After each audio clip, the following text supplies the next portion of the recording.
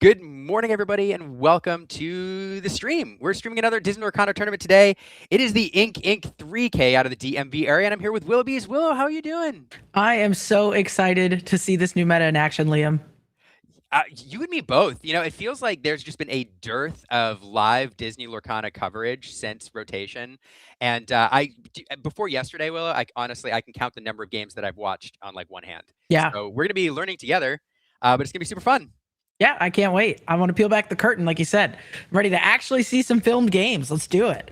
Yeah, absolutely. This is gonna be it's gonna be fun. We are gonna do. They have close to 100 players, I think. They have Okay. 7 rounds today. We're gonna do the top cut, and so it's gonna be a full day of Disney Lorcana. They always bring some amazing players out to Inc. So it should be great Disney Lorcana. So don't go anywhere for joining us. If you're just joining us, why would you go anywhere? We just started.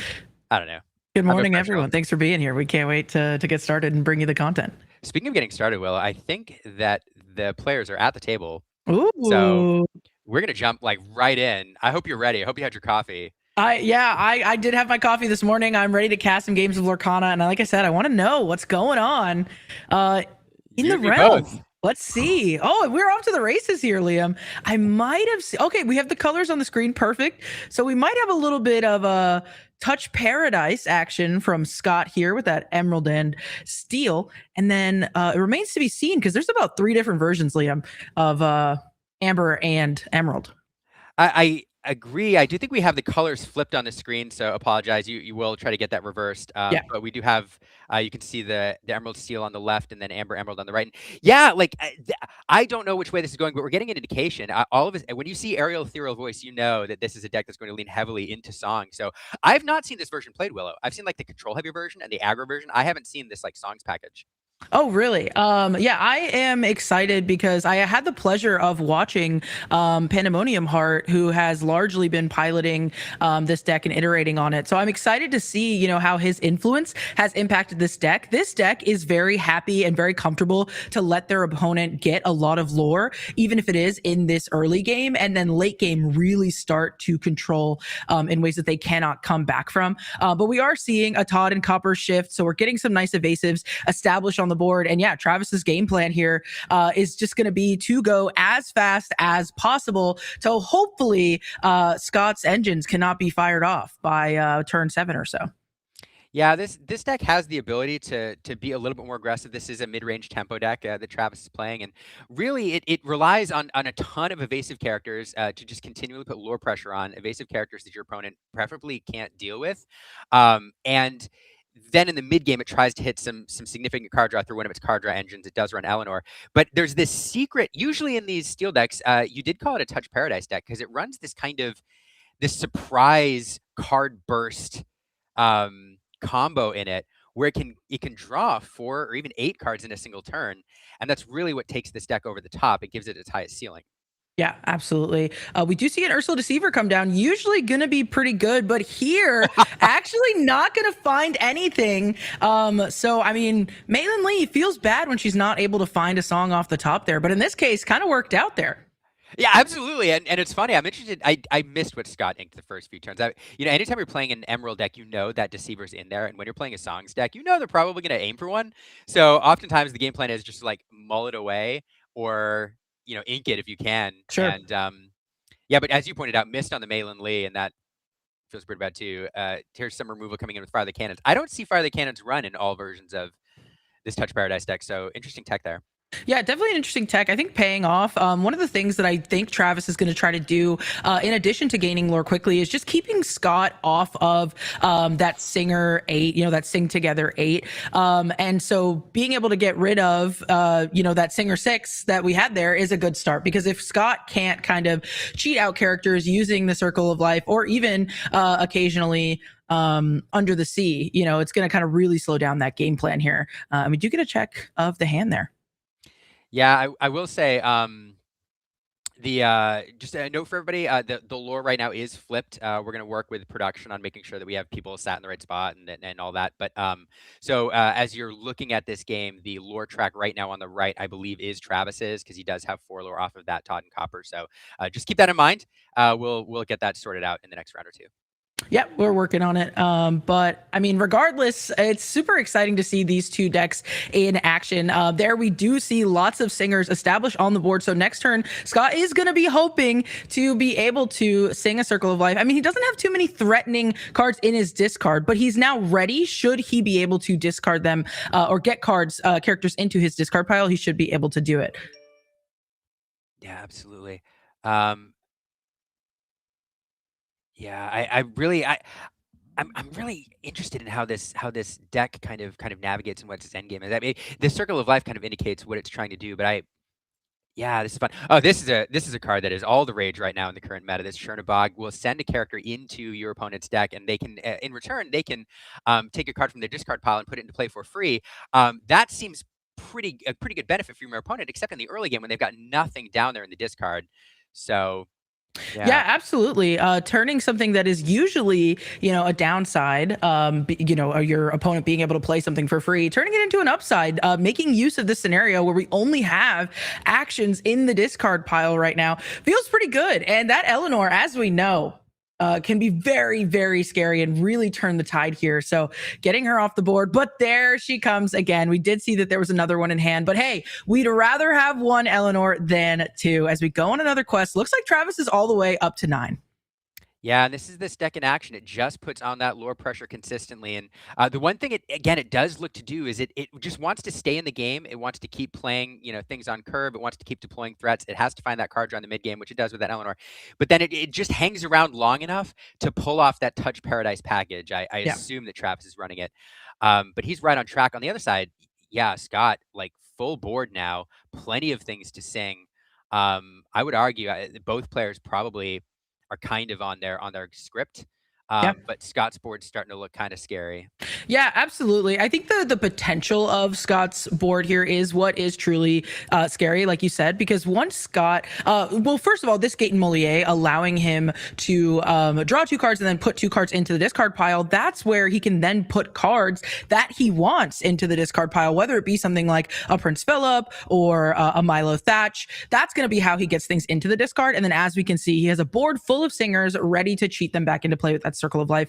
And Travis is going to be aware of that. So we did play the Lenny to check the hand. I believe we did not see it in play. I think we only had a character, if I'm not mistaken. So Scott has the potential, again, with this Gate and Moliere, drawing him multiple cards, digging him deeper into his deck. But he kind of has to find his answers now as we see Travis all the way up to 14 here. Yeah, it's definitely on the clock, and offering some challenges there. Plenty of things that can challenge on Scott's side of the board, especially that Chernobog can clear up some stuff. But again, this is an evasive deck, and so what Travis is going to be hoping to do is have that Todd and Copper stick around. We do see Nakuda and Moody played on Scott's side of the board, but yeah, Travis is hoping to use his evasives to close things out, and he also has some high willpower locations in here, presumably with that Paradise Falls that can gain some extra lore. So um, the closer he gets to 20, the closer he is to just an evasive character too, able to close things out for him. Yeah, it's going to be interesting to see what we drew here, starting with the quest on the Gate and Moliere, going to allow us to draw 2 cards, and then we will choose to discard 2. We do see that Circle of Life, Liam, but right now, as it stands, we don't really have any threatening characters. At this point in the game, depending on the variation of the list, we would want to do something like sing a Malicious Mean and Scary, and then cheat in a Prince Philip Vanquisher of Foes into play, but Scott does not have that game plan here. And so how do we get all of these characters off of the board? Notably, most of our characters on the board are not strong challengers, Liam. We have that Chernobog, but besides that Lenny and both of those Malin Lees really not going to do too much to help us clear this board here. Yeah, and here is it's a great point. Looking for another couple songs. There's a card you like to see in the discard pile. It's that Milo Thatch, but it's not going to go there. It's heading to the bottom of the deck as he finds a red panda off the red panda. One of the fun little nuances to this card. She can find herself in addition to songs, which I absolutely love. But yeah, it's a great point. There's just the big problem too is the evasives. That Todd and Copper, Scott has nothing to answer it. Yeah. We have the very. Oh, I was going to say 4 of a kind. It's one of the main leads is different, but we almost have a 4 of a kind there. Um, Yeah, and look at this. I mean, what we're seeing in the hand, things like put that thing back, even strike a good match to dig us deeper. All of these things that could have potentially gotten us out of this situation just coming a little too late. I mean, Scott may be able to stall this out for one more turn, depending on, what he's able to choose, how much singers he does still have available on the board. Should he choose something like that, put that thing back. But realistically, I think this is a case where Scott was fully set up, but was just not able to draw into the answers he needed. And even if he can keep Travis off of game here, it's going to be a little bit of a tough climb back to fully stabilizing this, even with a board as wide as he has. Yep. Yeah, absolutely. And yeah, you hit the nail on the head. Like he's set up like some of the big singers that he needs. He's got his end game kind of together. There's that one piece missing, which he has not managed to dump anything big and scary into his discard pile, and hasn't found the removal for that evasive Todd and Copper. And so now it's back over to Travis with 4 lower on the board. We will get the Deceiver check. And yeah, I mean, not a real nuanced gameplay from Travis here. Just get things onto the board quick. We had a really quick 2 lore quester with that Todd and Copper, and just trying to close things out before Scott can stabilize. Yeah, and absolutely. I mean, sometimes it works, right? Sometimes you just got to go fast, especially against these more control variants. It looks like okay. We are. So the lore is correct now. Is that right? Because now it looks like Scott is on 16, so we might just be a little backwards here. Maybe Scott has been the beatdown, as we like to say, all along. This is a weird one, but regardless, things are happening. And if Scott truly is on 16, then maybe the onus is on Travis to win this game. No, I do think it is. I do think it is flipped. I think Travis has been driving that with that Todd and Copper. So yeah. I think I see what's happening, Liam. I think the players are sitting on the wrong sides versus our internal lore thing here. So that they are seeing something different. So we'll definitely get that fixed for next time. But it's all making sense, chat. But what's not making sense is this puzzle on the board, Liam. How can you have a board so wide and still really not have a way out here? Yeah, I don't know. It feels so bad to have all these singers and my goodness, and Circle of Life in hand, and just enough because the script for this deck, it's pretty much on. Like, but at this point in the game, usually you have like that Milo Thatch in your discard pile, maybe a Surfer Stitch to draw you some cards. But the Milo Thatch is the big one because it gives you a version of an element of control with that bounce effect when it comes into play. But there's just nothing to make use of down there, and so Scott's like, I did the thing. I've got the card. I just why haven't I managed to stick that something decent in my discard pile by now? Yeah, and look at the hand for Scott here. I do believe off of this Gate and Moliere, he did add a Lost in the Woods into hand, 2 Grandmother Willows going into the discard pile, giving us a little bit of a better picture of maybe, some Uninkables, and just really just low cost characters that we don't want to see. This Aerial Ethereal Voice coming down, getting the boost. We have half of the puzzle here, Liam. With this Lost in the Woods, we can give, I believe it's -2 strength to all of our opponent's characters. What we now would need to follow up is the Under the Sea. And if we can have that, then we might actually have a chance of getting back into this game, putting everything on Travis's side underneath the deck, and us being able to quest for a ton of lore. Yeah, I mean, absolutely right. I'd forgotten about that he had. Actually, I didn't forget. I didn't see that he had Lost in the Woods in this deck. A combo piece that was very common in previous metas when paired with that Under the Sea kind of does the Kita effect. But didn't realize Scott was running it. We are going to scoop here. Looks like Travis managed to just run away with that. Presumably, yeah, we have, as we can see, lore guides in the back trying to make sure that our lore gets updated here. I do believe that Travis was able to take it based on everything that we were seeing. But again, we will take a look. We will let you all know. Maybe it's so funny not being sure who it is. But regardless, I mean, we're really starting to see this meta take shape. And I mean, this looks definitely different. Emerald Steel versus Emerald and Amber. Not what we're used to. No, yeah, it's a fun. I don't know. It's the Touch Paradise deck is really fun to me because it brings together two interesting elements of their individual color pairs. The Emerald is bringing to bear just a solid list of evasive characters with a little bit of disruption with that Ursula, and then it does make use of significant steel removal, and that's one thing that we didn't see. This deck typically does run, if it is the Touch Paradise variant, but really I would argue any steel variant is going to play Strength of Raging Fire, is going to play along came well the Teemo along came Zeus, and then he hurled his Thunderbolt. But we didn't see a lot of that right now. It was just power forward, drive his lure total with the early evasive two-lure quester. Um, I don't know where I was going with that. It's early, but yeah, this deck.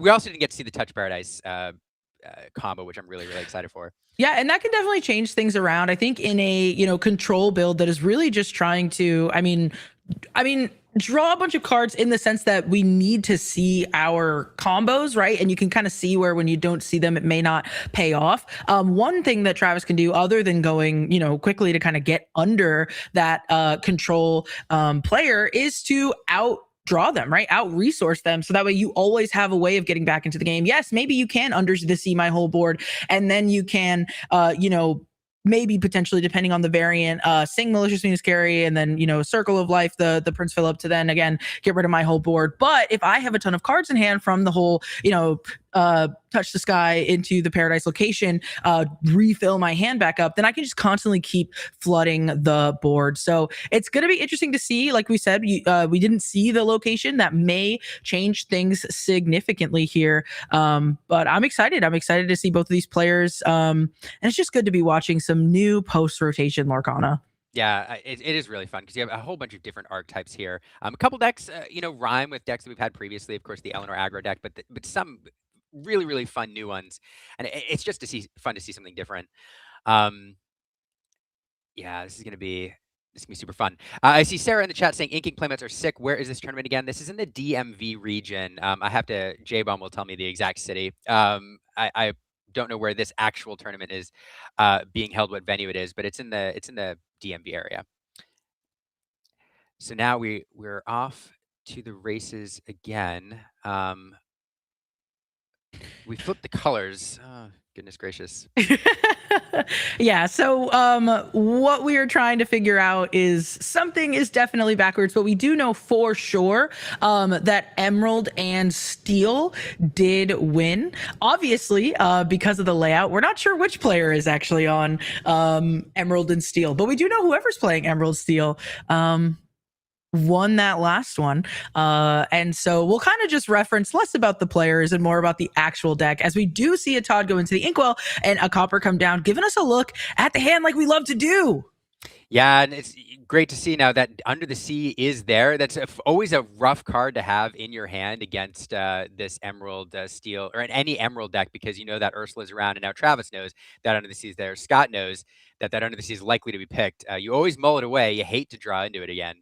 So now we're into our turn 2. We're going to see if we can get this engine going. There's that Malin Lee, lead vocalist. This is a great card on turn 1, but now off curve here, not making a maximum use of resources, and kind of an awkward opening hand. Malin Lee, this lead vocalist, has a Singer 3 ability, but only on Sing Together songs, so she's not a character that can use that Akuda Moody we see in hand right away. It's kind of a bummer. Yeah, and there we do see the Todd and Copper shift. This nice 3/3 questing for 2 evasive. Once again, going with that game plan to get some of that early lore. And it's going to be back over to, I think, Travis, as we do ink that Angel Siren Singer and get another Malin Lee. And again, one thing I love about this Malin Lee is, that ability to also grab red pandas, as we now see 2 of them in the hand, Liam. We have both versions of this Malin Lee. And of course, you got to take the one that can dig back into the deck again. Yeah, I love that ability that she can find herself, and she doesn't find herself. She just find a red panda, but with that red panda tag, it just gives you another out if in case you miss on songs, or you don't find the song you need. You can dig again. Look at him, he's like, no, don't show me your hand. That's not a deceiver. Oh, and here we are. That was so funny. Going wide again, having some more evasives with this white rabbit, maybe potentially another shift available to us as well. With that Todd hitting the board, gonna take a look at what we can do here. Do we feel? We got to feel safe to quest. It's the evasive. Come on, exert the character. Everything will be fine, surely. As we gain 2 more lore. Yeah, we do have the lore totals correct now. I'm not sure the names are right. Everything else is right, except I'm getting word that the cameras are flipped. But the lore totals are right, and that's what matters. So Scott on 4 low racing ahead again with that Todd and Copper.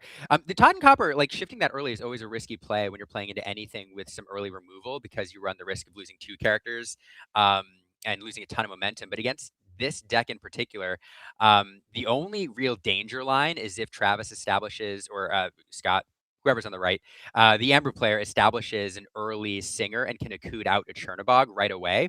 That would be kind of devastating on that initial Todd and Copper. But this game, Scott identifying that Travis wasn't on an ideal line, didn't get, an early Singer out. And so I'm kind of having some breathing space to avoid that line and able to, yeah, just aggressively push his lore.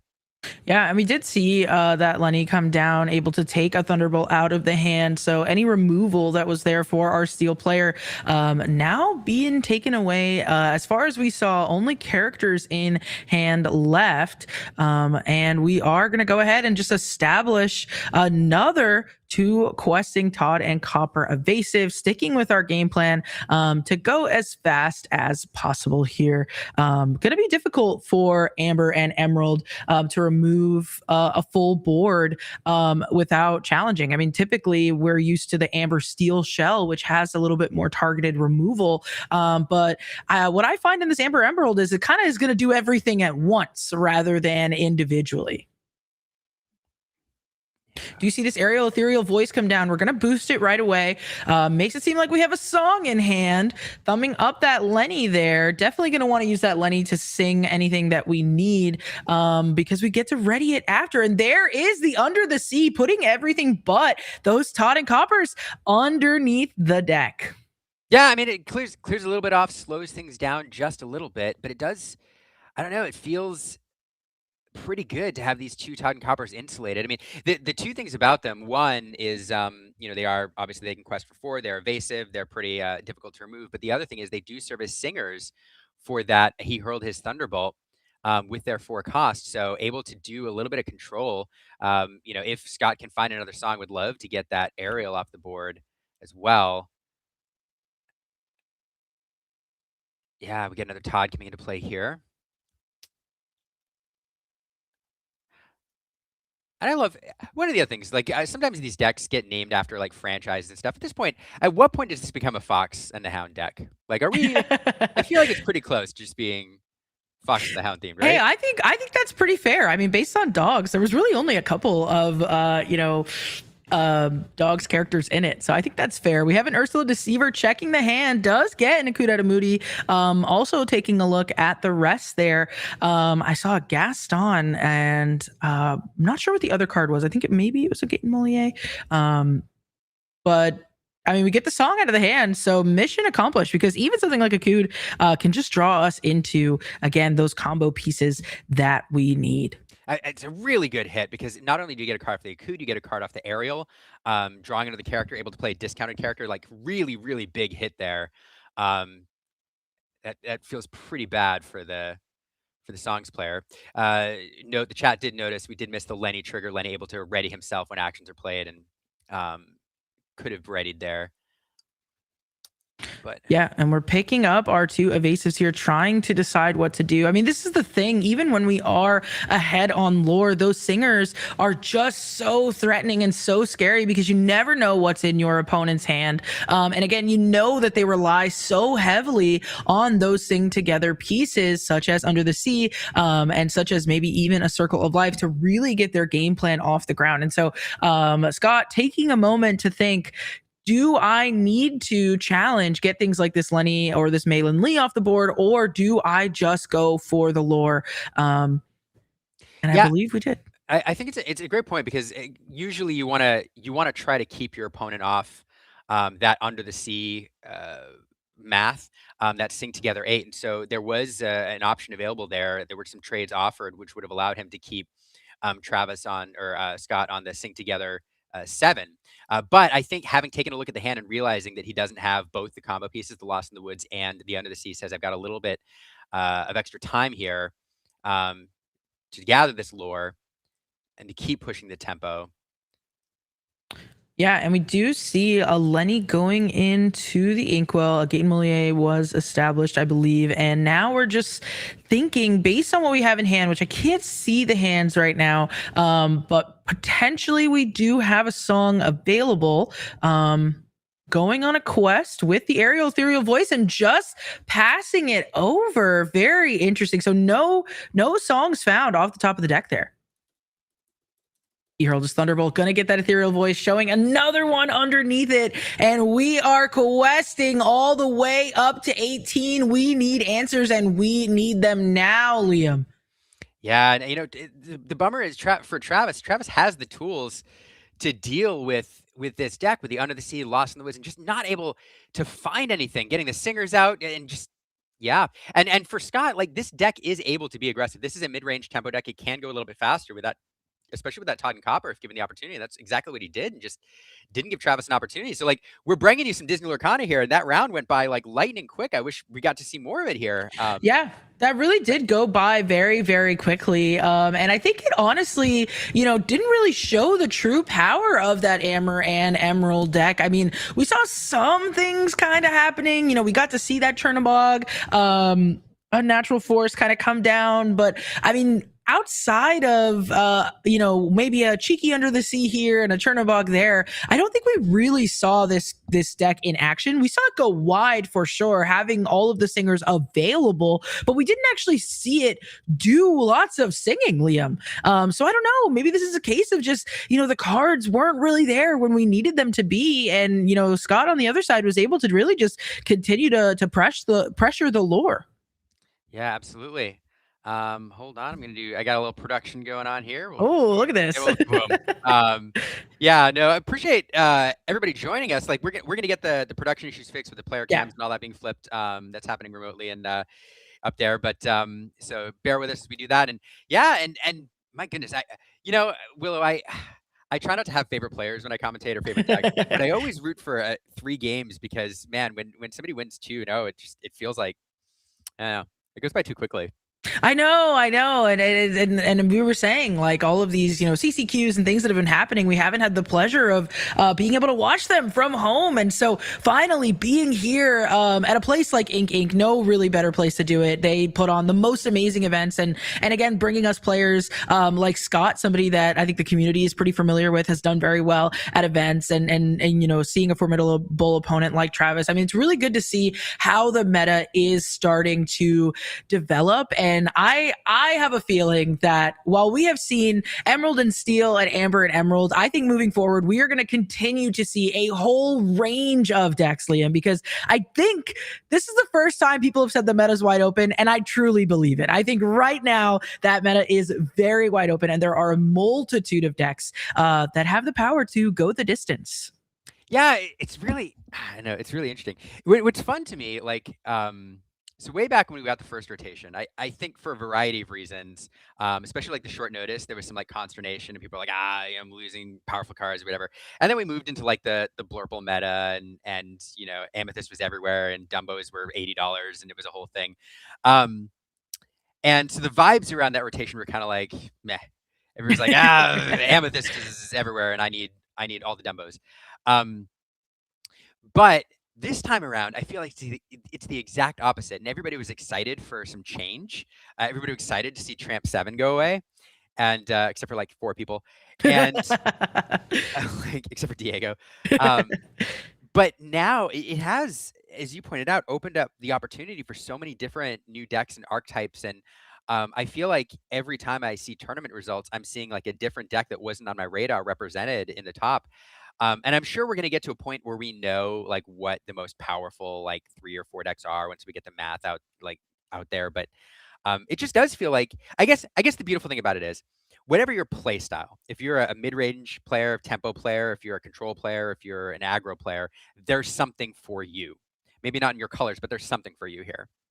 Yeah, absolutely. I think that's an excellent point. And I think that's what's exciting about it. You said maybe not in your preferred colors. I think that's what's so fun about this post rotation meta is even myself as a player, I'm partial to whatever sort of decks, but I'm finding myself trying strategies that I truly have never dabbled with before, and even playing against decks that I haven't really considered for a long time. I mean, how exciting is it? This is the color combination that we pick on all the time. But how exciting is it to see like Sapphire Steel get like fourth at a CCQ? How exciting is it to see a Ruby Amethyst mirror match split the finals, both players getting an invite just this past weekend at Gen Con? Like there's some incredible things in decks that have dedicated fan bases that have really been, rooting for them to come back, finally taking the stage in a major way. And it's been so fun that I know we started with two,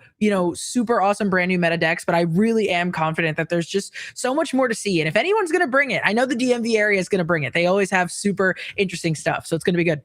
Yeah, yeah, I know. It's funny you mentioned like the dedicated fan base for colors because like my favorite one right now in the meta is Humble, who's like Ruby Amber is like my thing, and he's like, I'm waiting for it to be good again, and then all of a sudden he's got like two different decks he can play, whether it's like toys or it's the boosties deck, and yeah, it's funny. It's funny when you have like players who are super dedicated to a color combo, and it goes away, and they never lose faith, and then one day it comes back, and they're like, this is my moment. Yeah, We're yeah. seeing And, a and lot of paid that. off in spades, right? I think that might have been the first CCQ post rotation, and we saw Humble take it down, and it makes total sense, right? Like you said, because he's kind of been waiting in the wings, always being dedicated to that color combo, and it paid off here. I'm curious, we've already gotten a peek in round one, like we said, at some of these decks. What are you expecting to see, a potential top cut make up based on all of the different results that we've been kind of getting throughout the season that's really only just begun?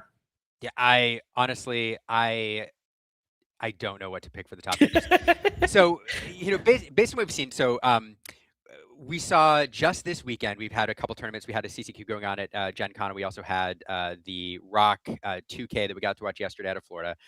One deck which seems consistently to be represented in the top cut is Ruby Amethyst. Sure. That evasive package it's a very very fair deck. I don't think it has a super big high roll, so its ceiling isn't super high, but its floor is also pretty high. Yeah. It's just kind of a fair, I'm going to do the Ruby Amethyst thing. So I wouldn't be surprised to see at least one or two of those in the top cut.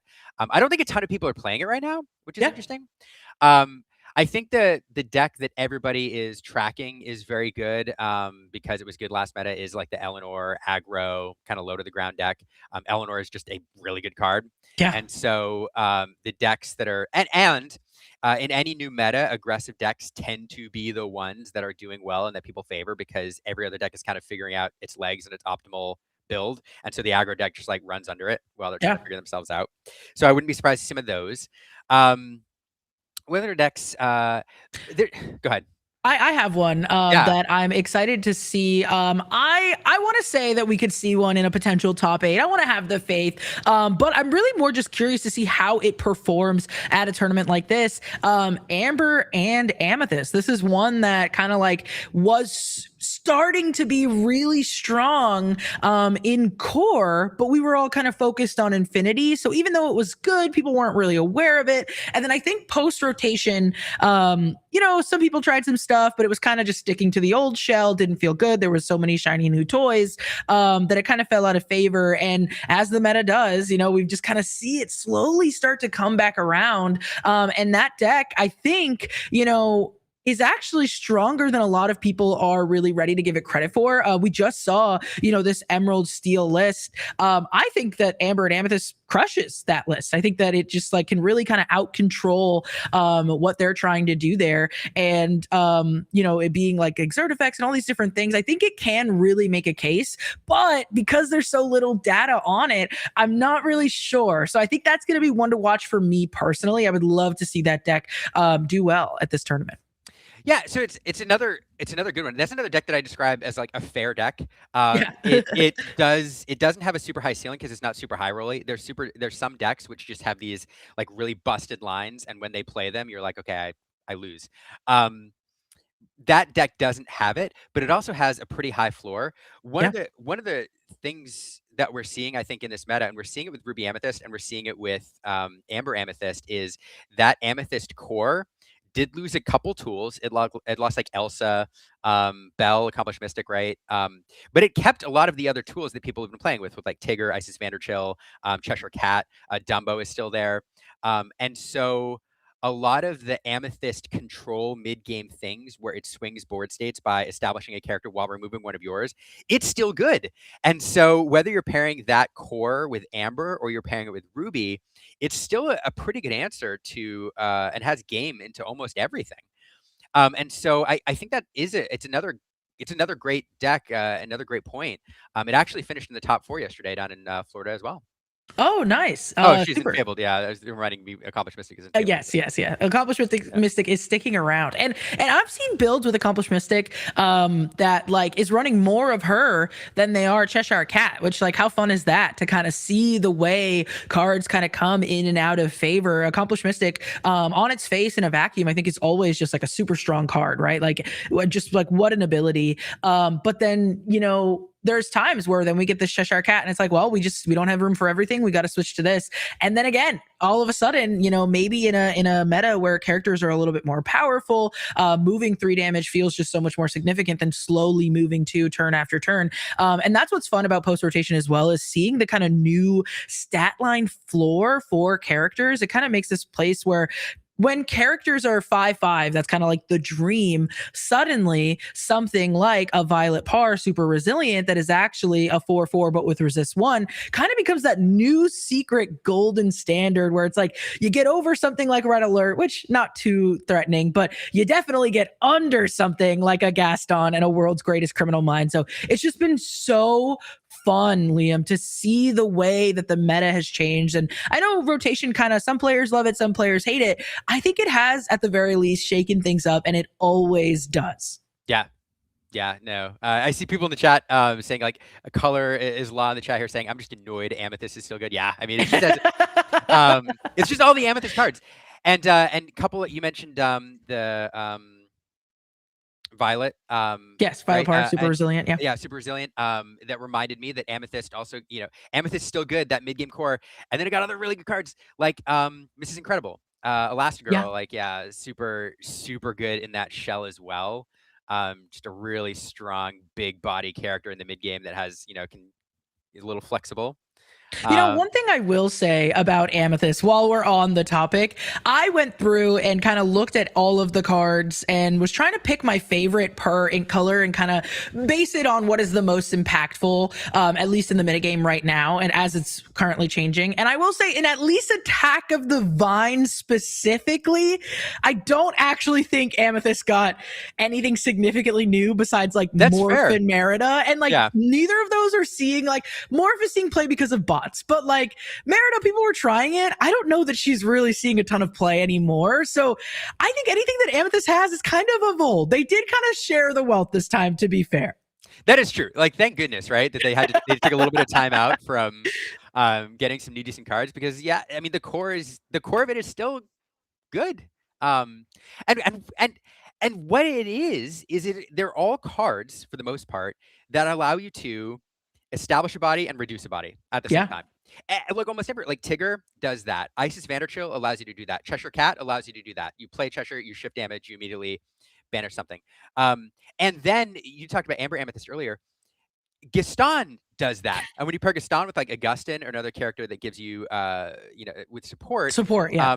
you can banish almost anything. So like the whole deck is just like it's fair, right? It gets to the mid game and then it just one at a time until you hit a Demona and then just blows you open. But Demona's good. Yeah. Anyway, Demona's always been good. so do you want to while we're sitting, we got a little bit of time between rounds. Do you want to bring in somebody else to talk a little bit about his thoughts on the meta for a moment? Sure, If he's paying absolutely. Who do we attention? have today, Liam? Oh, we have somebody else in the green room here. We can bring in a chat a little bit about what he's seeing in the meta. Let's welcome in J-Bomb. Hello, hello. How are we? Hey, Hey, welcome. Good. You've been listening to us as we've been. I know you've been like tweaking Lorebot and stuff, but you've been listening to us talk about the meta. What are your thoughts on this Attack of the Vine meta and what you're seeing? I think it's really, really interesting because I don't think we've seen a format where the two best decks are in the same color, which really makes a quite interesting way to build because basically you have in this format you either have to build to beat Emerald and Amber, or you have to build to beat the decks that are trying to beat that and hope that you don't play Emerald Amber. And so it's quite an interesting format where we're at the level 1 stage of people are figuring out that the decks are not unbeatable. You can choose and tech your decks heavily to beat that. And then we're going to move to another level where people are going to tech to beat those. And then the next level. And then all of a sudden we're going to be back to the beginning where Emerald Amber is just good again. But I like the fact that there's two quite good decks, maybe even three, where there's the quite aggressive version. Then we saw the circle version that I believe the three loungers were playing yesterday that was like kind of circle, but also like still aggressive Eleanor. And then you've got the high end circle with singer songs, which we just saw with Under the Sea here. And so it's really, really interesting that that one color combo just has so many different options. Yeah, yeah, that's always fun too. Like, it happens occasionally. Yeah. Where they're two very different archetypes, and so, but that always makes it fun when you see like the tournament meta breakdowns or whatever, and then you have to like actually digest it because they're so different. These decks that exist in these colors. Oh yeah. Have we seen? I'm trying to think back to previous metas. Have we seen a meta where a deck has like truly two different variants that are meta staples in it? Yeah, I'd say that shark and items were Sure. Oh yeah, two the examples, but those are both control. So when you're making tech choices, you're kind of teching for both almost. Like there's a couple different changes you can make, like item removal and such. But this is one where I don't know if we've seen truly like aggro, tempo, and control. the one is when Diggy Hole burst onto the scene. True. We did have the Steel Song package was still pretty popular, so we did have that Steel Yeah. Song and Diggy Hole, which were very different Mhm. archetypes. That's it, but that's the closest one I can think of. Yeah. It's very cool. It's very cool. And I think what's fun about it too, especially for players, is that it looks so different than it used to. So there's not really an excuse anymore to be like, oh, Amber and Emerald, we're used to it. Because you're not, because they look completely different than they did before. Oh, Yeah. Yeah, but and so yeah, you do have those two variants there, and there's just so much. There's just so much available. I like Willow and I were talking as we were kind of prepping for this, and it was so funny, Willow, because you're like, I have lists and I have copies of, Blue Steel like Detect, and I have Boosties, and I have the three different variants of Amber Emerald, and I also have the evasive, Red Purple. And Yeah. I also had, and it was just like there were like 15 lists that we all had to get right, all of which are viable. Yeah. And then the thing that's in the back of my head is like there are people like Mo and Josh and these deck builders and Clara who have got builds that none of us have seen that are probably really good. That we're gonna. So I don't know. It's wild. Yeah, you got to save it for the big thing that's coming up. The NA championships realistically are right around the corner. We're officially in August, and like there are players that are going to be taking super interesting decks, not only to the actual NA champs, but also to the LCQ portion of that event. And I would not be surprised if we see some absolutely insane, super fun things come out of those LCQs, because it's kind of like the players that are qualified are trying to prep for that event, but how can you, as all of these tournaments are popping up and then different things at every turn are kind of getting good? I don't envy the players, and I don't envy us as casters. There's so much to learn. Yeah. Oh yeah, and the amount of the time sink you have to go into this format, I think, for Continentals is unlike the previous Continentals because this is post rotation and the decks have just changed so much, and the card pools. Like at the ICL, I saw the Madrigal list on stream, and if I were to play against that, I kind of have no idea. So I have to do so much research just to figure out what's going on there and to make my plays quickly, because that's also another problem when you come straight into rotation is you don't know all these lines like you do after you've played the format for over a year. And Yeah. so the thinking and the time that it takes to make these plays optimally is going to increase. And so your risk of going to time, depending on what deck you play, is going to go up. And so just continuing to practice and learn the lines is going to be very, very huge over these next few weeks. And I think a lot of the people who are going to put more time in are going to see that reward come Continentals. Yeah, I mean, this is interesting, right? Actually, J-Bomb, you are going to be at the Challenge Championships in North America because of your most recent DLC finish, which, again, congratulations. Cool to have you on with us. Golden Mickey winner. Yeah, right? Just a little casual there. If you don't know, now you know. But that's actually a great point. And we have you here. This is an invaluable resource while we're waiting for the next round to start, actually. What are you thinking about? You mentioned, like, play testing the different lines. Are you how are you prepping for an event like this in terms of being familiar with all of the different decks and what kinds of tech choices? Is there a lot of consideration into these tournaments, or are you kind of just staying focused on your own secret sauce? I am going to be honest. I have not played a lot of games. I like to watch and discuss. And so I find a lot of value out of casting and just trying to think through what the players are thinking and what all the different lines are, because that gives you a lot more pressure on yourself to just think of every opportunity. Where if I'm playing a game, I'm sort of just autopiloting my own moves and not considering everything that's possible. And so I think casting is really like my secret sauce, to be honest. And I like, a lot of people play test different. There's a lot of people who are just grinders and play game after game after game. And that's not me. I play probably, I have a couple days where I play for like 18 hours straight. I evaluate all my results, see how those did, let it sit in the tank for a couple days, and then I'll come back and do that. And I call my style like procrastinator style. And then like as the week gets up, I'm playing 18 hours a day for the week up to the event and continuing to change my list and refine it. For example, for DLC Indie, at the Friday event, I did not know my exact list, but I knew what I wanted to play. And so I played a bunch of one-ofs on the day before to see which of those cards would work best. And then during that Friday tournament, I was like, Chenpo didn't do great. I didn't play it once. I inked it every time. Dale won me every single game I played against dogs. Let's increase those Dale numbers. Let's cut those Chenpo numbers. And Dale was the MVP of the entire weekend for me. And so it's a little different strategies there. But as we get closer, to circle back to your point, I'm going to be just playing a ton of games, because at the end of the day, playing is what's more important. Is that gets you the reps and the consideration, and making sure they're live reps too, because on Friday, I missed a few beast triggers and I missed a few aerial triggers. And that's just sort of because I've been playing online and need the actual physical manifestations to appear. Yeah, absolutely. It's super important, I think, to like get the physical games in, and just to kind of that happens all the time, right? Especially when you're so used to not playing on paper, it can really just like, then you get the cards there and the shuffle, and then you get the superstition. So it's super interesting. Not trying to memorize bad lines. That's interesting. Oh yeah, I mean, some bad lines work out though. I've had a few like mistakes just end up as positives for me. Like one time I forgot about one trigger, and then I drew the exact perfect card that, because I forgot that trigger, it worked out for me. So sometimes lucky. Yeah. That's funny. So what you're saying, J-Bomb, you talk about how valuable casting is for you, that when you win the North American Championship, that we can trace it back to this stream here today. Yeah, I traced the indie one back to the week before of casting up at WCC in Green Bay, because of just learning all of we put so many dogs on stream that I got to see.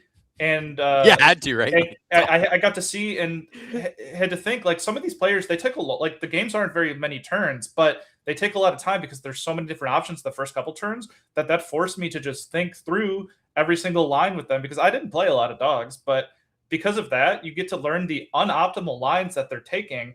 And when they take the unoptimal lines, you can kind of use algebra to figure out, oh, they don't have this card, they don't have that card. And then all of a sudden your hand reading gets better. And then because your hand reading gets better, you don't play into as many bad traps. And then your win percentage goes up a couple points. And over the course of a day, maybe that wins you a game or two. And then at the end of the day, in these DLCs, it's usually 1 or 2 games that make the difference from making top cut or not. Not many people are able to ID into it, and so you need to win round after round to make the top cut.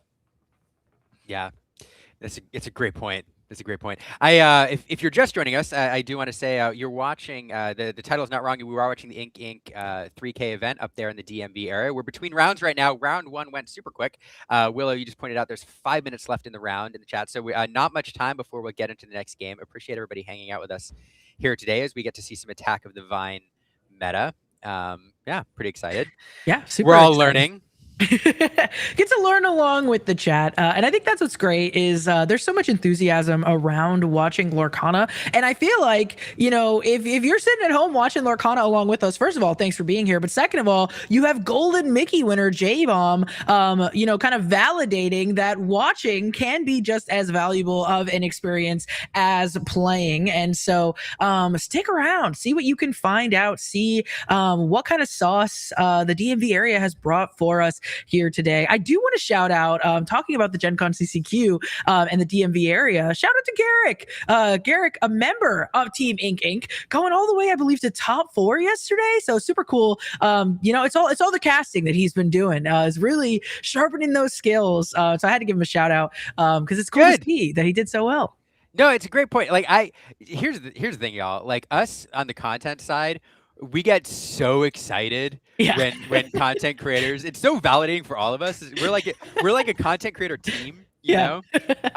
So like J-Bomb, when you did well, you know, everybody I'm sure knows J-Bomb is a fairly prolific content creator with Altered Academy and everything else. When Monica did well, all the content creators were like, so yeah, Garrick, it's like we can play too, you know. Well, Garrick was like the whole reason I played that deck. He pushed me like hard to get there and was like one of my main testing buddies for that event. So shout out to Garrick, and I wish he got that last win there.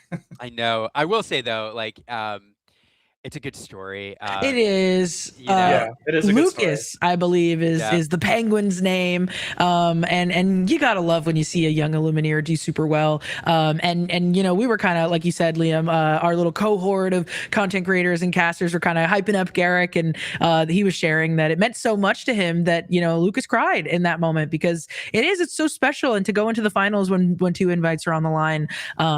You know, it's going to be awesome to see, and what a player to watch. You know, him and Aiden as well. Like seeing these young Illumineers in the Challenge Championship bracket there, it's going to be fun.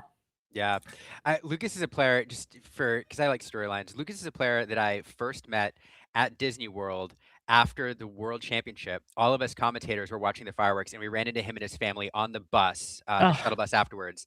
And they had admitted that they watched the stream all the way down to Disney, and we signed some cards for him, and I signed his card. I made it out to a future Disney Lorcana world champion. And then his family started going through all the challenges. Then we ran into him. Lucas was the player in Indianapolis, some of you may have heard, who lost his deck in round 3. And the Disney Lorcana community rallied and rebuilt his deck so he could keep playing. And now Lucas is a player who qualified for the North American Championship, courtesy of that CCQ. So I'm really huge bummer to see Garrick lose. But that storyline of Lucas and you know, just knowing him and watching his Lorcana journey is also really cool. So so special. Yeah, and speaking of Aiden, his whole family has been playtesting with the whole World Class Cards crew since his big win in Milwaukee, and so he came and hung out with us pre-Indianapolis at our testing house, and I played like a bunch of games versus him and got my lines learned against the dogs, and so he's a great player. His whole family's a great player, and I really just enjoyed chatting with them and hanging out with them basically since Milwaukee and all of our testing sessions. Oh, how special is that? The young Illumineers, I mean, they're the future of Lorcana, and so it's so awesome to hear and see that the community is kind of rallying behind them and trying to lift them up. Yeah, Dankster in the chat saying, I didn't realize it was the same Lucas from Indy. I was next to him that round, and I was more concerned about him than my match for so long. Yeah, that was him. It's pretty cool. So awesome. Yeah, and yeah, shout out to World Class Cards for taking Aiden and bringing him along. Really talented. Him and his brother too. Blake is also incredibly talented. Oh yeah. DKP. That was kind of his spearheading idea, where he really likes people to get better at the game, and wanted to just highlight how special that match was. Oh, I'm like choking up a little bit because your video, actually, Liam, is my favorite video in Lorcana, which Oh. where you kind of highlighted that whole storyline. So great job on that, and just highlighting things like that, or why Lorcana is such a great game. Look at this. You came for an amazing tournament featuring the new meta, and we've got feel good stories galore, supporting young Illumineers, Golden Mickey winners, and more. So awesome. Young Illumineer League. That would be awesome to see, wouldn't it?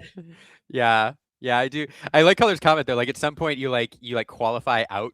You know, if you're playing in like the national championship. Yeah, absolutely. Yeah, Fungus in the chat saying shout out to my boy J Bomb. Hey, Fungus. No, Oh, really, look at this. really fun. I love the community. It's one of my favorite things about like this is random nerd stuff, but like the restream platform is I love like getting to see people's chats and stuff. So thank you all for hanging out with us. Yeah, and quick update. It does look like the time in round has officially been called. So we are going to be going on to round 2 as soon as we can. There's always like 1 or 2 tables that just really get bogged down into the thick of it. But soon we're going to get to see more Lorcana. I'm excited to see what some more of the decks look like. I mean, we talked through it earlier. There's a lot to see. So I'm hoping that every single round we can get something brand new, as Katie of the Lore Keepers in saying, hello, party people. Hello, Katie. I hope you had an amazing Gen Con. Thanks for hanging out with us here on a Sunday. Lorcana on a Sunday. Feels good. It does feel good. I like Lorcana on a Sunday. Easy vibes. Oh, yeah. Everybody waking up late, you know, and just it's raining out here, so it's a good way to it's a warm, cozy way to spend the weekend. Yeah, and speaking of rain, I heard it was raining in Gen Con, so hope everybody doing okay after that, and nobody got their cards ruined, because I had a similar story, actually. I was talking like to you guys beforehand, where in round 9 of DLC Atlanta, a similar thing happened where it started raining on the round. The table next to me was much worse than me, where they moved us, but we were just getting like a little splash residue from the table next to me. But the table next to me, their deck got wet. So, and that's kind of weird because then there's like an army of judges like moving everybody's like cards, because you're in the middle of the game, so they have to move like one judge would grab the ink, one judge would grab the deck, one judge would grab the hand, so it's like a 6-judge rotation to move 2 players. Like, it was wild. And all the while, people are just getting poured on while they're holding these cards. Shout out, everybody immediately regrets the enchanteds in their deck. Yeah, right. Yeah, shout out to the judges, by the way. Somebody tag Googly. Shout out to the judges who you know, who the real unsung heroes, you know, because they don't like to be in the limelight. Yeah, we're very lucky to have all of the amazing lore guides that we do in this community. Oh my goodness. It did look bad. It did look bad. Tornado. Fighting a tornado, but you just got to play those card games. You got to chase that cardboard. So listen, I wish I could have been there. Yeah, tornado and all. You me both. I have so much. I know all of us have so much FOMO from Gen Con. Shout out to everybody getting to participate in that. I know, Will, you almost went. You were like, it was so close. It was so close. It's close. But instead we get to hang out here. So yeah, hey, it all worked out in the end. We got Lorcana this weekend one way or another. Yeah, that's true. And yeah, shout out to Ink for letting us stream this and making the stream happen. You know, as we keep saying, and I will keep saying it, there's just been a dearth of like live Disney Lorcana coverage in the Attack of the Divine meta. So I think the community is eager for any little taste that we get to see of some of the best players playing, you know, these new cards and exploring this new format. So it's great. It's great to be here this weekend. I think like peek behind the curtain for the folks in the chat is there are rarely event organizers as amazing as Ink and some of the other ones that we know and love in this community that really value a broadcast. I think Ink has always like really valued the broadcasting side of Lorcana. But go out there to your LGSs, let them know that you want to watch Lorcana. If they have people letting them know that they want to see it, they want to track the meta, it just helps us out, you know, bringing this all to you guys, and we all want to watch it. We all want to stay up to date, you know, players and casters and just fans of the game alike. So if you haven't, let your LGSs know, hey, I want to make sure that we stream this. I want people to see it. Or, you know, if we're having an event, can we have a stream? You know, let them know. And if they see that interest, it helps us. But like we said, Ink has been amazing at that from the beginning. So Yeah, no, it's a great point, because as you can see from the people here on stream, and then people like JD who flies all over the country every weekend, lugging all his stuff. There are people who want to bring it to you on the tech side. So we just need the stores and everybody else to know um, that we want you to take that extra step you know, to bring this coverage Yeah. because it's fun. Bring this coverage. Yeah. Do actually thinking about it, I'm curious to see what are the other players that we're going to see over at in here at Ink Inc. I've heard some names. We already saw Scott. Scott, somebody that has, like I said, done really well. So I'm curious to see how we could keep seeing high profile players, because like I said, everybody's trying to get reps in. So hopefully we'll see somebody. Maybe we'll see your favorite Lorcana player on screen soon. Yeah, and I just got word of who the round 2 feature match is going to be, and it is going to be one of my favorite Ink Inc. members, Daryl Donaldson versus Joseph at table 10. And so Daryl has always played some just very fun decks to watch on stream. We usually see him here at Ink Inc. And last time he played a very cool Amber Sapphire deck that went the distance versus a Blorple match, and one of the most memorable matches I ever watched because of just how long it took to get over the finish line. But he got there in turns, and it was just such a wonderful match. And so Daryl, such a good part of the DMV community, and it is awesome to see. Yeah. This is going to be a good one. Yeah, that's super exciting. I love when we get that context, especially just like for the audience as well. We love rooting for the players regardless of who they are on stream, but sometimes having some of that background just loves them so much more. It kind of makes it less about like, will our favorite deck color win, and more about like who's behind these cards and what does this mean to them? Who are these players, and anybody who's playing right now really wants it, right? And maybe they're prepping for something. So I have no doubt that we have a ton of qualified players here at the DMV today. Yeah, so many players. Speaking of players, J-Bomb, you talked about them. They are seated at the table now. It looks like they're shuffling. So we're going to go down and bring you that full view in just a moment. Do we know what these players are on yet? I don't believe so. But if I know anything about Daryl, it's going to be a slower deck. Everybody, yeah. Control. Oh, we're seeing some Ruby Amethyst there. And look at this. Oh, my goodness. Sapphire and Emerald. This is going to be a good one. Oh, that Sapphire Emerald is not... Okay, full disclosure. I have not seen Sapphire Emerald like physically played yet in this meta. So me either. This is going to be fun. We're going to be in for it. And before I'm out of here, I do want to say, Color pointed this out too, but the other fun part about Daryl, I don't know if I want to ruin the surprise, but Color already said it, but he plays the highest rarity of every card in his deck. So if there's some enchantments in his deck, ooh, get excited, gang. Last time he played 4 Iconic Hades. Oh, man. Oh, man. All right. Well, awesome. All right. Well, I hope we get to see something. All right. See you in a bit, J-Bomb. We're going to head down to this match.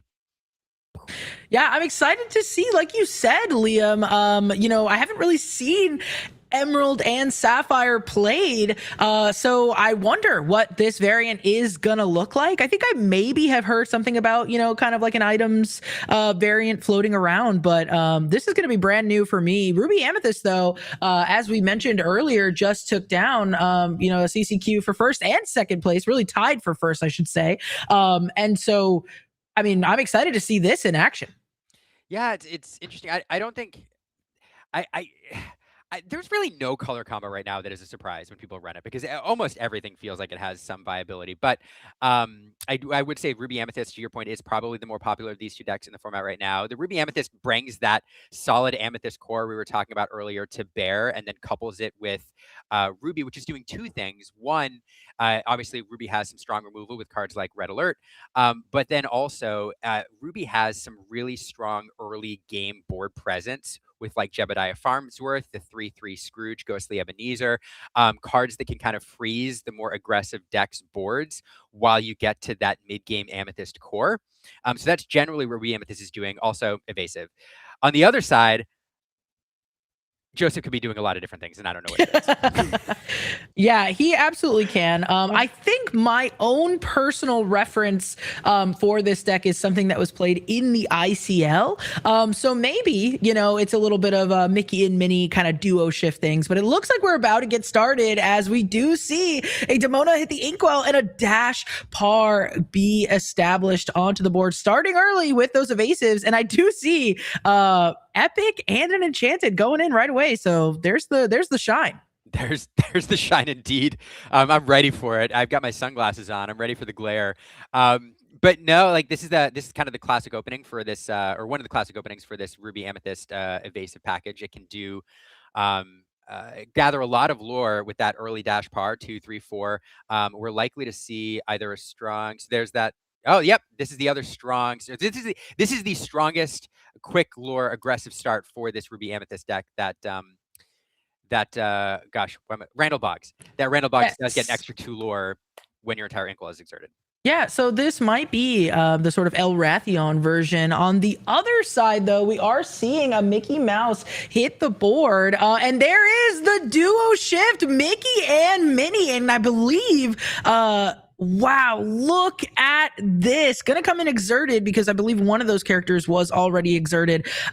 New duo shift here coming out. This is a powerhouse of a card. If this card would be banished, you get to put them into your Inkwell face down and exerted instead. On the other side, as we do see a Junior Woodchuck's guidebook come in and immediately be used to draw some cards. And this is a really fascinating start because Daryl opening up here with an aggressive, evasive start saying, hey, I'm going to be the beatdown. I'm going to be the control deck or the aggressive deck this matchup. And then Joseph saying, not so fast. I'm going to drop a 5 lore quester on the board and probably try to turn the corner here and force Daryl into the control role. That's someplace that these Ruby Amethyst decks don't mind being, especially if Daryl can find like a red alert later on or some other targeted removal. But still, we're likely to see these players now battle for which one of them is the true beatdown right now. Yeah, absolutely. And it does look like Daryl just kind of quested a little preemptively. That Randall Boggs does allow you to, or excuse me, the character does gain 2 lore when all of your cards in your Inkwell are exerted. So it looks like we just quested with the Randall before we had exerted all of our ink. So we were just doing a little bit of table talk there, making sure that we knew. Sequencing is important as we do see this Mushu stealthy dragon come down. And this character says, whenever this character quests, if an opponent has more cards in hand, you can draw a card. So a little bit of card draw hitting the board here. Yeah, absolutely. And this is, any game or any deck in Disney Lorcana needs to find some card draw in the mid game to kind of keep its engine going. And Mushu is one of the ways that you do it here. On the other side, we do get that Demona in play. So Daryl is still questing with his evasive characters, trying to drive his lore total, but he's going to have to answer that Mickey and Minnie. You're not seeing that wrong, folks, if you're not familiar with this card. That is 5 lore pips stacked up there on that right side. Pip is the technical term. Okay. Pip is the technical term. Hey, I believed you. Okay. And I mean, just goodness, all of these. This is such a cool list. I'm excited to see. There's some new cards in here as well. This Mickey Mouse coming down. And I honestly have to look at what this card does. This is Mickey Mouse Detective. It's the alternate art of the original. Alternate art, of course it is. Then I can tell you exactly what this card does, Liam. We're putting a card into our Inkwell. Yep. Yep. We're getting some ramp here, and this deck is really fascinating because it is indicating to me. I have not seen this deck in action yet, but it's kind of a deck that's indicating I can be aggressive, I can be super fast, but then because I can get this burst of ink in the mid game, either with this Mickey Mouse duo shift or with cards like Mickey Mouse Detective, it probably has some pretty strong top end. And we know these colors have some top end that they like to play. Cards like Hades, Milo Thatch, maybe some other strong, powerful control cards that it's working towards. So be aggressive in the early game, and then ramp into some of your big game package. Here we have another one of these mini mice. Mini mice, yeah. Whenever this character quests, if you played another character this turn, gain 1 lore. But really, we're just setting up for some more of those duo shifts. This Demona going to be able to challenge in. So pretty clean answer there. I mean, she does have challenger, I believe, +2. So able to stick around after that challenge. Not typically seen, I don't believe, in this Ruby Amethyst deck. So a nice little include and kind of working out beautifully here as we do see this Randall challenge into the Mushu as well was looking pretty scary. But establishing a Mrs. Incredible here, kind of coming back on Daryl's side of the board. Yeah, he's in that mid game now where we have access to all of those really strong Amethyst cards as well as some of Ruby's controls. So this is fine. This deck can be aggressive with that Randall Boggs, but it does not have to be. Really, where its strength is in this mid game Amethyst world where it likes to be. And here we are seeing some of the top end that Mrs. Incredible not going to stay on the board much or for very long. That Milo Thatch coming in, and Joseph discarding a card to bounce her back to hand. And look at this, Liam. I didn't even notice. Blinken, you might miss it. We're all the way up to 16 lore for Joseph here, thanks in part, I'm sure, to that Mickey and Minnie duo shift there. Really just accelerating our lore. I believe they got to quest twice, that adventuring duo. And so combo that with, just chipping away on some of your smaller characters. And Joseph is really making a go of this here, especially considering that Milo Thatch has Ward, Liam. So it's going to be really hard to get rid of that, and we can't do it. Another really quick game 1 coming out in round 2 of Ink Inc. Again, I have not seen. I don't know what we call this deck. Somebody tell me what this deck name is. We actually, I sent you a version in the private chat color that somebody ran this yesterday in the Rock 2K, and the name of the deck was Melts in Your Mouth. And I'm not sure what that's a reference to, but whatever this is called, let's call it the Mickey Mini deck, right? Is that what this is? Mickey Mini duo. That's the highlight there for me. Mouse Geteers. I don't know, but I love that. We talk about, as we were talking before this, we were talking about like the decks that we saw on the control side and the aggro side. I didn't account for this particular color combo as a super aggressive deck, but it turns out when you can drop a 5 lore quester on the board on turn 3, seems good. Might be pretty good. I don't know. But here's the thing. We are learning for sure. And if we haven't really seen this too much, Daryl probably hasn't either. And so that's the great thing about best of 3, really, is that we're going to get 2 more chances, hopefully, to kind of combat the strategy. And now that Daryl knows what Joseph is looking to do, kind of establish that duo shift and get the Mickey and Minnie adventuring duo out as early as possible, we can kind of start, hopefully, trying to disrupt that game plan and keeping us off of the shift. Yeah, it'll be interesting to see how he tackles that. This deck does have some good early game strong challengers. Some 3/3s that you can play on 2. Sometimes you have that Hercules, but he requires a boost. But if your opponent, you're at least going to get off at least 1 quest off this Mickey Mini, if not 2, before your opponent can deal with it.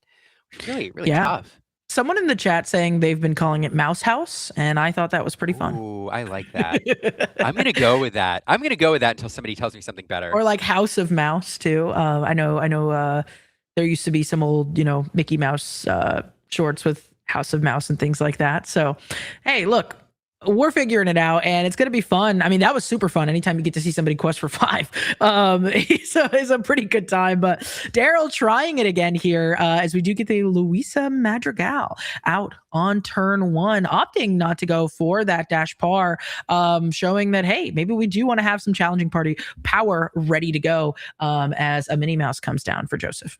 Yeah, getting something, and so that's nice. That's a really nice turn 1 play. That Challenger 2 will pair nicely with one of the 3-cost challengers that this deck likes to run. But we're not gonna. Instead, we're gonna do it the hard way.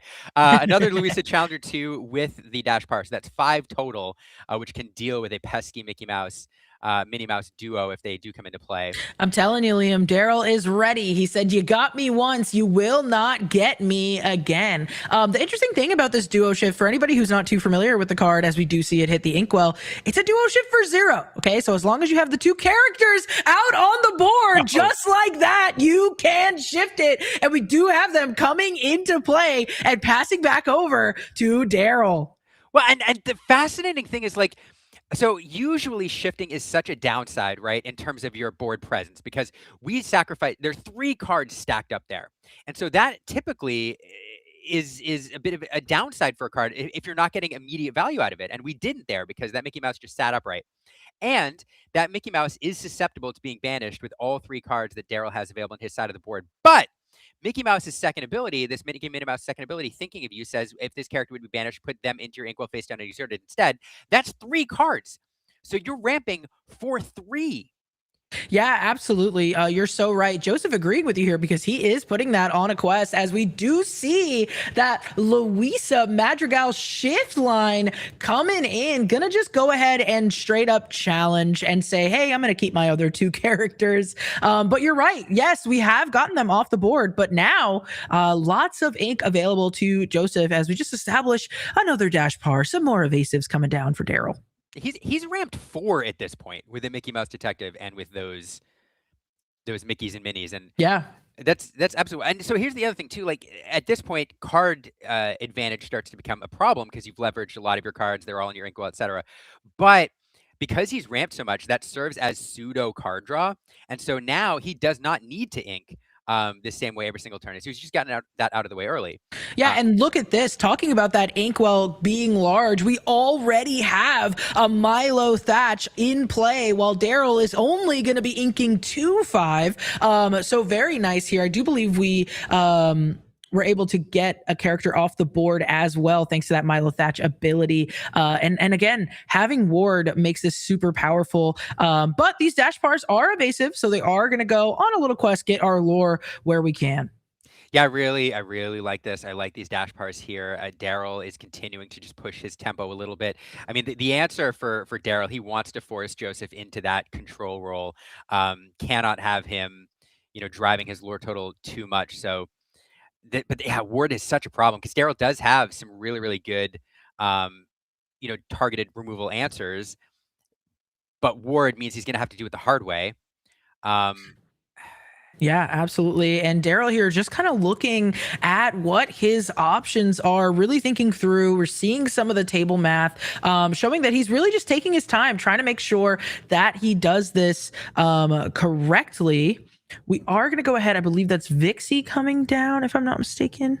Vixie Expert Fisher. It does allow you to bounce a character if you have an evasive character in play. At this point, with I think cost 2 or less. Somebody correct me if I'm wrong there. And using that to bounce your own dash par just to re-ready it, and I mean really get the character down as well, and then playing the dash par and the Louisa again. So ready to challenge, but not too fast on the lore front here. All of these only questing for 1 as we pass on over to Joseph.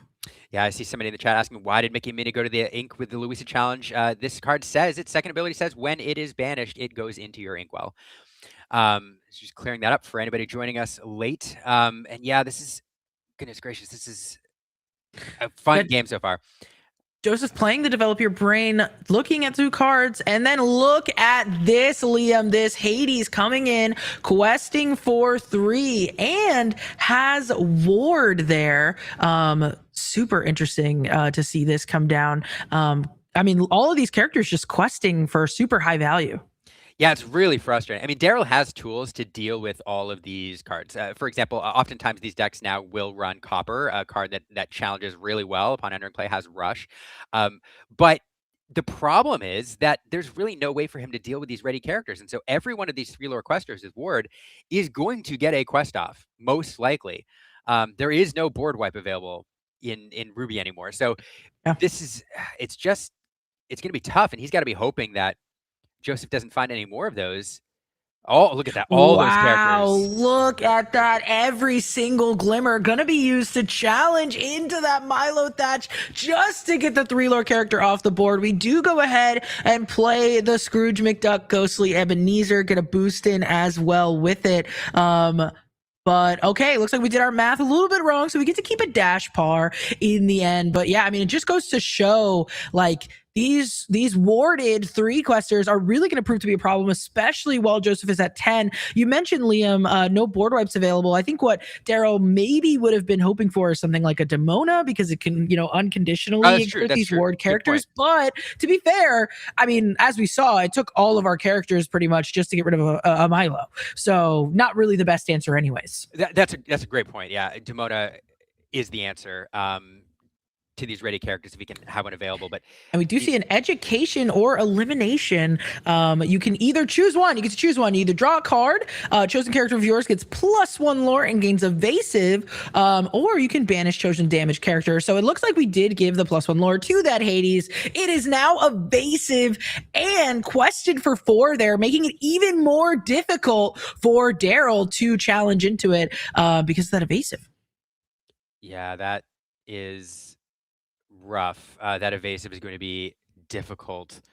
What is It's hard to see. I'm going to be honest, it's very hard to see what that card is. It might be a Merlin there. Oh, it is the Merlin. Yeah. Allowing us to, I believe, draw from the bottom of the deck, if I'm not mistaken. Also does some rampy things as well.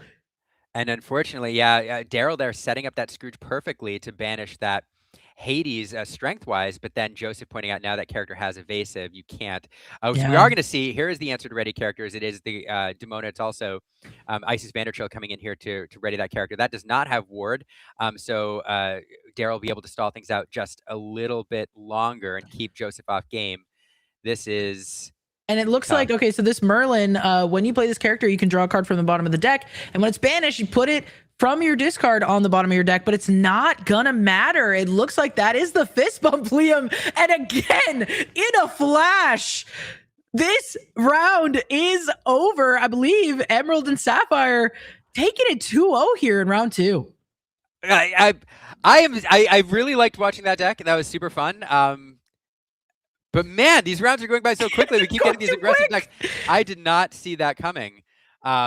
I did not see that coming. For anybody interested in this list, we don't have Joseph's list. Obviously, these lists aren't publicly available yet. But that guy Majan I see on Twitch saying I need this list. If you go on Inkdex and take a look at the Rock 2K event that happened yesterday, a player named Skylar did run a version of this list that looks pretty close. There's a couple differences. I didn't see the Merlin in there, but you can get kind of a version of that there. So, yeah, that's the answer. Wow. Just open a duo shift to Milo every game. Apparently, this is wild. Let's do this. Since these players are now shuffling, we're gonna go back to we'll get these off. Hello. One thing I'll do. Let me bring up a version of this list so we can take a look at Yeah, it. let's take a look at it because super fun. Yeah, so this, I'm just going to share screen here, bring up a version of this. Now, this is not the list that we just saw. I will state that right away. Hold on here. But it's pretty close, to be fair. A lot of the cards were overlapping there. Yeah, look at this. Yeah, so this is kind of the gist of it. Now, there's a couple differences. We didn't see that Merlin, but yeah. So the one interesting thing, I'm looking at this here, Willow. I'm trying to figure out like the odds of hitting that. Like how high rolly is this? And you do see a couple Minnie Mouses on turn 1. This version of the list, though, has the Mickey on 2, but in the absence of that 2-cost Mickey, you're waiting until turn 3 to hit that detective. I didn't see if there was another Mickey that you could get earlier, which means that in this deck, you'd have to find, in this version of the list, you'd have to find one of the 4 duo shifts, and then you'd also have to find one of the 4 2-cost Mickeys to hit that really high roll opening. Yeah, I don't know. I mean, it didn't feel like it obviously was a high roll because it like worked out so well, but it didn't feel like it. And looking at the way that this list is built, yes, you only have 4 of the duo shift there. But like, I mean, you can kind of curve into it really nicely. He's giving himself a lot of chances, or at least this player is giving themselves a lot of chances. Like you said, in the 2 1-drops, and then we have the 2 drops as well, and the 3. I mean, I think like certainly everything else in conjunction felt like a high roll, but it looks like the deck just did what it was designed to do. Yeah, it did. Yeah, I mean, that's really, really strong opening. Zelda pointing out, so another difference, no Mushu in this one and no Merlin, and so a little bit less card draw. I wonder if, so Dig is the card draw in this version, but the core of the deck and the plan kind of remains the same. It's, do the ramp thing, try to hit that high roll opening, and then in the mid game, all you're doing is dropping, some of these strong worded characters down like Busher Root, Scuttle, Hades, Milo, and just getting a quest out of everyone. Taking a look, one other, so I can also send it, or I think I sent it to you. Like I said, there was also a list of this played in the ICL that people got to see, and another addition for a Mickey Mouse was the Steamboat. There, so that is a 3-cost Steamboat Pilot reprinted from Fabled, I believe, in Fabled rather. So that adds another, to hit. And some other cards, I think, like that one had the Mushu in there as well. So I mean, it's super interesting regardless to see. And one Under the Sea in this list didn't end up, making its appearance here, but I mean, looking at the game plan, we typically want to call lists like this control list, but realistically, I'm kind of not seeing control as much as I am seeing just, cheating out these giant characters thanks to, the Mickey and Minnie, like you said, when it gets banished, putting all of that ink into your inkwell. And then you have things like this Dr. Bushroot, three quester with Ward, have things like this Hades, 3-quester with Ward, Milo Thatch, 3-quester with Ward. And I think that might be actually the core of the game plan is, I am going to shift out this Mickey and Minnie super early. And it would be lovely to get even 1 quest off. But if I don't, you've just put 3 cards into my inkwell, and now I'm playing a Milo Thatch before you can even think about it. Yeah, I think that's exactly right. It does seem like, it does seem. I don't know what you do if you don't hit that shift. Like, it does seem like your opening is really tough. You get to the Mickey Mouse to ramp on turn 3 in theory, but I mean, the plan does seem rough without the Mickey Mini. But it does. One thing I noticed, I mean, we see the Bobbies and Maruski here for this player, but what we did see in that round there was Develop Your Brain. So that is a card that is potentially helping us dig just a little bit deeper into our deck. We see literally dig a little deeper, if we can get the Sing togethers there. So we have some things to kind of go deeper into our deck. The Todd as well, drawing you 2 cards, you only have to discard one of them, so you're filtering and sculpting the hand there again. But I kind of agree with you, it does kind of seem all in on this game plan, and the one of Under the Sea, at least in this version, is just kind of a cutesy little like in a pinch. Again, the other version I'm looking at has some things like Strike a Good Match as well, to kind of help do some more of that digging and filtering like we're talking about. But hey, I mean, look, say what you want about a high roll, it worked, right? And we're going in 2-0, into round 3. So Sometimes it happens. 100%. And so you brought up a good point there, like with Strike a Good Match and the Develop Your Brain, because the duo shift is 0, you can, like on turn 3, if you've established the Mickey Mini, I mean, you can spend all of your ink digging. So you can develop, Strike a Good Match, dig 2, 3, 4 cards down with the right sequence of cards. And then once you find the Mickey Mini, you shift it for nothing. And so one of the benefits of this duo shift for 0 means you can devote an entire turn to just looking for it. And then if you find it, you're pretty good. The one thing I will say, Corey brought up a good point. The Akud into Chernobog line is really popular right now. In a couple different builds, and that would end the game. Totally take you off your game plan there, 100%.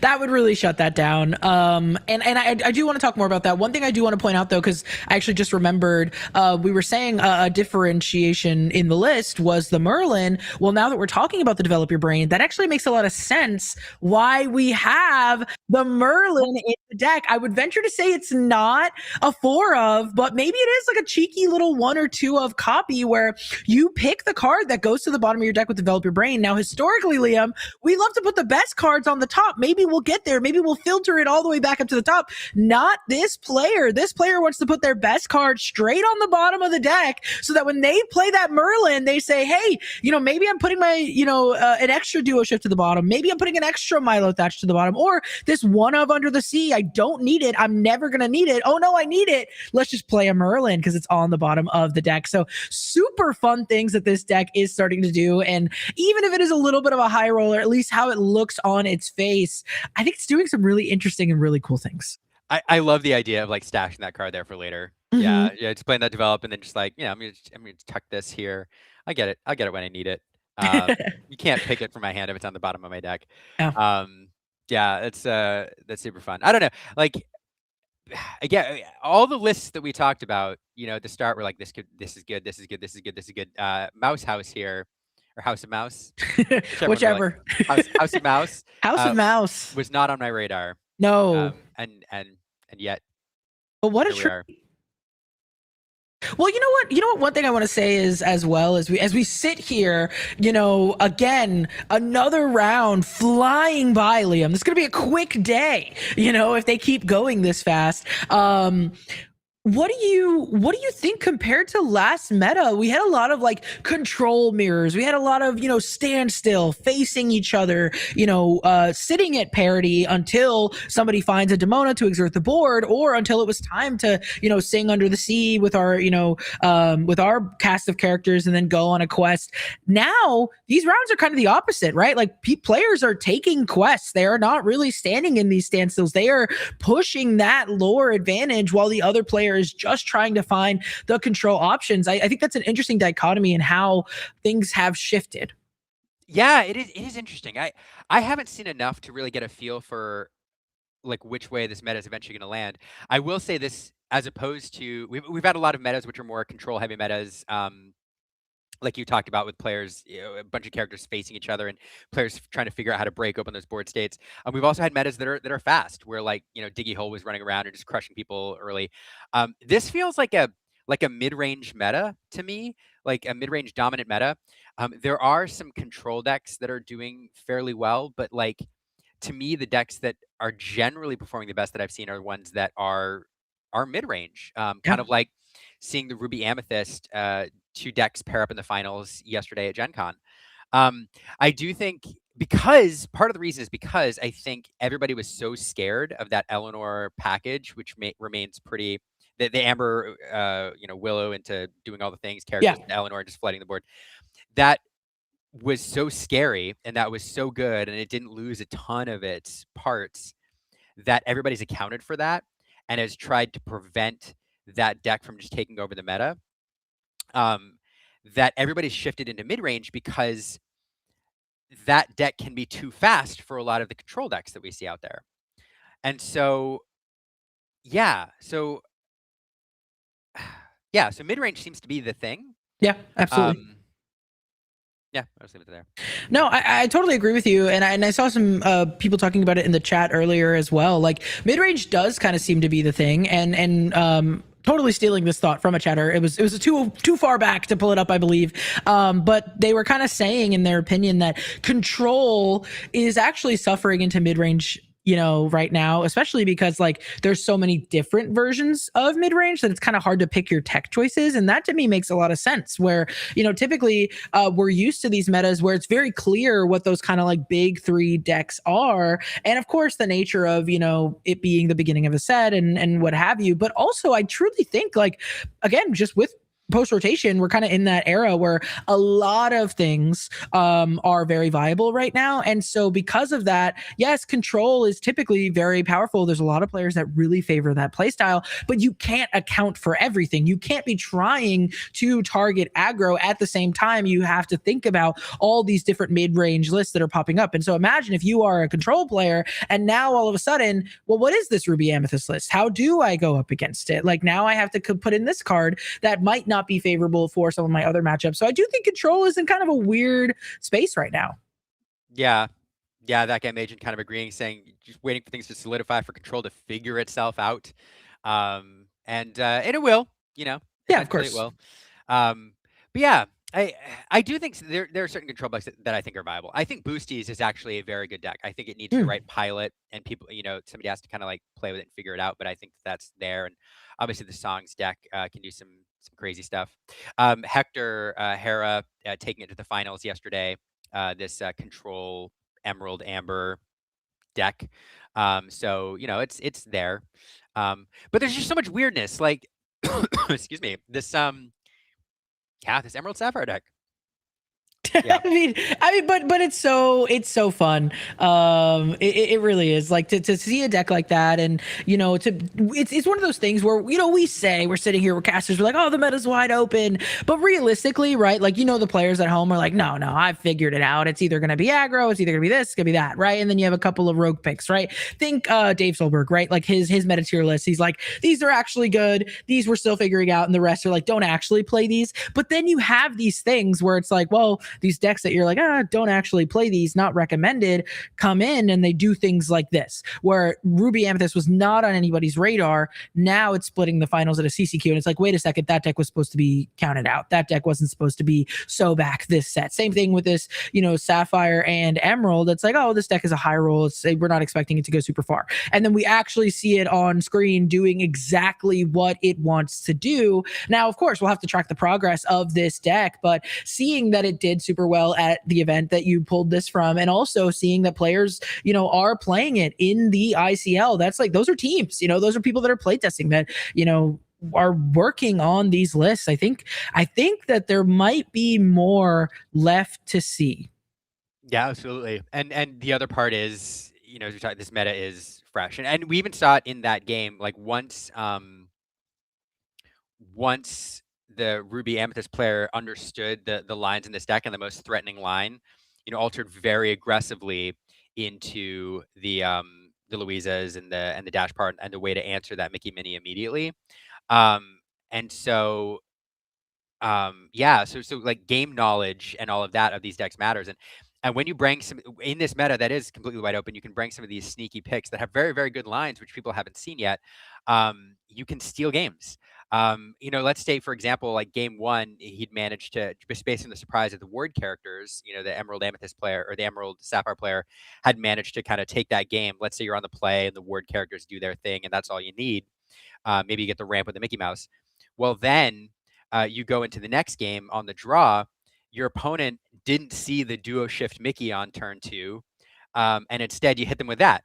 Well, now you've hit them with two completely different game plans, and they haven't altered for the aggressive one because you didn't unveil that in game 1. So yeah, there's just so much ability right now to kind of like steal games based on surprise because of how fresh everything is. Yeah, it's fun to watch for sure, and you pointed out at one of your recent streams, Liam, that I was watching, some players actually hate a wide open meta, especially if you are a pro player, so to speak. And I've heard this sentiment as well. When there are only, let's say, 3 decks that are the decks, right? It's that rock, paper, scissors. It is very easy to target those decks, and to counter and to prep your lines. When it is something like this, where we are seeing all of these CCQs and each one is having a different first place, Liam, all of the top 8s are looking different from event to event. Pro players hate that. They're like, I don't like this, because how do I prep for a room that absolutely everything has fair and strong play into anything? And so, I mean, that's why you got to be here. You got to stay sharp, be here with us at the Ink 3K on a Sunday, so you can see what's out there, and understand it's not as simple as 1, 2, 3, at least not yet. Yep. No, you're absolutely right. Absolutely right. And thanks again for shouting out the event. Let's talk a little bit about this event, though. If you're just joining us, we are between rounds again. We had 2 very fast rounds, so we've seen 4 games so far through 2 rounds. But this is a 3K weekend. Ink putting this on, one of the most well-known tournament series and organizers in Disney Lorcana right now. This is the latest in their series. It is a 3K cash to the top 8. First place does get $1,200, and so wow. Quite a bit to play for. Yeah. And then, so also some prizes from the sponsors. We'll talk about a couple of them. First off, shout out to Heavy Play, who sponsors Ink as well as this tournament series. If you are shopping for sleeves or any Heavy Play product, including those cool like magnet deck boxes that are all the rage, and I absolutely love, make sure you use code INK, that's INKINC, for 10% off, and to show that you support this tournament series and this stream. So appreciate all of you. Yeah, let them know. Like I said, let them know that you want to see more Lorcana broadcasts. And one way to do that is to support them through Heavy Play.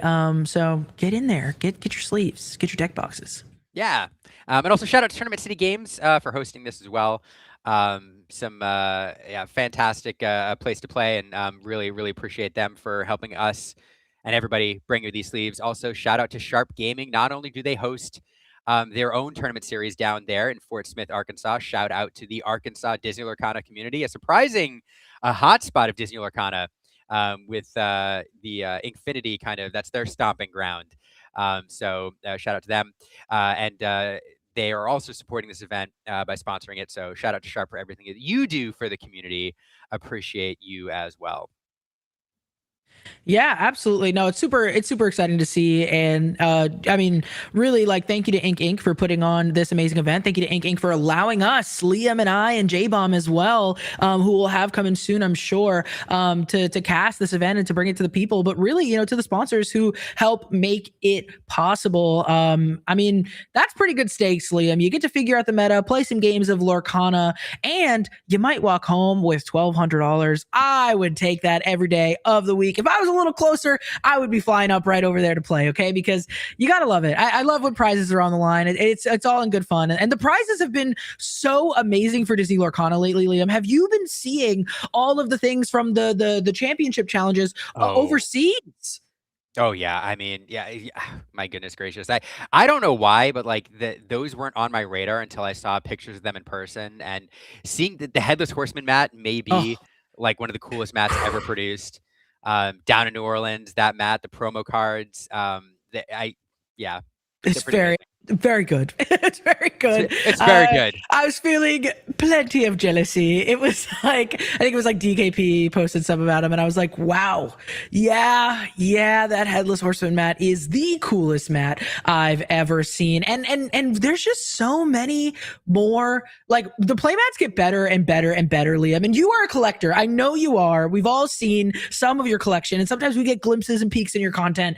What do you do with all those playmats? I don't know, but I keep buying them because I love them. They get better and better and better. Yeah, they're all rolled in boxes, and yeah, yeah, it's a fun point because every time I buy a playmat or a new set, I'm like, all right, this is the last. I don't need any more playmats. I've got 30, and then a new one comes out, and I'm like, What's one more? what's one more? What's one more? And Roll they're it up. all special. Like, that's the thing, is like, I'll have a playmat that I kind of like forgotten about, and I'll have, whatever my new ones are in my rotation. And then I'll be digging through something and I'll see my old one nice there. And I'll be like, oh, why haven't I been using this playmat? And the cycle I just kind of forgot. happens. Hi, old friend.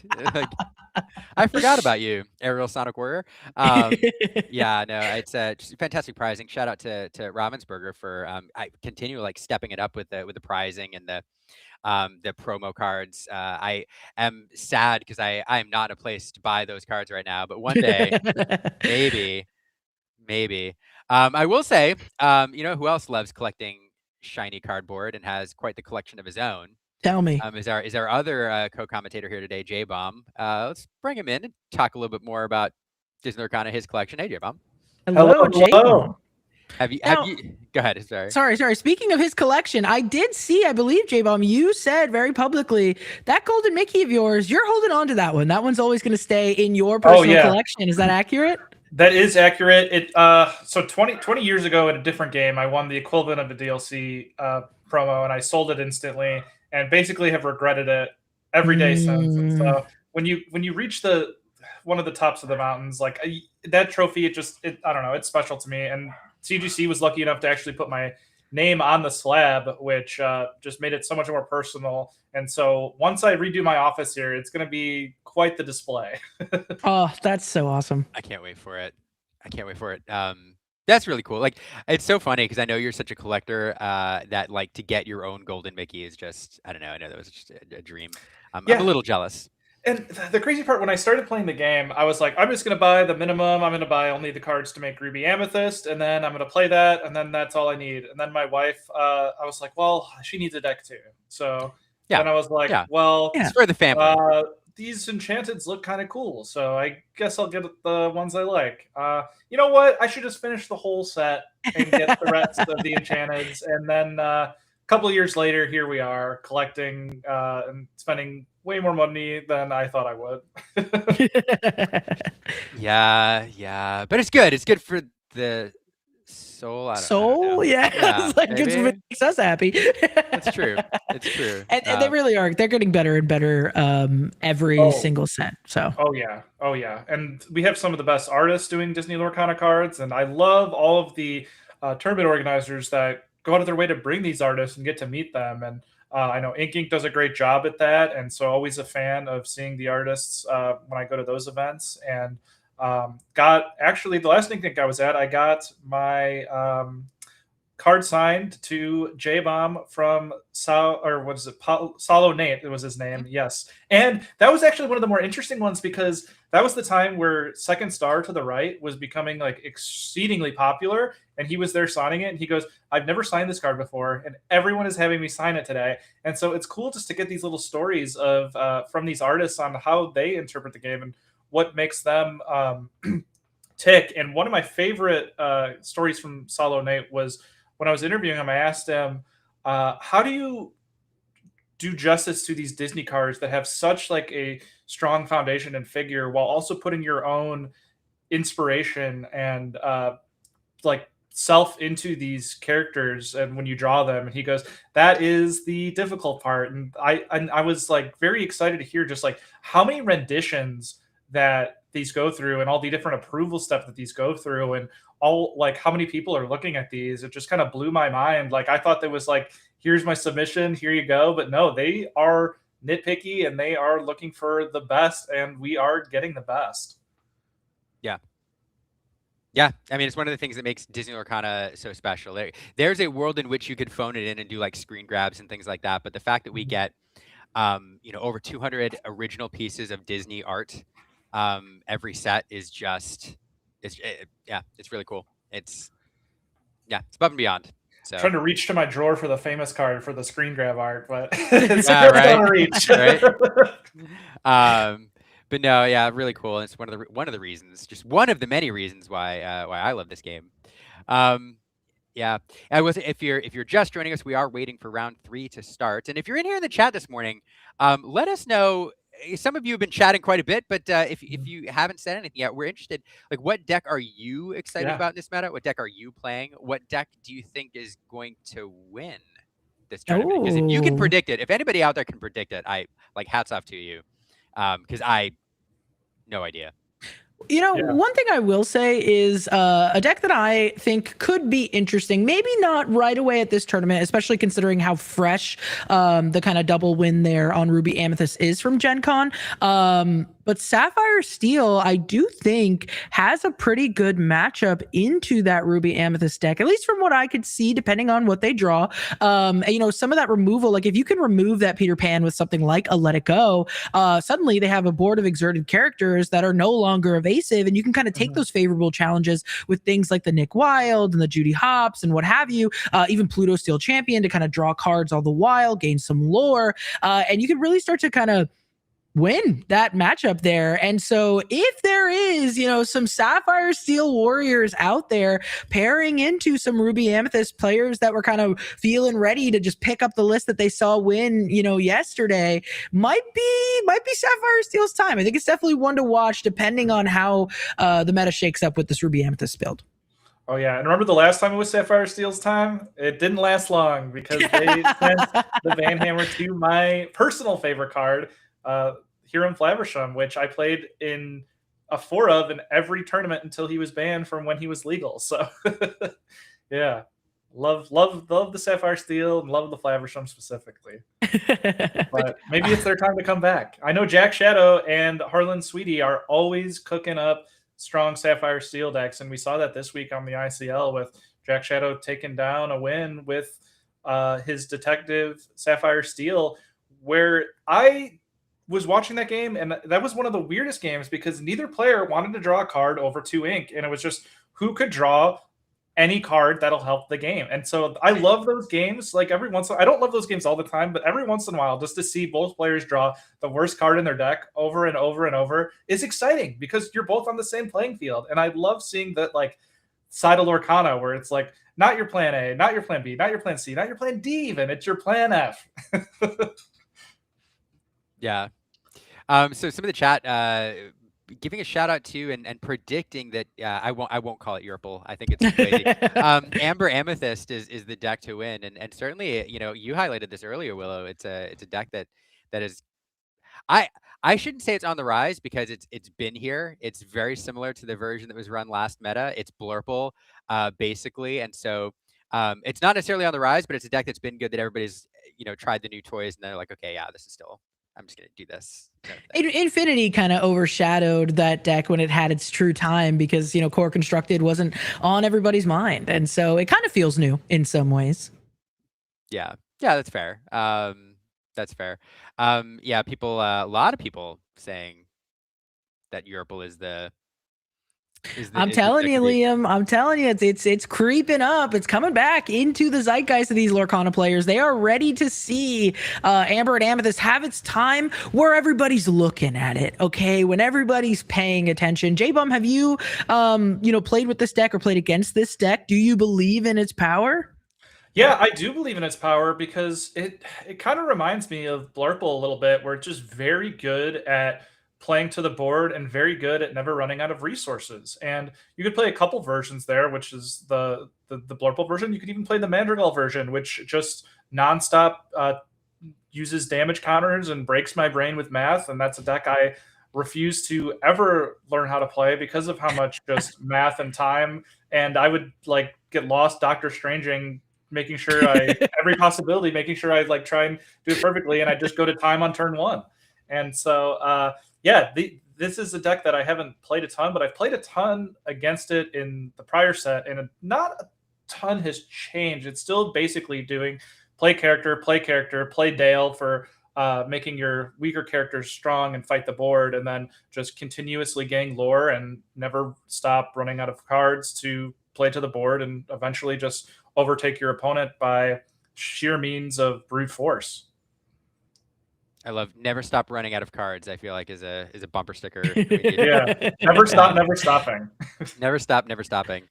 Somebody else in chat giving a shout out to Bots, which I think is a super fun deck because I love the flavor of it.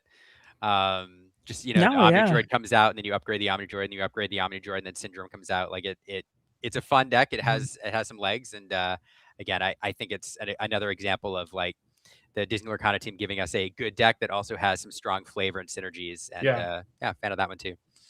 Yeah, it's been fun to see Bots kind of pop up and do its thing.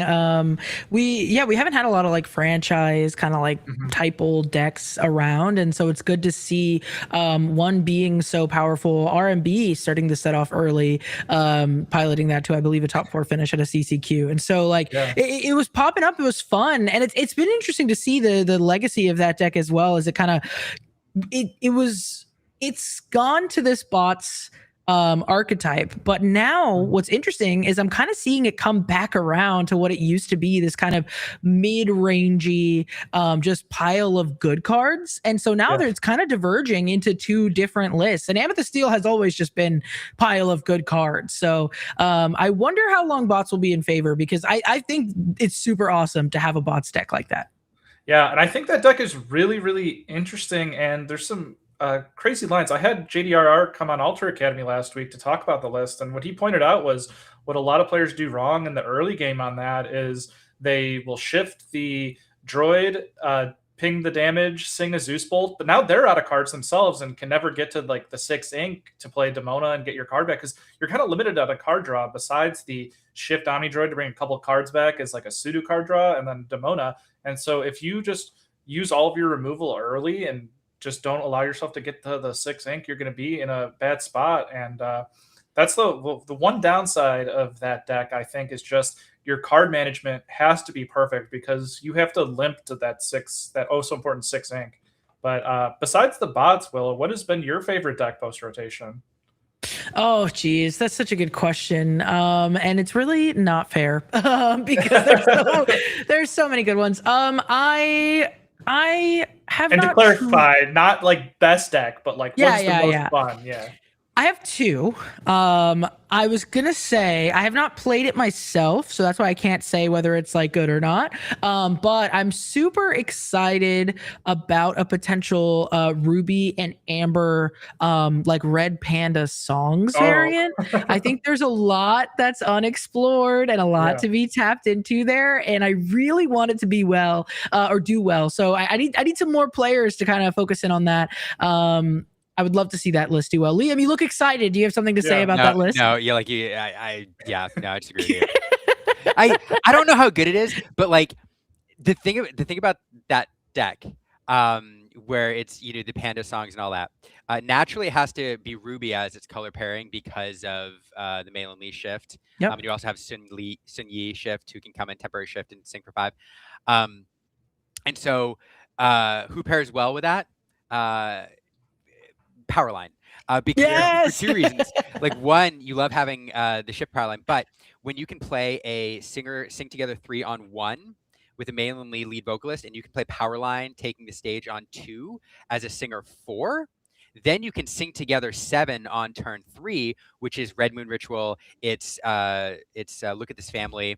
And then you can even temporary shift to sing together 8. You could actually sing Eye to Eye on turn 3, and that's That's nuts. crazy. Then you That's have crazy. Powerline sitting there, so you can shift Powerline on turn 4, which is we can sing on turn 4 if you get, because then you can sing the Four Town song, Never Met Nobody, to get out an aerial or a Four Town on turn 3, which then fuels your sing together draw, and yeah, sorry, it's fun. All of the things. All of the things. Somebody Yeah. cook it. Somebody said they're trying in the chat, but not a lot of card draw. Liam, that's going to be Yeah. the downfall of these super interesting and fun decks all the time is they can't draw cards. They're just not going to be good enough. Yeah. So yeah. the card draw, Like you said. so the card draw is Four Town or Okay. aerial that you accrued out or use Never Met Nobody to get those cards out on turn 4. And then every time you play a song, Four Town or aerial draws. And then you also have Look at This Family. But that's the card draw. Let's do it, Liam. I want to do Yeah. a grudge match. I want to see you playing that deck. I'll play something else. And I want to see the power. I want that deck to be good so bad. I'm glad that you share my excitement about it. Sorry, it's just 90s pop. Oh, yeah. I'm sorry, J-Bob, I cut you off. What is it? Oh no, you're good. You're good. Yeah, I'm a big fan of these different keywords that have been coming out, especially with these different shift items. But notably, I think there's one shift that has gone well and above all of the others, and that's the potato shift. And I was like, oh man, there better be a huge payoff. And there's someone in the design team who was a big Darkwing Duck fan, and they're like, I got the perfect card, guys. I got the perfect design space. We're making this potato item into a shift because there's this one-off vampire potato episode of Darkwing Duck from 1992 where the professor turns like people into actual couch potatoes. You know what, J-Bomb? I am so grateful that you said that because I didn't know where Vampire Potato hailed from. I figured it had to be some sort of Disney property, obviously. That is why it is in our game.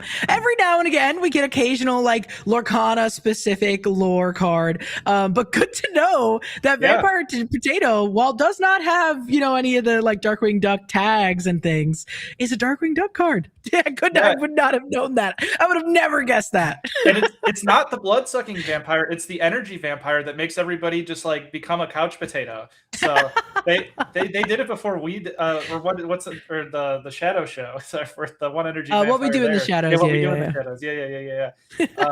So Liam, did you know that? Yeah, You're up no on your idea. Lorcana lore. No, like Darkwing Duck, like I didn't have Disney Channel, right? And so like Darkwing Duck, nowhere, and I need to go back and watch it because nowhere in my zeitgeist. Yeah. Every set we get these cards. Like what's the weird clown one in Sapphire that came out this set? And I opened it and I looked at it and I was like, what? Oh, yeah. I know what you're Just talking the about. Darkwing, yeah. The legendary, whose name is the Joker something, Quack? Quackerjack. Cracker Jack. Yeah, great name. Great name. Yeah. Darkwing Duck had just all of these like one-off villains. It's just like a Batman parody but like with duck characters, and it was a fantastic show. That and Gargoyles and DuckTales were. I don't know. It's something about the early '90s and duck shows was just all the rage.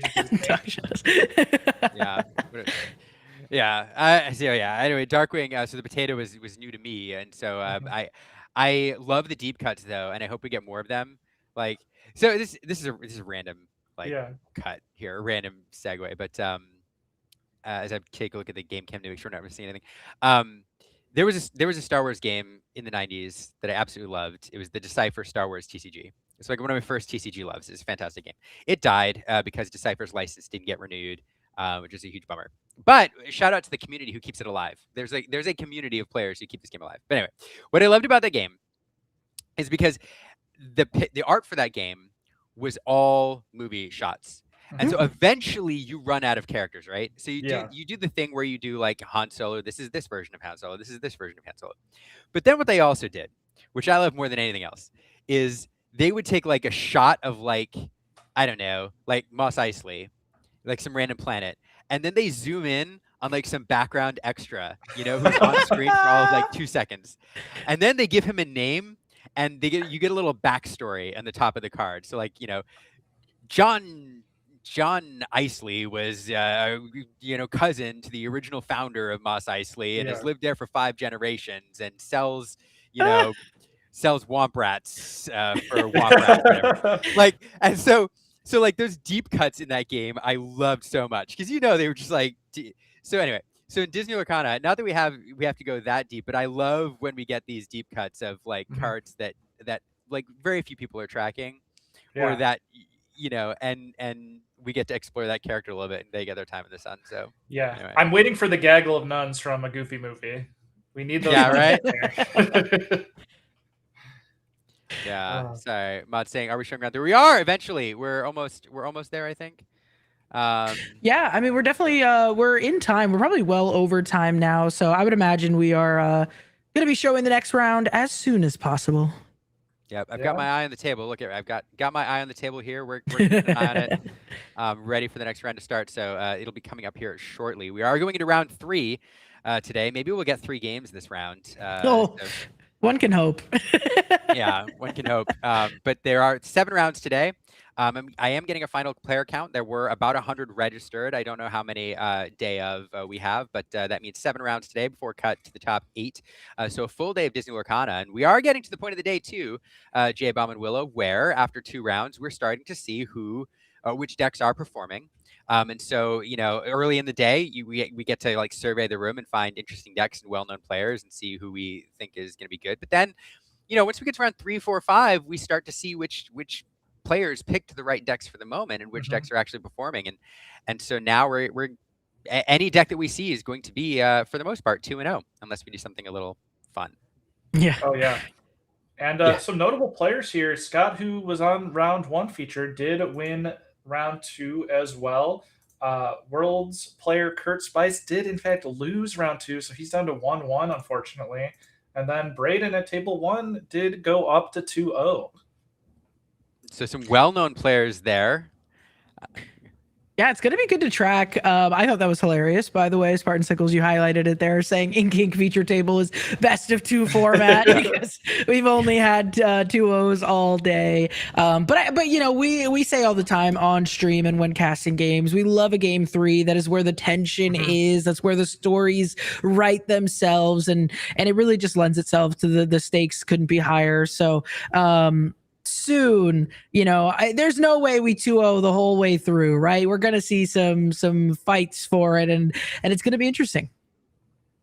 Yeah. And the 2-0s could keep coming because this so far to me has been a very polarizing rock paper scissors format. Depending on how you build your deck, there's not a lot of decks that are just good into everything, and that's kind of what the Shark deck of Infinity was there wasn't really anything that it couldn't beat. So theoretically, you could get a game or 2 off some. There's some bad matchups and they're unfavored matchups, but in this format, there's some things where you get paired into it. You're just like, nope, not today. Not going to be a good game for me. Yeah, it is. It's interesting to see that because when we talk about like matchups and what's good into what and all of that, generally I think we're talking averages, and among all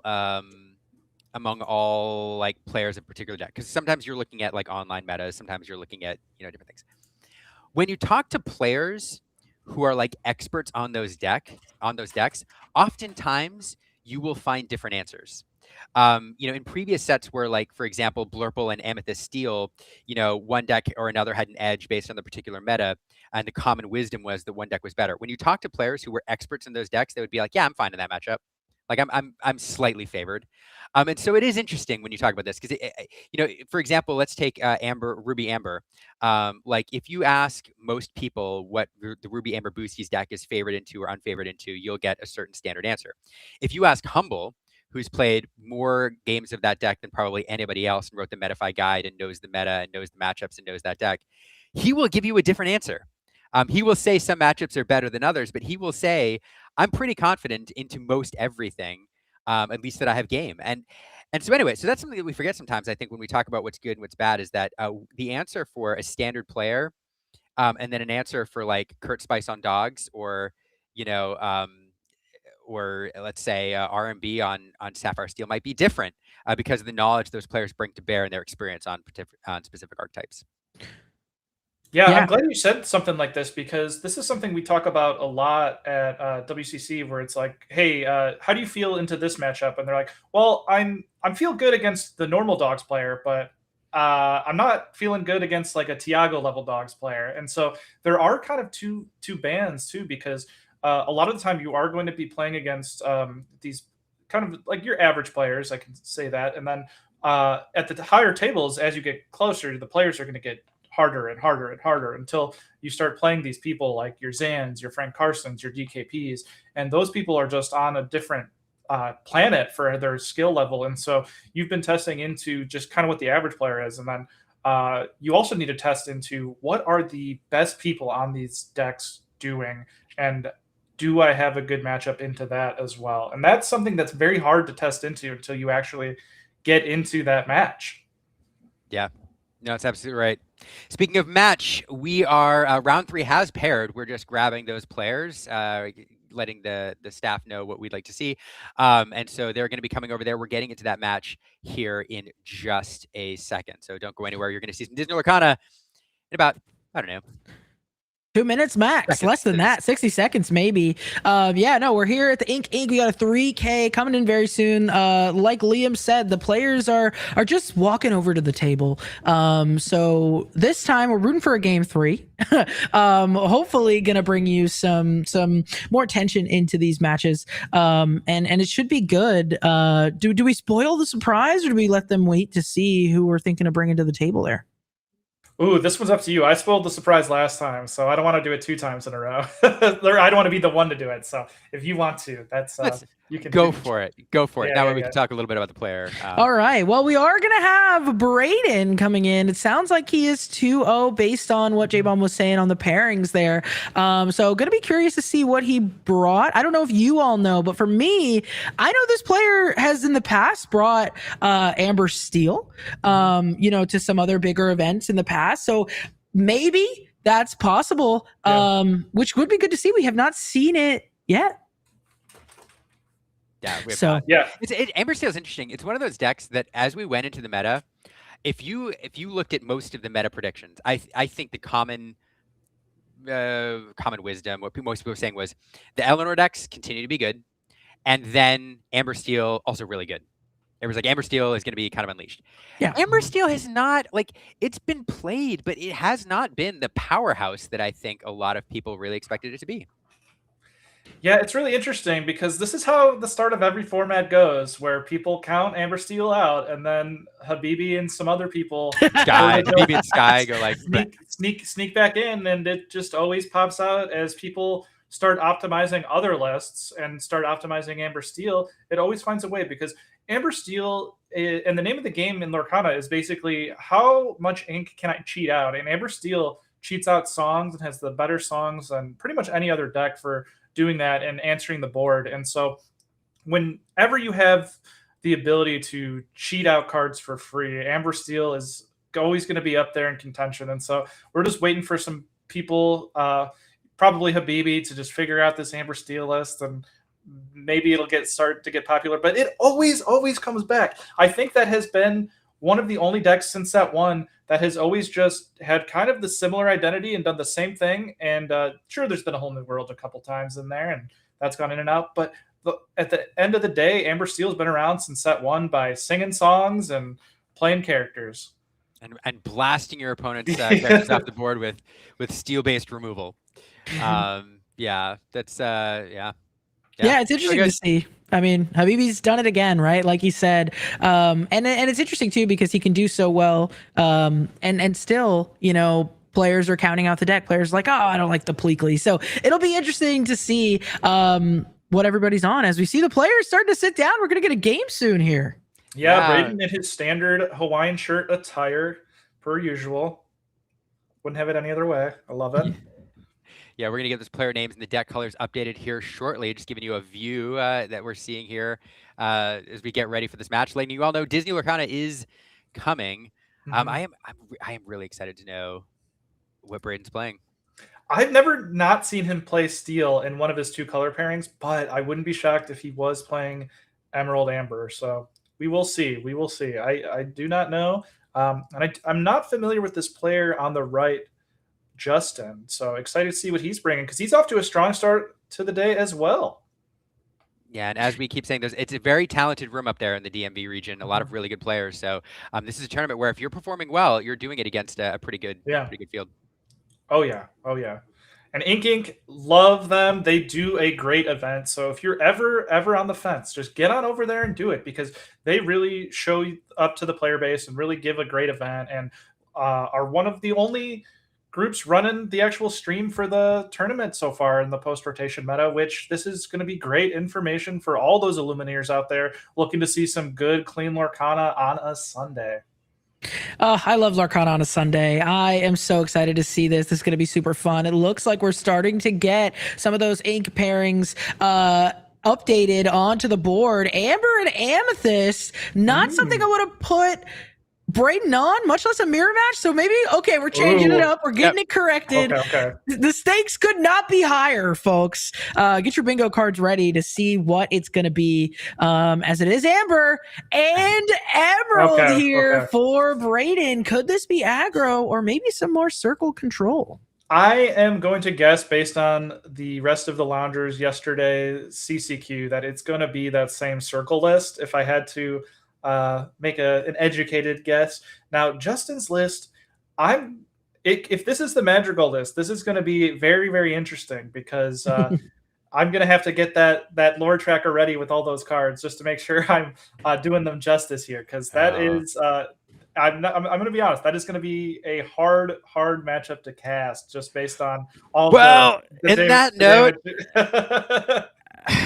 I'll be excited though. I'm excited though. On that note, I'll leave you all to this one. I'm going to head down to the table and let you, J-Bomb and Willoughby's take this round. I'll see you all back after round 3. Got it. Perfect. Thank you, Liam. Let's get into the match here. J-Bomb, it's good to be in the booth with you. I believe it's our first time in the booth together. Truly an honor. And I'm excited. I think it's going to be a good matchup. Like you said, I'm hoping it's not Madrigals, as interesting as it is. Might be a little difficult for us here. But I'm seeing some cards there. I did see a Luisa Madrigal, but I also saw an Ilanwi, a Demona, a guidebook. So looking like it's going to be a little bit of that Yerpal control. Is that a genie I see? I think that is a genie. I have never seen that in competitive play, and now I am excited, Willow. This is going to be a great match. We have Braden, a great player, playing a very strong Amber Emerald deck. I'm guessing, as I said, the one from yesterday's CCQ that had 3 people in the top 8.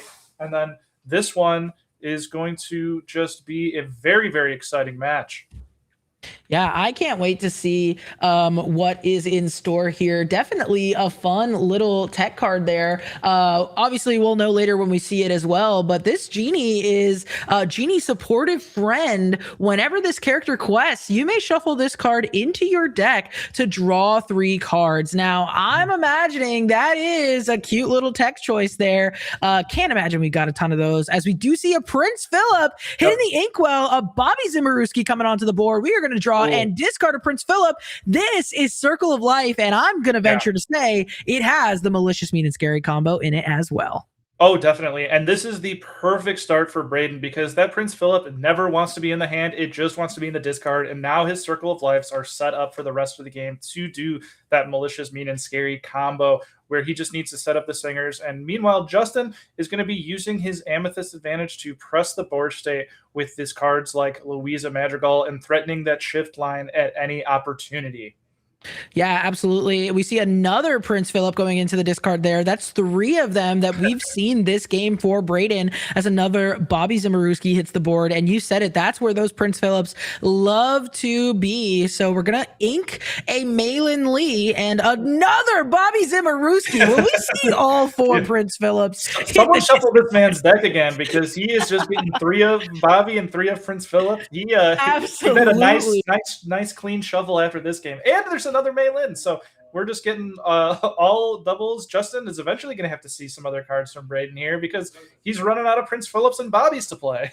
Yeah, absolutely. No, it's super interesting to see, all of these cards coming together in spades. Sometimes, like you said, it happens. But on the other side, we are going to ink a Horseman Strikes, which is interesting. Maybe we'll need it later down the line, but it's just a little too early as we get that hand piggy bank coming down.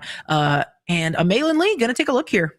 Yeah, the Horseman Strikes is interesting because there's not too many evasives in Braden's deck, but that Prince Philip is going to be threatening to come out, and that card is notably evasive. And so whenever the Circle of Life comes out, that is going to put one of the strongest evasives in the game on the board. And so while that is probably a bit away, that's probably why we are going to be inking that Horseman Strikes early. And so here comes a Circle of Life to Braden's hand, courtesy of that Maylin Singer. Yeah, definitely a good grab there. Like we said, this is super set up, at least in terms of the Prince Philips being in that discard pile. Issue, though, we're not quite onto that Singer 8 yet. We didn't quite see, that one-drop Malin Lee that only sings Sing Together songs. We just saw a bunch of Bobby Zimmerowskis. So giving Justin some room to breathe here as we do exert this hand to reduce the cost of our next character, getting a Dumbo into play. Yeah, and this Dumbo is going to pose quite a problem for Braden because this deck is historically not great at answering evasive characters. Now, the notable exception is that this deck now includes a board wipe courtesy of the Malicious, Mean, and Scary and Circle of Life combo, but that Circle of Life is going to the Inkwell, and Braden has sort of had a kind of weird start so far with just a lot of Bobbies, and there is the Eleanor who is finally going to start getting Braden so important card draw, and then those Bobbies are going to be questing and sending the glimmers straight to our lore total of 3 while taking out that so powerful ham. Yeah, got to get that cost reduction off the board there. Having to ink the Circle of Life, maybe having another one, maybe not though, because at this point, just need to push the lore advantage there, leaving only a Dumbo and a Louisa on the other side. Now, there are some decent challengers, especially when you're up against 3 Bobbies. But Justin's really going to have to decide what he wants to do here. Does he want to leverage the card draw and the lore advantage that the Dumbo provides? Or does he want to get, some of these singers off the board like this Malin Lee? Yeah, and Willow, that's a great point about the Dumbo because if the next best thing to answering a Dumbo is forcing them to trade into your characters and not letting them get that free card advantage. And when you're questing with 4 characters with an Eleanor out, I think that is going to be a 9 times out of 10 that Dumbo is going to take out one of those Bobbies or that Malin Lee. Yeah, definitely excellent point. And it makes it difficult too, because like you said, now, that Dumbo would want to take out the Malin Lee because it has that 3 strength where the Louisa only has 2, but that is going to leave it vulnerable to an Eleanor ping if we cannot get some extra characters off of the board. But there it is. The Ohana Means Family going to heal up that Dumbo and draw us 2 cards as well. Yeah, and Ohana is one of those cards that either does nothing or does everything in the game. And while a little slow, look at that hand size from Justin. He is comfortable. He's been investing in his future like the stock market, just gathering those resources and playing the long game while still simultaneously keeping Braden at a small lore total to be able to use those card advantage to his advantage, because sometimes when you invest in the future, you forget about the present and let the opponent spiral away and snowball out of control. And right now, Braden is in a comfortable position, but Justin has a lot of cards, and this queen is going to continue adding resources to his board. Yeah, this Queen Devious Disguise, super interesting there. Has the ability to give your opponent +2 lore. If you do, you get to draw a card, but while your opponent has more lore than you, it is going to be questing for 3. Also, just a nice stat line there, though, challenging in for 5. But look at this! I believe we sang in Under the Sea there, getting rid of that Luisa Madrigal. Super interesting. Yeah, that is a very interesting line because, gosh, couldn't he just trade with the Eleanor and then take a couple of glimmers for the quest? So I'm curious if his hand is clumped up or what, but that is quite an interesting play, and I'd love Or to. maybe we were discarding it. I'm not sure. I missed it. I was reading the Queen card. Oh yes, we discarded with Strike a Good Match. That's yeah. We discarded with Strike a Good Match. Great point, Willow. Yeah, that's we're here. Yeah. We're awake at lunchtime at the Ink. We're gonna have this Gaston come down, get rid of that Queen, because as I just mentioned, she does have that 5 strength. Dumbo gonna go ahead and take another Bobby Zimmerowski. So we are vulnerable to the Eleanor ping, but not enough characters to do it yet as we pass it on over. Oh yeah, and that Gaston has been such a great addition to a lot of these Amber decks post rotation, because not only can you take out these characters that are 5 or more, but when paired with cards like Augustin Madrigal, then you can use his support to pump up your opponent's opposing characters and let that Gaston take out those characters. And so the amount of synergy between that and Ohana and Gaston together all just sort of make this wonderful Amber synergistic deck. Yeah, we do see a Todd coming down that does allow us to draw 2 cards, discard a card. We use that to get rid of that Stitch Carefree Surfer. We then do establish that Maylin Lee. So we're getting some more sing together abilities on the board. On the other side, only having a Gaston Superior Archer. So Justin taking a look at the hand, figuring out what is his primary targets here. Taking a think as, I mean, this Gaston has damage on it. Only thing left, while Braden's board is getting bigger, and we do know that we do have some big threats in that discard pile should we get there again, and other big threats in the deck like Milo Thatch. So Justin going to be taking his time trying to figure out what his best line here is to start taking out some of these characters, but also build up a board of his own. Yeah, and Justin currently has a few uninkables and plays that Isis Vanderchill, who notably is better the bigger your own board is. And so when you have a small board like this, it just sort of loses a lot of its steam and momentum. But he is going to use that to trade up courtesy of the Isis Vanderchill's effect. And then we're going to play the Junior Woodchuck Guidebook to continue to invest in our future. And so we are continuing to just throw threat after threat after threat. Now, we are leaving our opponent with Eleanor and 2 other characters, which notably will allow Braden to get Eleanor's trigger once more at the end of his turn, getting him to draw a card, gang a lore, and deal 1 damage.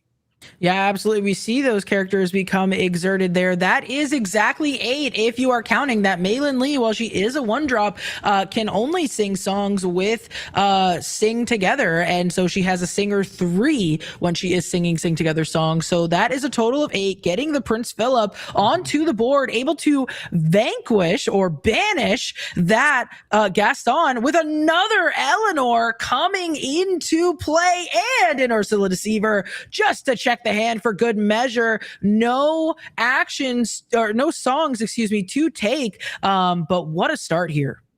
Yeah, and this is going to be as close to good game as possible, and we're just going to have to play out a couple more turns while Braden gets over to the finish line, because there is not a lot Justin can do after seeing that hand from the Ursula Deceiver. He's clogged on uninkables that require a board state to be pretty strong, and Braden just has all the gas in the world to continue to just beat up Justin. And Justin is going to take the chance to draw the 2 cards from the Junior Woodchuck Guidebook as he needed to, because the Isis and Genie weren't going to cut it on this turn. So he's going to take some more resources, hopefully find some answers and get out there. But notably, he did ink 2 Horseman Strikes, which would allow him to take out the Prince Philip. But even then, his opponent still has a couple Eleanors out. And if you thought 1 Eleanor was tough, 2 is even more damaging. Yeah, absolutely. Two Eleanors, we do see we're able to put 2 damage onto that Isis Vanderchill. And it's interesting, we saw that Ohana earlier on, and you pointed it out, J-Bomb. You were like, look at the hand size for Justin there. But ultimately, not mattering in the end here, as Brayden was just able to continue to build up such a strong board. We do see a Mrs. Incredible go into the Inkwell, and we are thinking we have 6 ink available to us. Gonna start with the Sully. This Sully, the new boss, allowing us to grab a character card from our discard and add it to hand, where they're gonna take that Isis challenge in to the Eleanor and pass it on back over. Yeah, and Brayden is showing the ability to get to, it looks like 18 from this, and so he's going to play the server station, just continue to draw resources. So I see the Philip would go to 10, 11, 12, 13, 14, oh, just 15, sorry. And just 15, just as 15. If that isn't such a Yeah. really good spot to be in. And this should be a draw, analyze my hand, and say, let's go to game 2 where I get to be on the play. And so we're just going to take the opportunity, look at the board state, make sure there's nothing I can do. And the one answer would be Ink Raging Storm, but I'm not sure that we have that currently or if it's in the deck at this point.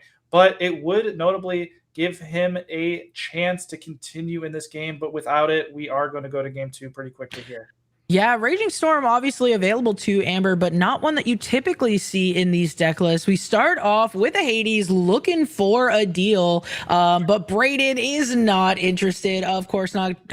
Justin gonna be able to draw 2 cards off of that, but only 2 ink left. We're gonna scoop it up, and Brayden is taking this one on the first one so far. Yeah, and this is where we see the downside of Hades in full effect, because when you're in these sort of very close game, Hades is often the breaker of that stalemate because it allows you to get so much card advantage. But when you are behind and need a Hail Mary to get through, Hades is one of the worst cards in doing that. Yeah, it's super unfortunate there for Justin. We even saw that Genie, throwing it back to what we saw earlier, enter the hand, but it was not at a time that we were able to leverage it. So we're going to go again. Justin is going to be on the play this time. What do you think he's going to be looking for, in this altar and in these first couple turns to get ahead of Brayden's game plan? I think he's going to want to go for the Louisa and then a 2-drop, a 3-drop, maybe Cheshire Cat, and then threaten the Shift Louisa if Brayden uses any of his cards like Aurora or Pluto to cheat out an Eleanor quickly so he can crack back and quickly answer that. And then other than that, he's going to just want to probably get a Ham on turn 2, maybe set up the Isis on turn 3 and be able to take out a Willow if possible. And so a hand like that will be quite strong into Brayden. But this is one of those decks where you really need to win this on the play. But even if you win this on the play, this is a very, very tough matchup on the draw because the Amber Emerald can just do quite disgusting things when it's given the opportunity to just cheat that ink early before the opponent can set up an answer. Yeah, absolutely. Feels like we've got a mountain to climb here, but you can't look ahead to the future. You got to start with what is right in front of you. Justin going to be giving this another go here on the play, has taken his altar. Brayden has as well, and it looks like we are about to get into the action, seeing plenty of Grandmother Willows there, a Gaston, and some, I believe, an Eilonwy as well. Starting off, inking the Demona Scourge of the Wyvern Clan and playing that Eilonwy, Princess of Lear.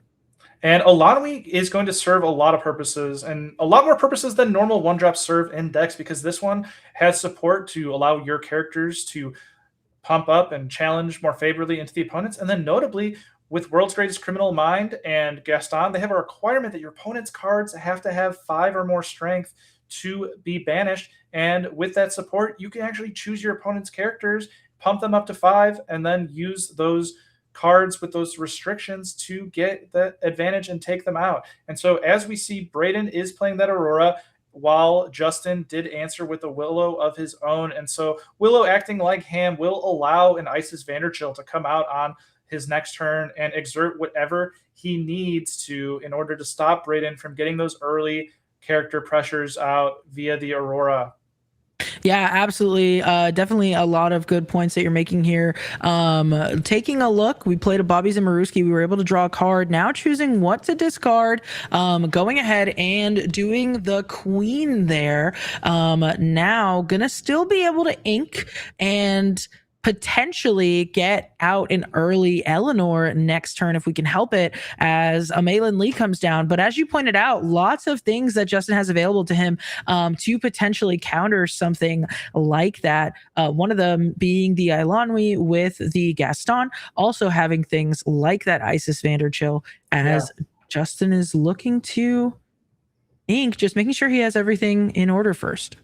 Yeah, and this is going to be an interesting decision because the Isis Vanderchill is going to come out, and it's going to be, do we want to take out the Aurora or the Malin Lee? And the Aurora stops for pressure right now at this state, but the Malin Lee is going to be threatening those Circle of Lives later in the game. And so if we want immediate value, we're going to pick the Aurora, and that's exactly what we see happen. And that is going to stop Braden from doing a powerful play next turn with either the Eleanor. And so that is going to conversely allow the Malin Lee to stay on the board. And if Braden can slow this game down, stall a little, that could come back and start singing those very powerful cards like Under the Sea and Circle of Life. Yeah, and speaking of powerful cards, we do see a Malin Lee come down, looking at the top 4 cards and taking a Malicious, Mean, and Scary.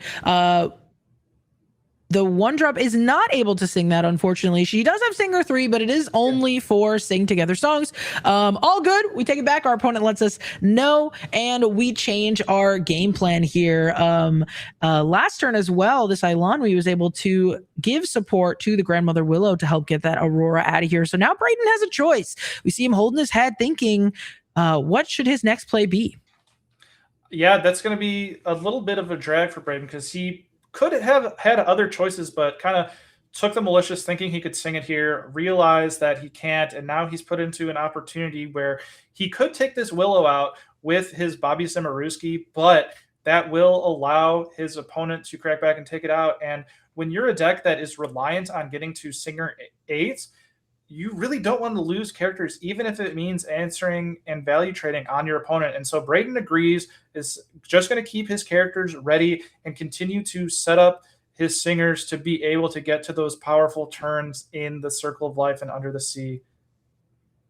Yeah, absolutely. We see him really take a think here. Interesting what that might mean for his hand if he was looking, that Circle of Life, or excuse me, that Malicious, Mean, and Scary would have been able to take care of those 2 characters, leaving only an Isis Vanderchill. So had to pass on over instead. Justin now taking a look, gonna go ahead and play another Grandmother Willow and establish that genie that we talked about. Gonna be able to potentially draw him 3 cards later on if it can stick around. Yeah, and he is in a position where he does have the board right now, so it's not going to be too detrimental to him if he takes that ability to draw a couple cards. It's one of the slowest draw engines in the game, but it also notably has a decent sized body in a 3/5 for 4. So it has quite a few different lines it can go and routes to do if it wants. It can challenge favorably. And Braden says, I am not doing so well in this game. I'm going to write that one up to not thinking through properly with that Malicious and just say, let's clear the air. Let's go to game 3 where I'm on the play and going to be much more comfortable and get that one off. So let's just shake off the nerves, go into it, and have a nice, clean game 3.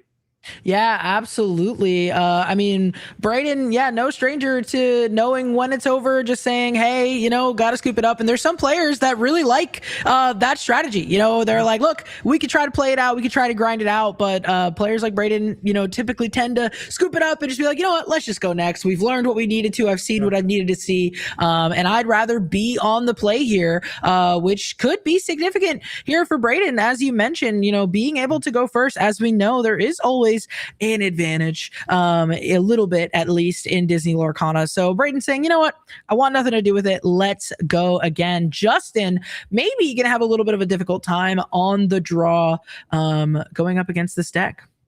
Yeah, and I am an early scooper myself, so I'm glad you brought that up. It's one of those where you kind of can see it, and it'll take a bit of time. Like there's no way for you to come back, and so you got to weigh the amount of time in the round. In this situation, though, the game one was so fast that I might have been willing to not scoop that early, just because of I don't think we're going to go to time. But you never know, and so Braden thought he was 100% out of it, so he took the concede, and I never fault somebody for that.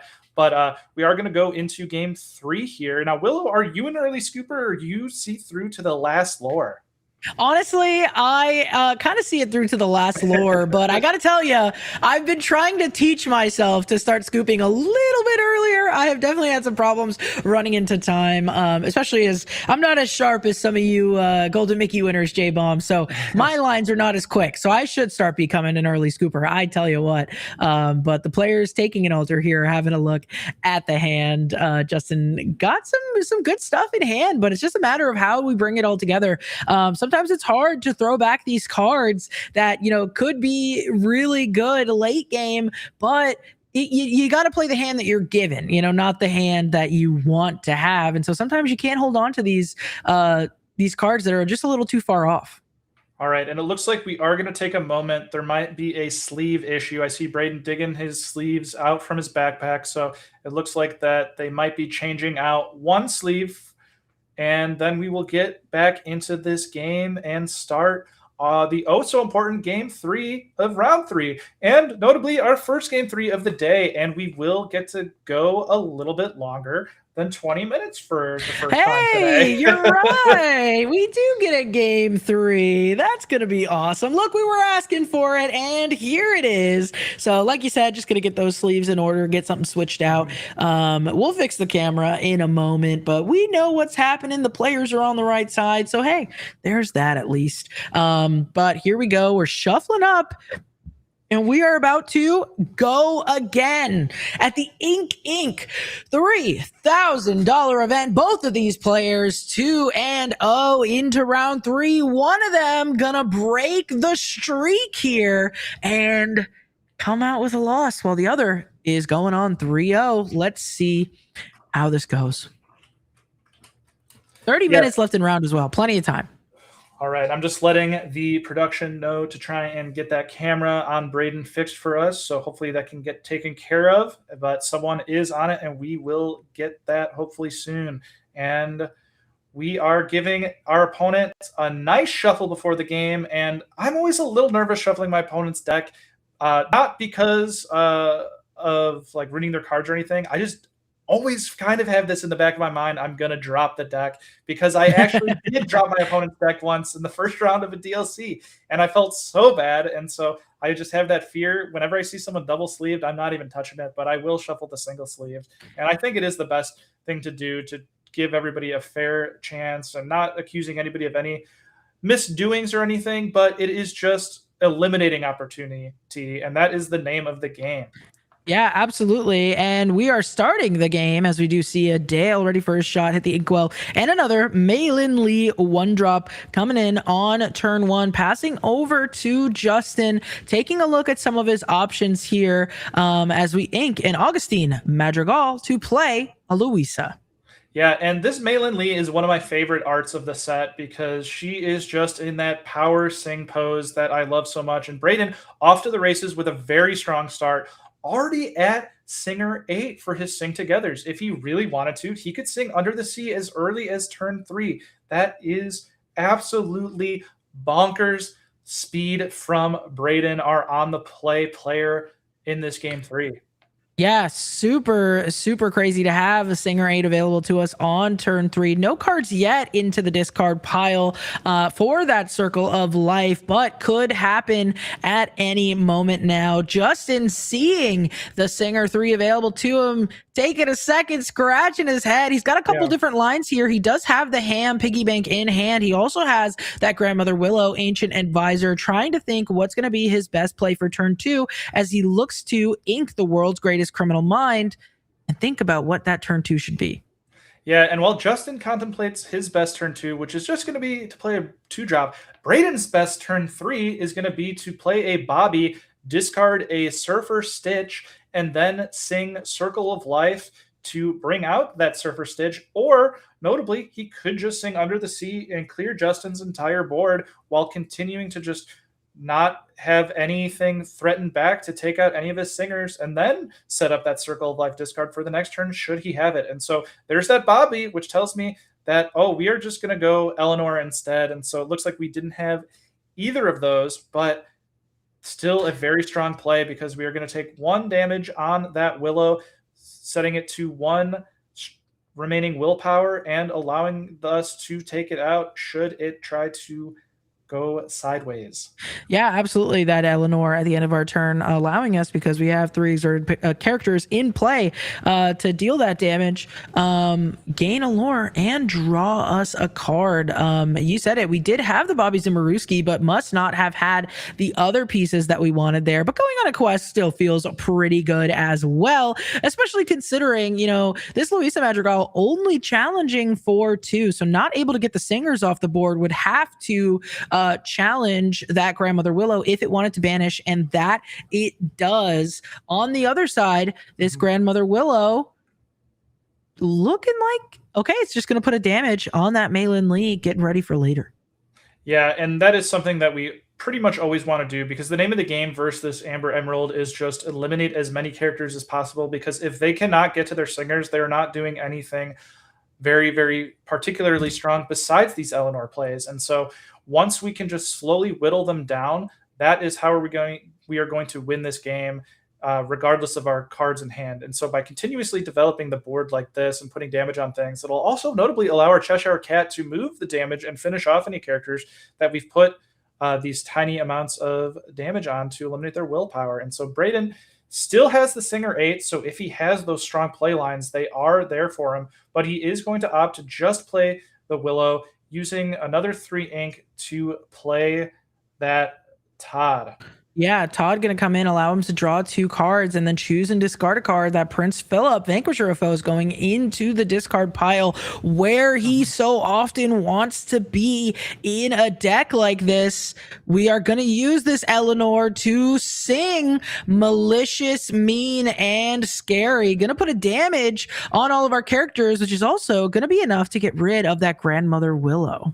Yeah, and a lot of the times we kind of get our blinders on where we think this Malicious, Mean, and Scary is only useful with the Prince Philip combo, but there's a lot of times in this where your opponents are value trading and leaving 1 remaining willpower on your characters, and so when they do those trades, that allows you to counter with these very strong, mean, malicious, and scary plays that usually would not be the type of thing you'd consider in when you're using these combos. Yeah, Brayden here up to 7 lore, by the way. And it's interesting to see. I mean, the great thing about that Malicious, Mean, and Scary, plus the Eleanor afterwards to kind of clean up some of that damage off of that Luisa that was holding a little bit of it, is it kind of makes this Cheshire Cat a little bit more difficult to get use out of in terms of that boost ability. Now, all of these characters only having 1 damage on them, as opposed to 2, which would have been nice to put on something like that Grandmother Willow or even that Todd, makes it a lot harder now. And we can see Justin slowing down here, taking a moment to think about what he should do, as Brayden is looking to be in a pretty commanding position. Yeah, Brayden has all the characters in the world, and Justin just does not have the time to build a board and answer these effectively, because he could take out the Eleanor, which I think he would need to, but unfortunately that takes out his Cheshire Cat as well. And so this is a very tough position for Justin, and unfortunately it's just not looking good. Brayden has a few cards left in hand, either 2 or 3, 4 ink, 5 characters. And I want to just talk about this Todd for a while, because you think, oh, it's a 1-2 for 3. Why is this good? But this card enables all of the Circle of Life and allows you to filter. And a lot of times you've got the singers on board, but you're just missing the song. And this allows you to get to that song and kind of ice out the game should you hit that Circle of Life or that Under the Sea on those all important turns. Yeah, absolutely. One thing I like about this Todd is, as opposed to Gate and Moliere, where you have to, wait a turn for it to dry so you can quest. With this Todd, you get to look at those two cards right away, and it's cheaper. And so maybe not going to stick around as long as that Gaten, but I mean, sometimes, like you said, you have everything you need. You just need to see the cards. As we do see in Augustine Madrigal going into the Inkwell, we are going to use the Cheshire Cat and the Louisa to challenge and banish those Malin Lees. And we are going to establish that Genie supportive friend. A reminder for the folks at home, this Genie, 3 strength, 5 willpower. Whenever this character quests, you may shuffle this card into your deck to draw 3 cards. Yep, and we are going to play another Todd, allowing us to basically strike a good match. Again, drawing 2 cards, discarding the card, as you said. And that is going to additionally let us sing any singer 8 should we draw the song, but it appears we just have not gotten it. And so Braden has the face of either a man who drew too many good cards or did not draw the exact one and has to make a tough decision on what to discard. And so there's one spot that I'd rather be in these situations, and it looks like it's going to be maybe 2 cards, but we are... He swirls the Circle of Life. We are going to discard the Strike a Good Match, sing Circle of Life with our 3 characters to put a Prince Philip into play that is going to hit everything but that Genie. So Justin may have the opportunity to put this card, shuffle this card into his deck to draw 3 cards. But if he's doing that, he is not challenging anything on Braden's board. Yeah, and like one of my favorite daytime soap operas, that is going to be all she wrote for Justin, I believe, because this board is just insurmountable from Braden in combination with the lore total he is at. Justin does not have the ink, does not have the time, and does not have the resources to answer this board from Braden. And so Braden is just going to go through the motions and take this game over the next 2 or 3 turns, and notably move to 3-0 in this tournament.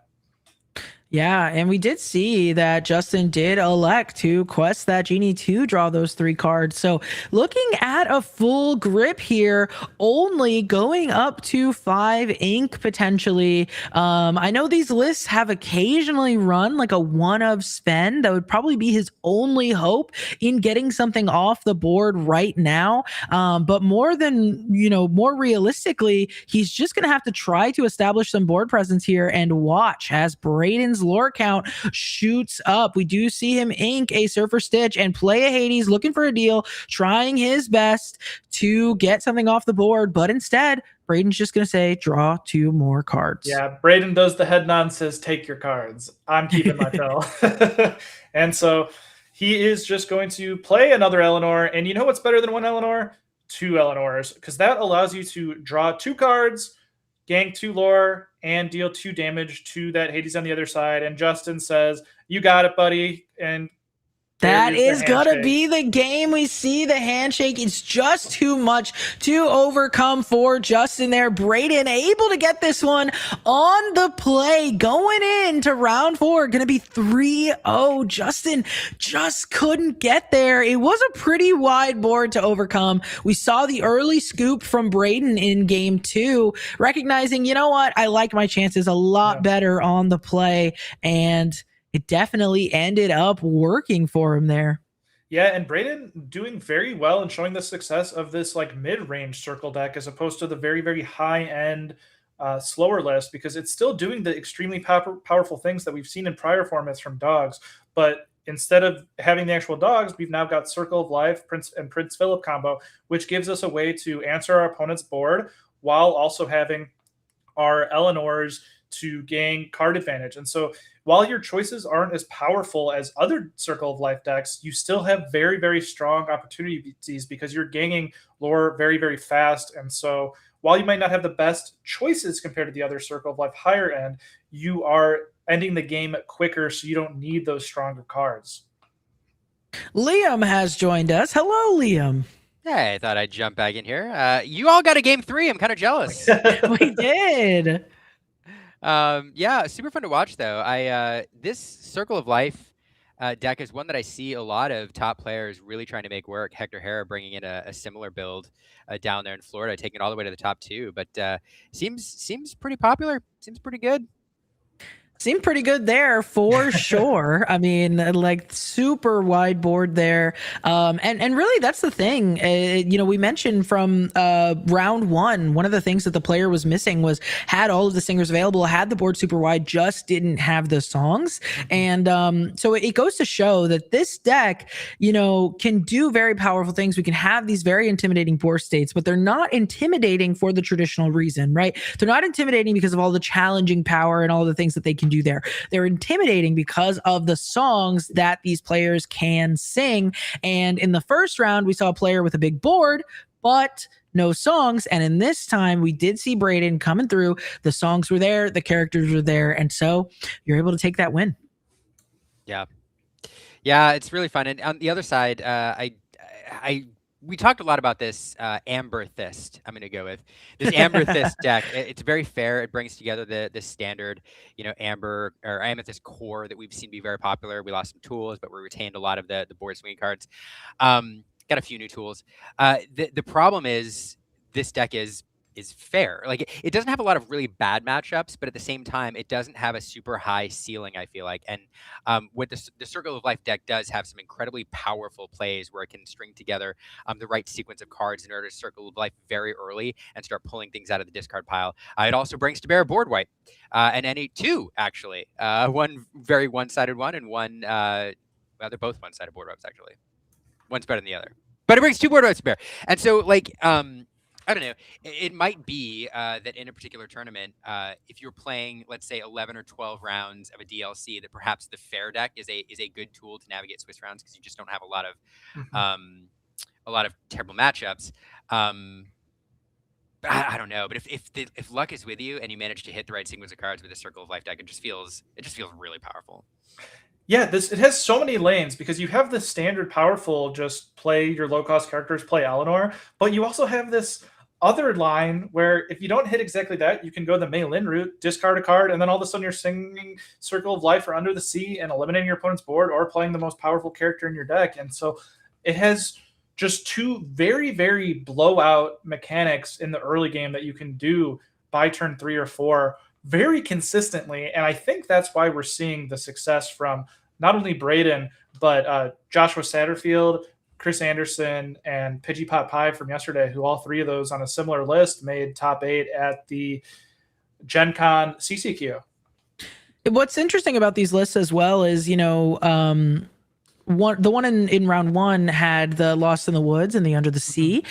This version, was favoring that Malicious, Mean, and Scary Prince Philip combo. And so I do think there is a potential battle of wits here with these two different types of the deck. And it's not clear yet to players which one is going to be the best version. And I'm curious to watch how this deck trends and which one ends up coming out stronger in the end.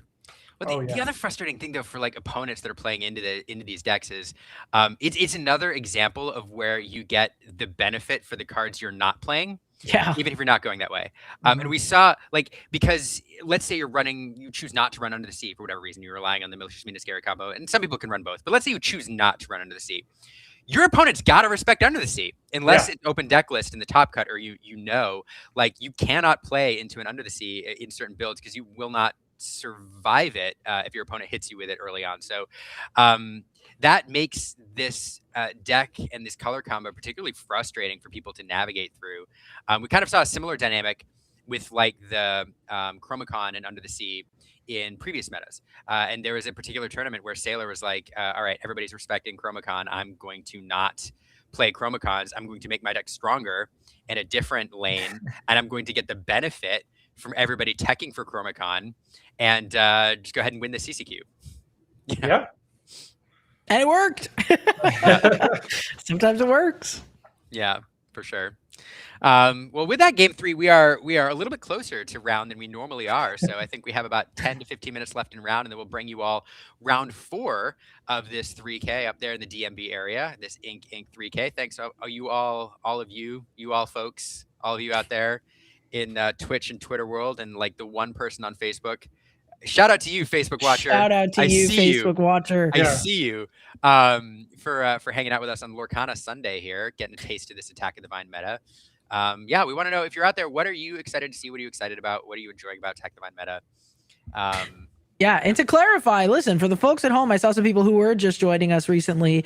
We are watching Ink Ink on a Sunday. Fortunate enough to be here casting with these two. But just because it's Sunday doesn't mean this is a top cut, all right? Common misconception, I know. Typically, we watch Lorcana Swiss rounds on a Saturday, cut to top cut, do it on Sunday. But today, we're doing it all the way through. We're going to have the Swiss rounds and the tournament all in one. This is a $3,000 tournament. I believe Liam said earlier, first place gets $1,200. So it's going to be good to see. Stick around. But yeah, you're not missing anything. This isn't replays. This is all live. We're going into Top Cut later on. Yeah, it's fresh. We're doing it all here today. There's a lot of Disney Lorcana to watch. 7 rounds, and then into the top 8. So it's gonna be great, and a lot of really great players there. We've already seen some of them. One player we haven't seen, Kurt Spice, is running around there doing his thing, bringing his spicy decks. That was a terrible pun. Big Kurt fan over here. Yeah, that was awful. But yeah, some very talented players up there. And yeah, so we appreciate Ink Ink allowing us to broadcast this tournament so that we can all see actually some of this meta, because there hasn't been a lot of televised Lorcana here recently. So shout out to all of you watching. Shout out to you, Antonio, saying first time watching from Baltimore. This is in your neck of the woods. You should head to the tournament next time. Yeah, definitely. Yeah. So yeah, shout out to everyone. So I appreciate you all hanging out with us. Liam, what did you think of that genie supportive friend there? That was a fun little tech card that whenever this character quests, shuffle it into your deck, draw 3 cards. We did see him pull it off, even if it didn't end up, shaking out in the end. Going all the way back to I believe it's a set 1 reprint in Fabled. What card? Really fun card. Yeah. I love the flavor of the card. I love the idea of the card. But it's a lot of fun. And there's some people who really, really like it, and it's fun to see it mixed in occasionally into these decks. The problem with it is it's a fairly low tempo play. Mm-hmm. It does have a decent stat line, and 5 willpower. It does survive some common removal answers, and it can do a little bit of challenging. So it's not nothing, but it is an uninkable card, so it clogs up that slot in your deck. Yeah. And it is a kind of low tempo play. And worst case scenario, like there are a lot of direct removal answers for it in this meta. Cards like Red Alert, which can answer it immediately. Cards like the Gaston paired with any of the support tools that you bring to bear in your deck. So there's just a lot of things that deal with it, and it's already low tempo. If you were to play this card on curve and it's removed immediately, like your odds of winning that game have all of a sudden changed dramatically. So it's a fun card when it works out. It's great, but you sacrifice a lot to include it. And I'm shout out to Justin. Was 2-0 coming into this round on it, so I'm not questioning it. But I am saying that I wouldn't be surprised if this does not become a meta staple. I will say I won a lot of packs off that card because of how strong it was in sealed. Specifically because nice. he could take out something or draw some cards and get you out of those stalemates. But he was a powerhouse in sealed for sure. Powerhouse and sealed, yeah. Hey, listen, alternate formats. Sometimes these cards have their time to shine. We know coconut format is something that is in beta testing right now. So maybe one day we'll get an Ink Ink coconut tournament. How fun would that be? That would be a lot of fun to cast, because I think the most fun I've ever had in Lorcana was when I was lucky enough to do Colors, Laws, Allies on the Other Side with Kurt Spice, actually mentioning him, and Kendall, no, I'm not. And I was laughing for the whole hour and a half it took to do that, because it was just so funny. And anytime someone fell into my trap, I'd just go, "You fool!" So it was a blast. And so if I had that much fun playing that, I can't wait for everybody else to have fun playing a similar format, because when you're playing with 3 other people and there's kind of low stakes on it, it's just a blast. And so that's kind of the downside to competitive Lorcana, if there is a downside, is I don't really enjoy just playing for fun. I like to play and compete, and so having this format to just be able to play with my wife and my daughter when she's old enough, and have some friends over and just have a Friday night playing coconut format, that sounds like an absolute blast, because you can just do some really, really funny stuff. someone was mean to you that day, we target them in coconut. That's right. That's right. Just keep them with their plan. I'm glad we are taking a coconut detour that I didn't have to initiate. So thank you, Willow and The J-Bob. segues are great today. The segues are great today. We are going to get to the next round here shortly. This is a core constructed tournament, but coconut is really fun. I to plug something that we're doing just because I don't know, I can. Our Discord server like really got into this idea of coconut like right away, and so we're running a coconut deck list contest in our Discord. So there's a contest channel. You post a deck list there. The winner, I decided, because I don't have enough to do, is going to get a fully sleeved version of their deck that I'm going to assemble for my cards. Wow! So I'm going to put some fun sleeves on it. That's awesome. And I'll send you your coconut deck that you designed if you win the contest, and there'll be runners up who get Illuminateers pins. So if anybody's like jiving on coconut, or you're excited to deck list and brew, build a deck. Come throw it in the list. You heard it here first, folks. Put every single enchanted that you can into a coconut list. Ask your friends to upvote it and make sure it wins the Illuminateers. I had not occurred to me that you can put a version of that. I'm not guaranteeing max rarity here. Yeah. I'm not guaranteeing max rarity. But no, it is fun. Sisu has already designed a Microbots deck. There's a villains only deck that's come out. So there's a lot of folks who've been cooking. I actually have a list from Fungus as well. And a list from R&B. Of course, R&B went like items, and Fungus went blue-green. So everybody leaning into their flavor. So yeah, absolutely. It's been fun. I am gonna have to sign up for that, because probably the worst thing about the coconut format is actually taking the time to build the actual deck. Because where do you find all these cards you haven't played with? That's fair. I actually recently organized my entire collection of like the non-collector stuff, and it took 26 hours to organize them all by number. And so now I'm going to be less anxious about building this and can actually build these decks pretty quickly, because before, for Indianapolis, it took me 9 hours to build my Amber Steel deck, and I couldn't even find where my Cinderellas were. So and had to buy them, even though I knew I had them. Yeah, that's funny. Yeah, it was a terrible idea. I really do not. I'm not excited to. You know what? Actually, I'm probably going to do. It just occurred to me, like this contest. When I build this deck, this winning deck that I'm excited about. I'm just going to build 2 copies. So I'm just going to go through my bulk, and then I've got one. And so my time is well spent. So anyway. New rule at DLCs: everyone needs to bring a coconut deck so we can challenge each other to just sit down and play in the off rounds if we have some time. And I think that'd be like a great thing to get going at these formats, because it's just a lot of fun playing multiplayer. Yeah, absolutely. And to see a supported format like this is just it's super cool. So kudos to the game design team for coming up with this, and I'm really excited to see what the community does with it. Also, shout out to the name Coconut. Keep it Coconut. I like the whimsy. I've seen people like, we need a cooler name. No. No. It's coconuts, guys. The thing about coconut format is it does make me think of Coconut Basket, the card from set 1 that has been reprinted and fabled. So I'm just like, oh, maybe the designers just really liked Coconut Basket as a card. But I mean, it'll be interesting to see. I had to give it a shout, but like you said, this is core constructed. We're here, Lorcana, on a Sunday at Ink $3,000 tournament. There's only 5 minutes left in round, so very very soon we will be back to the action. And we're sharing all the things. And like you said, Liam, these next couple of rounds are really where the true kind of titans in the room are going to start to take shape and form. Maybe not with the players, because it's not always the players that you expect to do well that do. There might be some players that have brought things that we weren't expecting, and I'm excited to see what's out there. Yeah, I agree with you completely. If you're just tuning in, we've seen some deck lists that we expected. We also saw some fun deck lists. This, round 2, if you all didn't see it, go back and watch this Mouse House. I'm going to call it deck, House of Mouse deck. This Sapphire Emerald list that brought the duo shift to bear. It was really, really fun. And it's a deck that, you may not play, but you should be aware of it, because if you're going to play in set champs or, locals or something like that, it's a deck that shows up. And if you're not aware of what it's going to do to you in the first 3 or 4 turns, you're going to get run over. So, to your point, I'm really excited to see if there's any other spice out there.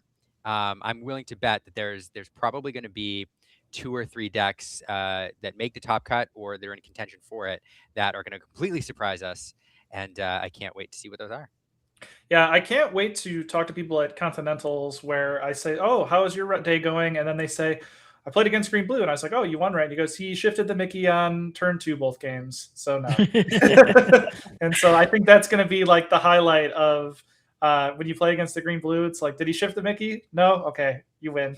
If he does, it's very hard to beat that deck if they shift the Mickey. And so if that deck ever becomes truly popular, we're going to have to be playing Fire the Cannons once more. And you know what happens when we play Fire the Cannons? Control gets good again. That's fair. I will say that I will say it again though, like it doesn't have a lot of good answers except that Chernobog on that Mickey Mm-hmm. would be brutal. Oh, Absolutely yeah. brutal. Because it sends it into your deck, you get nothing from it, you've lost 3 cards, and game over. So watch out. Those Chernobogs mean. Yeah, somebody else saying I'm building Emerald Steel Duo deck. Excited to see that. Yeah, it's just there's just a ton of different fun things you can do. Yeah, it's a very fun time. And you know what I do want to see? I want to see.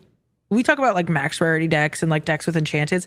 I want to see decks using these iconic cards. Who's gonna be the first to do it? Who's gonna play with the Lilo and Stitch? 4 fun-loving friends, 4 of that iconic there. I know there's a player out there that would do it. I've got it ready. It's ready Oh, to there go. you go. I You saved play one with your just for it. iconics? I would probably not. Maybe once for fun. Well, you have that in a Dragon Shield sleeve, right? It's ready to go. It was a penny sleeve. It Oh, came it's back. penny sleeve, okay. It came back not a good grade, so maybe I play with this one. Oh, there you go. There you go. What do you 8? I said if it doesn't 10, just don't tell me what it is and send it back. Okay. Oh, well, there you go. Okay. So, Fair. I just not don't 10. want to know. Well, you know, Not 10. speaking of PSA 10s, I have to say, she was here earlier. Shout out to the Lore Keepers Inn, having the one and only so far PSA 10 Lilo and Stitch iconic. Did you see that? Yeah. World's first. Top one. Very fun. Yeah. World's first. Yeah, you sell it immediately. 'Cause they're hitting the market now. Yeah, that's really cool. Kudos to her. What a pull.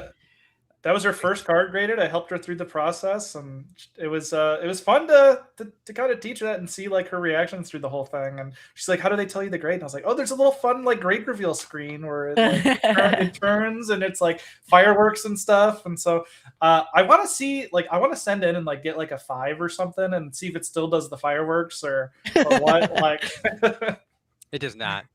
it does not. Oh my gosh, I'm sorry, Liam, but that was perfect. I've graded some vintage Pokemon cards. So Sabrina's Gengar graded a 5. So Oh, wow. I've had experience there. There's a train going by. Sorry. Yeah, it's okay. Anyway, yeah. So no train noises, no fireworks for PSA 5. But there you go. Yeah, I don't know. I will pull an iconic one day. Maybe. Oh, Do you think you'd cry if you pulled an iconic? I might cry. Probably. The funny thing about Katie's pull too is I believe if I remember correctly, I was following along in some chats and she'd said 2 cases, no enchanteds, and I was like, that doesn't seem possible. Yeah. And then she cracked an iconic, and I was like, well, yeah. See, now it's all fair. Now it's all fair. Yeah. It's all fair. Yeah. So I almost cried. Like this set I pulled, it's no secret that I'm a huge Turning Red fan and I've been excited about this set and I've been raving. I got to reveal Turning Red card. I've also been trying to do some PR for the Malin Lee Enchanted, which for some reason people aren't as high on as the other ones. And I've been saying, this is a great card. It fits the vibe of the movie. It's really exciting. I've been raving about it. And that was the first Enchanted that I pulled. And I was like, the universe, we're in a simulation. Like, Yeah. clearly. Somebody scripted this. So before this set, there was only one card that I was like, I truly have to have that for no reason other than I love the art. And that was the Pooh Wizard Enchanted. This set, I upped it to 3 because there was 2 cards that I love the art so much that I had to get, which was the Beast and Belle Iconic, and then the Sully and Boo Enchanted, and that Sully and Boo Enchanted with the little door, because Monsters Inc. growing up was like one of my favorite movies, and so I just thought that the door as like the frame of the card was just like the coolest thing they could have done, and so big on that art and love that card. Yeah, yeah, it's really cool. There's a lot in this set that I really want, but yeah, that card and the frame and Boo's face, definitely one of my top ones. I do think though that my chase is the Winnie the Pooh and Piglet. Yeah, that's a good one. Gotta have it. Gotta have it. People are calling it, for you Pokemon players, people are calling it Bubble Poo. That's funny. Just very funny if you get the reference. So, that's a good one. That is good. I get it. It's better than what I've heard it called, which was the Poozard. Yeah, I didn't like that as much. No. Bubble Poo's good. We like Bubble Poo. I like Bubble Poo. It does look like, by the way, time and round has been called. So we're very close to the action here. I'm sure we will have the pairings and such very soon. We've been looking through who's in the room, who we can put on screen. We just saw Braden on screen able to take that win. And hopefully some other notable players will be making their way up. And also some fun decks are hopefully still to come. But you're not missing any of the action. As soon as there is something to jump into, we will be jumping in. But you know, these Lorcana players, they always got to go to time. Yeah. Yeah, they do. There's always one. You could have a tournament of like 12 people, and one of those games is going to time or to turns. You know, you go to an event, you're like, man, this is gonna be the best set champs ever. I'm gonna be in, I'm gonna be out, 3 rounds, cut to the top 4 or whatever, and somebody's going, you know, to turns. So, happens every time. Although probably less in this format. There's not very many like really hardcore control decks. Boosties is probably the best example once it starts getting Raging Storm going, but yeah. So it does feel like not as oppressive this time around. Probably. Maybe. Yeah, I mean, if the first 2 rounds were anything to go off of, we saw some 2-0s happen. Yeah, probably Ruby and Amber boost mirror. Those could really go back and forth for sure. So Raging Storm. Yeah, it's the worst. A location copper. Yeah, not like the old items mirrors. Those were something else. Yeah, so you see everybody here. We're in RPH. We're gonna try to find you a great match to watch here as we get ready for round. Let's check on the table. We'll show you all what it looks like. We're still there, getting ready. You see the folks in the background moving around as we get ready for the next round. So it'll be fun. It's gonna be good. Don't go nowhere. Thanks for joining us. Yeah, thanks for being here, Lorcana, on a Sunday at the Inc. DMV region, showing up and showing out, but also some other friends as well. Thank you for making this possible. Thank you for broadcasting some Lorcana. We've been saying all day, we've all been dying to see it, and post rotation we just haven't seen a lot of broadcasts yet. So I know once things keep going, or kick off rather, it's going to be kind of just one after another and after another, but we have to get there first. And so it's good to start out, good to get things warmed up. Myself, Liam, and J-Bomb are excited to be bringing the action to you, and I'm excited. I was looking over at some of the players, and we have some good ones in the room. So it's going to be interesting to see who comes out on top. We already saw Scott, who we know and love. We saw Braden as well. I noticed Rob Serpe on the list there, a player who's done very well at Disney Lorcana challenges all the way back to season 1. Yeah, and I think he notably has the record for topping a DLC with the highest uninkable count back at Milwaukee with 26, I believe, in his deck. Woo. And on an aggro deck. And we were kind of working a little bit, not like fully together, but kind of both playing Amber Steel. And I was like, I'm at like 20 uninkables. I think that's high. And he's like, it's not high. And then I didn't know like his exact list, and I saw that, and I was like, "Oh, he wasn't kidding." Yeah, but he's a great player. He's always playing something like not off the rails, but just something that's very good at countering what is on the rails, I'd say. Yeah. Yeah. It's and one of the friendliest, nicest like Mhm. players. And so always a joy to see him at Disney Lorcana events. Just one of the people that you see and you're like, Yeah. ah, it's you just my day just got brighter because I got to run into you at this Disney Lorcana event. So Great yeah, cosplayer as well. Oh yeah, yeah. And speaking of great cosplayer, at Seattle, I was asking Dave Silberg. I was like, "Hey, where are you at?" He's like, "Oh, we're running a little late. Rob's getting him in his costume. The cosplay's taking a little longer than expected."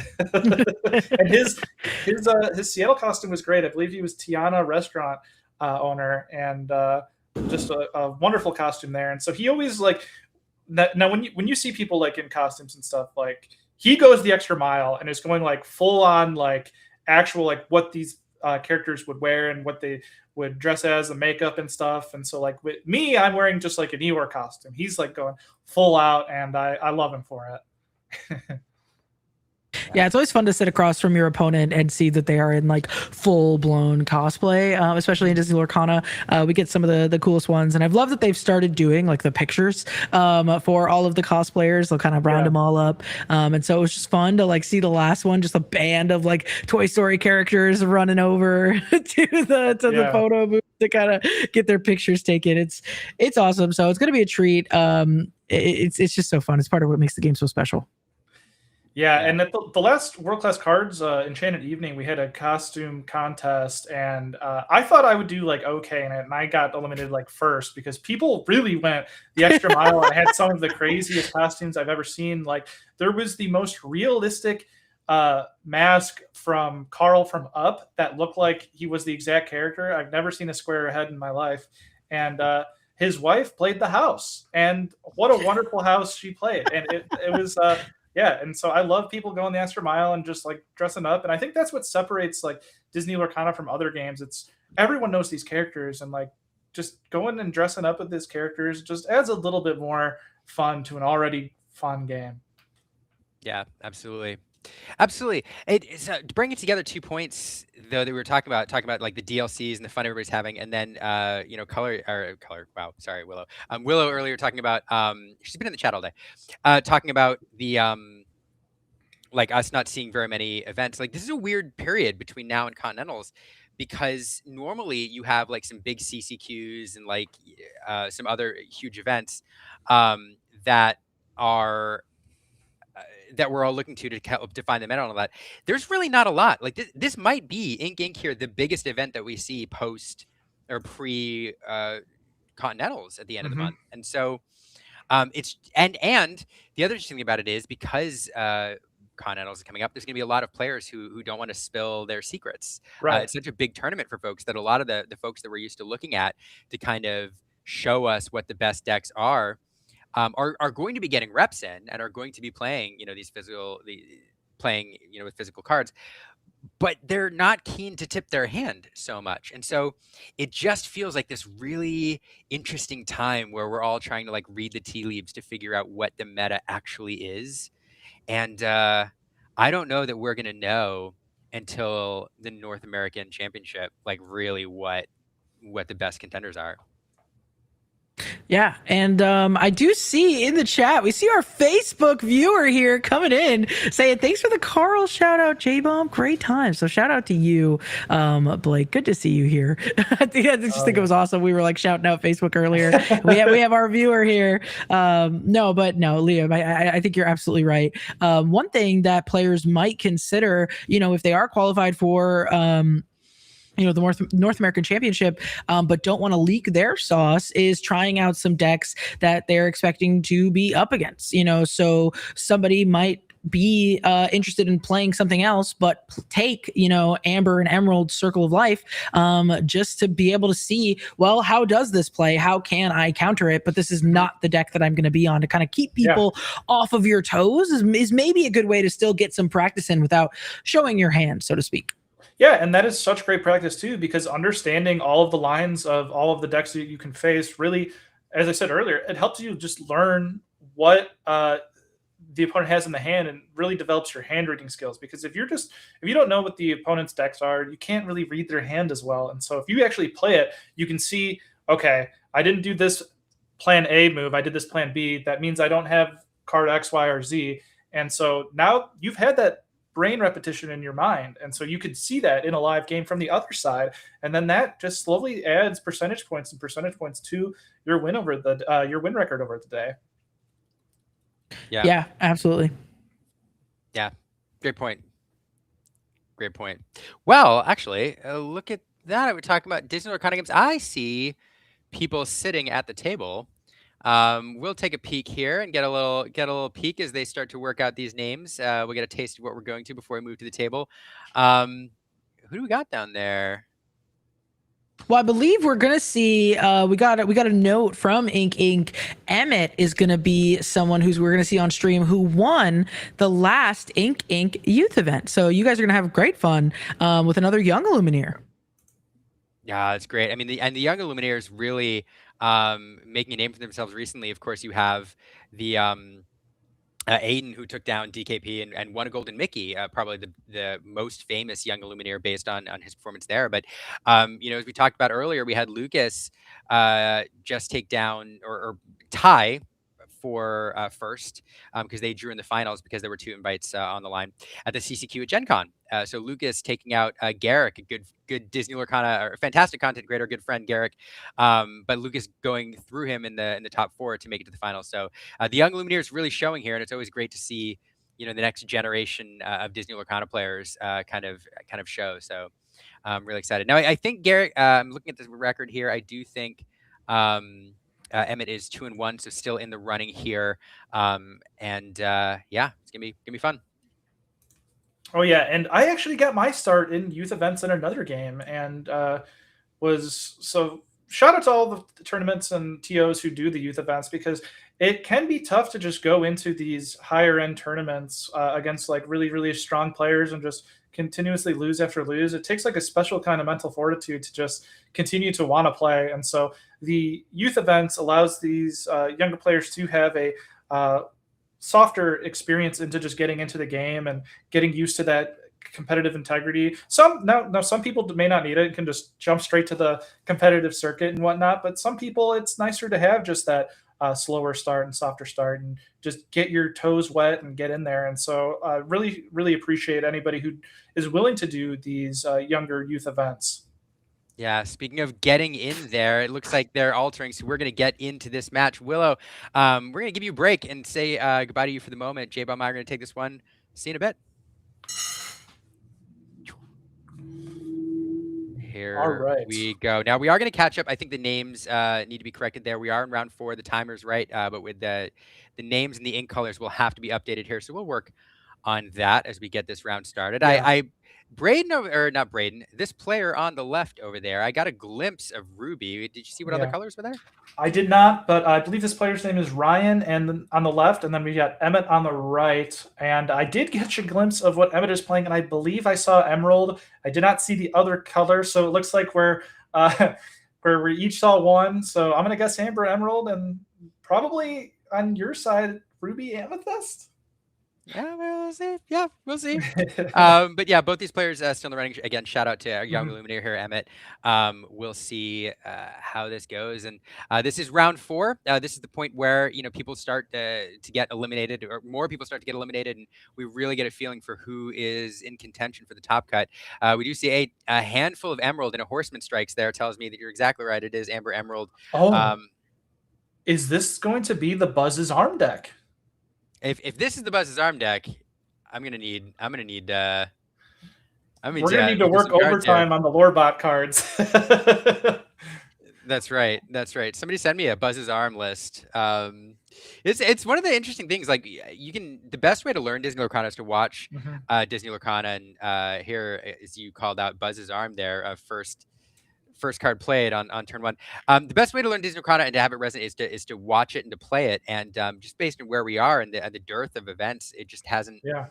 We haven't been able to see very much. So, I gotta put this on the side. And in a grand scheme of irony, Ryan looks to be playing the Ruby Amethyst, piloted by the youngster who won his invite to the Continentals qualifier yesterday, or at least a very similar version with the Randall Boggs in the deck. And so that is going to be better into this Buzz's Arm than the El Rathian Ruby Amethyst that also won his invite yesterday. And so Justin going to Emmett, excuse me, just going to take this turn to clear the board. And you'll notice a trend if you're unfamiliar with this Buzz's Arm deck.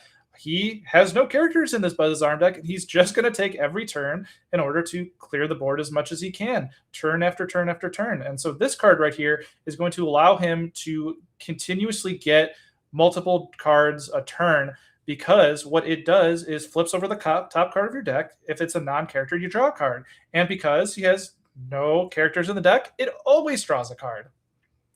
Yeah, this is making me work overtime. This is not a Yeah. deck I've seen in action, so I'm having to like analyze these lines really quickly. But that's really fascinating. So basically, the card that says pay 1 ink, draw a card every single turn. Yeah. Absolutely wild. Yeah, and so this is the point of the game where Ryan just wants to play as many characters out as he can and absorb all of the lore he can into his total before Emmett can get to that oh so important Raging Storm turn, at which point he can threaten to clear the board every turn. Emmett is basically playing solitaire while Ryan is panic trying to get to 20 lore, and it's one of the more interesting decks that has ever come out of Lorcana in the history of the game, in my opinion. Yeah, I'm struggling to think of another like 0 character deck that actually was viable.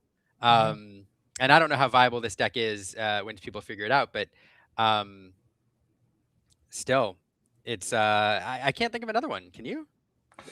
No. I mean, items is probably the closest, but items still did some like normal things throughout the beginning of the game. This has one plan and one plan only, and that is eliminate the opposing characters, perhaps play a location or two, but mostly we're going to get to 20 lore off of the back of that enigmatic spellcaster.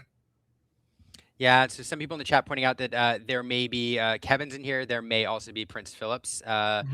Is this the Kevin deck that I keep hearing people refer to? It is the Kevin deck that you are hearing people refer to, and some versions do play the 1 or 2 of Kevin's, and but mostly a non-character deck. And so there are opportunities, but we are seeing that there might be a Prince Philip as well.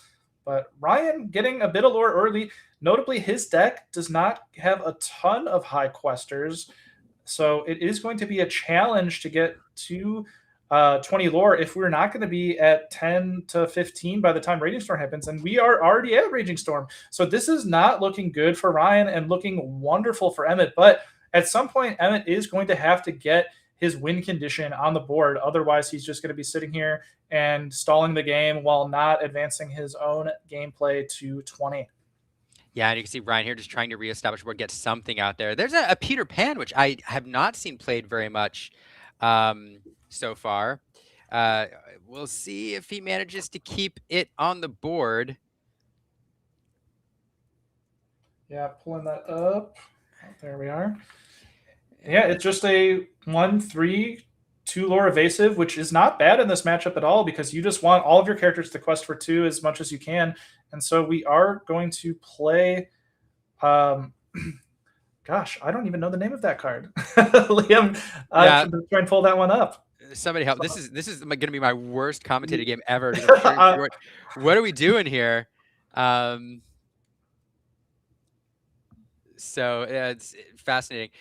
So yeah, the Randall Boggs. So you talked about this deck doesn't have a lot of high lore questers. Really, the aggro line in this deck is that Randall Boggs in the early game trying to get that extra lore and run away with things. Oh, it's Trust in Me, says Kaiser Crab. Cody, shout out to you. Thank you, Cody. I was looking at it. I'm like, that looks like Ka. Looks like a snake there. So there we go.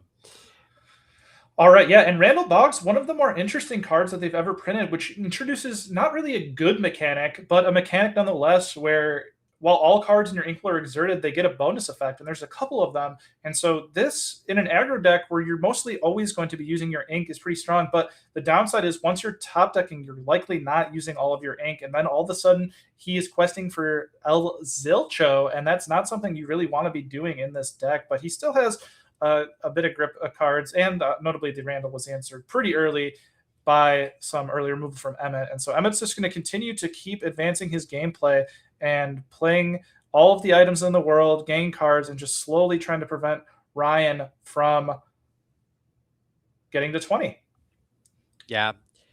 I'm going to have to ask Emmett to slow down here. As three adventure maps in play. Buzz's Arm, just going wide with items here. The family scattered there, doing a bit of removal, and yeah, a lot of high end cards in this deck. Trust in Me, Family Scattered, pretty expensive, but this deck just buying time.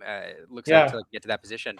Is that lore total right? Is Ryan still at 6? Yeah, because notably the map, what it does is on exert, it removes a lore from the opposing character until the start of the next turn. And with 3, Ryan's going to be forced to have over 3 lore on his board to gain 1 lore at all. So it's going to be a very long time before Emmett wins this game. But this is all but over, I think, Liam, because Ryan, unless he gets 4+ lore on, he's never going to be able to threaten more lore on the board because of these maps. And so he's just going to probably chill for a little bit, get some cards back, and let Emmett do his thing while he figures out what went wrong. And there is another map. So now he's going to have 5 lore worth of characters to be able to get to 1 lore. Yeah. Samuel Thornton says in the chat, if he's playing too fast, blame me for telling me he has to earlier this week. I do blame you. I do blame you. I'm trying to diagnose this as it's going on, but it's, I mean, really fun to watch it in action. And I don't know. You know, it is not being played very much right now. J-Bomb is item removal. There's not much of it in the meta at all, and so. But what do you do here? Like, even if you manage to find, if you let's say hypothetically you have a couple cards to banish items, like what do you get rid of here? I guess the draw card is we have an hidden Incaster or an enigmatic Incaster. I think you just get rid of all the enigmatic Incasters, say that 5 times fast, as you can, just because if they don't have that, they can never get to 20, and then they'll just deck out eventually. But now that we have the Incaster, in 20 turns, we will win this game. I mean, is that the win con for this deck generally? Is the Incaster doesn't do locations, doesn't do the other shenanigans? Some do play locations, but locations usually can get answered pretty easily. So the reliable win condition is these Incasters. And so if you don't draw these Incasters early enough, you can deck out, but he just needs a second one, and then his turn clock goes from 20 turns to win to 10 turns, and then the third one, 5 turns. So it gets closer and closer. Yeah, and even chat pointing out, I do not think it's gonna be very, very difficult for Ryan to overcome here. And yeah, I mean, the answer to this deck is just to run under it, I'm sure. But Emmett showed the danger of that with this particular build. Randall Boggs, not super resilient in the face of some of the removal that Emmett brings to bear, and this is just a really tough matchup for Ryan. Oof. Yeah, and while it's a tough matchup, it could be worse if he was playing the other Ruby Amethyst Elrathan. He does have some early good questers. Now, notably, that Randall Boggs does have 1 willpower, so it does get answered by a lot of Emmett's removal, which we saw early and absolutely decimated his board state. Because imagine the lore total if he didn't have those mosquito bites that kind of just took out that Randall Boggs. But Emmett's just basically playing solitaire, free, doing whatever he wants to do for the remainder of this game, and Ryan's just going to sit there and wonder where it all went wrong. Yeah. Right from jump, the mosquitoes annoying little things biting his characters. And I think, we talked about scooping versus not scooping. I heard you all talking about that last round. And at this point, if you're Ryan and you're not familiar with this build, and you haven't seen it in action, you just keep going through the motions, I think, to try to learn more about what's in here, as you try to develop your game plan next. Because, the benefit here is, Emmett probably has seen this build, knows what's in it, understands this Ruby Amethyst build, especially that Amethyst core, all cards that he's seen before. So knows exactly how to play against Ryan's deck. Ryan, if he hasn't played against this, probably doesn't have much of an idea how to counter this at all. So the more that you can see, the more that you understand what's in here, the better or not you can figure out your next game plan. And I do see a location there coming into hand, Pizza Planet, I believe. Yeah, and this is also a matchup that on certain matchups where they're like quite bad, you might be thinking the best you can do is a draw, so you don't want to scoop until you've actually lost the game. And like you still play at a reasonable place and you're not stalling or anything, but if you're trying for the best you can do is to hope for a draw because my opponent takes too long on his own turns to get there, that keeps you in the tournament, notably. Yeah, absolutely. Trying to figure out where we did another. This is wild to watch, Liam. Like there are just so many. There's so many items. Like there's no ramp or like I don't know. This is such a fun matchup to watch because it's just like unlike anything that we've seen where the game like I'd love to see a game counter on Emmett versus Ryan because Ryan's playing basically 1 to 2 cards a turn and Emmett is doing like 5 to 10 game actions between using the maps, drawing cards, etc., etc. It is quite hilarious. Yeah, and so interesting here. The problem is, as chat's pointing out, if your answer really is using like a Pizza Planet here and the Inkcaster, if that's generally your win con, you're gaining a max of, at this point, 2 lore per turn, 2 lore per turn if you can't find the other Inkcaster. So uh you can stall your opponent out pretty easily. But winning is going to be a challenge. And so a lot of long games, it's no wonder that Emmett is playing fast because to complete a 3-game set, um, it's going to take a good chunk of time. Yeah, and Emmett is starting to get a little scared that he's not found a second Inkcaster yet because his deck is getting thin, Liam. And he's still 16 turns or 15 turns because this will get him to 5 here. 15 turns away from winning the game on just this single Inkcaster. So he saw those 4 maps early. It'd be a shame if these Inkcasters are the bottom cards. And so he is going to opt to use another Raging Storm, sending Ryan back to 2 cards in hand in a dream. And I'm starting to wonder, does Ryan have a chance by just not doing anything the rest of the game and letting Emmett deck out? Maybe, maybe it is a 8-turn clock at this point, 7-turn clock even, but it's tough. Buzz's arm here coming down. There's There we another are. Inkcaster, so we've sped this up by a little bit. Yeah, people pointing out the Aladdin counter for this deck. This turns your reckless characters into characters that don't need to quest. They can just exert to gain a lore. However, Ruby, I know Boosties runs it. I don't know if Ruby Amethyst runs it. And even if you have that, your opponent has so much control, at their disposal with all these Raging Stormers and everything else that it's going to be hard to get any characters to stick at this point. So that's just rough. Isis Vanderchill coming down again. We'll exert nothing because there's nothing to exert, but it's going to be a body on the board at the very least. It is back over to Emmett to see how he navigates this turn with all these shenanigans out there. Yeah, his deck's getting pretty thin. I almost want to count and make sure that I don't draw myself out of existence and this game with my cards here, just to make sure that my Inkcaster can get me to the finish line before I'm out of cards. And notably, if you do deck out, you still can win on that last turn. So because of the new rule changes. So if he does have no cards left in his deck, he still has that turn to play 2 cards and play the Inkcaster and win the game. So 1 card more than previous because of that new ruling change. And so we are going to slowly get there. We've got a location, we've got Inkcaster. So the clock is at 3 to 4 turns now. Yeah, just taking a look here as I pull up another card that I'm pseudo familiar with because I've only seen it played like once ever in Limited, Battering Ram. Yep, okay. Seems good. Another bit of removal here. And the longer this game goes, the more removal he has set up. Right now, he prevents 4 lore from the maps, and he can deal 3 damage to anything with those potions. And so it's quite silly once this deck gets going, just how much removal you have access to. I don't think in the history there's been a deck that has more removal and like synergistic removals. And so Ryan knows his only chance probably at this point is the deck out. But if I'm him, he is going to clean it up and say, you've got it. But I guess it is only a 2-turn clock, and there is about 5 cards or 6 cards left in Emmett's deck. So he is going to get there. And unfortunately for Ryan, you saw the power of what Emmett's deck does, and it mostly does nothing but answer what you do. Yeah. I shout out Understudy here is in the chat says this deck that they're unfamiliar with and they're a red purple player. I will admit, so the best way for me to learn about Disney Lorcana is watching Disney Lorcana and tournament results. And I've heard people talk about the Kevin deck. I've heard people reference it. I've seen some tournament reports. I've watched some results, and I haven't seen it at the top of list. So to be quite honest, J-Bomb, this is the first time I've watched this deck in action.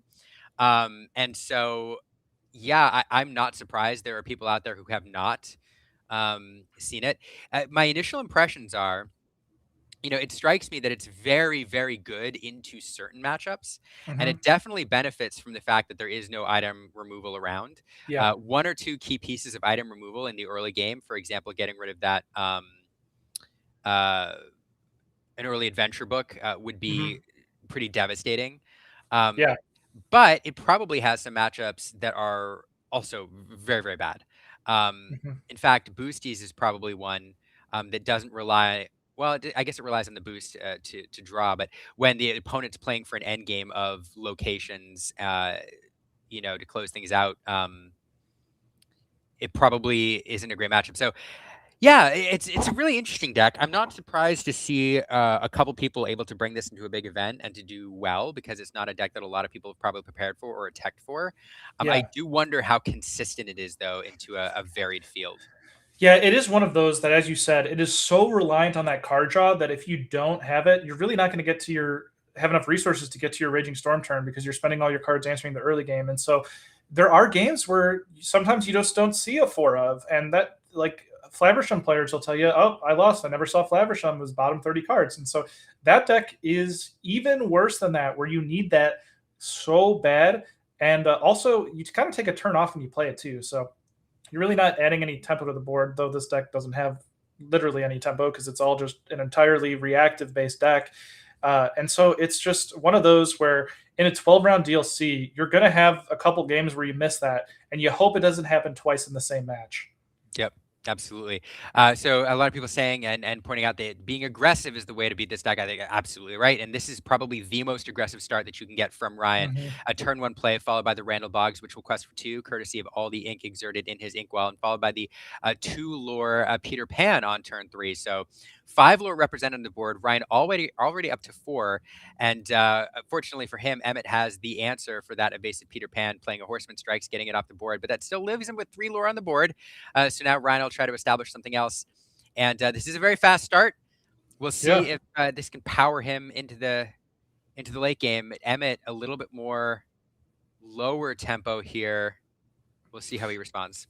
Yeah, and I do have to commend Emmett's play of pace on this deck because if you have to think about your moves in this deck, this is not the deck for you. You have to play at a very, very high pace because the amount of turns you need to win the game and the amount of cards you're playing is unlike anything we've seen since basically Ruby Amethyst set one was the other deck that took just forever to win, and that deck didn't have much game actions. This is like that deck in a sense where you're drawing through pretty much your whole deck every game, but you're actually having to play at a fast pace because you have to win the match at some point. In Ruby Amethyst, your opponent would just concede to you in game two because you weren't going to finish game two, and this one you're still going to have to get through the whole match.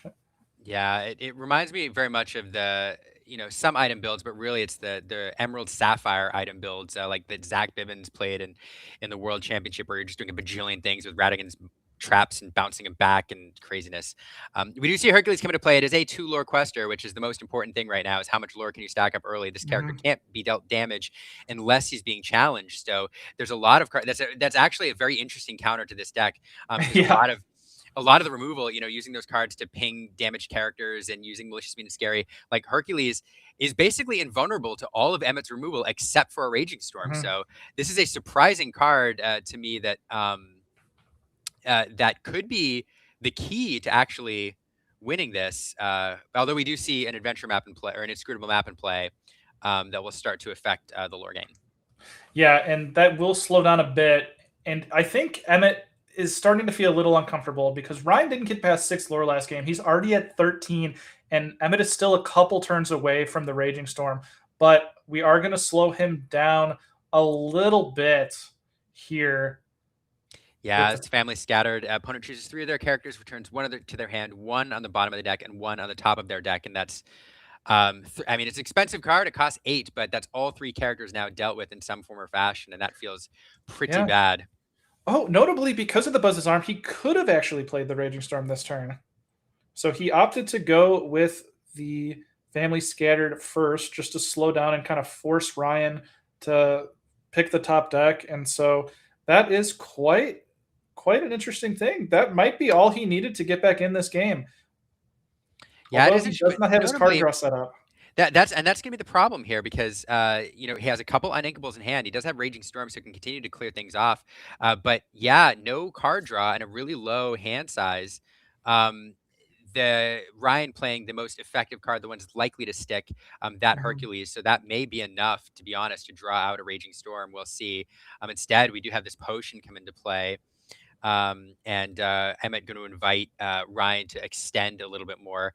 We did reduce the lure on that Hercules by 1, so it's only questing for 1. It's not as dangerous as it normally is, but yeah, fascinating sequence here. And but yeah, Emmett, without that card draw, we can see where this deck can kind of stall out. Does a lot of control, but now Emmett is really stressed for resources, and is going to have Yeah. to find some card draws pretty soon. And this is the problem with control decks sometimes, where you've controlled enough, but you also didn't get your card draw, and so you're out of gas, and your opponent somehow has more cards than you. But Emmett's gonna love to see Ryan starting to just fill up his board as much as he can. And he is going to take the 1 lore, going up to 14 lore, and Emmett is going to have a very nice Raging Storm, because if Ryan had just played like 2 characters, it would not have felt as good. As you noticed, Emmett didn't play the Raging Storm on the 1 Hercules. He said, I'll give you the 1 lore. I want you to play more characters and make sure that I get a very strong Raging Storm value. And so we do get what I believe to be a mosquito bite in hand. And so not what he's looking for. I think Emmett is just going to need to draw that card draw in the next turn or 2 to stay in this game. And if he does get it in the next turn or 2, he might be able to stabilize and prevent Ryan from getting to 20.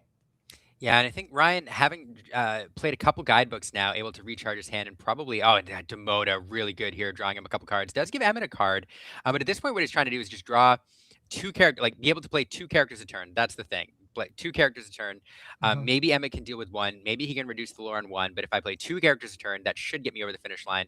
He does do enough to draw out that Raging Storm. Emmett only to take those characters down to 2 lore, which would be enough to get him to 16. So instead, Ryan's going to have to rebuild again. But now both Raging Storms out of hand.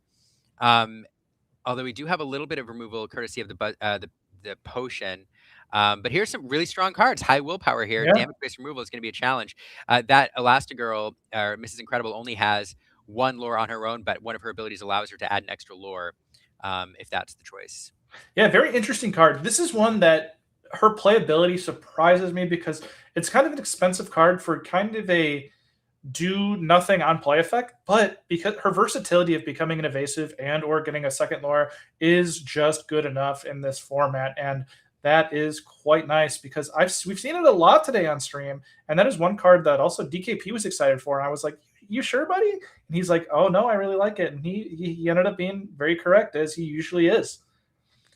Yeah, now some great removal there, courtesy of Isis Vanderchill. We will get the. So this is interesting. So that this is interesting. If you have the Dumbo in hand, if you do that right, you can give Elastigirl evasive at the start of your turn, Mhm. correct? And then leverage the Dumbo's ability right away to draw a card and get the lore rather than questing for 1, because I do believe her lore Yep. has been reduced by that adventure book. So that's definitely the optimal play, But if you had that Dumbo in hand. it appears that he may have missed the trigger, and a judge stepped in and said that you cannot Dumbo it for the Elastigirl, because otherwise I would expect that Elastigirl to be exerted.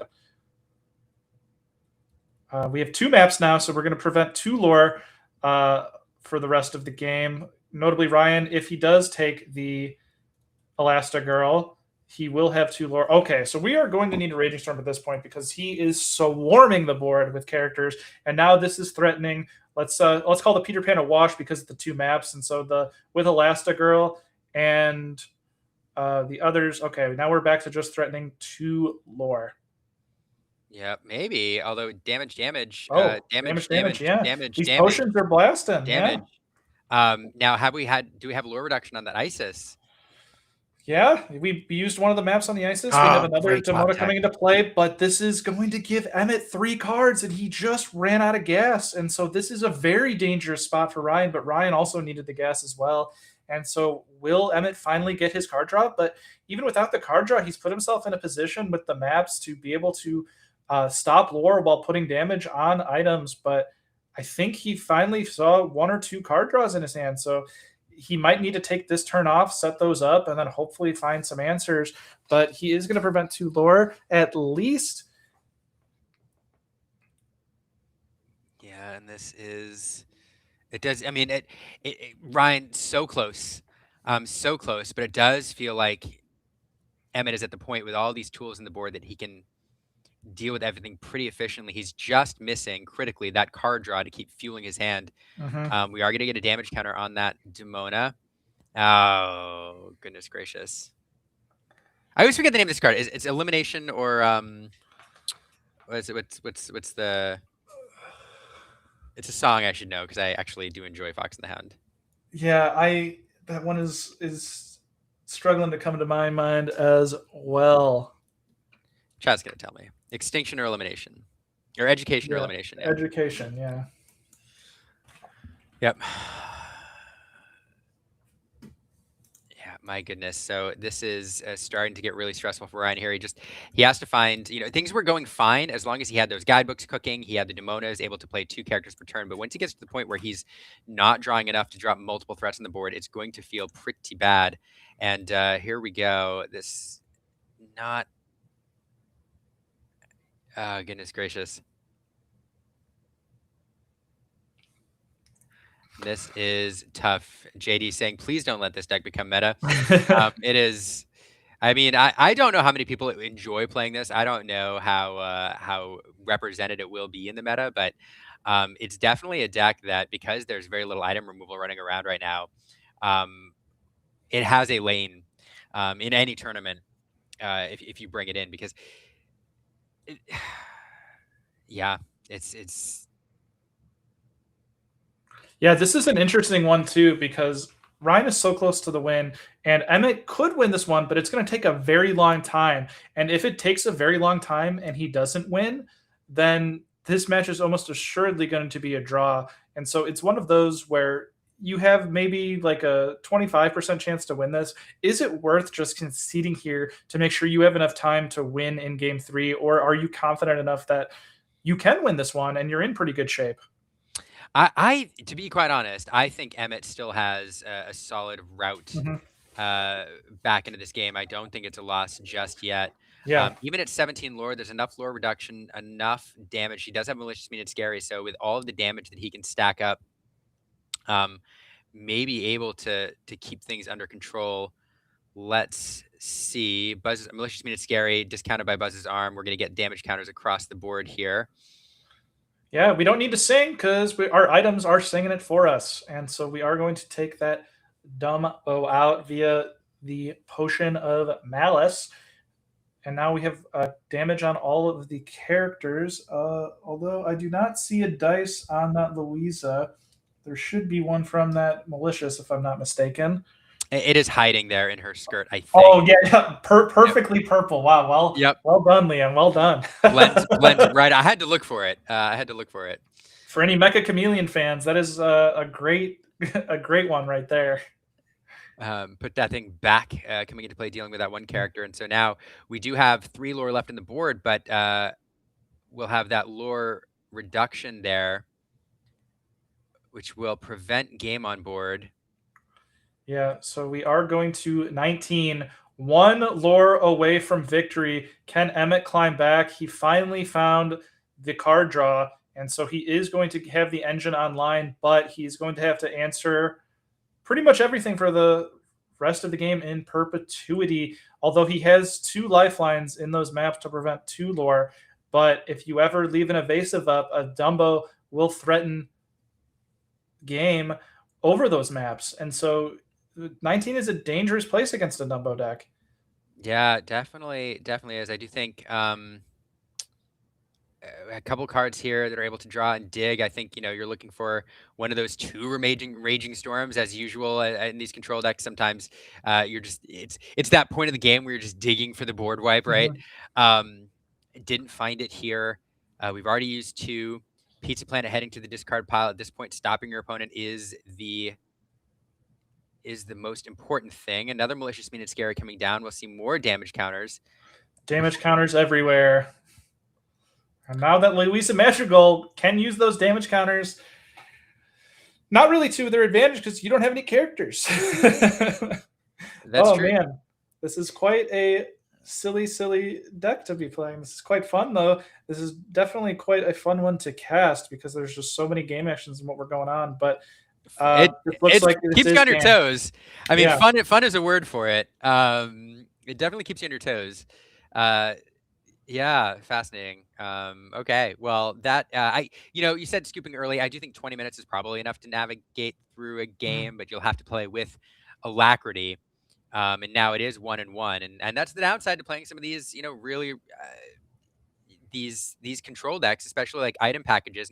And this is not the first time we've seen this. Even the Ruby Sapphire decks of old, the Lucky Dime decks took a significant amount of time to close things out, and you always ran the risk of a draw if you weren't playing fast. So Yeah, I do think the closest analogy to this deck though is the Emerald Sapphire items builds that would just loop the Radigan's yeah, Marvelous Trap to just lock you out of the game.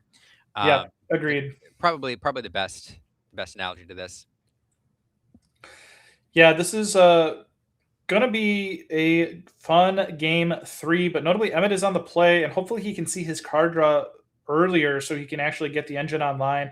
And Ryan had quite a good start and was able to just continuously use Demona to refill his hand. And Emmett never saw a third or fourth Raging Storm. I'm not sure how many he's on, but not having that board wipe really prevented him from just kind of getting back in and getting enough ground to come back and finally fight. But he also never had a win condition on the board with the Enigmatic. That is the hardest card to pronounce. The Right? Enigmatic Close. Inkcaster. You almost had it. Yeah, Yeah, no, enigmatic. There we go. I agree. I mean, so a big difference in that game really was finding the card draw early. When you have a deck which basically allows you to double a card or a card on the board, which is going to be there all game and basically doubles the card draw of your opponent. That's gonna fuel you. And that was the biggest difference in these two games.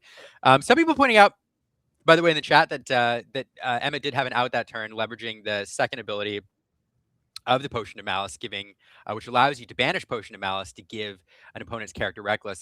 He may have, he may not have. I do think it would have given him an out. The problem is that without those potions on the board, you lose a big control tool, and at that point, you can't find a Raging Storm every single turn. And when your opponent is only a lore or two off winning, perhaps extending the game even by one more turn, Emma just knew that it wouldn't be enough.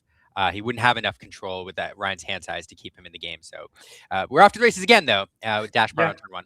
And Ryan really liked his opening hand. He only decided to alter 2 cards, which means I think he's going to have quite a nice curve and hopefully a bit of lore to try and get him to a reasonable level before the board wipes start coming. And so Scrooge is not, I don't think, what we would really be wanting to play on turn 2 here. I think we'd rather have the Randall to be getting a bunch of lore early. And I think Ryan is going to want to get to the 12 to 15 range again before the Raging Storm happens. Otherwise, it's just going to be quite a challenge to get over the hump once that first board wipe comes. So it is an interesting point because perhaps the Randall is the more aggressive start, but when you're on but with the ramp of Buzz's Arm, there are 2 cards now: the Malicious Mean Scary and the Horseman Strikes, which could answer the Randall Bogs. True. And so the Scrooge perhaps is a little bit more of an insulated answer that will get more quests before it is likely to be removed. That 1 willpower in this deck is really.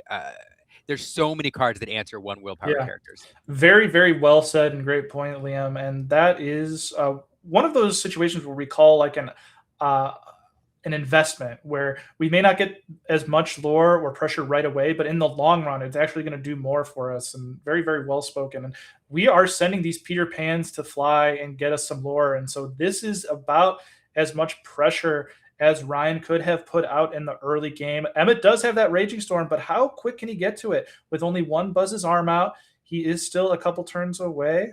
Those aren't Buzz's Arms. No, those are 2 Buzz's Arms out. 2 Buzz's Arms. Yeah, 2 Buzz's Arms, 6. I can't remember if he's inked for turn. He hasn't with the new rule in play.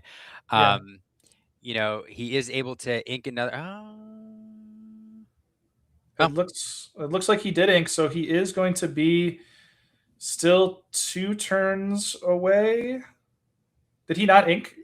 He must not have inked. I unless we flipped the ink over, and of course now new rules, you're supposed to keep. Oh, it's all uninkables. No, he's got 1 unink, or he's got 1 ink.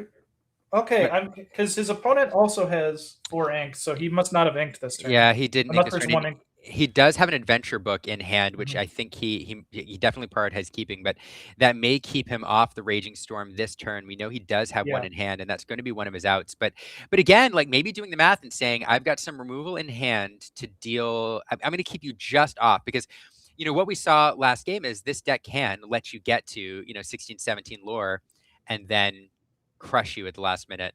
Um, or not crush you at the last minute, but stall you out, like lock you out, and prevent you from closing it out while it pursues its win con. So This one, is two, a three. lot of lore, and that Dumbo is going to be threatening a lot of card draw at the cost of some lore via those Peter Pans. And this location is going to go straight to the Inkwell for Emmett, and Emmett is going to decide what he's going to be doing this turn. If this is going to be a turn where we just want to set up some cards, and it looks like we are going to play another one of those oh so important card draw cards to keep us in the game and nice and fueled up. And this will set up us to Raging Storm next turn. So this is going to be Ryan's last big push of the game before Emmett is fully online and ready to start countering. And Ryan did a great job of dumping cards onto the board that now has not found a guidebook or any sort of card draw. So unless we get a little bit off the demo here, but unless we forego questing with those Peter Pans and that lore in favor of drawing cards, Ryan's going to need enough cards in hand. He's going to need to find some card draw in order to jump. Again, we saw last game, multiple threats on the board every turn. Once this Raging Storm gets online, Ryan Yeah. extending a little more here too. It looks like. And these are the decisions in Lorcana that I love. Where do we take two cards at the cost of two lore, or do we advance and get the lore? Because both I think are correct and can be reasonable. And at the end of the game, maybe one is the actual correct answer based on how the game plays out. And these are very, very tough decisions and branching paths that will decide the next 5 or 6 turns of the game. And with your resources running low, it might be better to check for one, maybe split the difference, take one Peter Pan at one lore and then two on the other if you like the cards. But this is such a big turn for Ryan on what he decides to go, and I can't wait to see how it plays out. Yeah, Ryan here inking a Demona, and he's going to shift that Peter Pan and Tinkerbell into play. This is the first time I've seen that shifted into play. I know it's run in some of these decks, but fascinating to see here. It does give him, all characters gain evasive. It doesn't give him any extra lore though, because shifted on top of that Tinkerbell. I'm not sure I agree with this play, Liam. I'm going to say this in the nicest way possible, just because this is going to be the turn we know Raging Storm is going to be coming. So we kind of shift it, and it doesn't gain anything on the turn we played. It just kind of costs us a card that could be oh so important later. And so he's going to. So the one reason you do it, if you have the ink available, is to leverage Dumbo, because then your Scrooge, which cannot quest because the adventure book reduced its lore, and the Louisa can both gain evasive, and you can draw cards off of them. So it does give you that extra lore. Keep in mind that Scrooge had 0 lore because of the adventure book. So I didn't see how much ink he had available and whether or not he leveraged that, because I was looking at something else, frankly. But, yeah, thank you for pulling the card up. Yes, but that is why you do that, is to get the Dumbo's ability active. Got it. Okay. So he did trade the card in to gain one lore from that Scrooge, as you pointed out. And we do see the Inkcaster coming in, and we are going to start advancing our own gameplay. So now we are on a 9-turn clock after this turn. So Ryan has 9 turns to get to 20 lore and 2 cards left, and he is going to go for it, placing these 2 characters out with the map that is only going to be 1 lore maximum. And we're likely going to. It actually won't, because of Dumbo's ability. Both these characters are evasive. Yes. Yeah, so you can. Dumbo is one of the sneaky cards in this deck that can prevent some of this stall out. Yeah, and at 17, Dumbo is going to be the best card in your deck remaining, especially if you leave an evasive on the board. Yeah, so Ryan is just hoping that they stick around. He does draw into Malicious Mean Scare over there. That'll take care of that that dash par, which feels pretty good. Or you could do it this way. Family Scattered coming into play.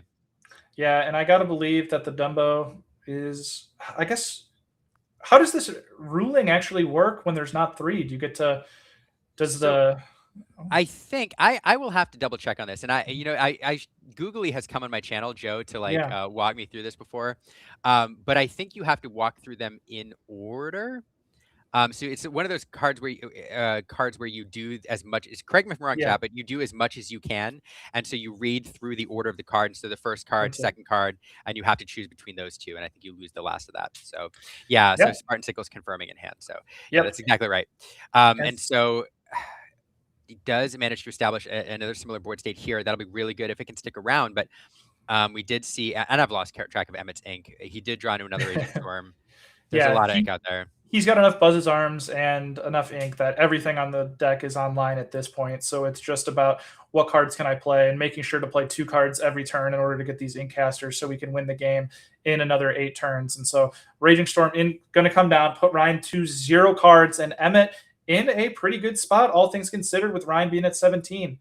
Oh, and a great topic there. The Yeah. Junior Woodchuck's Guidebook, revealed by JDZ Quest, allowing him to draw 2 cards. He needs to find a way to play multiple threats a turn. So it does find the Randall Boggs, but Randall Boggs is a really unpalatable card at the moment. Horseman Strikes answered it.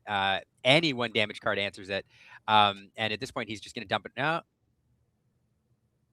Okay, he's going to ink it. Yeah. And again, it's just answered by the potions, right? Yeah. So like there's really no reason to put it out there other than to force your opponent to spend 1 extra ink, which could make the difference, but perhaps it's better in your inkwell there in case you manage to draw into a Demona, which could refill your hand and then dump a bunch of stuff on the board. And so that's really what the answer is here. You want another Guidebook or a Demona, but at this point you said yeah, I used the solitaire analogy earlier, and that's what's going on over there now. Yeah, and notably, Emmett took a turn off for the Inkcasters last turn, so that is going to delay him 1 more turn, but not going to be hugely problematic for him as he is in a commanding position now in terms of board state with his potions, his map, his Buzz's arms. Everything is online. He's got all of the pieces he needs to close this game out, and he just needs to be able to answer 1 character a turn for 8 turns, and this game is over. Yeah, and oh, my goodness gracious. So let's see if this. It does not stick around. I was like, if it sticks around, it does not stick around. I mean, there's some sneaky ways for Ryan to close this out. If an evasive character manages to stick around, even if it only quests for 1 or its lore is reduced, a Dumbo could allow it to draw a card and gain a lore. But Emmett, just with all the cards in hand and all the card draw, just likely to have an answer for almost anything Ryan plays. Ryan is hoping for a Demona, I think, is what you're hoping for here. But Definitely. in the absence of that, it's just so to be honest, there's a world in which you just keep throwing ink into your inkwell, and then you hope for that Demona, and then you hope you're able to drop like 3 or 4 cards out. Yeah. We've run into this situation too in Amber Steel where it might be better just to draw a card, hold it in your hand, and then accumulate a few and then dump them all out and hope that they don't have a Raging Storm. But you saw them get one with the book on the last turn. So you're just kind of in a rough spot at this point and letting Emmett just slowly whittle you down and get to 20. And so Ryan kind of sees the writing on the wall, is going to play it out. Plenty of time left on the clock for Emmett. And we've got about 4 more turns left of gameplay for you here from each player as Emmett is going to play 2 cards. He's got 3 Incasters left. So still maybe 4 turns, though. We're going to get 3 here and then go into the next turn. So kind of in the odd number where we wish we were at 11 to cut the turn clock down by 1. So, yeah, playing the Malicious Spin Scare there, put damage counters on nothing just to activate those Incasters, and Ryan just drawing into cat after cat here, putting it on the board, saying, "All right, Ryan with the classic. My turn takes 2 seconds. Your turn takes, 2 minutes." As Emmett starts once again doing solitaire with his cards over there, education or elimination coming in, taking care of that Cheshire Cat, and Ryan just like, I don't know, this is like the least fun position to be in Disney Lorcana, but kudos to Ryan for agreed. Playing. If you're Ryan, you played Lorcana for a little bit, and then you just drew past for a lot of it. And so, Liam, I'm gonna be honest. That was a tough one to cast here, just because that deck is so unfamiliar to me. But it was quite interesting to see it in action and to see how it works. And pretty favorable matchup, I'd say. Even with that Ruby Amethyst being the more aggressive version, it still was pretty one-sided for Emmett, especially in that game 1. Game 3 was a little close. They were all pretty close. Like Emmett was just a card draw card away earlier from winning Game 2 as well. And so, like most control decks, if you're not at 20, you haven't won the game. So 17 schmeventeen. Yeah, you're losing until you're winning. And yeah, I mean it is. So look, folks. Those of you who may or may not have enjoyed watching that match, you need to know about this deck because people are going to play it. It's going to be out there, and so you may run into it. And the first time your opponent drops, like a Buzz's Arm on turn 1, you better know what's coming, and that's what's coming.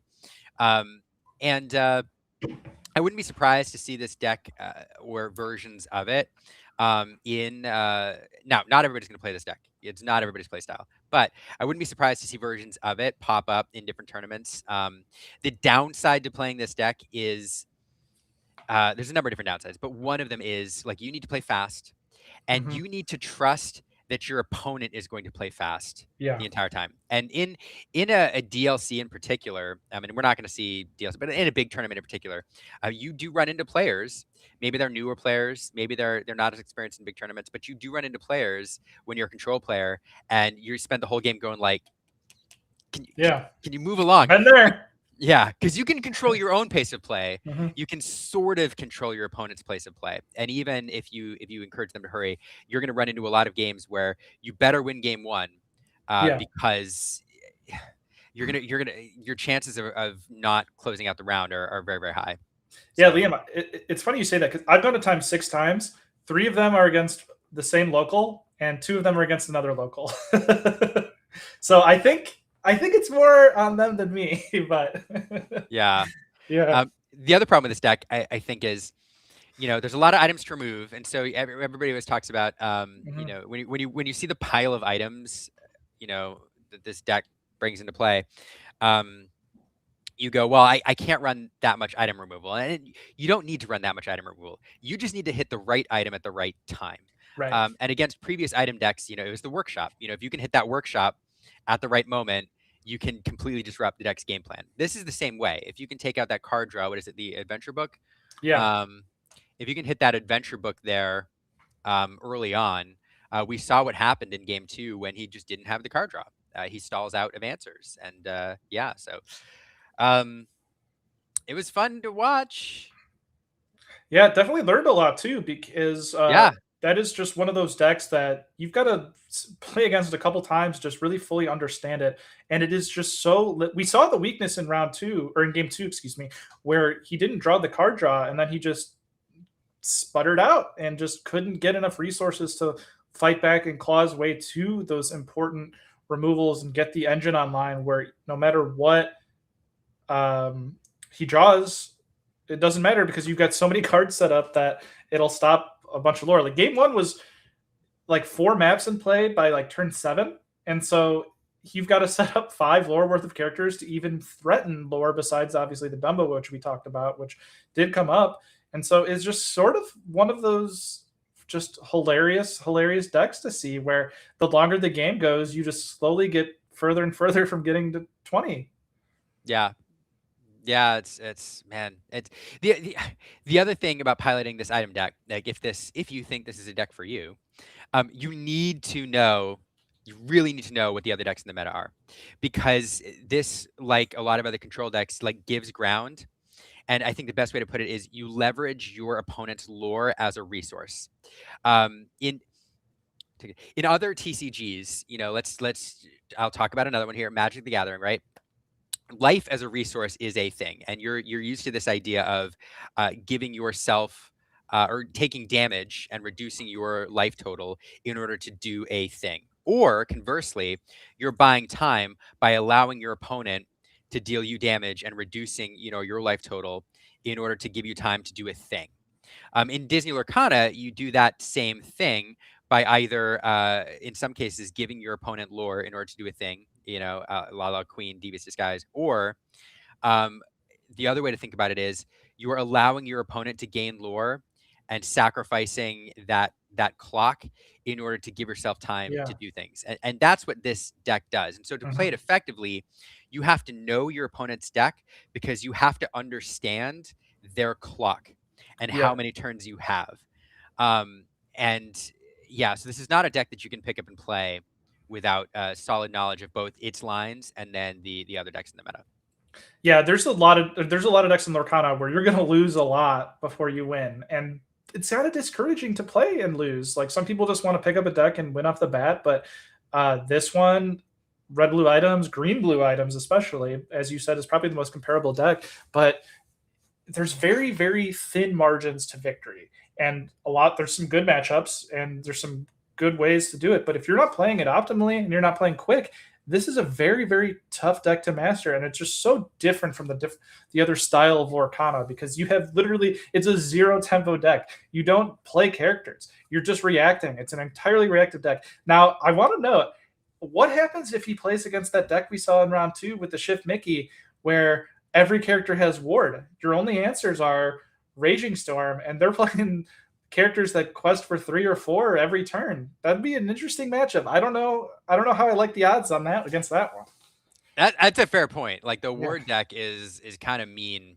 I mean, you do have the Raging Storms, but you Yeah. only got so many. Yeah. And if your opponent is dropping down a 3 lore quester every turn, like a 3 lore warded quester every turn, what are you gonna do? You know, so that's a fair point. Yeah, it's just interesting. I don't know. People are gonna hate me for saying this. I'm glad when different archetypes exist in a meta. I'm glad this deck exists. Mhm. I hope it doesn't become too popular, but I'm glad it exists. Yeah. Anyway. And speaking of popularity, I really want Powerline to have a deck that's viable, but also I think if Powerline becomes viable, that deck is going to be pretty strong. And so it's one of those fears where it's like, it's something I want, but I think it's something that when I get it, I'll probably wish I didn't get it. That's true. Like once Powerline hits like an eye to eye back to back against you, eye to eye followed by Red Mood Ritual, that feels bad. Whole New Earth pointing out that Family Scattered is also a card that works against word true. True. So that gives you multiple answers now. Multiple answers. I hope that card sees more play, because that enchanted should be more expensive, because I think it's really great. Anyway, the Mouse House player that plays patiently went too hard in Storm, probably takes it easily. Yeah, it's we've seen some fun stuff today, to be quite honest. So yeah, a great wide open format. And these are what early rotation tournaments are all about. You just get to see all of these stuff that isn't ironed out yet, where once we got like midway into Fabled, it was just like, please don't show us another Blurple Mirror. And so we don't have to worry about that today. Everything's so new, everything's so exciting. And even if this deck isn't for you, every once in a while it's good to see one of these just to show what other decks are out there and what other archetypes are out there in Lorcana, and just how creative people can get. Yeah, completely agree. And I and going back to what I said before last round, for anybody who's just joining us, like, we're in a weird kind of time in competitive New Lorcana, because normally in a meta where you have like a DLC early on, or even let's say a CCS or a huge multi-100 person event with a lot on the line, like, we don't have that right now. This tournament, I think the Inking tournament, will be the biggest tournament that we've seen. I'm not sure how many were registered at Gen Con yesterday, but even then we didn't get to watch it. You know. And we've had a couple CCQs, but some of them have been smaller. So like, there isn't really this big multiplayer with a lot of stakes on the line meta clarifying event to kind of really show us where things are at. I think we generally know what the most powerful decks are. I think we generally know what the most consistent decks are, but we don't really know in like a 12-round tournament which decks are suited to navigate through 12 rounds of Swiss. Yeah. So yeah, it's an interesting time. A lot of people have opinions though. Yep. Oh yeah, and that's one of the things. Like for Indianapolis, I was very close to bringing red yellow with Kendall. No, I'm not Celeste, who did bring it. And the downside of that is, if you play against green steel, you cannot beat green steel. And over 12 rounds, you're likely to face it once, twice, maybe. And so, if you think that having one auto loss, I mean, it's tough. Like, you have to do a bunch of this math where you're going to see like a lot of different decks, and you need to be able to beat a lot of different decks with your deck, and having a deck that is going to break on itself and probably give you 1 to 2 losses, is that okay? Like, can you get through a whole tournament with knowing you're going to probably break 1 or 2 losses because you draw like 4 Leviathans, or in this case, you don't draw your card draw? And these are tough decks to bring, and they're very good decks. If you can make it through the tournament without breaking, oh man, we've seen it before. Like Justice started his run in DLCs in Bologna by having a great run with that also Enigmatic Incaster, like purple Chromacon draw deck. And that deck, very, very interesting, came out of nowhere, and he had a good run. And then people learned how to play against it, and it kind of fell off a little bit. But very, very interesting decks that these are, because it takes a lot to get these to a point where they're good enough to play, and it takes a lot of practice. And so the brave people out there willing to put the effort in and learn these decks and try it and bring it to DLC, I give props to you, because it is very, very, very insurmountable task to get there. Yeah. Yeah, sorry, I love this comment by Darren Wells over on YouTube. The thing about items deck is your opponent is emotionally defeated many, many turns before they've lost. Fair. I was Yeah. emotionally defeated watching it for the Ruby Amethyst player, but by the way, we didn't say it. Shout out to Emmett for both for winning the youth event previously at Edding Inc., for bringing this deck in and knowing how to pilot well, and then piloting it very well in that match that we watched. So a big shout out to that young Illumineer for that. There's something I was going to say, which is also as we talk about meta clarifying decks and which ones are better or worse or whatever. Like, there's a huge difference between decks which are good for navigating Swiss rounds, and then those which are good in top cuts. Yeah. Because once your deck list is known, so one, like once your deck list is known, your opponent knows exactly how to pilot into you in a particular matchup. But then two, decks with really, really like polarizing matchups that can just auto lose to certain matchups. In Swiss rounds, you got to get lucky to dodge those matchups. Otherwise, you're eliminated early on. Swiss rounds, tend to favor decks which are more consistent, which don't have super bad draws and aren't super high rolly. So that's always something to consider too, is that the decks that we'll see do well in certain events or that make top cuts are but the goal of any tournament is to make top cut, right? So like it's almost two separate tournaments. So I don't know, something else I like to keep in mind. Yeah. Mike, oh, sorry, go ahead, Jibbo. Oh, and I will kind of go off that. Like, we see Ed Chu, who he loses a lot of early rounds at DLCs because he brings decks that are very, very control focused usually, and can get taken out early by these early aggressive decks. And he doesn't always lose to aggressive decks, but he takes a lot of early losses, more than these other high level players. But the times he doesn't, or even the times he does, he always makes these deep runs in Top Cut. And that's because he sets his deck up to win the tournament, not just make Top Cut. And so if you see Ed Chu in the later rounds, be scared, because he is set to counter your deck and beat you. And that's what I love about Ed Chu, is because he's willing to risk these early rounds to make sure he wins these tournaments. And that's why him and Zan and Frank Carson all have and DKP all have these multiple titles under their belt, because they're trying to win the tournament, not just make Top Cut like a lot of us are building our decks to do. Yeah, no, that's absolutely Ed Chu. So that actually brings up another point. Something I love about Ed, and there's a lot of other players like this, but Ed is one of them. His ability to take like one of the best decks in the format and just to find the spin to put on it to give him an edge, and that's one of the things that I'm really excited about for the North American Championship, because I think we will see a few like rogue decks, people who bring in like this items build will be there. Somebody is going to bring it in. So we're going to see these one-off decks that are like that are kind of fun and spicy. But what I'm really excited about is we're going to see a lot of these players who take some of what are considered the best decks in the format. Maybe it's this Circle of Life control deck, for example. Let's use that as example. And they're going to find like the 4-card spin to put on it to take it over the top. And Ed Chu is a perfect example of the last North American Championship, right? Ruby Amethyst was the deck to beat. It was the deck that was all the rage. Everybody knew it was the most consistent deck. It was the most fair deck, whatever. And Ed Chu brings it in with no genies. Genies were like a $20 rare because everybody wanted them. Everybody needed them. 4 of was the include. Ed Chu says, don't need genies. I'm going to do this a different way. And Ed benefited from everybody else teching against genies and did something slightly different. And took Queen's Yeah. Castleton and won the tournament.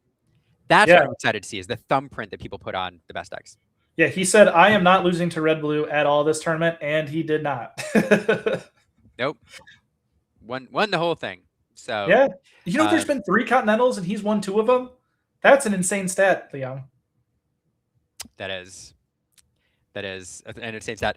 Um, yeah, that's wild. I knew he was the first 2-time winner, but it did not occur to me that none others. There's only 3. How do you win Right? 2 of them and there's only 3? You got a 66% chance to win the Continentals, is what you're telling me? Yeah, right. 1, If 2, you're in. and runner up, like world runner up, which is absolutely wild. There's a reason I draft him first every single time I can in the fantasy draft. Yeah. But very, very consistent player. So, yeah. So I will before we are getting very close to the next round here. That one going close to time. So we're right now in the chat figuring out what match to bring you next. If you're just joining us, if you're one of the man, we're up to 500 people there. If you're one of the 310 people watching on YouTube, 147 on Twitch, or the one person watching on Facebook, if you're just getting here, shout out to you, Facebook viewer. I appreciate you carrying that banner. This is the Ink Inc. 3K. We are going into round 5 out of 7 Swiss rounds today, and we're going to do a top 8 as well, and bring you some awesome Disney Lorcana. It is a 3K event being brought to you by Ink Inc. out of the DMV area.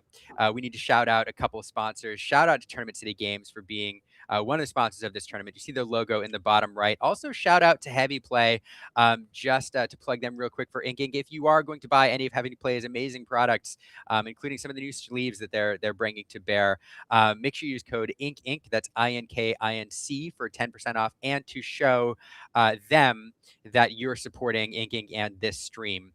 Because Ink Inc. definitely had to invest not only to put this tournament together, but also to bring us here so that we could all watch some live Disney Lorcana. Who else do we need to shout out, J-Bum?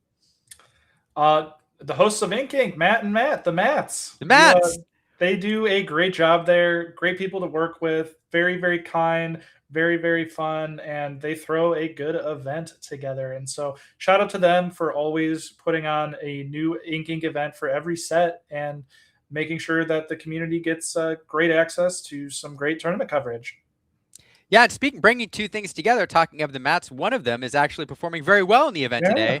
I think Mac Dixon's still in the hunt for the top cut, so that's pretty great. Oh yeah, it is a pretty tough top cut. There's a lot of very, very good players there, as there usually are at Ink Inc. And I do believe we are cutting, unless I'm mistaken, we're going to cut from about 100 players down to 8. So you have to perform very well today in order to make that top cut. So really excited to see where we go. I will say for folks, I think somebody just posted the RPH link on Twitch. I'll make sure it gets over to YouTube as well. Oh yeah, I see some people asking for deck lists. You know how it goes. Like, we're not posting deck lists. They're not going online during the tournament for a variety of reasons. One, ain't nobody got time for that, and also, it's not fair to the players who, even though some are on stream yet. So, but Ink Inc. is always very good. They're big supporters of the community. They're always very good about getting those deck lists online, so we can all learn from them. So, check Ink Decks. They will be online before long, I'm sure. Yeah. And speaking about not being fair to the players, I thought something very funny happened to me at Indianapolis. I was playing against Dale Bolito, and the stream TV was right behind me, and I was looking at it, and who should pop up but the replay of Dale Bolito's previous match. So I'm playing him while I see his screen on, and so I was like, oh, someone's on green steel. I already knew he was because he's funny, but like to other people, like, that could be considered an advantage, especially if you don't know it, where you're just like watching and you look over and you're like, oh, I see that. So the viewing area near the top tables is very interesting. Yeah, it is interesting. Like, you do see at tournaments, a lot of people like stream matches. They want the notoriety. They can watch their match back and they hear the commentary, and it's really, really great. There are some people who are on, who bring spice, who are just like, I do not want to give away my spice sooner. Yeah, I don't want to give it away earlier than necessary. So it is funny when you get some players who are like, no, because they've got secrets they're protecting. But it gets to a point, though. By the way, for all of you at DLCs, it gets to a point where you don't have a choice. Like at some point, Yeah. we're watching you play. So if you perform well enough, you're getting on camera at some point. That's Uh, I got to give respect to Zan for the last tournament too at Indy, where he's just like, here's my deck list, guys. I don't care about any of this. Like, show your ink choices. This is what I'm playing. Beat it, and then he still made top 16. So it just shows you, even when everyone knows what you're on and you don't know what they're on, and he's still making it every time. What a player, and what a courageous thing to do. Like, and his experiment paid off, because I gotta give a lot of respect to that, because that's not something many players would ever consider, just like saying, hey, I'm playing this, like, deal with it. And especially with like such a tech choice of the queen in there, and like revealing that. And I don't know if you saw the mad dash for Kitas and queens the day before that tournament, 100%. but on TCG Player, they were like a couple bucks. In the tournament building, they were like 30. Yeah, I mean the vendors, they know it's up. Supply and demand is a thing, and Yeah. there was a run on those cards, and it was funny. You know, the funny thing about it too, like the day before the event, I always go around and I'm talking to players I know, and I'm like, hey, what are you on? And I so many players were like, hey, I got the spice. Look at this, and they show me like the Queen Devious Disguise. And they're like, this is the sauce. And that happened like 4 times, and eventually I'm Yeah. like, in my head, I'm like, hey man, the sauce is out there. Everybody knows the sauce. It is not Yeah. so secret, right? Somebody's broken Yeah. into the Coca-Cola vault and published the secret recipe online because yeah, and then it turns out it was Zan eventually. Yeah. Yeah. But They thought they had Diablo sauce, but it was just mild. it was just But it still was mild. the right call. Right, right. But yeah, so super fun. Time and round did conclude last round, by the way, folks. So we're just letting things settle. We're going to bring you the next matchup in the next round here shortly. We are going into round 5. So we've already lost a lot of players, but there's still some in the hunt. I will get, hold on, I'm going to get this RPH link over to, Lorcana Spin says the secret sauce is 1,000 Island. Yeah, it's is that the Big Mac? The Big Mac secret there? Yeah, how do I get this over? Somebody do me a solid. All right. Willow saying the next round is paired, so don't go anywhere. We're bringing you this next game here shortly. Before we do that, as people are sitting down, J-Bomb, I think you're taking a break this round. Oh, and I also need it. I have to go to the bathroom real bad, Leon. Oh, very good. Very good. Okay. So I'll let you go do that. Let's bring in Willow here, back from the green room. Willow, hey. Hello. Hello. Great to see the Kevin without the Kevin deck on screen. So I'm glad we got to watch that. Yeah, and I've just decided that we're actually going to keep J-Bomb in the booth for this whole next round, and he's not allowed to step away from his computer ever. No, I'm just kidding. J-Bomb, we'll let you take care of business. We'll see you in a little bit. All right, bye. Good luck, guys. It's gonna be a fun one. One of my favorite players. So Yeah, I'm excited to see it. Sorry you have to miss it. J-Bomb, take care of business, and we will peek the table as well as we get ready here to watch the next round. We can see players setting up. So, Willow, did you see any of that? Those shenanigans? I was watching in the background here, and yeah, it was a nail biter, I think, in some cases, and also just like this is so frustrating in others. So I listen, I'd love to see fun stuff like that doing well. So I like variety, and I like different play styles, and so it is fun to see like another deck doing well. I think commentating it once a tournament is probably fine for me. yeah, once I think I agree. I don't think I want to see if it's something where we're now seeing it like every single time, players sit down. That might get a little exhausting, but no, I think the one is cute. I think, like you said, I think I heard you say at the end, it's important for people to know that it's out there, and Yeah. so it's a good thing to put it on screen because you got to be ready to respect it. Yeah, that's right. There are 500 people now, where when somebody plays a Buzz's Arm in the early game, they go, "Oh no," as opposed to like what's about to happen? Right. What does that card do? Right. So, yeah, really interesting to see. Fun to see, I guess. Yeah. So we are going to have a fun match here, though. A couple players still in the running. Everybody can see who's taking a seat there. That's Rog Serpay against Ian. 2 well-known players. Look at this. Back to back, we have Let's Go Ian, and coming in there from Samuel Thornton on YouTube, and Rob from Elevated Illuminator Mike. So 2 well-known players. Yeah. And it should be a fun match. Yeah, I mean, I love when, we have players on that the community is able to recognize. It's always a good balance of, you want to showcase some new people, but it's also fun, to see players that, we know and love and that we want to root for. And so it's good to see also in the chat both of these players having people that are watching and cheering them on. And, it's going to be good, clean fun. I'm excited to see what both of these players are playing. I mean, you mentioned, or maybe J-Bomb did earlier, but like Rob is always someone who, it's like not necessarily off meta, but it's just a little interesting, right? There's always a little something different about what Rob is doing. And I think Rob is a super talented player. So I'm excited to see specifically, I mean, when we see Emerald Steel, what fun to see this deck kind of coming back in. And if Ian really is on Emerald and Amber, we got a couple different variations. So we'll be along for the ride along with Rob to see what version is it? What are we up against? Yeah, hold on. I gotta get to these cards are confusing. Card back, card viewer. There we go. It is a blank slate. Look at this. Rob like a stallion. Let's go, Ian, says Lorban. Let's go, Rob, says Lorcana Spin. So like we got fans in the chat of both players here. This should be a lot of fun.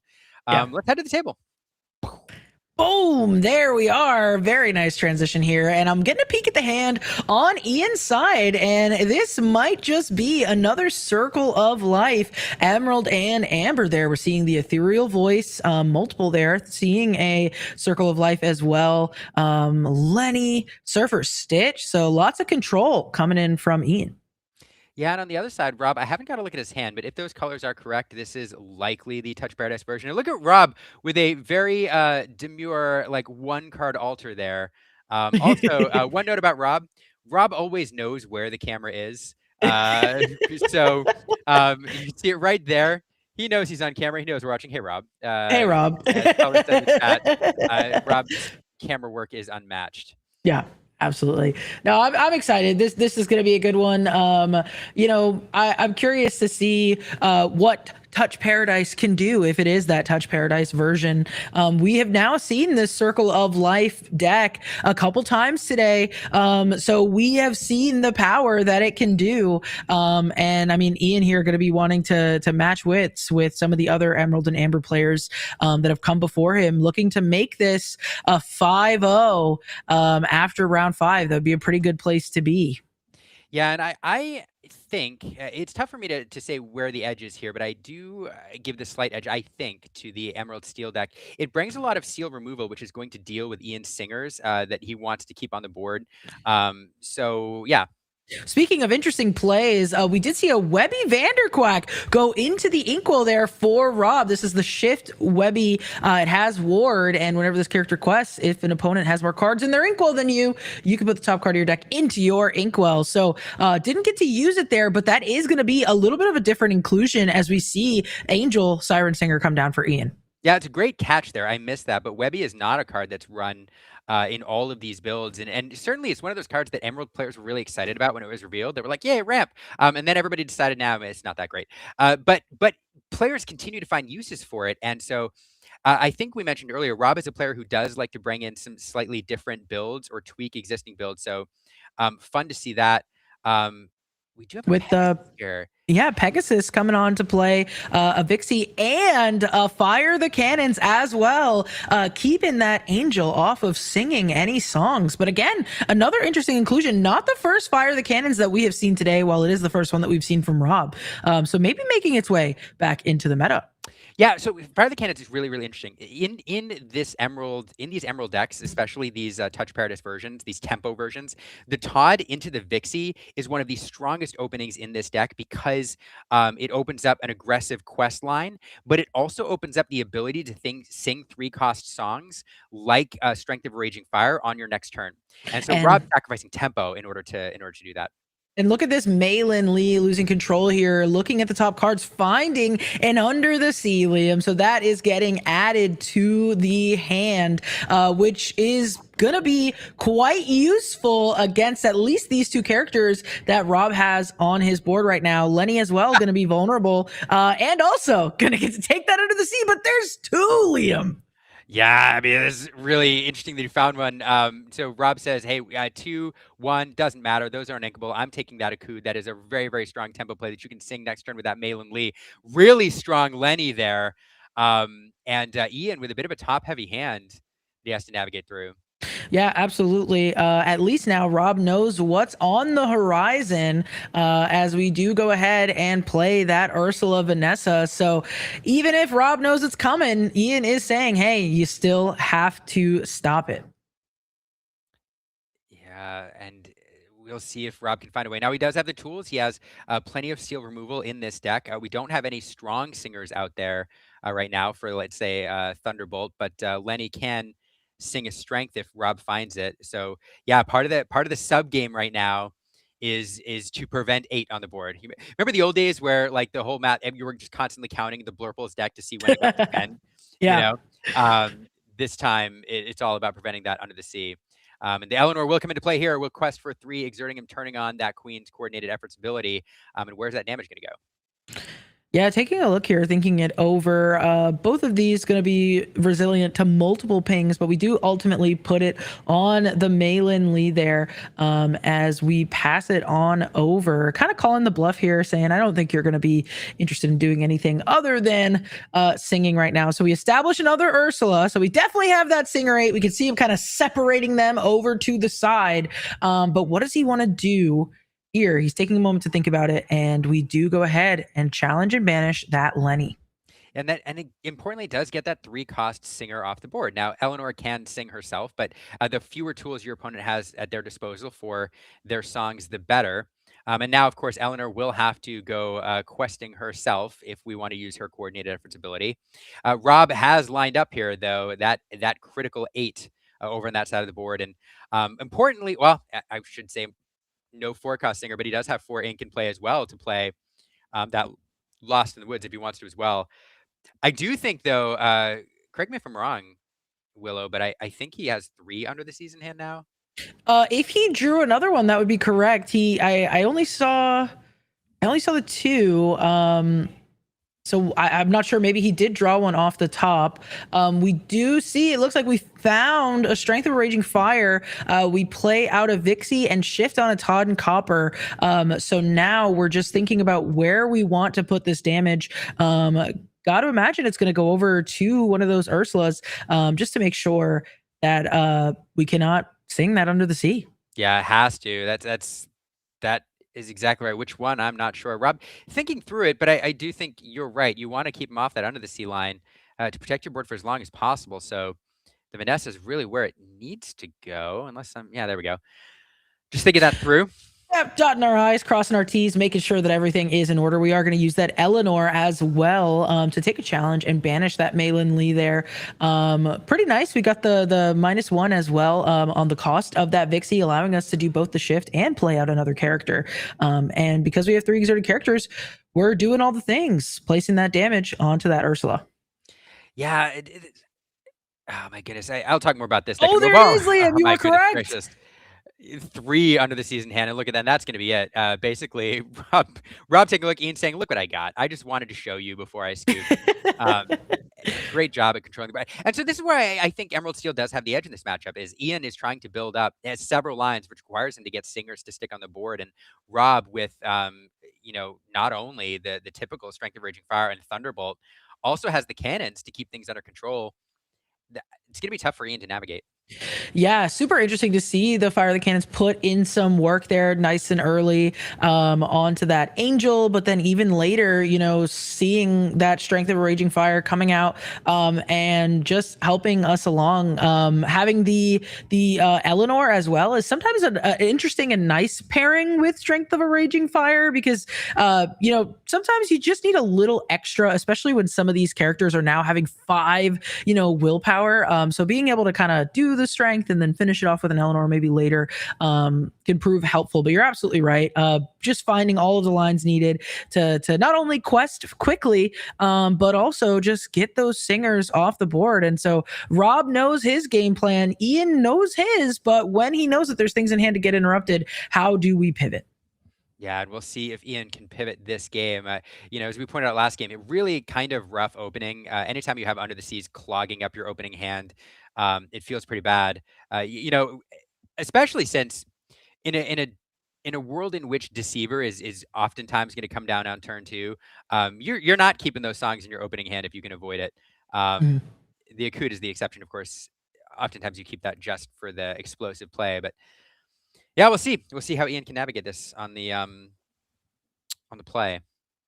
Yeah, gotta love going first though, right? Gives you a chance to try again, and take all of the things that we've learned. And that's one thing I always point out, as we go into game two, players can be down, but also they've gained invaluable information here. And so, Ian was altering blind, and now he knows exactly what he's up against. As we do see Malin Lee coming down onto the board. She's got that singer 3, but she can only sing songs with Sing Together. Yeah, that one cost Singer 3, that early game Singer 3 is so impactful in Disney Lorcana. This one has that drawback, but as a Turning Red fan, I love to see her. And certainly it's better than no turn one play. But it does mean that, some of your strongest openers, like the Akud on 2, that you can do courtesy of, like the Angel, is not available. But she sets up for a nice combo later on. So Yeah, and I think Ian favoring this over, something else for turn one, or saving for that Angel that we saw hit the Inkwell, because she cannot be hit with Fire of the Cannons. She's got that 3 willpower there.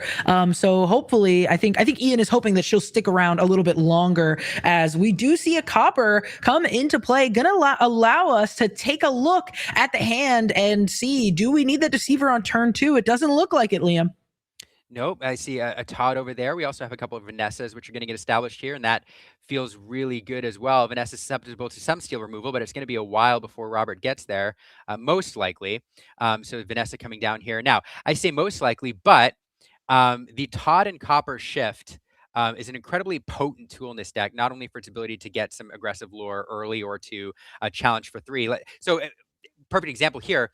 Sometimes in this matchup, I assume you take that cheeky little quest where that with that Malin Lee, try to get some early lore, but that Todd and Copper shift, which can come down and immediately quest for 3, threatens that. Oh my Oh, goodness, Liam, look at this. On turn 2, we are using both of our ink to double fire the cannons onto an Ursula Vanessa, getting that singer up on out of here. yeah, that, seems good. You see, pretty good. Now it's burning Rob through a decent amount of cards in hand, but Rob is in the game right now of just delaying any of Ian's powerful songs. The one thing is, this is a tempo deck, but it hasn't managed to establish much in the way of lore pressure. So Robert's solidly in control, or in the control role. But at some point, I think inevitability is with this top-heavy songs deck if Rob doesn't find a way to start getting some pressure. Well, I think one thing about that play, regardless of the fact that it did take him down on hand, which you're right, it absolutely is going to pressure the hand, is we saw, because we checked the hand, that there was a Malin Lee able to be played, losing control, to look for a song for the Ursula Vanessa to sing. So I think Rob was giving himself some extra insurance there, saying, you know what, you're going to try to find a song on your next turn. I'm going to make sure that you don't have the singers available to make a go of it here. As Rob also plays this Todd, digging 2 cards deeper into his deck and choosing one to discard, as we do have the Webby Vanderquack going into the discard pile there. Yeah, we see Webby again. She's not being played again.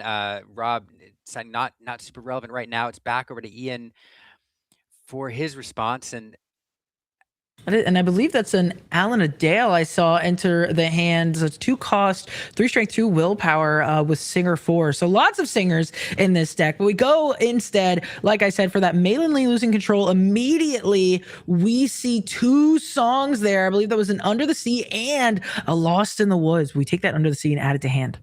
Yeah, number 1 card of the combo, the most important card in the combo, but one that Rob is not excited to see. A lot of characters in this deck are susceptible to it. The typical, and there we go. We're just going to see it right away. Get those cards out of here, and I'm not even going to give you any sort of an avenue to shift anything or pull any sort of shenanigans, and that feels pretty bad if you're Robert. But the thing for Robert, like this deck, the typical Touch Paradise package, everything in the deck is 4 or below. There's very few cards, if any, that cost more than 4. And so most of the deck's susceptible to this Under the Sea removal. Yeah, it's a difficult one there, like you said, because it is so susceptible. We do see another Todd coming into play. Getting rid of a Fire the Cannon's no longer going to be useful to us here, as we just ink and establish another Pegasus. Kind of hoping to rebuild, but like you said, lots of small characters. Rob going to be hoping Ian does not find another one. Yep. And we'll Playing play out an that aerial third ethereal voice. voice. Not able to boost it, I don't believe.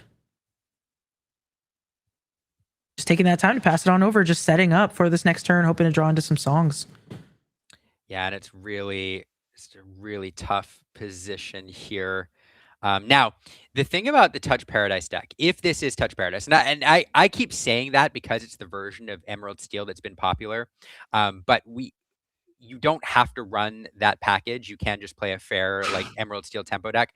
The thing about that package is the combination of those two cards allows you to draw 4 cards in a turn, or if you set up a second singer, you can draw 8 cards in a turn, and so which gives you a ton of value to claw your way back into any game.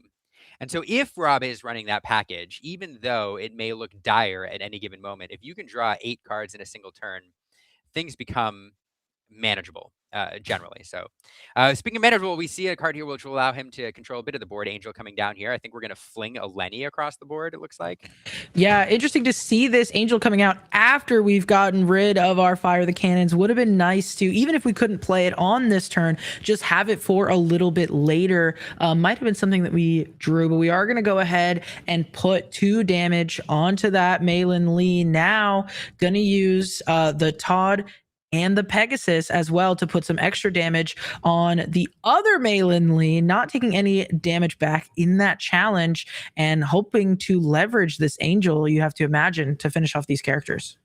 Yeah, I do wonder. Anytime you see 2 damage counters stacked up on characters where they're 1 damage away from being banished, you wonder if Robert is running that malicious, mean, and scary in here, which would be particularly impactful. That's not necessarily the reason you do this. There's plenty of other reasons to kind of like spread the damage out, but yeah, it's one of those fun little indicators. Yeah, absolutely. We do see a strike a good match coming in. We're going to look at 2 cards here, choose 1, 2 discard. It's going to be that Surfer Stitch. We do get to draw as well with the aerial ethereal voice, thanks to that ability there. Whenever we play a song, we do get to draw a card. So got to see a couple more. Did we find the answer we're looking for, though, as we play a Lenny and take a He Hurled His Thunderbolt, leaving only a Vixie in hand?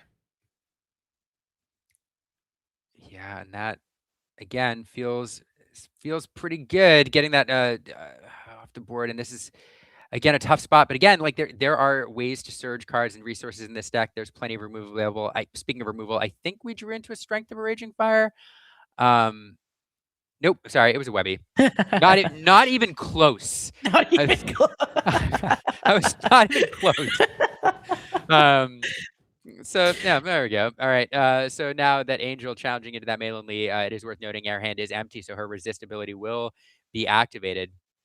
And Rob going to take a quest here, it looks like. Yeah, choosing to play out the hand to get it empty instead of discarding any cards and flinging any snowballs over in Ian's way. Ian gonna take the time to look a little bit deeper into his deck, thanks to this Todd finding that Circle of Life. We'll have to take a look at what's in the discard pile, seeing what could be relevant and helpful here. Not sure if we've seen any good bodies enter the discard pile quite yet, though. Surfer Stitch. Oh, yes. Surfer Stitch was sent down there earlier, and so that is one of the preferred targets in this deck. It's a big body. It draws you 2 cards, and the ability to keep cycling, that's pretty good. And it looks like that's going to be it. Rob's saying that's enough. That's enough value. You've got this one, and we're going to go on to rapidly we're through 2 games. We're going on to game 3 here pretty quick. I know, they go so fast. Look at the sportsmanship on the table. Love to see it. The players giving each other a high five. Yeah, I mean, they go too fast. Something about this meta. I mean, it looks like, whoever's on the play, which has always been the case, but now it seems faster than ever. I don't know. Are you feeling that? I feel like these games have never been so fast before. Yeah, agreed. I mean, there's really not many like solid control decks, right? I mean, you could classify Ian's as a control deck, but yeah, I don't know. It's all that is, I have no explanation for it, but I agree with you. These matches seem to go very, very fast. Something going on. Something about the cards being new. Yeah. So one thing with Rob's deck, Rob's deck, these Emerald Steel decks tend to be more tempo decks, and that's where they want to be. Is constantly deploying threats to the board, pushing their lore total while singing songs in order to allow them to deal with opponents' threats, but leaving the ink available to continue to develop their board. And so on the play, that's a lot easier. We did see Rob last game have to go into that like uber control mode early, throwing double fire the cannons around and just not able to put on that lore pressure. He's more comfortable when he's doing that with this particular build. Ian, on the other hand, really top heavy hand first game, managing to find a bit of more of a smooth opening that game. And yeah, it's really anybody's match here. Yeah, a little bit of a weird hand for Ian. Still gets to do his altar, so he may end up okay. But I believe, as he looks the camera in the eyes, I believe we saw. Yeah, look at this. It was an Under the Sea, 2 Akuds, 2 Surfer Stitch, and an Into the Woods, I believe. So only choosing to keep 1 card. Gonna be at the mercy of the altar here, finding 6 new ones off the top, hoping that it's gonna be what he needs, because that first hand off the draw just was not it.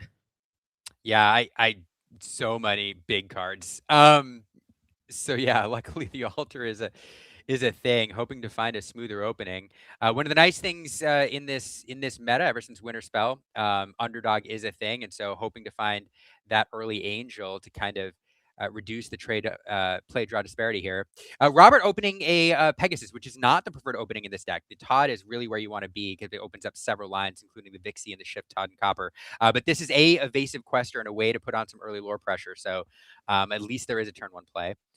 Yeah, sometimes these Pegasus, being evasive, can kind of just quest one lore per turn for the entire game. As we do ink a Circle of Life to play that Malin Lee. You pointed out earlier, the Ursula Deceiver is always going to be a threat. So getting our songs out of the hand early, and there it is, the Deceiver wanting another look, saying, "I'm going to call your bluff. I think you might have some more songs in there," but no. What did he? I'm sorry, I missed it. What did he ink?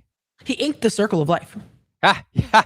Yeah, I mean, well played. I mean, there's a number of reasons why you don't keep it because it's not good till later. But yeah, heads up play there, knowing that Deceiver is likely to come down. Great point, Willow. Yeah, and also, when you Rob checking anyways, because he did put back 6 cards in that altar, so the odds of him finding an extra song definitely possible. Yeah, absolutely. Now we have that second Malin Lee coming into play, so not necessarily a smooth curve here, sacrificing a little bit of ink there, but the Deceiver, a great play on turn 2, but it is a little bit of a lower tempo play. You like to open up, the Todd into the Vixie. That's where the strength of this deck is in terms of its ability to push lore pressure.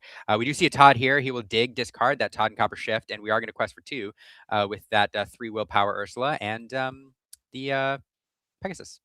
And look at this. We do have an Akud in hand, but unfortunately, those Malin Lees, despite having that Singer 3, cannot sing it because of, like you said, just not able to. Must have the sing together. We do get a Lenny to check the hand, and we hit Liam on a Fire the Cannons. Yeah, it's not the worst card in the world for Rob to lose. You definitely want that on hand to deal with some annoying cards on the other side of the board, but it is uninkable, and so it feels good to hit it. There are other targets that are better, although, yeah, I don't know. Yeah, taking a moment to think through here. I mean, yeah, hitting the Fire of the Cannon is not terrible, but does take away some things. Gonna leave things like that Lenny on the board for Ian there. I was gonna say I take it back. It's terrible because because Akud is in hand, right? Right. Rob doesn't know that, so there's a chance he would have forgone blasting that Lenny off the board. But that Fire of the Cannons would have prevented a really strong play this turn with the Akud, and so fantastic combo there. Lenny protecting himself by getting rid of those cannons.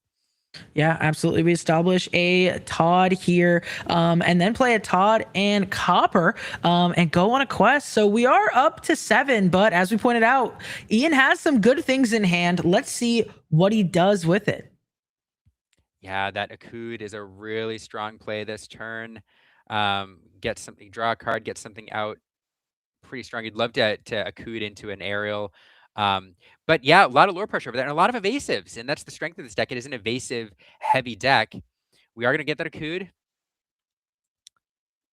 Drawing into the 1-drop Malin Lee there. We do still have some other cards in hand. Remembering to ready that Lenny for once per turn.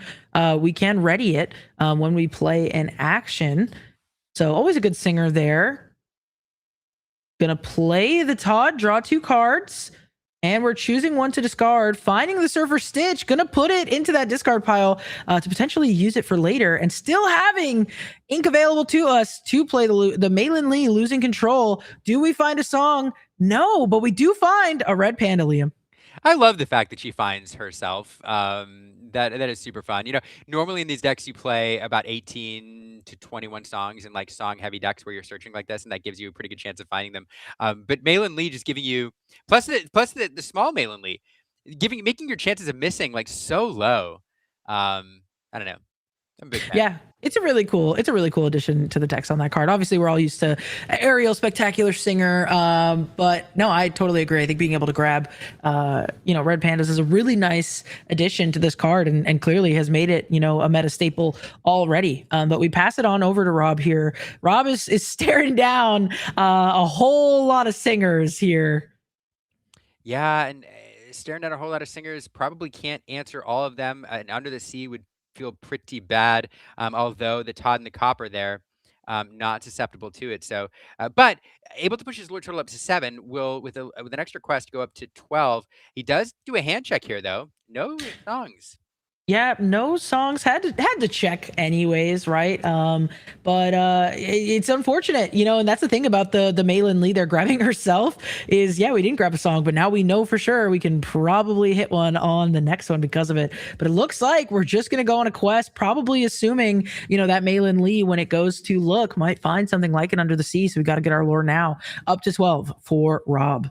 Yeah, I mean, you're kind of on track here. The downside is, Ian, like those Malin Lees on their own, like the one costs are kind of innocuous because they can't sing a cood. They're basically just stacking them up, waiting for a circle of life or Under the Sea. But when you accumulate them like this, even if Rob were to have some removal, he needs to deal with multiple cards now instead of just one strong singer, and it's kind of insulated from that. Let's see, song. No song? No No! song, but lots of red pandas. 2 Malin Lee losing control are in the top 4 cards of the deck. We add one to hand, but we are not going to be able to have the ink to play it this turn. Liam, he's going to have to wait. I know. I mean, that the odds of not finding multiple Malin Lees in a row, so low. And now he's just going to have to do some control the old-fashioned way here, deal with whatever he can to keep Rob's clock a little bit slower. But not a lot of strong challengers over there. I think that's kind of it. That Deceiver, the only other challengeable character, just not enough to deal with it. Yeah, which is crazy, right? The Ursula Deceiver, only having 3 willpower, not being able to get it off the board. That's not what you typically see, But these characters, Todd and Copper, and this Pegasus having evasive, really, buying Rob some time here, and not finding a song certainly gonna help Rob out when we have 4 lore on the board still. Yeah, and Ian here I probably cannot believe his luck not finding that Under the Sea. Now it's not game over yet. There's 1, 2, 3, 4, 5 lore on the board there. What is that tucked up top there, Willow? Is that the Todd? It's a Lenny. Oh, Lenny. Okay, sorry. Yeah. Yeah. It is a Lenny. There's no Floodborn Lenny to shift in the game yet. No. Gonna be safe from that one. We take our own quest, though. I think Ian kind of seeing, well, might as well do it now. And with not a lot of challenging power on Rob's side, kind of calling that bluff, saying, well, if you're gonna exert to challenge, you're not gaining that 2 lore from the Todd and Copper. Yeah, he's protected enough to sing the Under the Sea if he finds it this turn. And this is the point of the game where it's like, if you're challenging into my characters, I hate to lose them, but if you're challenging, you're not questing and making the calculus that I'd rather have you doing anything other than gaining lore this turn because you're only 8 away from winning. So, but we will get that quest. Rob not taking that bait. And that's 1, 2, 3, 4, 5, putting him all the way to 17. And 3 oh, that's right. Yeah. There was a 5th one there that Lenny was hiding up in the corner. You're right. But yeah, so we're up to 17 here, and Rob looking like he's going to ink a Webby Vanderquack. But taking a think, I see his other 2 cards in hand, Liam. It looks to be a He Hurled His Thunderbolt as well as an Angel Experiment 624. So that's the considerations here. Yeah, not a great. I mean, hand size is kind of small. You do ink the Webby here, I think. Okay, so we're gonna blast something with the Thunderbolt. Yeah, taking a moment to think, couple different options. Obviously, everything is within range of the Sea Herald's Thunderbolt. So thinking about what is the most important here, especially when there's so many singers on the board, opting to go for that Malin Lee and re-readying that Lenny, taking another quest. No, So interesting. I was wondering why play the Thunderbolt, because you could save it for the Angel on the following turn. And there's nothing super innocuous here, but that's exactly why. It's to get the extra quest out of the Lenny. Super fun play. yeah, absolutely. So up to 18, turn that 5 lore into 6 thanks to those tiny binoculars there. Yeah, really, really fun play. Speaking of binoculars, there's some heading into the inkwell over on Ian's side of the board, and now I think we have another Malin Lee in hand. We can take another shot at it. Got to clear off a good chunk of this board, but the problem now is that Todd and Copper.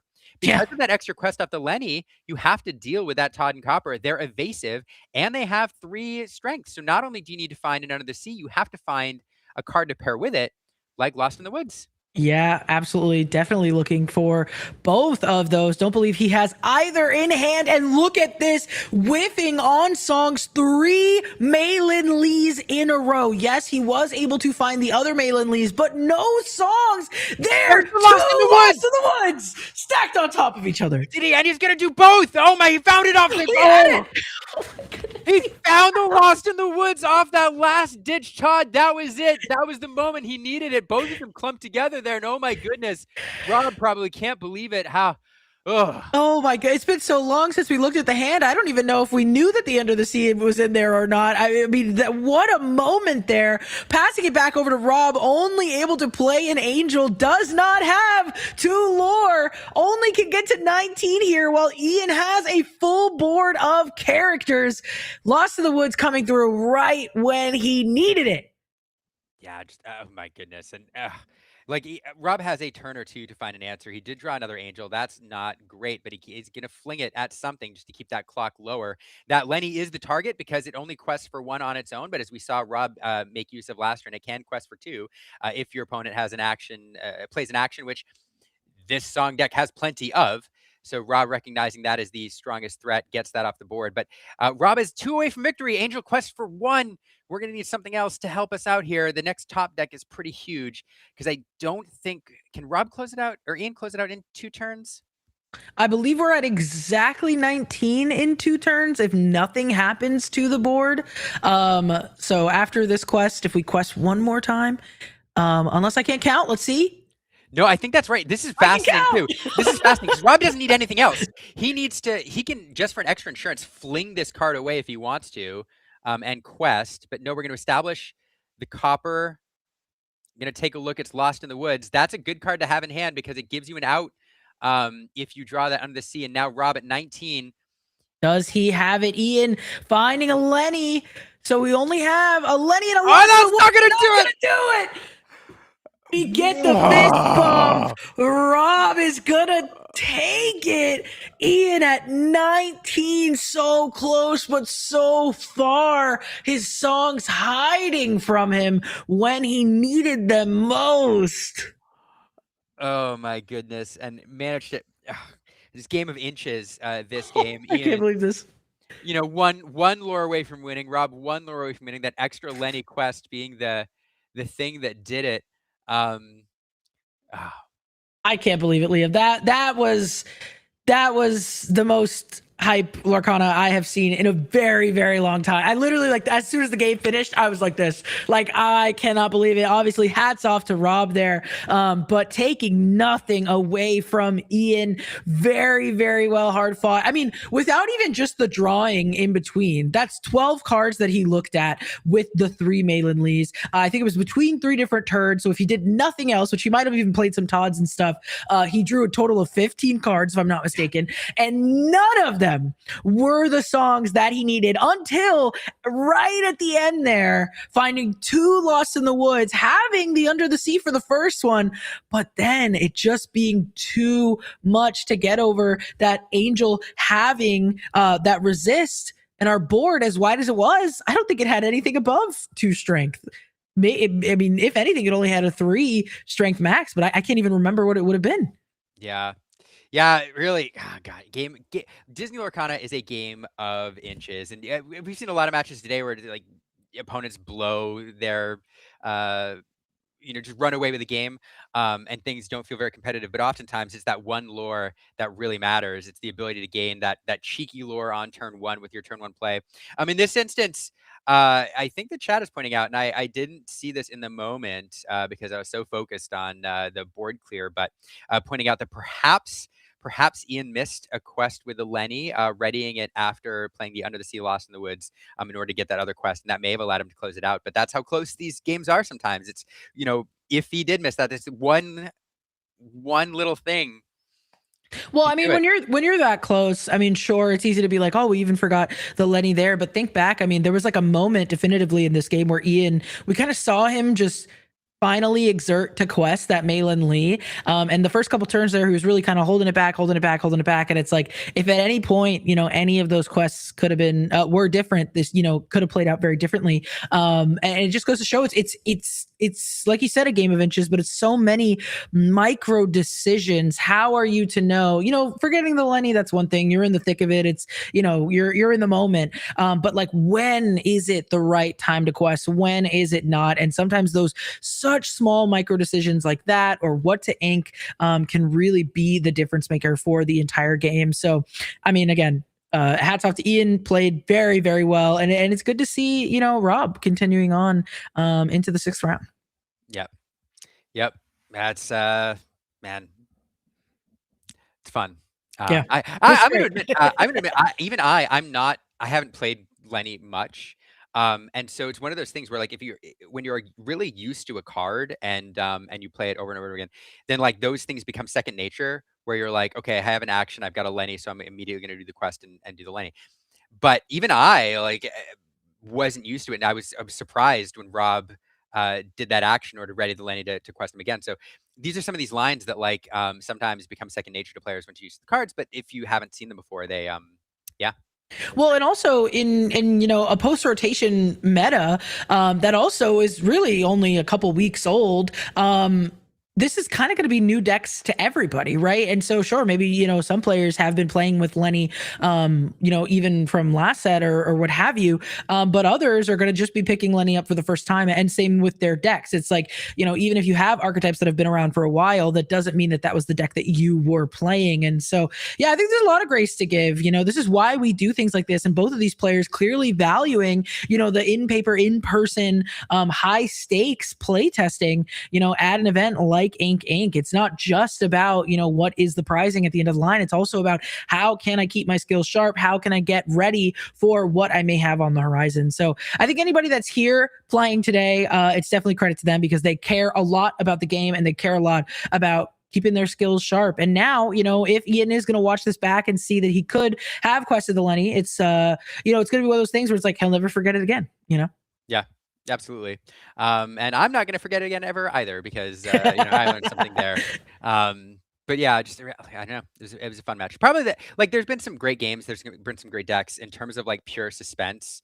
That match is my favorite so far. Yeah, that was really, really cool, really, really fun, and what two great players to have piloting those decks there. We saw the sportsmanship at the end of the second round, and the high five in and the smiles, and it's just one of those things where it's fun, and at the end of the day, I say this all the time, we are opponents, we are not enemies. And so when your opponent does something cool or finds the perfect card off the top, even if it means your tournament run potentially ends, it's still this moment of like, oh, you did the thing, you found it, after all of those, missed whatever. And so I think it's all in good fun, and this is what it should be about.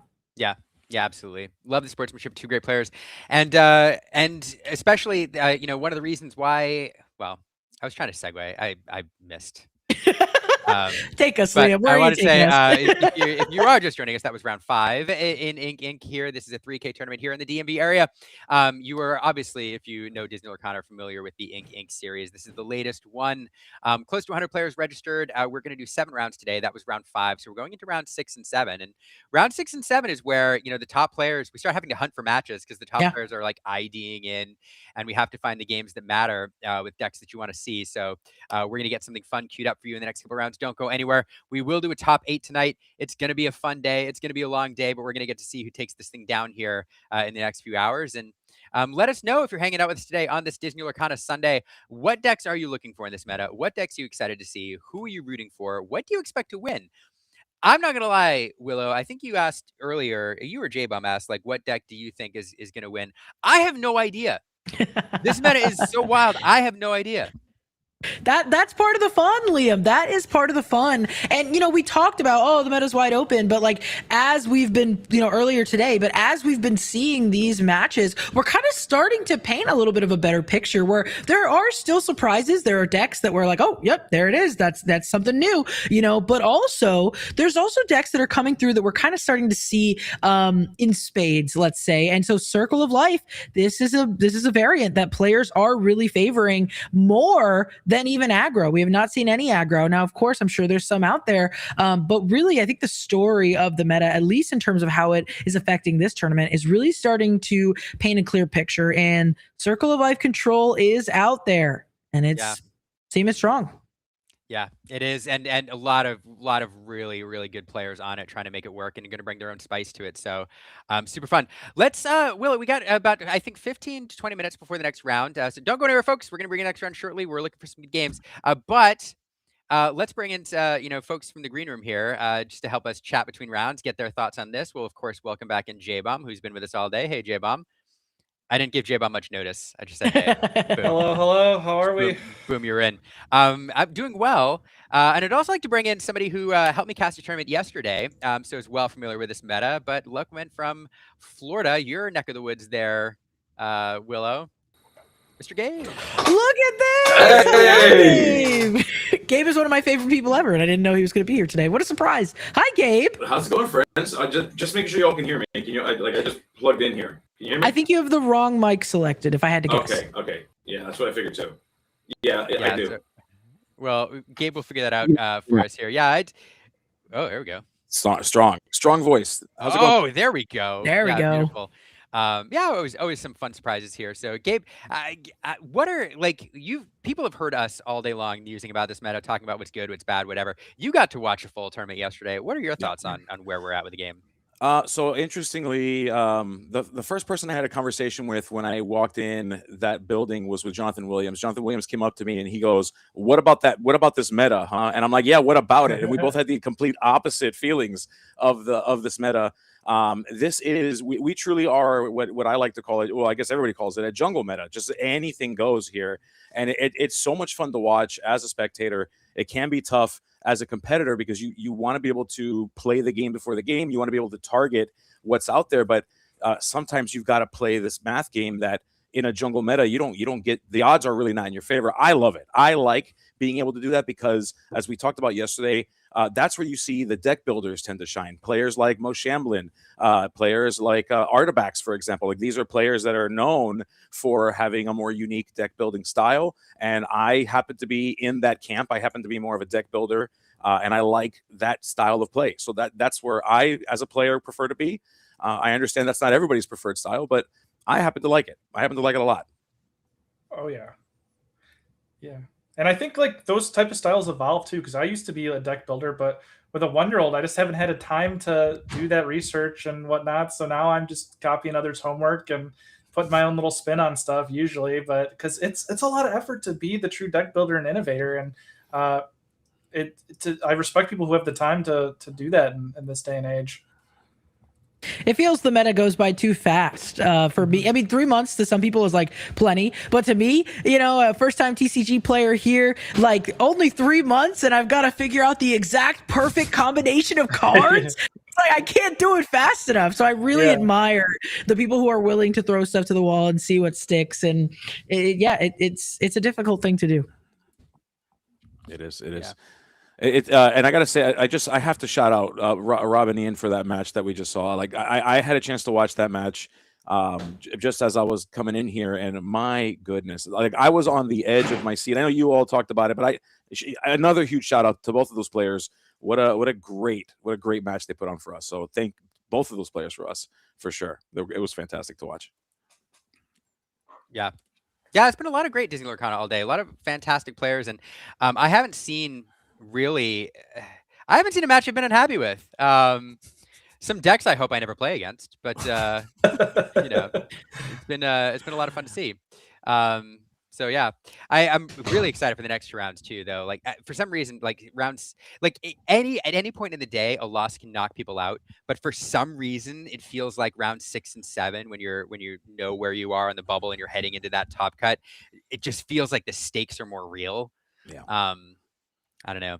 Do you all have predictions, by the way, for deck? Like if you right now, if I were to put you on the spot and say what deck do you think is going to win now that we've seen 5 rounds? Like, do you all have any sort of confidence in your answer?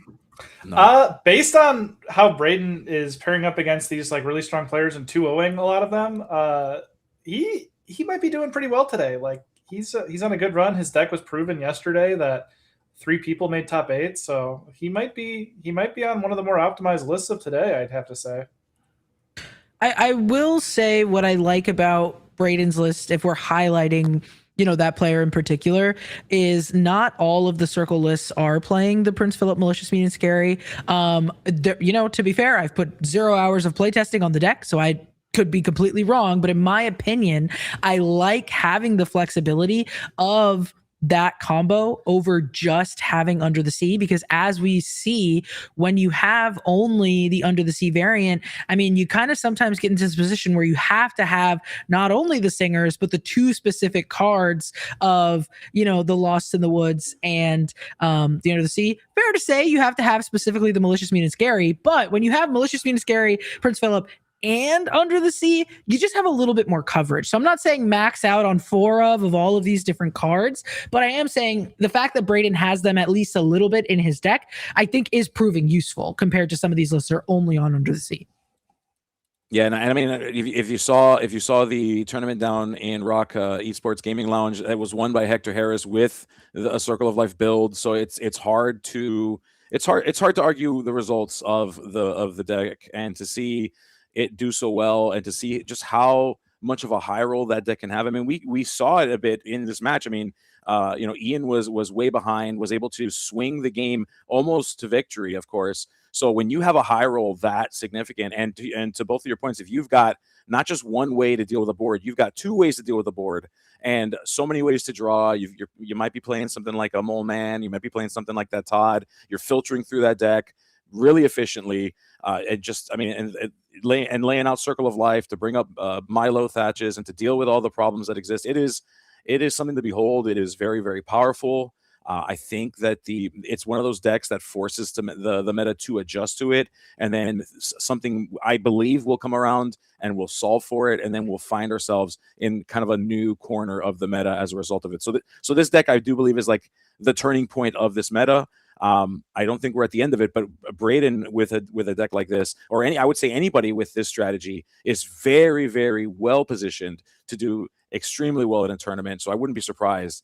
I'm confident in saying that it'll be Amber Emerald that'll win, but only because there's 3 versions of it. That's fair. Math game. Yeah, just through sheer attrition, I got to be right at some point. So. Yeah.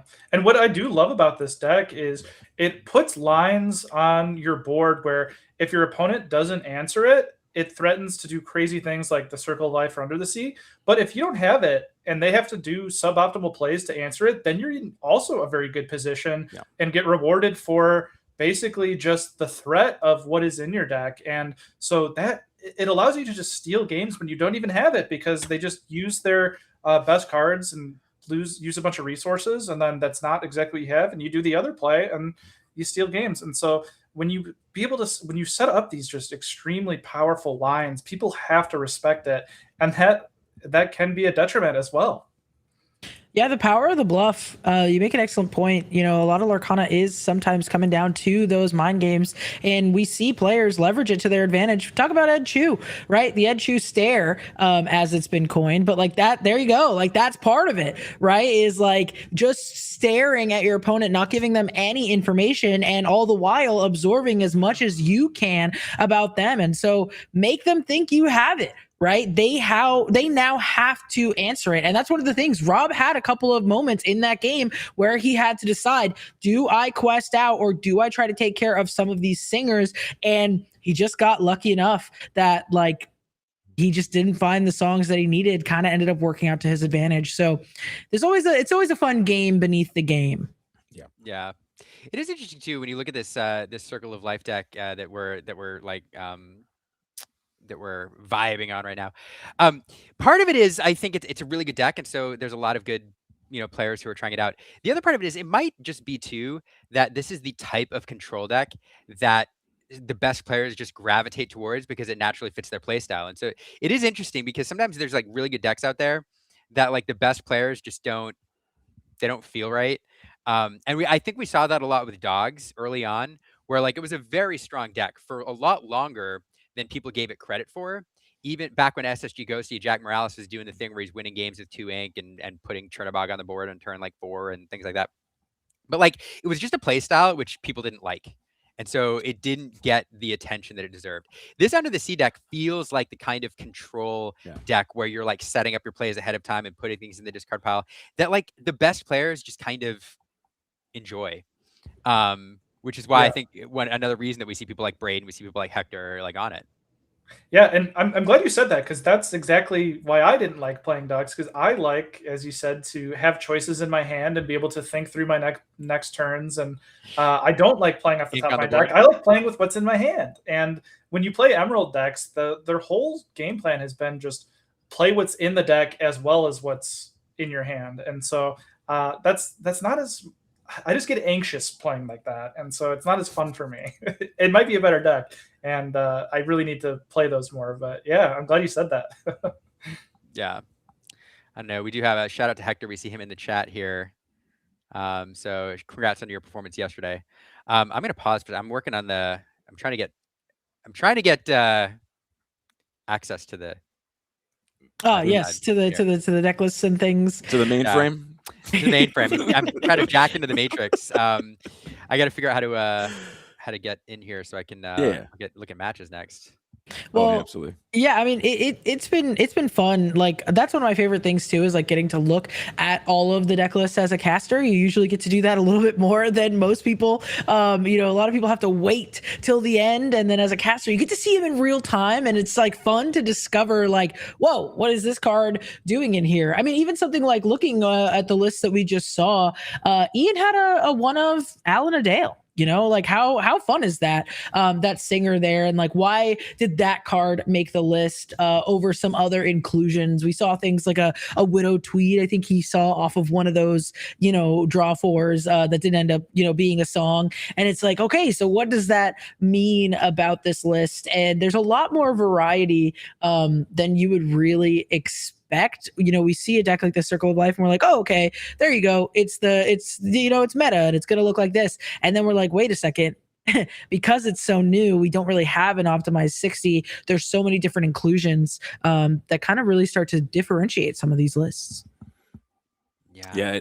What I will say, when we think about, so I'm always thinking about what does the next iteration of the format looks like? How do we get out from underneath whatever the best deck may be? If this turns out to be the best deck, I think you need a few more tournaments to kind of really say that and see if there's an answer. But what does excite me is the possibility of cards that do exist in this format that we're just not looking at or we're not taking seriously right now. You think about cards like Terran or the different iterations of Ana that allow you to choose cards from your opponent's discard pile, place them on the bottom of the deck. If that's a way out from underneath this to maybe make Circle of Life less effective, I think it's always exciting to me. Like, how can we use the cards that we've decided are bad and suddenly they're good? Like that to me is always like the coolest thing about just trading card games in general, and the ability to do that in this particular format. We may have to do it. We may not. Maybe we can just be fast enough, and maybe we can just turn turn cards sideways and try to win that way, or maybe we need to actually pack cards that might not be the best in every matchup, but you need it because the perceived best deck in the format is just too dominating if you don't include it. So I like stuff like that. I know a lot of players don't like playing what, like a quote unquote useless card, but yeah, if you have to, you have to. The cards exist. Let's use those cards. Yeah, absolutely. Look at people at the tournament are in the chat here. So. Hey, pay attention to the games. You all have to win your games, but also thank you for being here and hanging out with us. Yeah. That's Scott. It sounds like we saw him on round 1 earlier, I believe, and saying currently 5-0, which is awesome to see a player that we're tracking through the rest of the tournament. Yeah, he is 5-0. So we getting a little a taste of what's going on here for folks. Mike, three players undefeated right now after 5 rounds. That's Mike Stigall, Braden Bodish, and Scott Chevron, who we saw round 1. We know what Chevron and Bodish are on. Do we know what Mike's on? Have we seen him yet? I don't know. I can take a look for you. Right, I'll let you know. Just curious. A few players at 4-1. There's a whole bunch. I'm not going to read everybody, but a couple notable players. We do have Rob Serpay in there. Kurt Spice also. DJ Heim is a name I recognize. And also shout out to Matthew Dixon, one of the tournament organizers on Ink and Care, continuing his run. He is 4-1 here as well. An answer on Mike, by the way, that is going to be Amber and Emerald, but it's going to be aggro. Amber, Emerald, aggro. Okay, so we have a good mix here. This is fun. So yeah, a bunch of yeah. There's the undefeated players. Yeah, a bunch of other people at 2-0 and whatever. Everybody should note, Emmett did drop another game. So another player that we're following with that item build. He's 3-2 now. So I think 3-2 can bubble in. I think, and he's at the top of the list there. Okay. He's in 18th place at the top of the 3-2s. So does stand a chance, I think. But again, shout out to him, a great young player, bringing that item build in. If you didn't watch it, you should go watch it. You should go watch it. Super fun to see. And yeah, fun. I guess it depends on what side of the table you're sitting on, because let me tell you, after the 4th Buzz's arm and the 5th Potion of Malice, you know, well, not 5th, but still, it feels like 5th. It keeps coming back. It doesn't go away. Oh my goodness. Buzz has a lot of arms. Yeah, but yeah, he really does. He really does have a lot of arms. It's so many arms that Mrs. Nesbitt has. So, my goodness, it's crazy. I am very upset that we don't have a Mrs. Nesbitt card. It's got to be coming. It's got to be coming soon. Right. Please. It's the perfect card to shift, right? Yeah. But you have to he didn't have the arm when he was Mrs. Nesbitt, right? Correct. Well, he was holding it. Does that count as having it? That is true. There's a funny, you have to, if Buzz is in play, if you have a Buzz and Buzz arm in play, you can shift Mrs. Nesbitt for free. Oh, let's go. But you have to have his arm in play. That's the. It's a duo shift for free. You love it. Yeah. Oh my goodness. Well, sorry, go ahead. Go ahead. No, go ahead. I was gonna say, while we're on the topic of items in the Toy Story franchise, well, Gabe, I don't know if you were watching earlier. J-Bomb informed us that Vampire Potato is from Darkwing Duck. Yes. And so that's where that kind of comes from. How many people were holding out hope for the potato item to kind of be like Mr. Potato with the eyes and the ears and all the things? So hey, maybe in the future, okay, we still have the potato. There's always things that we can add to it. That is. Yeah. We need more potato things. Yeah, it's tater time. Yeah, yes. We need a tater deck. We need a 60-card tater deck, just fully committed to the combo. Yeah, I knew right away. By the way, I'm a huge Darkwing Duck fan. That was right in my time for cartoons. So the second I saw the potato card and I saw the little stalks on the top of the potato, I knew immediately that it was Posey. But I didn't want to spoil it for anybody in case they didn't know. Just because I'm a huge Darkwing Duck fan, it was no surprise to me. But we need more potato card, and we need more potato shift, and we need all of it. 60 cards, potato deck, all the way. Yeah. I will the gravy say, for on top as well. Knowing the devs, and by that I mean seeing the cards that they create, I think that they love a meme. Okay, and you know, seeing things like, think about it, Flounder got reprinted and Fabled. People love to make memes about Flounder. There's other like beloved cards. I have one. It's escaping me now. Hey. Hey. They love to give Hey fun cards, and like the Sapphire Steel Hey that's got that really cool art, and it's like, you know, like that's like a nod to the community and how much we love these characters. And so I think if we, you know, seeing how well people have responded to the potato, Zach Bivens willing to trade an iconic for, what was it, 5,500 foil potatoes, like we need more potatoes. That tweet, by the way, sent me.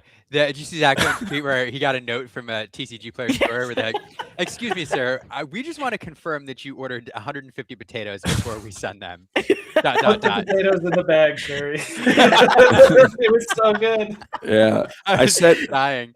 Yeah, it's like that meme. It's like, I didn't say I wanted a lot of steak. I said I wanted all of the steak. I wanted all the potatoes, not just a lot of potatoes. Yeah, Oh, I'm my afraid goodness. what you heard was give me a lot of steak and eggs, or a lot of bacon and eggs. Yeah, it was pretty good. I think we might run this back for set champs, by the way, although don't make me regret it if too many of you do it. We did a contest during pre-release. If anybody took a pre-release spot in their deck for a potato and played it, didn't even have to be shifted. Like, some people misinterpret it as like, if you shift potato, you win the contest. No, it was just like, you have to devote a spot. In fact, it's better if you don't shift it. It's just like, you have to devote a spot in your deck for this useless item to win the challenge. And I've got these really funny stickers that I'm sending out. We had to like 10 people complete it during the challenge. I think I'm going to run it back during set champs. So if you want to like put a potato in your deck, in your set champs deck, I will send you a really fun prize if you complete the potato challenge. Oh, I gotta enter into the coconut contest that you were talking about earlier. I need me an Illumateers. Come on pin. Come on in. I gotta get in there. Yeah. There's some fun coconut decks posted so far. Let me tell you, if this was Infinity, though, I would totally be rocking like Scrooge McDuck, the resourceful miser, you know, with the potatoes, you know, because then they're not useless. Now I feel like I'm using them with great purpose. I can use them to play Scrooge McDuck. So, yeah, it'd be so cool. Yeah, there's something about it, but it feels good too when like Hiram and other people like eating potatoes as opposed to like munching on Fortispheres and stuff. So I just feel like they're meant to be eaten. Yeah, I know, big fan. Yeah, well, I think you know, towards the end of, you know, certain rotations there, Popsicle, everybody was a little tired of it. I think had it been Potato that, you know, comes into play and then you draw a card, I think people would have loved it way more. Listen, I'm just saying. Yeah. Wouldn't be as much hate. I agree. Which also, who's the artist for Potato? Because that person is a legend right now. I got absolutely Simone Giovanardi. What a legend! We need you to draw a potato. Yeah, Simone is such a legend. Fantastic potato art. I need as many alters of that. I need to take 15 potatoes and ask Simone to just give me every alternate art that they can provide for me. It'd be fantastic. I need that as well. I'm really get them to the upset now, signings. right? I'm really upset now because that's kind of my thing is like card sketches, but I know that Simone has probably received like 1,000 emails already. Sometimes you just stumble into like the best meme cards and Would you rather illustrate, you know, a meme card or like the most played card in a format, right? Like it's. And look, I don't feel bad for Simone, and I'll tell you why. If you look at the art of that potato, it is like perfectly drawn so that other things can be drawn on top of that potato. Simone did it on purpose. I'm convinced Simone knows exactly what they were doing. I know it for a fact. That is a fair point. It is a perfect canvas. Yep. Shout out to Potato. Also the flavor text, which is, oh my, the flavor text kills me. It doesn't have much flavor because it's potato, but also the flavor text. It doesn't have much flavor. They just phoned it in on the flavor. Like, it's perfect. Yeah, the narrative team simply deserves a raise. I just don't know how to say it. Everybody involved in making Potato happen, hats off. kudos. Yeah. The Pooh Wizard got reprinted as an enchanted. We need Potato enchanted in the next reprint set, and I think everyone The thing is, that would card be all would right. it would be heavily sought after. It would be several Yeah. people's top chase. Zach Yeah. Bivens would It's get my top chase. PSA 10. If you gave me an iconic Potato, I couldn't give you enough money for that card. I'm telling you. I feel like an enchanted Potato would outrate, like Beauty and would outrate Beauty and or Belle and Beast. It would outrate any of the cards from Fabled. I think it's crazy to even imagine. But oh my Okay, goodness. listen, J-Bomb, as our resident Golden Mickey winner, if it was a golden potato, Oh my gosh. would you still be happy about it, or would I'd you be happier? Happier. Yeah. He's now sad that it's not a golden potato. He's gonna feel this forever. DKP has been at my house since like Wednesday chilling. He's been watching me just eat potatoes just nonstop, just all week. Well, we better It's see the the best. potato item in your future decks. Yeah. Color says no reprint sets, but there are exceptions. Color to every rule, and potato Yes. is an exception. I'll take a D23 collection set with 6 alternate arts of potatoes 6 times. Fake potato, Mashed mashed potato, French fried potato, functional reprints that are. Yeah. baked potato, au gratin I potato, waited in the whole line at tater Disney lineup. Springs for the Pooh mat for like at least 4 hours. I would wait even longer for the D23 potato collection. There's one thing missing from potato. The one thing that would make it better is you can have as many potatoes as you want in your deck. Oh my gosh. Oh yeah. You're so right. I would make an all potato deck just for the memes. Yeah. What It are you doesn't doing? even have to Potato. be unlimited amount of posies. Like you don't Yeah. need no, you just need the Yeah. item. 4 poses is 9 fine. potatoes and 1 posy. It's like if it was meant to happen, it'll happen. If it's not, it's not my game. Just one posy, that poor posy. Yeah. Yeah, if I alter 6, you know I have the posy. If I alter 7, we're still looking.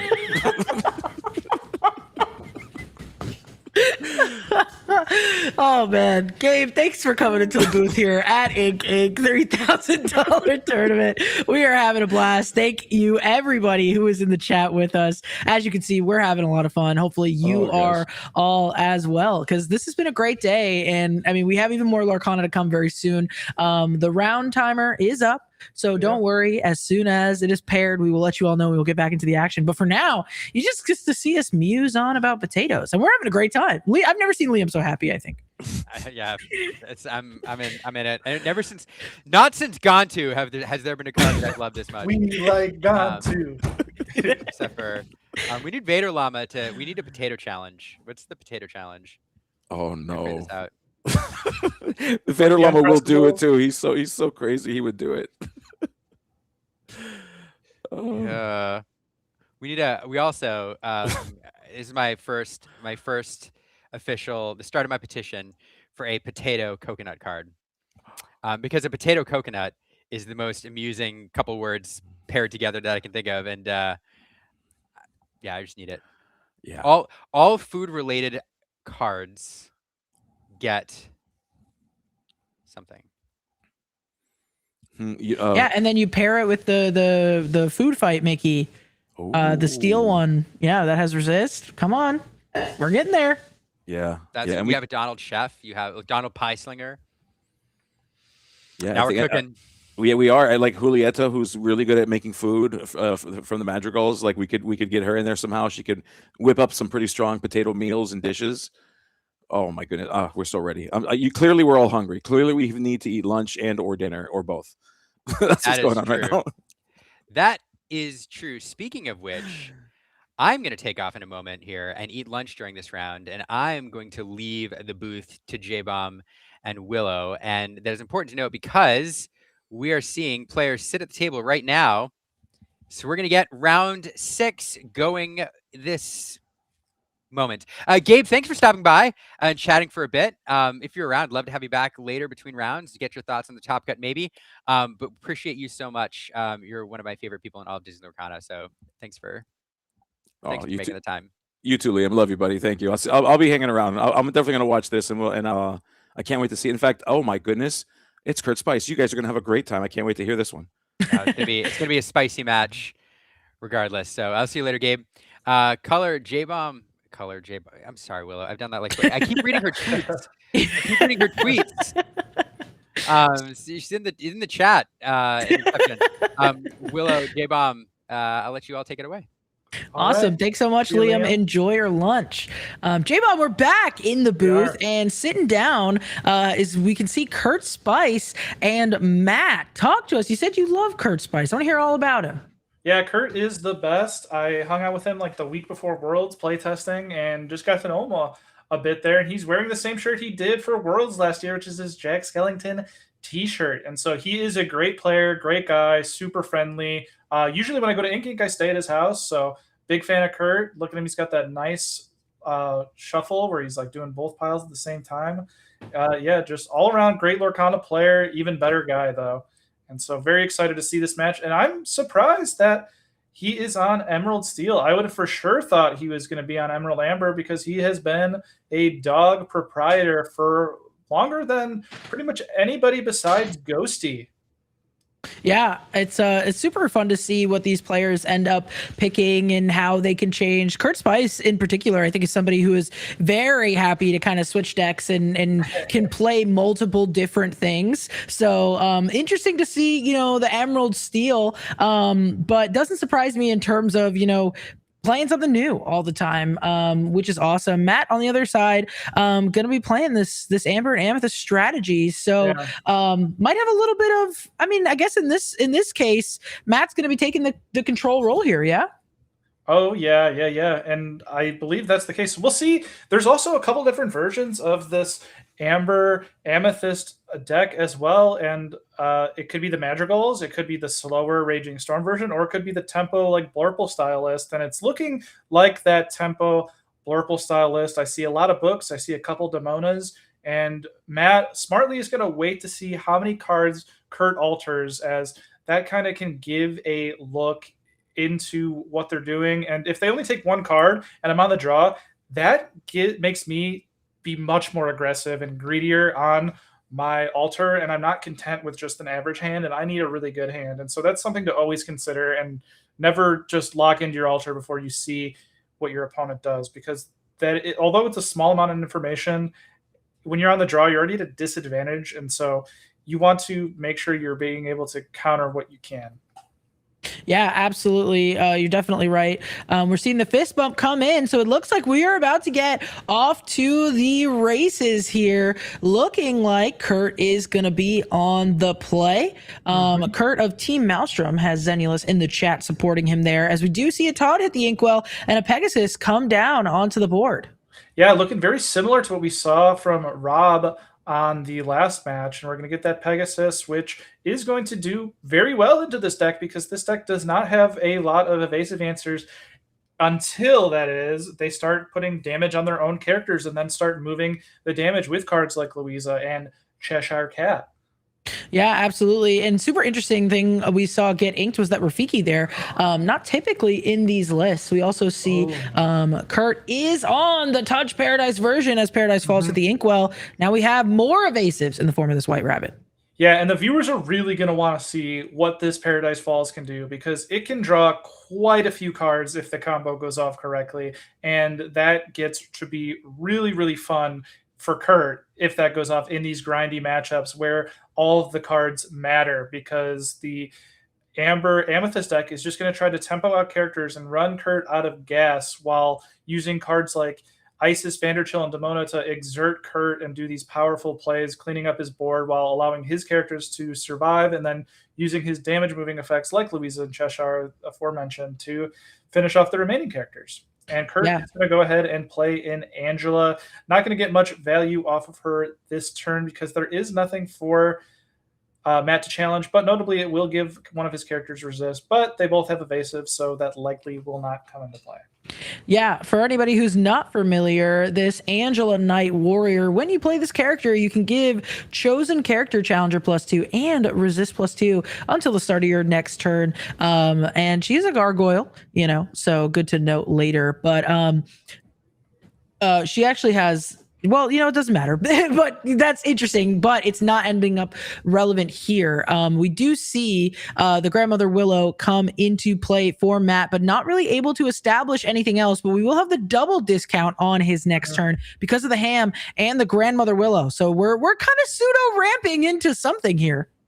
Yeah, and notably, that will allow us to play a Demona should we choose, which is very quick for Demona.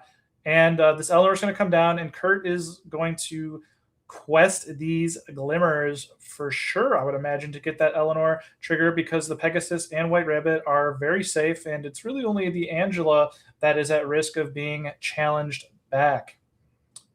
Yeah, we do see this Angela going to be exerted. Looks like she might be gearing up to sing a song here, as she does sing Strength of a Raging Fire on that Louisa. So one thing about that Angela, while her ability was not too relevant on the turn that she came in, she is a singer. And so that was able to do some cleanup there as the Eleanor put a damage onto that grandmother Willow. And this is a really heads up play, because taking out the Louisa will prevent any shenanigans from being able to counter take out this Angela on this specific turn, because the Ham and the Willow are very low strength characters. And so if they want to double trade into the Angela, Kurt is going to be very, very happy with that. And so this is going to force Matt to play other cards. And while he does have 2 discount ink if he wants to, it's not going to be as powerful. And look, there it is. He did have the shift Louisa, and now that's going to go straight to the inkwell because that Louisa was taken out. But he did have another one. Yeah, another Louisa Madrigal coming into play. This is the shift. She shifts for 3, and you can pay 1 to move up to 1 damage from chosen character of yours to this character. Then, if it has 3 or more damage, you can move it all to an opposing character. So far, we only have 1 damage floating around on Matt's side, but this Louisa might be an interesting counter to this Eleanor, depending on how the damage ends up laying around. As we do have Kurt playing a Lenny, taking a look at the hand, getting an Ohana Means Family, seeing a Dumbo and a Gaston. Yeah, and this is going to be one where I could see Kurt deciding to not quest with the Eleanor and Angela, because the Louisa would get a decent amount of value here. But unfortunately for Matt, he does have the Thunderbolt, so that is all going to be a moot point, and he is going to quest with everything and take out this Willow and put Matt in a devastating position. And this game is going to be wrapped up relatively quickly from this spot. Yeah, Kurt definitely looking dominant here. Nice full board, able to take out, as you said, 2 characters there, leaving only that Ham Piggy on the board. Love that piggy bank. I think it's so cute. But what are we going to do here? So we can ink up to 5, use this Ham to play a 6-cost character. But I mean, looking at what's in the hand, it just doesn't look like we have anything that's truly going to be enough. I believe we have a Gaston, a Dale, and a Dumbo. Yeah, going back to the last match we covered together, this is almost reminiscent of game 1 from Braden's perspective. And except for the fact that Kurt is on not the same color, but he's basically doing the same game plan, just subbing in a song or 2 for those amber cards. And that song or 2 was extremely valuable, as it was able to take out that Louisa and let his Eleanor continue going and keep putting the pressure on. And this Dale normally is able to really put a lot of pressure when you have a board, but because he has no board, this Dale has done not as well into the field here. Yeah, absolutely. It's interesting to see this Dale come down. We're going to have, though, the Strength of the Raging Fire get that Dale immediately off the board. Paradise Falls going to come into play, and we are going on another quest, and this is just looking super difficult for Matt to overcome here. We will get those lore totals updated in just a moment, but it doesn't matter. We're scooping it on up, J-Bomb. Yeah, and it looks like the lore is updating on the lore bot, but in the back end, but it was not updating on the screen, which is interesting. Yeah, so we'll make sure to take a look at that. Thanks. Good shout. Good note. We'll try to keep you up to date, fix the overlays and all of the things. But there you have it. A pretty swift win from Kurt. What is going on today? Everybody has been winning with the quickness. Slow it down. Take us to a game 3. Let's see a little bit of a longer game 2. Yeah, and the benefit of being on the play in this matchup in particular is really, really strong because what Matt's deck is trying to do is set up a board of characters and then use those characters to take out the opponent's characters. But Kurt, when he's on the play and has the initiative, he just sets up characters and uses his songs to take Matt's characters out. And then Matt's removal is all character based and then can't answer back. And then because of that Eleanor drawing a card every turn, he's just starting to get so much resources that the game just snowballs away. Yeah, absolutely. And we're seeing the shuffle up here. Both of these players, like you pointed out, thinking about some of those things, trying to figure out what we can do differently on the play here. Taking a look at the hand, seeing a couple of guidebooks. It doesn't look like we have anything super low to the ground for the start for Matt. On the other, we do a full 7. Yeah, he was not interested in any of it. Mm-hmm. Been there. It never feels good to do 7, but sometimes I've had the best hands come from a full 7. So it means you sent 7 cards you didn't want there. So there's always a nice chance to still be in the game. It is scary, I'll bet, but you can get a nice curve there. And Kurt going to give the deck a nice shuffle. Matt going to give a nice shuffle. We're going to have hopefully a nice game 2. And it would be nice to get to game 3 and have a nice full round of casting with you, to be honest. No, I agree. It's just going by too fast. The day is sprinting towards its end. We're already on round 6, and we are about to jump into the action here. Matt, let's see what he's got for us. After throwing back 7 cards, he finds a 1-drop. I do see a Rafiki in hand. So look at that. Thinking about what to ink first, though. Yeah, you're just going to take a little bit of time, organize his hand a bit, plan out his next few turns, get the go-ahead from Kurt, and we are going to ink that Hades, looking for a deal, and play our Happy Monkey Rafiki. Yeah, interesting inclusion here. Not one that we typically see in these lists, but this one, it seems to be playing both the Luisa and the Rafiki.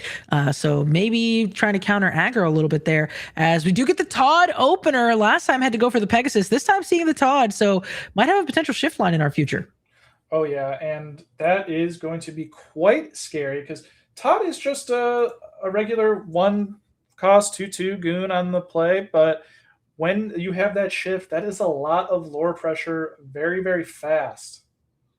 Yeah, absolutely. It can come quicker than you even imagine. Kurt now thinking about what to ink, seeing the ham on the other side, going for the Vixie there. This Vixie is a 3-cost, but because we have a Todd on the board, only going to cost 2. So a nice little evasive questing for 2 there. Also going to be able to sing potentially Strength of a Raging Fire should we need to. This Augustine Madrigal coming in with a 3/6 stat line. Got to feel pretty good.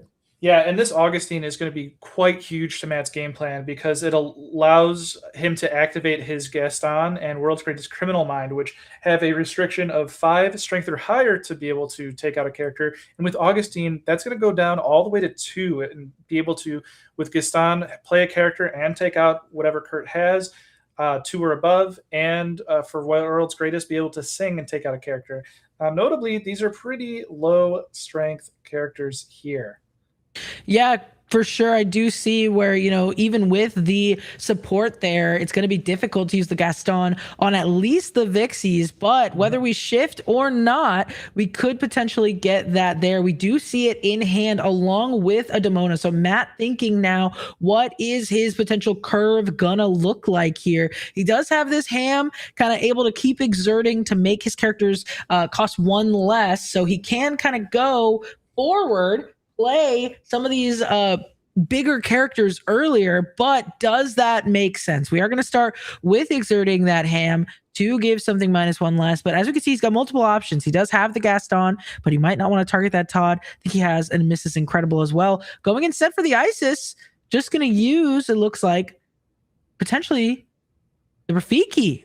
Oh, interestingly, we are going to trade, and we're going to value keeping our Augustine fit and healthy and making sure that there's no shenanigans that can take him out. Interesting, not questing there just to make sure that he can stay upright, to make sure 100% we get that value out of that Gaston.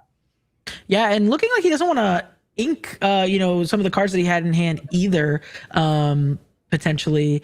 As we do see, The combo is here. We're gonna sing "Touch the Sky." We're gonna move a Vixie to the Paradise Falls. They touch the sky, and then we're going to draw cards equal to the location, and we're doing it twice, equal to the location's lore. So because Vixie has moved to Paradise Falls says when a character is here, this location gets +3. So then it is a +4, or is this 4 lore location. Touch the sky because we moved the character there. Now lets us draw a bunch of cards. So Kurt's hand gonna be nice and healthy here. Yeah, you thought second star was dangerous. Try drawing 8 here on turn 4. And Matt is going to have a very nice board, but Kurt is going to have all the answers and just needs to be able to survive this early onslaught to get back into this game, because he's obviously lost the board for now, but he has all of the resources and gas in the world to continue and get back into this game. Yeah, so again, just slowing it down there, Paradise Falls does have 7 willpower. We are able to quest the Augustine to give that support to the Isis Vanderchill. So we do get rid of the Paradise Falls, which did at the time have 4 lore because the character was at the location. But it doesn't matter that the Paradise Falls has been banished. That is not the goal of the location, to gain a bunch of lore. It's nice when it happens. That's not what we were using it for. We were looking to do what we did with Touch the Sky twice over, to draw cards equal to the location's lore. And now look at this. We have an Angel coming into play. We have a Vixie coming into play. Strength of a Raging Fire putting damage onto this miss is incredible. And presumably, I mean, like you said, we just drew 8 cards. Going to be able to discard something with that Angel to finish off the miss is incredible. Yeah, and when you draw 8 cards, Angel is quite a nice card to have after the fact. And it's likely going to be answered from this Augustine, boosting it up to 6 strength, and then the Gaston coming out to take it out. So it is going to be a short-lived answer, but an answer nonetheless. And these Foxes are just going to continue to quest as Matt tries to get some footing to be able to take out these evasives. Yeah, I still can't believe that, we got to see that pulled off twice in one turn, by the way. Super, super awesome to see. But yeah, I mean, Matt thinking, what do I do here? What a play. And definitely being out resourced by, in a deck that typically draws a lot of cards. So gonna do this Demona here. Hopefully try to match wits with some of the card draw that Kurt has had, exerting all of his characters, able to use that Isis Vanderchill to banish the Angel, challenging with the Augustine as well, but 2 evasives still on the board. And notably, this allows him to preserve the Gaston for a future turn. And just notice that the back end is correct for the lore. So Kurt is at 4 lore. Matt is correct at 1 lore. So something's going on with just the Kurt side not updating. So we'll go ahead and announce lore every couple turns here, or whenever it changes. So yeah, good point. He is at 4 lore currently. And he is going to go ahead and ink that Touch the Sky. Drawn a lot of them these games, and just going to dump as much evasive as he can and continue questing. And Matt's deck is very not good at answering a lot of evasives, so Kurt might be able to just steal one on the back of just a bunch of questers questing. Yeah, for sure. We have 8 lore now for Kurt here. And like you said, all evasive board there, 3 of them questing for 2. Matt going to be looking at his hand, looking at also just the amount of ink that he has in his inkwell. Even if we had a Raging Storm, we are just so far away when you consider that, Kurt is already at 8 and questing for so much. So thinking about what to do to get him out of this. Yeah, and Kurt just taking a nice relaxing sip of his drink. And this is just such a contrast of what happened in game 1. We're seeing the other half of Kurt's deck, where Kurt's game 1 was just like the old style of Emerald Amber, just play some characters, cheat out an Eleanor quick, and then go sideways. And this is just a fistful of Foxes here, just going for some questing. And we're going to be having some fun here while Matt is just trying to figure out what went wrong here, because he had pretty much one of the best starts possible and is just losing this lore race to these Vixies. we do go ahead and use the Augustine Madrigal to quest and give support to that Mushu, giving it +3 strength so that we can play this Gaston Superior Archer to banish the character now that it had 5 or more strength. But that means that we can't do anything to the 6 lore on those 3 different evasives. We're just going to take a quest of our own up to 6. So at least we're building up our board here.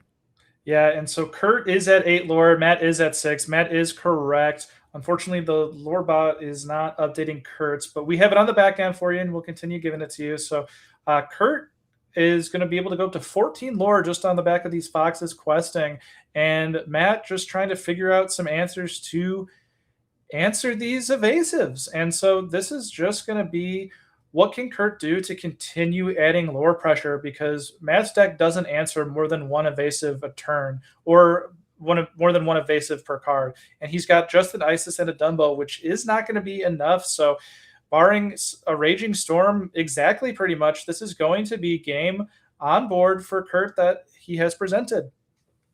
Yeah, super interesting to see. We check the hand first before playing that Eleanor. Seeing anyways that we do have an Isis in hand, electing to play it, forcing, Matt's hand, so to speak, and saying, well, you're going to have to do a certain amount of plays. And if you're focusing on getting rid of this Eleanor, you're not going to be able to get rid of these Vixies.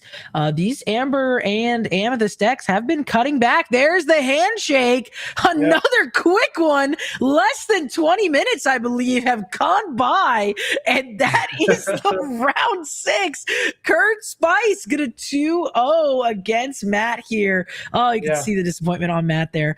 Man, oh goodness, went by so fast. And Matt had so much removal and so many answers, but he couldn't answer the evasives. And if they're not evasive, Matt wins that game 10 times out of 10. But at Kurt's deck building, they were evasives, and he was able just to steal that one off the back of drawing 8 cards and just having those Vixies just come in and being able to turn sideways. That is just quite great for Kurt. Congratulations, Kurt. Congratulations for sure. One thing I want to point out as we bring Liam back in, probably didn't even get to warm up his lunch at the speed at which that went. One thing I want to point out is the evasive answers, right? You mentioned the evasive answers.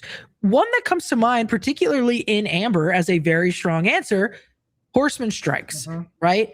The problem is a lot of these lists are cutting Horseman Strikes down to 1, if not completely, which has given or made way for these Emerald decks that are just all evasive to really flourish without punishment here. And we see it. Matt could not find a single answer to those Vixies turn after turn questing for 2. Yeah, it was quite a weird one, to be honest, where Matt just had such a big board, and those are the games that deck is made for and what it wins. But Kurt just had a couple foxes, and that's all that were needed, while Matt was just trying to draw cards and get those answers. Was your fistful foxes? Yes, that was your Yeah, I like alliteration, Liam. Maybe not the best one, but we'll work on it for next time. I loved it. Not gonna lie. Yeah. Hi, y'all. I feel like I just left. Yeah. What'd you get for lunch? I slammed a quesadilla that Aaron brought me 2 hours ago, but nice. Got it down. But man, that was fast. Vixie's good. Vixie's great. Vixie's better than she's ever been. Yeah. Who would have thought? I mean, it's a fairly innocuous card. We've had a lot of these cards that care about other cards, and if you have this in play, this does a thing. And very few of them have been good. Smee cares about captains, that kind of thing. But I was doing an interview with Anadade, who's one of the builders and premier kind of advocates for this deck. And I asked him straight up, I'm like, what are the key cards in this deck? And he said, this deck revolves around Vixie, straight up. And for a variety of reasons, not only does it give you that aggressive, evasive quester early on, but the ability to then sing Strength of Raging Fire on turn 3 is really good because she's a 3-cost singer as well. So it's just, and also 8 cards. Sorry, I had a look of shock because my cat jumped up onto my desk. So hello everyone from Appa. I'm just gonna put her back down. Now she's probably gonna keep doing that multiple times. Appa From, from Avatar. Avatar. Yeah, I was Yeah. like, it's in my gray matter somewhere. I absolutely love it. Yeah, Vixie is just like a rehash of the old Minnie Mouse Surfer from set 2 that made Ruby Amethyst so powerful, but with the key distinction that you can play it on turn 2 if you hit your 1-drop. And that makes it incredibly powerful, especially, as you said, paired with Strength of a Raging Fire. Yeah, and in this meta too, like the 3 willpower is very relevant, and we see that on the Todd and Copper, we see that on the Vixie, not only because you have the normal removal answers that fire the cannons around, but you have angels running around, and so they're insulated against the T damage from the angel. But also, one of the evasive answers that some decks just happen to be running just because it's a good card anyway is the Gaetan Moliere, who is an evasive character. Oftentimes, in some of these Circle of Life decks, it's the only evasive character in that deck, but it has 2 strength, and so even that answer is a little bit awkward and takes a little bit to finish off one of those characters. So it's just a well-statted card. Yeah, yeah. I got you, Willow. So yeah. Anyway, it's I don't know. It's just a fun thing. Yeah. It's a fun thing. This deck I think is good. The last thought I'll have in this deck before we may take a quick break here, so we can all take a breather because that round was super fast. The Touch Paradise deck is a quote, it's a fair deck. It's it can win the game without doing the Touch Paradise combo, and we've seen it do it many times. It's just an evasive questing deck. It has solid steel removal, so it's a tempo deck. It puts early lore pressure on, then it uses steel removal to keep your board under control while it just continues to quest and build advantage. It does not need the combo to win. But what it does is it draws out games, and it has enough lore pressure and enough removal to just keep the game going until it finds the combo. And once you draw 8 cards in a single turn, you've probably won the game. So like it's a fair deck with an incredibly high ceiling because of that combo. And for that reason, I think it is going to be popular. And I think it's a deck whose meta share we're going to continue to see rise. Yeah, I'm super excited for it. I'm glad it exists. I've been playing it. I'm having a lot of fun playing it and watching it. I mean, me and J-Bomb just got to have that great moment where we're like, he did it, and then it's like, wait, he did it again before I can even finish explaining the first one. I have never seen someone double do it before on the same turn. Yeah, that was awesome. You can triple do it because it only costs 2. So like Yeah. your ability to sing it, unless I'm mistaken, right? Unless No, I believe you're correct. Yeah. Okay. So it only costs 2, so you're likely to have multiple singers, and because you're drawing 4, and then you're drawing 4 again, your odds of drawing a third, they're not low. Yeah. And so you can actually like string it together into 12 pretty easily, which is and you're not really giving up anything since it's just a free song. So like your board presence is already there. You might like lose them to challenges, but I mean you're more than making up for it. if there was a card that said banish this character to draw 4 cards, you would do it like every time, right? Like, oh yeah, 100%, 100%. Yeah, come back, Zombie Lilo. It's the same thing with Demona, though. I mean, like players sometimes are like, "Oh, I can't use the Demona because my opponent's gonna, draw 1 card or 2 cards or 3 cards, even if I would be able to banish their whole board." And it's like, hey, or like I don't want to play my Demona because I can't, gain any card draw off of it. It's like sometimes, like if there was just a legendary card that said exert your entire opponent's board, like and take all favorable trades, you would not care about the card draw, Oh. So, fun fact in the history of Lorcana, the original Elsa Spirit of Winter in the famous Alpha design, it exerted all of your opponent's characters and they didn't ready. And so it changed to just it was originally all, and they changed it to just 2. Well, that's good. That's probably for the best. Oh my goodness. And the first banned card in Disney Lorcana. And couldn't. You can't. Yeah, they had to change that. They were like, we can't get the Elsa banned. That's true. You cannot ban Elsa. Like, it's rule number 1 of Disney Lorcana is you cannot ban an Elsa card. Right. And Frozen has to be in every set. Fun play. So if you're just joining us, there's about 500 of you out there, including 2 of you on Facebook now. So shout out to you. The population there has doubled. We are We just finished up round 6 of the Ink Inc. tournament taking place in the DMV region. This is the latest in the Ink Inc. series. It's a 3K, close to 100 players. We're going into round 7 here, I would say in just a moment, but that round went fast, so in about 20 minutes or so, but it's going to be a lot of fun. After that, we're going to do a top 8 cut. Want a big shout out, big thank you to both the Ink Inc. team for putting this together. And then Tournament City Games for being one of the hosts and sponsors of this tournament.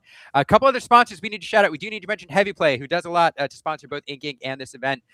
So Heavy Play, you know them, you love them. They have really cool deck boxes with magnets and sleeves. If you're going to buy Heavy Play anyway, consider using the code Ink Inc. That's INKINC. And you will get 10% off, as well as supporting this store, or the tournament series, the team, and the stream.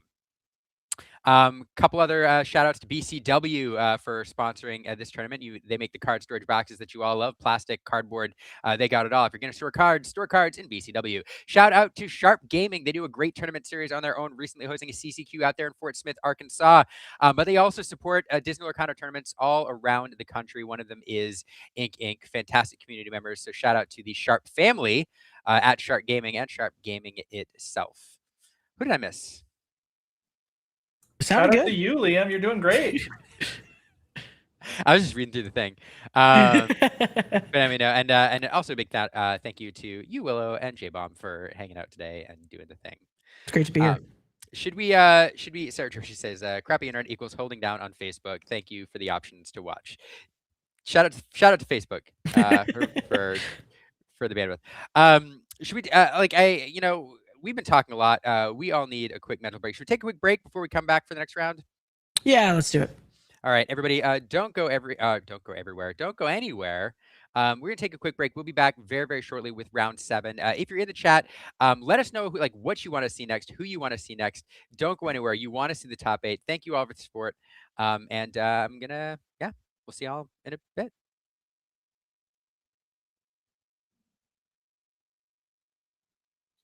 Get y'all some jams.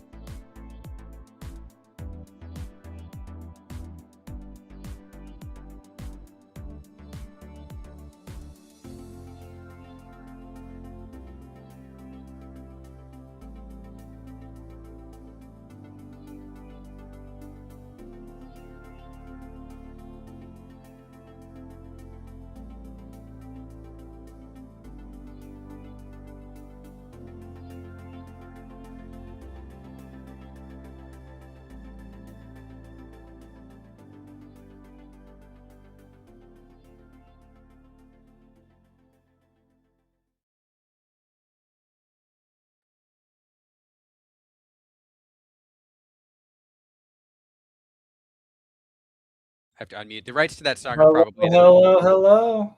yeah, that's probably the best $15 I've ever spent, to be quite honest. Big fan of that song. And it's 15 minutes, so it's perfect for a lengthy YouTube video or for determining the length of a 15-minute break. So good chance to clear our heads there. I spent that break, J-Bomb, in the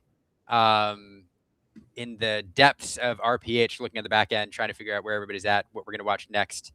Pretty excited. So Jacob asked on YouTube, what's that song called, Liam? That song is called Sky Geometry, and I purchased it from a site called Shockwave Audio, where you can get your audio for YouTube videos and such. And it's it's a banger. Big fan. Yeah, so the round here is almost finished. I think there's 4 games outstanding now. Looks like it. Yeah. Let's see, 1, 2, 3, 4, 5. And I think I know who we want to watch next. I'm waiting to see how their match finishes up. Yeah. Is that table 3 by chance? Let's see here. That is table 3, correct? So I think we could watch them anyway, because even with a loss, I think that Matt is still in contention. And he's playing a deck we haven't seen much of yet. So excited for that, I think. But we'll talk about the standings real quick. We don't have everybody in yet. We have 6 rounds reported in. We do know who some of the top contenders are going to be here. We had 1 player, Scott Chevron, finish up 6-0 so far. Notable because I believe, as we saw other players do, at that point, at a record of 5-0, you can start drawing into the top cut, because 5-0-2 should make it. But Scott and his partner, whoever he's paired against, playing that out, it's possible. He actually got paired down. Never mind. Scott got paired down, so had to play it out. Yeah, 6-0. He's our 1 undefeated person, likely to be the top seed. And then Braden Bodish, Mike Stigall doing an outstanding job drawing at 5-0. They were lucky and paired into each other to 5-0 record. They drew in, so they'll be 3 of our top 8 for sure. Then we're into our 5-1 records. Kyle McLaughlin, Richie Young, Kurt Spice, Anthony Irvine, all there sitting on a 5-1 record. And with a note that we still have people to report in. Notably, Richie and Kurt, I believe they've won 3 of the inking tournaments between those two. It's 3 or 4. My goodness. I can't remember if Richie won 1 or 2, but I know he won the first one, and Kurt has won 2 of them, winning the last one. That is pretty incredible. I think a 5-1-1 makes it in as well. If I'm looking at the matches correctly, and I can't see the full results yet, because not everybody has reported. So there's like some 3-1-1 records, which could complicate things. But I think the 5-1-1 will make it in. So you have 4 people there who can draw in, which means with a top 8 cut, you have probably 1 person on the bubble. Yeah, those pesky draws. Yeah, for sure. So it'll be interesting.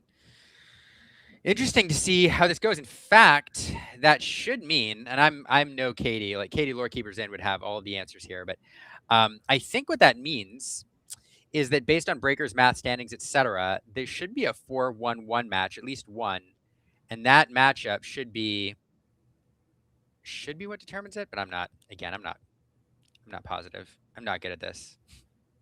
But what it does mean is we're going to have to go a little ways to find a match that's actually playing, because a lot of these folks will draw in, as they do at the end of these tournaments. Yeah. And so the 8th and 9th, with power pairing, they may get paired against each other. But also, we still have a couple matches that aren't done, though, right? Correct. Yeah. Okay. All right. So that's. Yep. Yeah. Okay. So that changes things. Yeah, so it does. And so I'm not exactly sure how this works out completely, but we'll be ranking you round 7 regardless, and should be a match that matters. So pretty excited. And then we're into the ever important top cut, where we're gonna watch where everything's on the line. You're gonna see some awesome Disney Lorcana. It's gonna be a lot of fun. So thanks for hanging out as we just wait. Like we're you can hear it. J-Bomb and I are like refresh, taking these standings here. It looks like it's going to be a clean cut. If everybody in top 8 and there's no pair downs just wants to draw, there might not even be a need for round 7. But if any of them wants to play, then or a different pairing happens, This is interesting. I've never seen it like exactly just like a clean. Oh no! But there's still the 411 411. So if everyone IDs and then ninth and 10th ID, then there'll be one person who's X1 and 1 that doesn't make it. So one table is going to have to play at least besides the two X11s. Yeah. Yeah, I've seen people just say, I don't want to risk it. I'll let Lady Luck decide, and have been rewarded majorly. On the other hand, I've seen people say, I'm going to let Lady Luck decide, and then their partner who they drew with makes it in, and they don't. So it's a gamble. I actually weird. I had my first time happen where I was the unfortunate bubble out, and it was every opponent I'd played in the entire tournament lost the last round, and before that my tiebreakers were like great, and then but just one bad round from everybody, and your tiebreakers go down the drain. Yeah, so that's a great point because you think that the standings are pretty solid, but yeah, your round 1 or 2 loss ends up coming back to haunt you if your opponent is playing it out. And like carrying you a good chunk of the way because they keep winning, and then they lose in the last round. Your standings within a certain record can change dramatically, and yeah, so it's difficult to predict if you are on the bubble.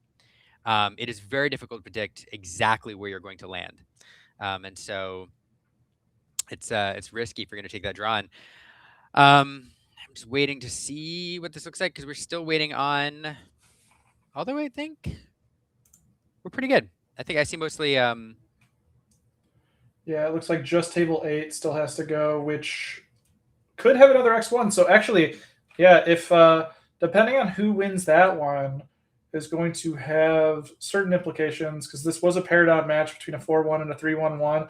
If the 4-1 wins and advances to 5-1, then that means we will have 9 total 5-1 records or better, and then 2 4-1-1s. And so you're not going to be 100% safe if you're drawing at 5-1-1.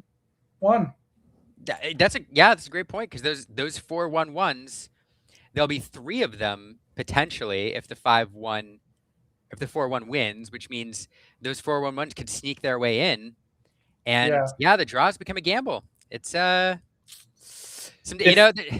if you're Kurt and above, your opponent match win, which is the first percentage tiebreaker, theirs is significantly higher than the next place 7th, and so it looks like 7th and on.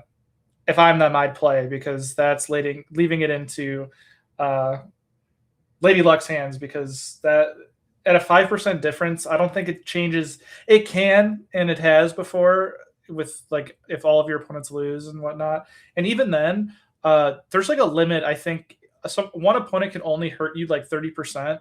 Like even if they have a 0%, there's a limit. Like they can't just like keep getting like going down and drag you down or whatever. So the lowest like someone can contribute to your win score is 30%, I believe, or somewhere around that. Someone can correct me on the exact math, but no one's going to be giving you a 0%. So if a person is already like, let's say, 0 or like 1 and whatever, and then they just keep losing, eventually they can't hurt you anymore. Basically, you can't hurt me anymore. Yeah. All right. I'm going to send a note here to production as we. All right. Hold on. So I can't type into it. We're getting this next match pulled up here.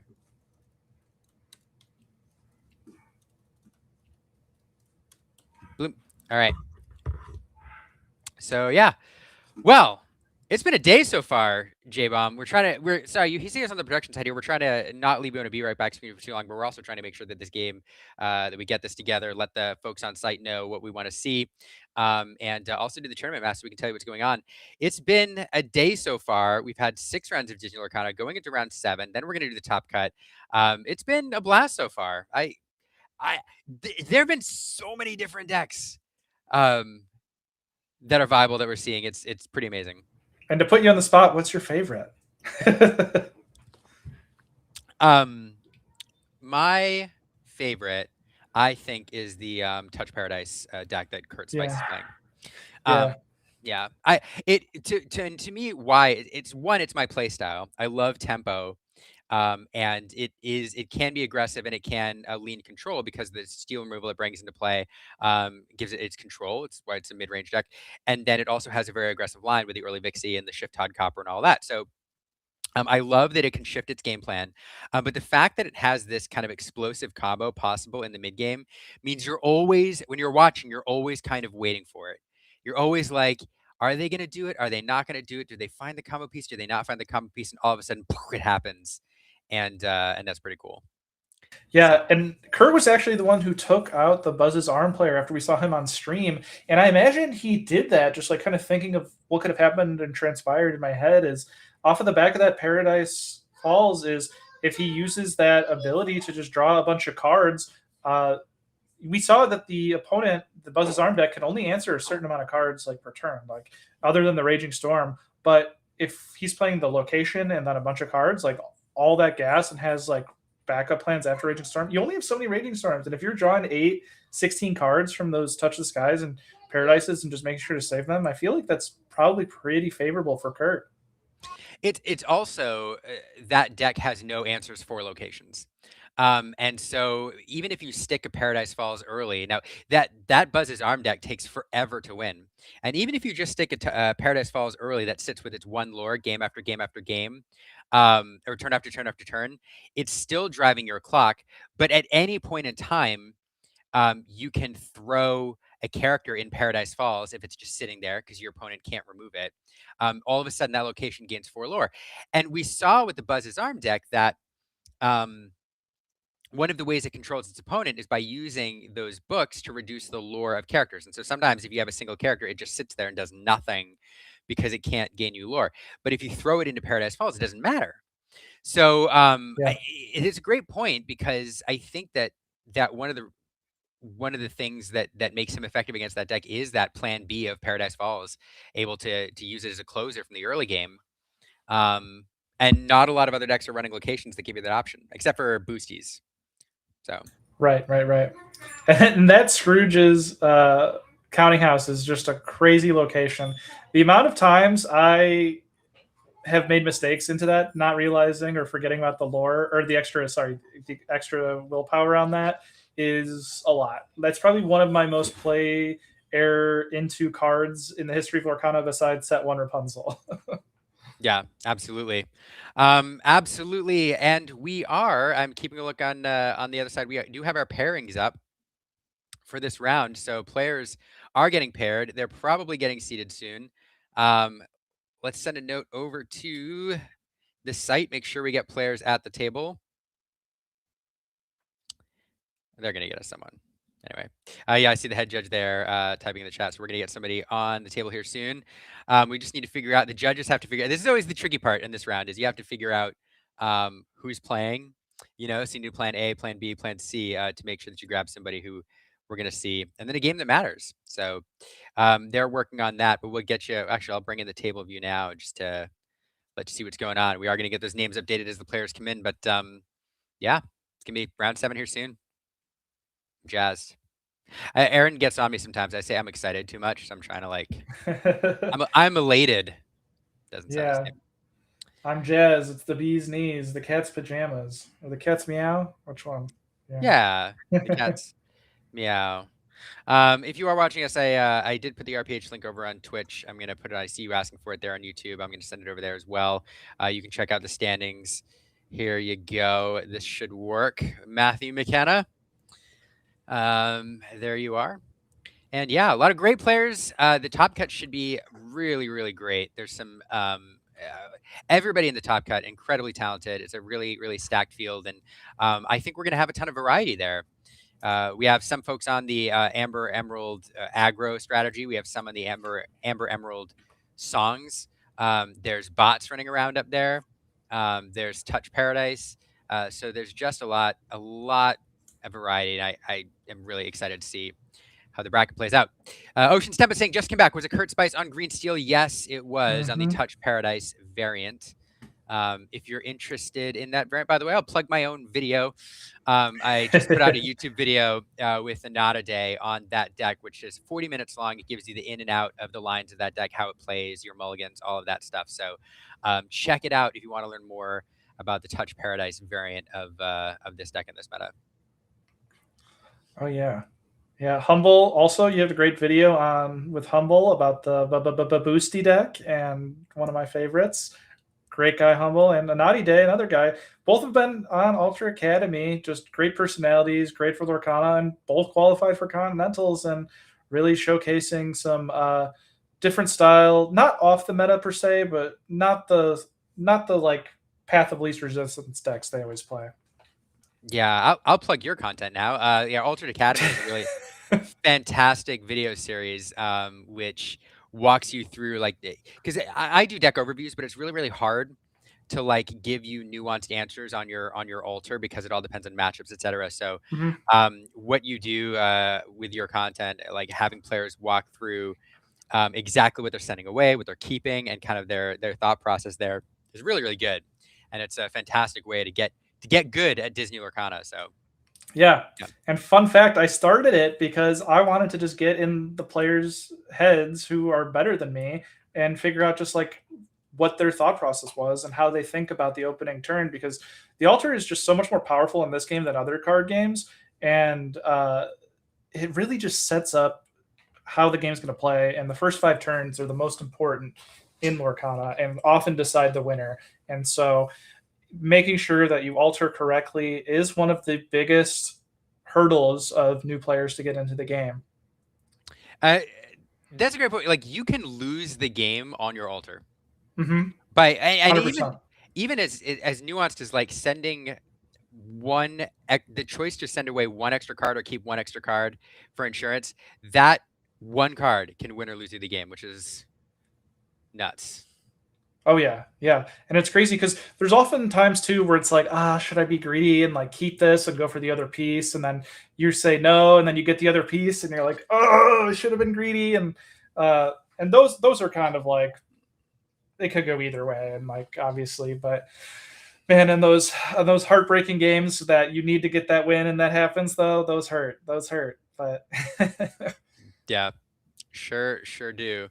Um, as we we are watching the players set up there. We're going to get down to the table in a moment here as we watch production there, tweaking the ink colors. And this, if you're just joining us, I see the question over there on YouTube. This is round 7. This is the last round of Swiss before we go into the top 8. So all of these players here survived a grueling series of matches earlier in the day and are now in contention for that top cut. 100 very talented players showing up here, and it's all down to this. This is the win and in if we play this out. And I'm assuming we are. I see them. Yeah. I see them seated. I think Matt's tiebreakers he needed to play. DJ also needed to play because they're on the lower end. Kurt is the one that's safe, I believe, because he's at a 55% opponent match win, and then DJ is right after him in 7th place at a 50%, and then Matt below him 50 as well. And so once you get with the 5% cushion there, I think Kurt's pretty safe, like all things considered. But it's anyone's game on these 50 versus 49 following up, and then coming from behind. The 2 4-1-1s, they're both at 55%. So the winner of that game is going to be able to leapfrog in. This is a tight race here. Yeah, I'm taking a look at the standings. This is all the tournament game that you play. The top 3 tables, Braden Bodish, Scott Chevron, Mike Stigl, Kyle McLaughlin, Richie Young, and Kurt Spice all drawing this round already. So that's 6 players trying to draw into the top cut there. Yeah, interestingly, some of them reported 003 and some reported 001, which is funny to me. Yeah, I don't know if that makes a difference. And it looks like the last 2, if those people all drew, the last 2 spots are going to go to the winner of our feature match here between Matt and DJ, and then the winner between the Tonys, which I believe it's Anthony Irvine and Anthony Eman. Sorry if I get the names wrong, but I believe those 2 are playing, and they're both at X11, and kind of. So Anthony Irvine is on 5-1-0. 5-1. Who got the pair down. Wow. Which is kind of a bummer, but that means that's really good for Anthony Edmonds' opponent win percentage as well. So all of this fun math that goes on. I don't know, it's tournament math, but it's really great. But what you all need to know for this round is that in this match here with Matt and DJ, the winner is very, very, very, very likely to make the top cut here. I think it's virtually guaranteed. So this is the win-in for these players. Matt Dixon, one of the organizers here, one of the heads of Ink Inc. and one of the organizers of this tournament, sleeved up a deck and took it in and said, I'm going to enter the arena, and is doing very well for himself.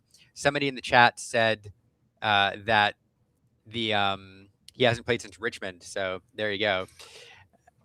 Okay, it looks like there will be one X11 that won't make it then, assuming that the match between table 5 with the X11 and the 4 and 2, if the X11 wins, one X11 will not make it. But if Matthew Habib wins at table 5, who we just saw on camera versus Kurt last round, if he wins, then it will be a clean cut and no bubbling. Wow. Well, there's a lot. Man, there's a lot to go. I do hear. I see some folks in the comments. Yeah, I know. Like IDs are. There's all sorts of, opinions about it. It's just the reality. Like we have to talk about it because it is the way these tournaments are played out, whether we like it or not. And a player, if it's in their interest to not play and make the top cut versus risk it, like you can expect them to take the path that's going to guarantee them a spot in prizing. So. It's just the reality of the way these tournaments work, so that's why we talk about it. I'm not going to put any value judgments on it, but it's just the way it works. So that is that. Yeah, a lot of people don't like at set champs that I like to play it out because I'm like, I'm here. I came here to play Lorcana. Yeah, I like enter tournament and draw because you get scared to play and get into the top cut the real way. So it's good. Yeah, and there's a lot of people with that attitude too. J Bomb, Zach Bivens. Zach Bivens qualified for Continentals on the strength of his Swiss round performances. Right. Because he consistently played out the tournaments instead of IDing in. As a result, he generally entered top cuts as the top seed, and then again made Continentals or the Continental Championship based on the strength of his Swiss round. So yeah, there's plenty of reason to continue to play, but the reason, yeah. In a DLC, I am much more happy to encourage IDs because if you could make it 11 rounds and be in the position to be able to not have 2 losses after that, go for it, man. Yeah, right. That's an incredible feat. So you deserve the round off to just congratulate yourself and take the top cut. In the set champs where it's 5 rounds, you go 3-0 and then draw 2 times. That one makes me a little less happy, but I still do it if my opponent wants to and it's my buddy. Yeah, but usually I play it out. Yeah, no, it's a great point. You're there to play Disney Lorcana. I will say, like, there's from a mental aspect, like, we don't realize sometimes how much energy we burn just mentally. Human beings are fascinating when you look at the amount of calories that we burn compared to some of our other animal counterparts out there in the animal kingdom. Like a good chunk of our calories we burn through like thinking and brain power. And yeah. These days end up being mentally exhausting sometimes without you even realizing it. And so to your point about the 11 rounds and then, IDing, the ability to save yourself a round of play and to get mentally refreshed going into a top cut can be pretty significant. So, yeah. And then a lot of people were faced with a very interesting decision at DLC Indianapolis, which we haven't seen before, where there was so many pass downs that a lot of people who were in a win-and-in situation where if they win round 12, they make top cut. If they lose, they're out. But if they ID, they get an Elsa and probably an invite. And so you're like, do I take the guaranteed Elsa and invite, or am I trying to go and win a gold Mickey and win the tournament here? And so that was like a tough one where I was like teetering about it. And then I talked to Robert from World Class Cards, and he's like, I don't care about the invite, man. You gotta get your Worlds invite. Like you're trying to win this tournament. And so he's like, play it up. So I did. And that was like a good confidence boost. And he gave like a really good speech, and so motivated me, and just like I felt good after that. And then I had the best draws of my life against Mo. Yeah, there you go. And a good player to have good draws against. One of the best players in the world, right there. Yeah, but these are all philosophical differences, and I will not fault any player for playing the tournament as they see best to accomplish their objective of winning. So I know people have different opinions on which way to go, and yeah, it's the right course of action for one might not be the right course of action for another. But we see the players shuffling up here. By players, I mean one player, DJ there, getting his deck ready. Matt, we're going to see here in a moment. Getting from the chat that these are both good friends, is what the chat is saying. So this is always tough, when you have to bounce one of your friends in order to make the top cut. Oh yeah, it's a tough feeling because you're happy on one hand that you make it, but you're unhappy that you cost somebody else that you're good buddies with the invite. But at the end of the day, like you're kind of both happy for each other for making it this far, and then one of you succeeding. Because what's worse than one of you not succeeding and one of you succeeding is both of you missing, and so one person's at least guaranteed in, and that is beautiful in itself. Yep, well said. Well said. So these players are going to shuffle up. Now, I do believe these color combinations are correct, or at least on Matt's side, that is accurate. So if they're both accurate, we're going to see a steel mirror here, but different flavors of it. Amethyst steel on the one side. We know that a lot of folks on this color pairing are bringing in kind of the bots build, we'll call it. And there's different ways to build it, but the commonality is bots and syndrome. On the other side, we have green steel, which is likely to be the touch paradise version of this deck, but we saw Rob Serpay, a player earlier, play Emerald Steel, I think without the Touch Paradise combo, so this could go a couple different ways. Either way, though, we're likely to see some steel removal being slung back and forth here. Yeah, this is going to be really interesting because the Emerald Steel is going to have a tough time answering those syndromes and those high bot cards, while Matt is going to have a tough time answering those evasive Vixies. And so it's going to be who can sort of go a little quicker. And I got to say that the Vixies are pretty decent, but Matt does have strength of a Raging Fire, and so does DJ. But unfortunately, like the characters from Matt are much stronger than the Emerald Steel cards that we historically see. Yeah, this is going to be, these steel mirrors end up being attrition games, a little bit of that, because it all depends on who finds the most removal and who's able to have a character like stick at the end. If this is green steel, it is, man, it's going to be tough because the tempo deck, it really relies on its tempo. It kind of wants to establish those early questers, and if your opponent is able to very quickly answer your Pegasus, Vixie, whatever else you throw out there to start pushing your lower tempo, it's rough. The answer, of course, is to touch paradise, as they say, draw a ton of resources and just flood the board and overwhelm their removal. But you really have to stay in the game long enough to hit that combo.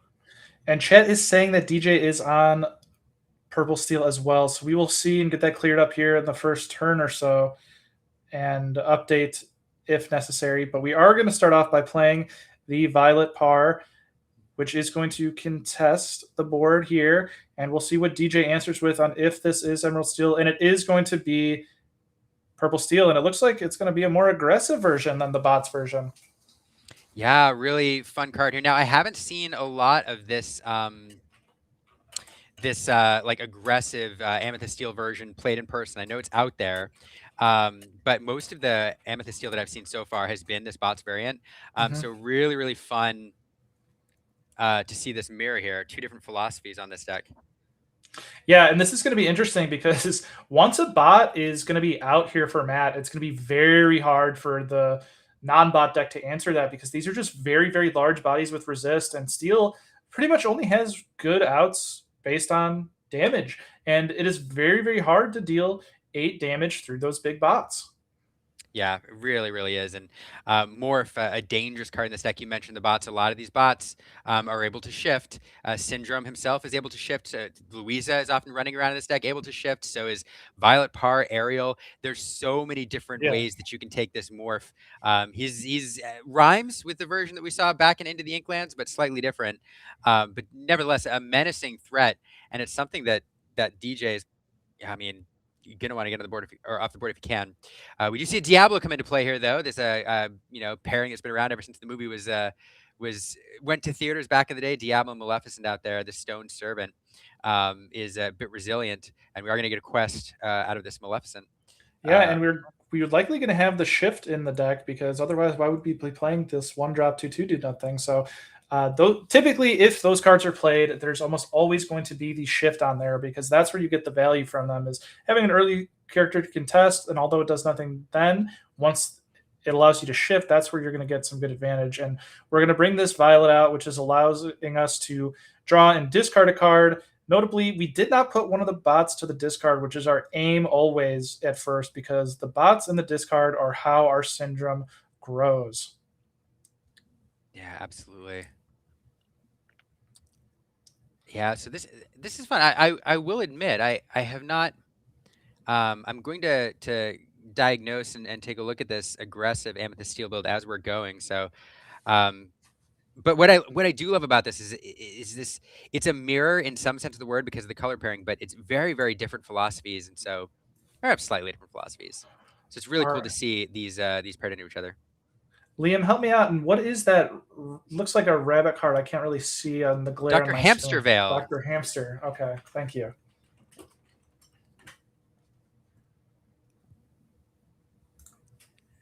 Yeah, there Pull we go. that up there. For each alien character in your hand, or in your discard, you may pay one less to play this character. When you play this character, chosen opposing character can't challenge during their turn. I think it's a different. Oh, it's a different one. Different one. Sorry, I grabbed the wrong one. There we go. Yep, he's just got alert 3/4. Yep. There we go. Pretty good. Apologies there. 3/4 alert stat line for 3 seems pretty good and relevant into this meta. He's not around much longer. We do, on the other side, shifted that Omni Druid into play. That version 10, I believe. Yes. 9. Yeah, all of the names are just so close on those. I still haven't 100% got them down myself, but we are going to now play our Angel, and that is going to be the problem with this PS bots deck is you run out of resources really fast, and if you're not at 6 ink, it's very hard to draw cards because Demona is one of your only card draws, and so we're going to just start questing, and the bot's other weakness besides card draw is it takes a long time to get to 20, and so DJ is going to have a couple cards left, and this Hades is going to be extremely impactful because if he decides to give DJ cards, then that's going to be 4 cards in hand to Matt's nothing. But this board is also impactful, and also DJ has a Dumbo out.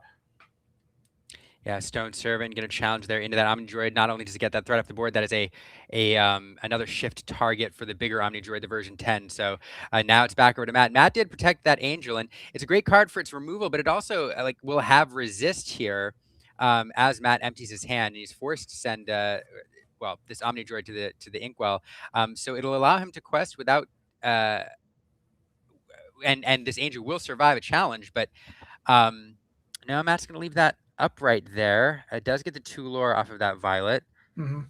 Yeah, so notably, this is a very heads-up play to ink this card. A lot of people would consider playing this just to get the character on board, but by getting to 6 ink, this activates almost every card in the deck besides the biggest Omnibot, and notably, this will allow Syndrome to be live if we draw it on a future turn, as well as the 6-drop Omnibot. Yep, good point. DJ can activate that demo, draw a card, gain a lore. Continue to push his lore total, but importantly, it's also card draw. Also, kudos to DJ throwing that iconic Hades in there. Not a lot of people would do that. I appreciate it. Fantastic art there by Marcel Berg, one of my favorite Disney Lorcana artists. You do draw into some removal, get rid of that Dumbo, but again, kind of a low-ish tempo play. Yeah. Getting rid of that card draw feels really good. But it does open up this quest here. Well, it was open anyway, but you are able to quest for 3 here and pass it back over, so it's not a terrible turn. The resist. And this is exactly where you want these Hades, is where the game is slightly slowed down and each player is trying to grasp for more card draw. This is Hades at its best in these slow states. We saw it earlier where it was played too far behind and basically just Braden shook his head and said, yeah, draw as many cards as you want. It doesn't matter if you can't remove these cards. And so the Hades, very strong, allowing DJ to have a full grip of cards in his hand. And this Merida going to come into play and continue some card drawing. Yeah, Merida, Wisp, Conjurer here. This character enters play exerted to draw a card, and during your turn, whenever another character of yours enters play exerted, you may draw a card. So this deck just full of value, continuing to power DJ's hand. And this is what Amethyst Steel has always done, frankly, is it establishes some early lore pressure. It used to go 1, 2, 3 strength to control the board a little bit.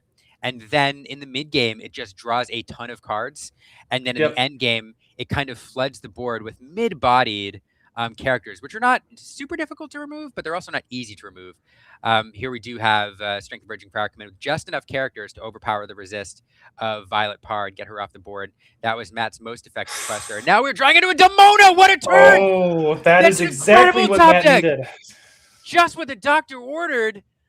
Demona here refilling his hand, and that's one of the best reasons to, as you pointed out earlier, to ink that, get that 6 inks to your top decks. You have, hope. And here is some hope. Now, we did draw into a Strength of Raging Fire there. I think that's another Omnibot on the bottom, or another Omnibot. It might be Syndrome, or it's Syndrome or an Omnibot for sure. It's. I see the tentacles there, and so it's one or the other. I think he would prefer it to be Syndrome, but he doesn't have a lot of bots in the discard yet, so not set up for that entirely. But Matt's going to be thinking through and seeing what he wants to strength. Yeah, not a lot of characters on the board either. So we are going to throw that Omnibot across the board and deal 2 damage to that Merida. Always a risk in Amethyst when there's Cheshire Cats running around who can do some shenanigans. But nevertheless, 2 damage stacked up there, trying to get some of that card drop, or that potential card drop the board. Does Merida say once per turn, or is it anytime? Whenever. Anytime. Ugh. Anytime. But and there is another one, and notably because you have 2, you get to draw 2, and so they working in tandem together, because there's probably not a lot of cards that he has that come into play exerted, but these themselves do come into play exerted, and he's gonna press the advantage there. So while Matt may have had the best draw in his deck with that Demona to fuel up a little, DJ is still drawing just as many cards and has the luxury of inking a Hades, which would have been very strong in this situation as well. Oh, and dropping that Luisa on the board for the 6th. And boom, just to boot, a Thunderbolt coming down, clearing off that Angel. And unfortunately, like Matt has cards in hand, so that resist not active, meaning it's pretty easy to clear off there. Normally resist 2 makes it immune to that card. One of the bummers of drawing cards there. We do get the Syndrome into play. Syndrome says whenever this character quests, return a robot card from your discard to your hand, and then play or shift a robot character with 8 or less for free. Now we do have an expensive Omnibot in there, so it's kind of a scary card sitting around or sitting there.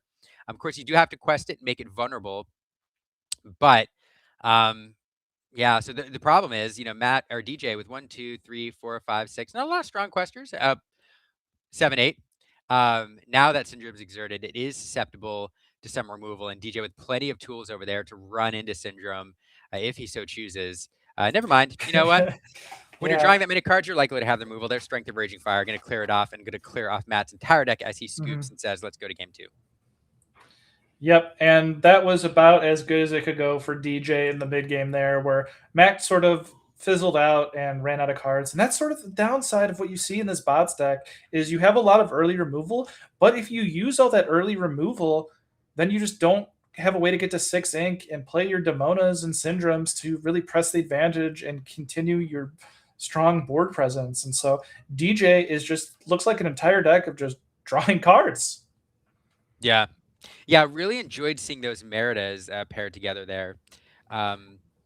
It's interesting because, as you pointed out, there probably aren't a ton of cards that enter exerted, and usually those cards are bodyguards. I'm struggling to think of bodyguards that I know would be auto-includes. I can't think of any.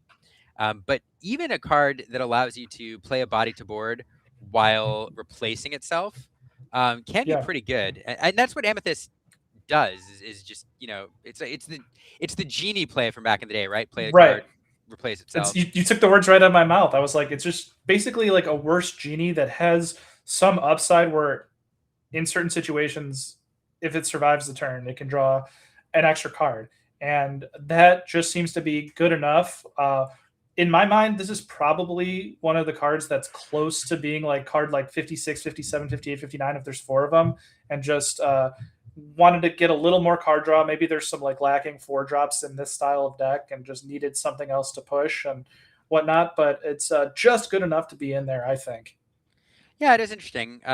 The uninkable, nature, its uninkable nature hurts it a little bit, but Dad kind of pointing out, like, if if Strength of a Raging Fire, or if you're running other low-cost removal like cannons, is critical to your game plan to slow down some of the more aggressive decks in the format, having that extra draw on turn 4 to find that strength for your 3-cost Singer, um, perhaps can be helpful.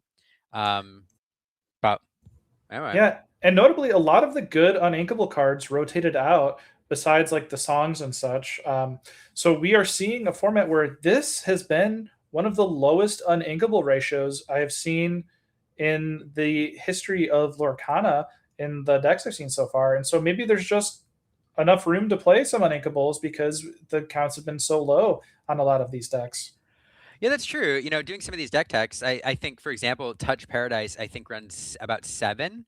There's only 2 uninkable cards in the entire deck: Hero's Thunderbolt and something else. But I do think that's the case with a lot of these decks. Is in previous metas where where people can sometimes were forced to run like mid-teens. You just have a lot more leeway. Yeah. We Speaking of leeway, I have no segue here. A lot of doubles over there in Matt's hand. 2 Strength of Raging Fire, a couple. What is that on top? Angels. So a little bit slower start here, perhaps. Got some removal, but has to get to the point where he can use them. Yeah, and strength is not the card you want on turn 1. You want to draw into that once you have a little board set up, and you want to get these shift characters set up in order to get some good shifts. And with double angel, double strength, his hand is not looking too good right about now. Yeah, absolutely. It's yeah, really rough start here. Being on the play will help, allow him to draw into some more favorable cards, but we'll see. DJ though, like not the best start himself here. Getting a couple Louises in the board that allow him to prevent any aggro from Matt. But some kind of low impact cards here. Yeah, and this looks like it's just going to be ink pass, which is never what you want to do on turn 3 in no. Lorcana on any deck. And so he gives the camera a little smile and says, "Uh-oh, spaghetti is." And the Doctor Hamster Veil is going to come back and threaten just a vanilla board character here with alert. And so nothing too crazy from DJ so far. The onslaught of card draw has not begun yet, and we are going to see that first angel go to the inkwell and come down. And now Matt's going to contemplate if he wants to discard to deal 2 damage. I don't think he wants to, and he agrees and will pass it on over to DJ. Yeah, we're just gonna see. I mean, these characters, these board states building up. This is like meta. This is the fabled meta where these board states just stack up across from each other till one of the players breaks it open. Here we do have that turn 4 Merida come into play, perhaps looking for that removal. We are gonna. We don't find it. Otherwise, Hamster Bell might have sung there to clear off that angel, which doesn't have resist. And this game may come down to who plays the first strength. To be honest, to start cracking things open. I imagine Matt will look at wanting to deal with that Merida if he can, because as we saw last game, you start stringing them together. There we go. It's not a sing; it's just a hard play. And yeah. And the board is going to start to be cleared. He did draw into that, hurled his Thunderbolt, and so now we are just left with a couple of Louisa Madrigals. DJ puts his head down a little bit, kind of laughs it off, but this is not a terrible spot for DJ from this position because Matt is basically out of cards at this point. He is at 5 ink, so he needs 1 more ink to get to the Demona and Syndrome turn. So in pretty decent shape. The board is all right, and he has notably 2 shift targets set up. So a lot of top decks can put Matt in a very firm position in the driver's seat. Yeah, we do have this turn 5 Violet Park come down, super resilient. She has resist 1. She's a 4/4 and quest for 2. Whenever you play this or another hero character, you may draw a card and then choose and discard a card. And there's plenty of heroes in this deck. We do see a double challenge here, getting that angel off the board. It can sing, it can throw snowballs, and we're getting it. We're getting it out of there. Now for 6, it's the Demona on turn 6. Oh, right on time. Oh, that's perfect. And I think he top decked that too. Yep. Having that Omni Droid in hand right on time, inks the Omni Droid, plays the Demona, refills the hand, got a big body on the board. That feels pretty good. Yeah, and now Matt went from being out of gas to in full control of this game. He is just getting 1 bot away from getting put to the discard, and then his Syndrome is going to be set up, and pretty much everything in the deck is going to be online. Yes, Hades looking for deal coming down on DJ's side of the board, offers the deal. Matt says, nope, I want my Demona. Mhm. DJ promptly draws 2 cards. We will get a Song Thunderbolt off of that Violet, who will banish Syndrome, getting that shift target off the board. And now it's back over to Matt for his response with a better grip of cards than he had last game or last turn. Guidebook coming down, immediately being banished to draw 2 cards, and this is the card draw that Amethyst really wants mid game that he couldn't find last game. Yeah, exactly. And with Woodchuck Guidebook and Demona being really the only cards that draw cards, you really want to avoid inking those early. And Matt had to ink 2 Demonas in the early turns. This time, had to ink no Demonas, so he has most of the cards in his deck live and is going to be able to take out that Violet, leaving DJ with just a Hades. Yes, and now Demona, Hades, and Matt's board state looks a little bit better, but that's all he's able to do this turn, so it's back over to DJ. He recently drew 2 cards off of that Hades. We'll see what he has to play here. Another Hades, and oh my goodness, this feels really bad. You don't want to lose that Demona, but giving your opponent 2 cards feels really bad. I will say, like, Hades is so mean because it gives you, like, agency over your own fate. Yeah. If there were a card that just said banish, opposing card, or like allow me to draw 2 cards, that would feel worse. But the fact that but the fact that you give me a choice just feels mean. Yeah, and both choices just feel so bad in positions like this where the game is really close. And something funny happened is both players are having a good time. DJ more than Matt, it looks like, but these Hades have just been putting in work both game 1 and 2 to keep DJ's hand very, very, very strong and healthy. Matt's hand very strong and healthy himself for right now, and there is the Syndrome coming into play. Don't know if there's any bots in there yet. There looks like maybe just 1 4-drop bot. It's either that or a Syndrome. Can't tell 100%, but here we are going to play a Morph, setting up a shift and leaving Matt with just he hurled his Thunderbolt in his hand. Yeah, not anymore. Oh, and Matt chooses to get the iconic one, and DJ says, no, thank you. We're keeping the iconic one, and a little fun gamemanship between these two. I wouldn't recommend that against someone you don't know, but these two are buddies and pals, so having a little more extra fun where the iconic wanted to go, but DJ vetoed that one since they are both the same stats. That is kind of funny.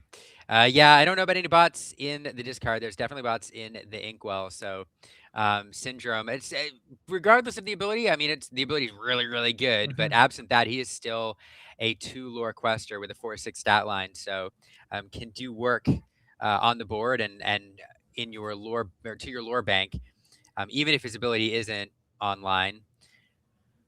DJ now thinking through his turn. Yep. And DJ just never run out of cards, and he is going to double bolt the Syndrome. And now Matt is left with a Morph and a Dream. Well, this is interesting, too, because we're looking at these. Hold on. Oh, does he? Yep. Okay. All right. I'm just seeing we need to challenge into. Yep. Okay. He used 8 ink to play both on the Syndrome and then challenge him, or. Now the question is that a Demona in DJ's hand? That's what I want to know. Both players. Sorry, it was the +1 to deity that we never get to see, so it boosted up the Hades twice, allowing it to go into the Demona. Oh, fascinating. Oh yeah, I mean, okay. There we go. All right. The deity clause coming in clutch. Yeah. Yeah, for the first time ever, I've seen that be of use to any game. Yeah, fascinating. I even forgot about it. So chat, a couple of folks in chat there catching it. Nico, Janelle, shout out to you. And yeah, there it goes as everybody piles on. There's a delay in the chat, so it's always funny as we see that people catch up. It gives us a buffer to figure it out ourselves. But yeah, that deity coming into play, buffing up Hades, challenging in. That's pretty good. I'm willing to bet that's not a line that Matt had considered. Although he probably runs Hades himself, so maybe he did. We are going to get the card draw for a turn here. All right, and back into the game. We are back to a full grip with Matt getting the 3 cards from Demona plus his draw for turn. Going to just play another book. Doesn't like what he got, so he wants to see some more cards. Another Syndrome comes to hand, sitting with what looks like a Morph, an Omni Droid. Nope, it wasn't Syndrome. It was just some Omni Droids, which is going to put some damage on this Diablo. And just all the Omni Droids. And so here, notably, if he has the large Omni Droid, the Omni Droid Ultimate, he's going to be able to shift on there and bring all of those Omni Droids back to hand and act as a sort of pseudo card draw. And this is the situation where you really want to have that because of how many shift targets are on that Omni Droid currently. If he shifts an Omni Droid on top of that Omni Droid, I will lose my mind. Because that's just super cool. But we do have a pretty decent board over that side. The Demona sitting there, the Dumbo for some card draw. I really hate to see that Dumbo. You stare at the Dumbo across the board. I might see the is it? Are we going to see it? I sure hope so, I because think it would that's be it. such a good trade into the Demona. And There it is. Yeah. Oh my goodness. Oh. 8/8 resist 2. What are you gonna do about that cracking in? It takes 3 damage, but clears off a Demona. And now, I mean, this what a beast to deal with in any deck with damage-based removal. This card is bonkers. And not only that, he gets to fuel his hand with the Omni Droids. This is droids doing droid things. It shifts in, does another 2 damage to the Dumbo. And my goodness. I think that was my second favorite turn of the tournament so far, Liam, behind the Kurt draw 8 turn. But that was really good. We have another Demona coming into play to exert the Omni Droid, and Matt is going to draw 1 card. And this is going to be the most card draw that this bots deck has probably seen in quite a long time. Yeah, now at this point, you have to try to go underneath this Omni Droid and try to outrace the deck because you're going to have a very difficult time dealing with it. Unfortunately, it's going to crack into every single thing that you exert. That's not evasive. Matt here taking a quest off that Luisa as well. And now it's back over to, or sorry, DJ taking a quest off the Luisa as well. Now it's back over to Matt. We do have other Omni Droids to shift in play. We have Omni Droids to challenge with. We have Omni Droids to, I don't know, do droid things. It's like Star Wars out there right now.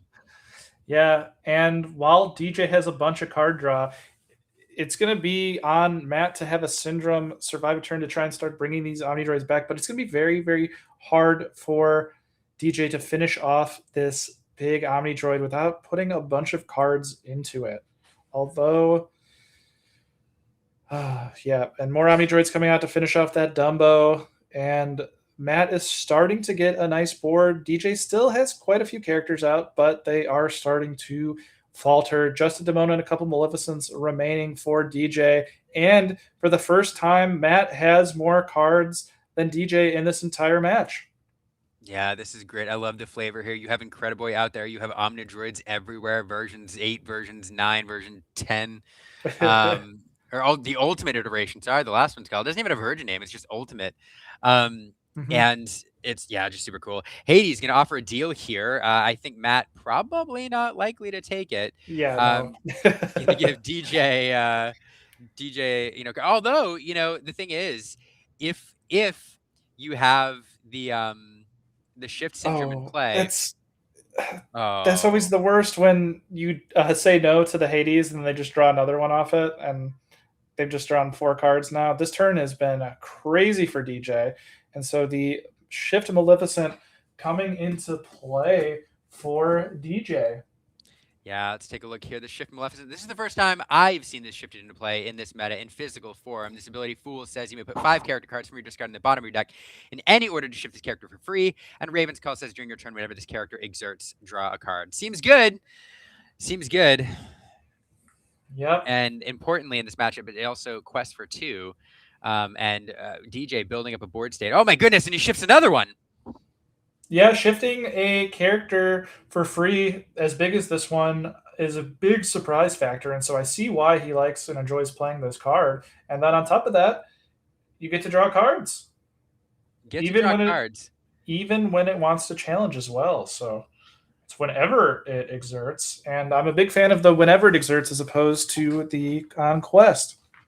Man, this is a crazy back and forth game where I thought Matt was in full control, and then DJ just had the turn of a lifetime here where all of those card draw from the Hades just went absolutely bonkers, and he played 14 plus 10, so 24 lore of characters this turn.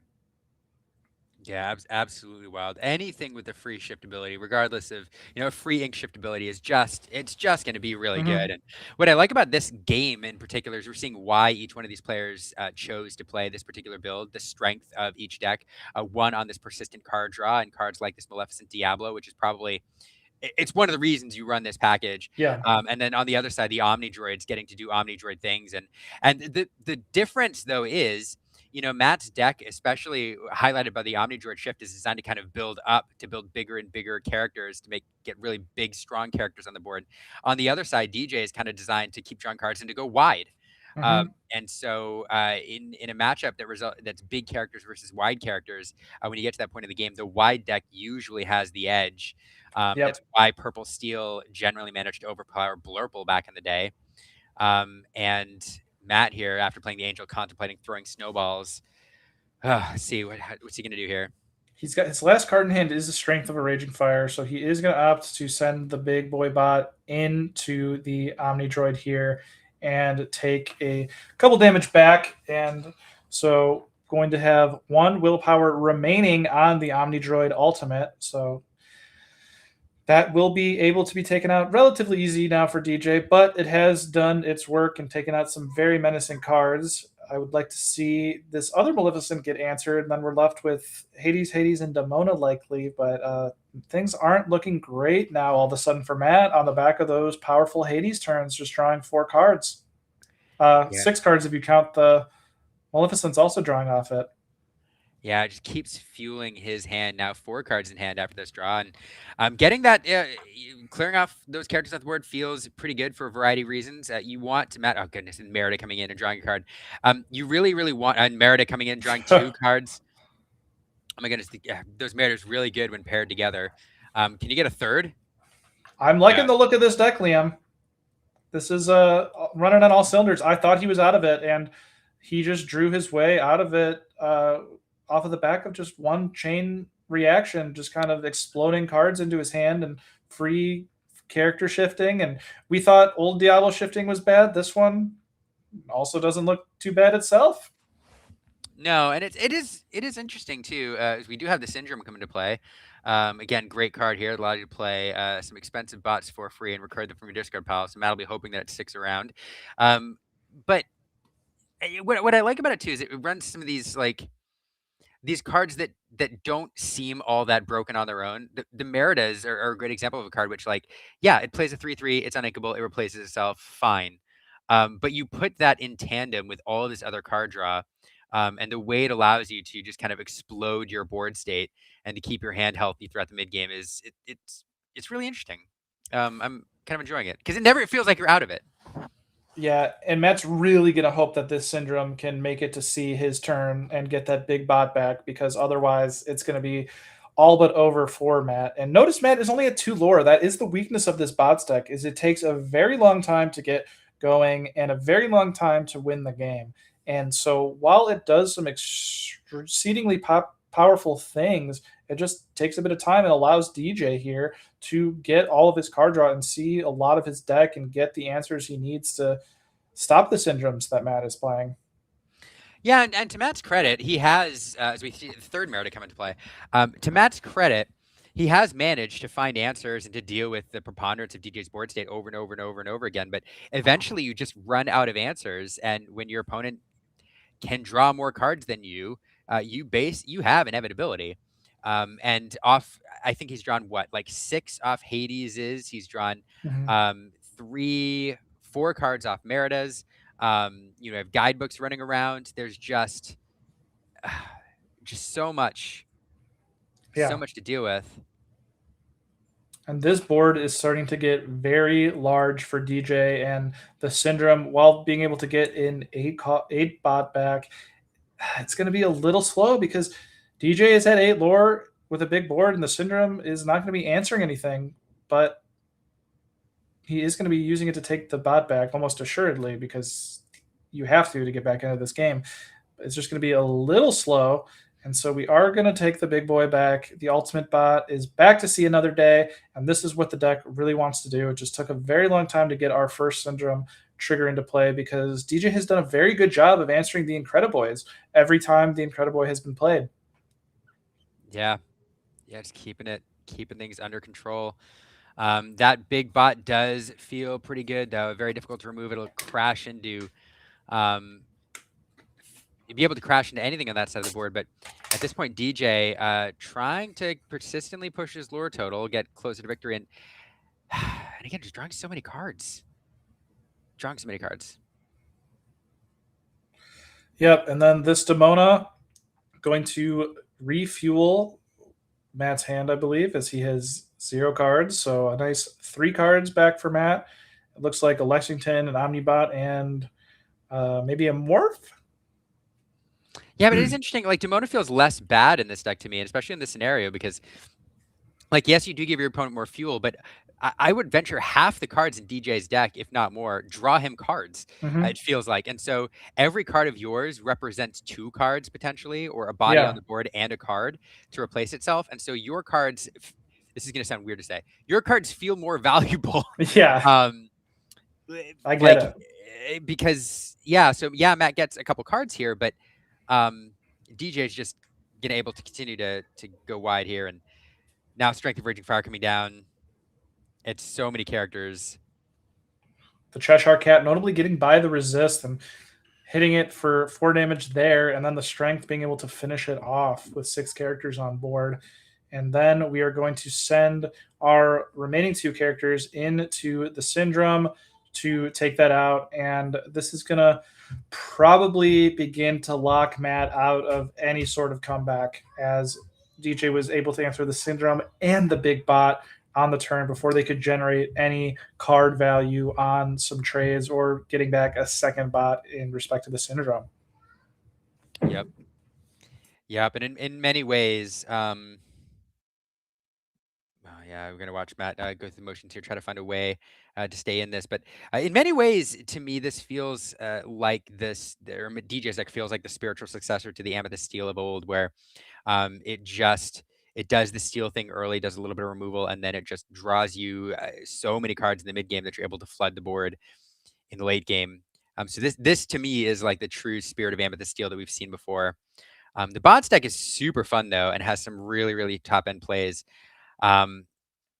I'm trying not to talk about this as if it's over, but it is going to be a stretch for Matt to control this whiteboard. Yeah, he's going to just make sure that he's thinking through everything. And he does have another Syndrome, which is going to keep him in the game a little longer. But DJ is going to keep inching toward that 20 lore with this big board. And then these Cheshire Cats also are going to pose a problem for Matt. So 1 being answered is good. And notably, we'll see. I can't remember how many cards are in the hand. We'll see if the Demona does ready. And so that could be of some help to Matt, but we might want to check that because I think he might have 3 cards in hand already. No. Never kind of think. Well, no, it looks like 2, maybe 3. Or after the card draw. Yeah. Okay.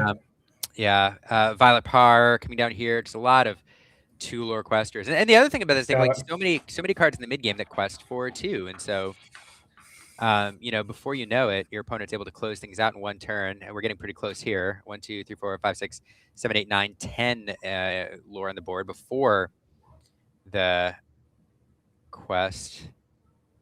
All right, and Demona coming in, and just this deck is just going to answer everything, and so Matt has just not been able to get a solid grip for 1 turn in this game, where the turn where Matt finally had like the really strong play, that was the turn DJ played 24 ink worth of characters and drew 6 cards. And so Matt had the best possible turn in his deck, and DJ said, you know what, I'm going to do the best possible turn in my deck.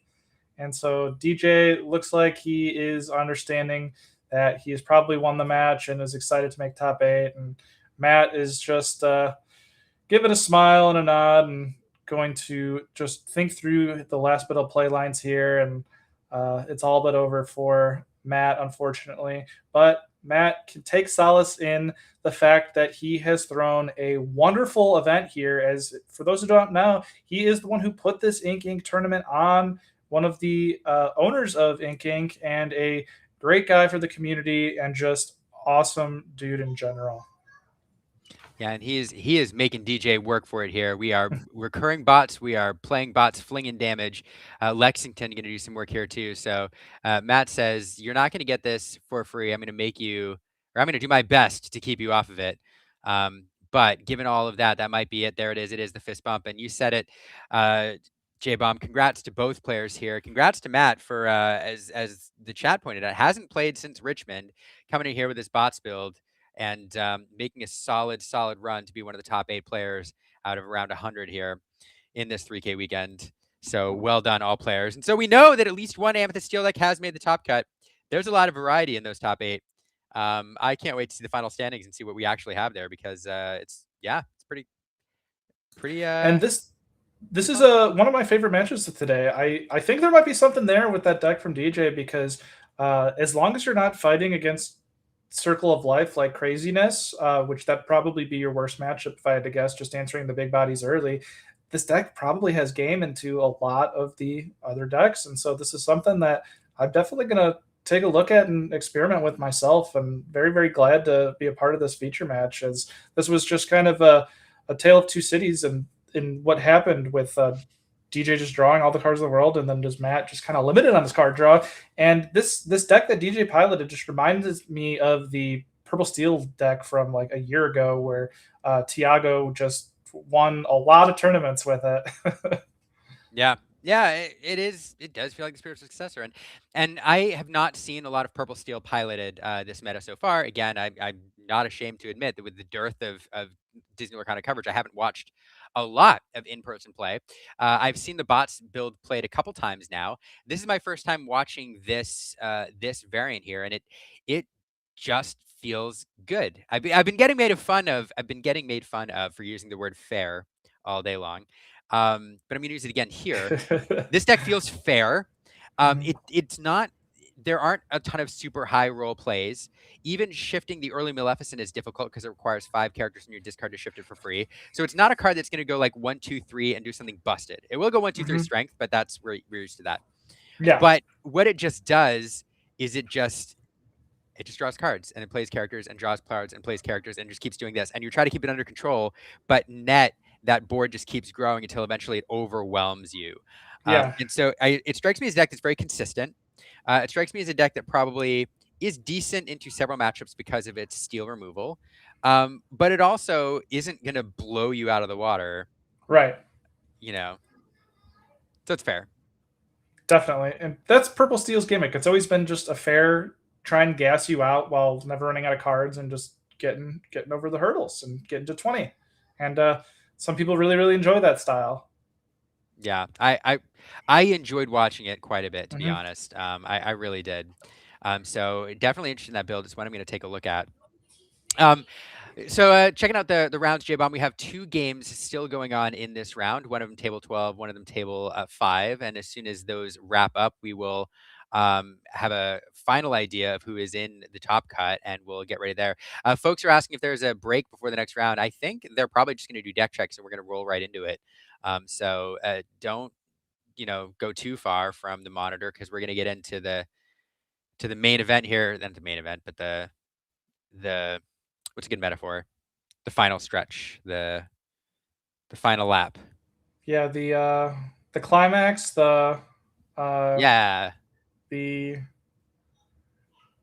gosh, now my brain don't be working good. It's been a long day. It's been a long day. But we will. So also, I'm going to take a look at the standings here.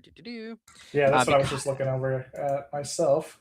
Well, I want to be able to tell folks, and I'm not going to be able to write this down while saying it, but I want to be able to tell folks like what we're seeing in the top cut. So let's work through this here. So Scott Chevron we saw earlier. Do you remember what Scott was on?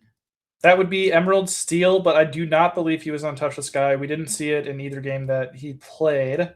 So just a more standard Emerald Steel. All right. So we have Emerald Steel. That's how I feel when Touch the Sky isn't in there as well. I just have to say. I scream a little aside. No. Oh, sorry, you heard my daughter. No, that's okay. I think it's adorable. This is a family channel. So then we saw DJ is a second seed, I think now, it looks like. And DJ is on the Amethyst Steel. Yep, that's correct.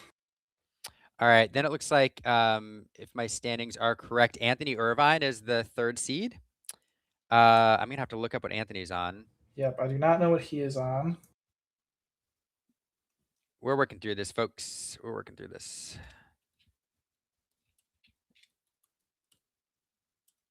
Oh, jeez.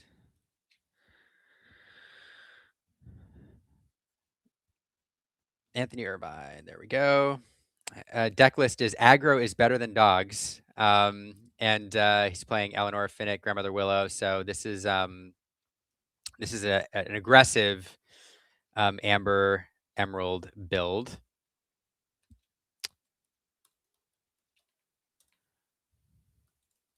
And then we know Braden, of course, is on that circle, like mid-range version with the Prince Philip combo. Amber Emerald Circle. So far out of the top 4 decks that we've talked about, they're all different. All different builds. One similar color, but all different builds. Next, Mike Stiegel. I looked. You said that just in time because we do have a repeat here because this is Emerald Amber aggro, if I remember correctly. I think you're right.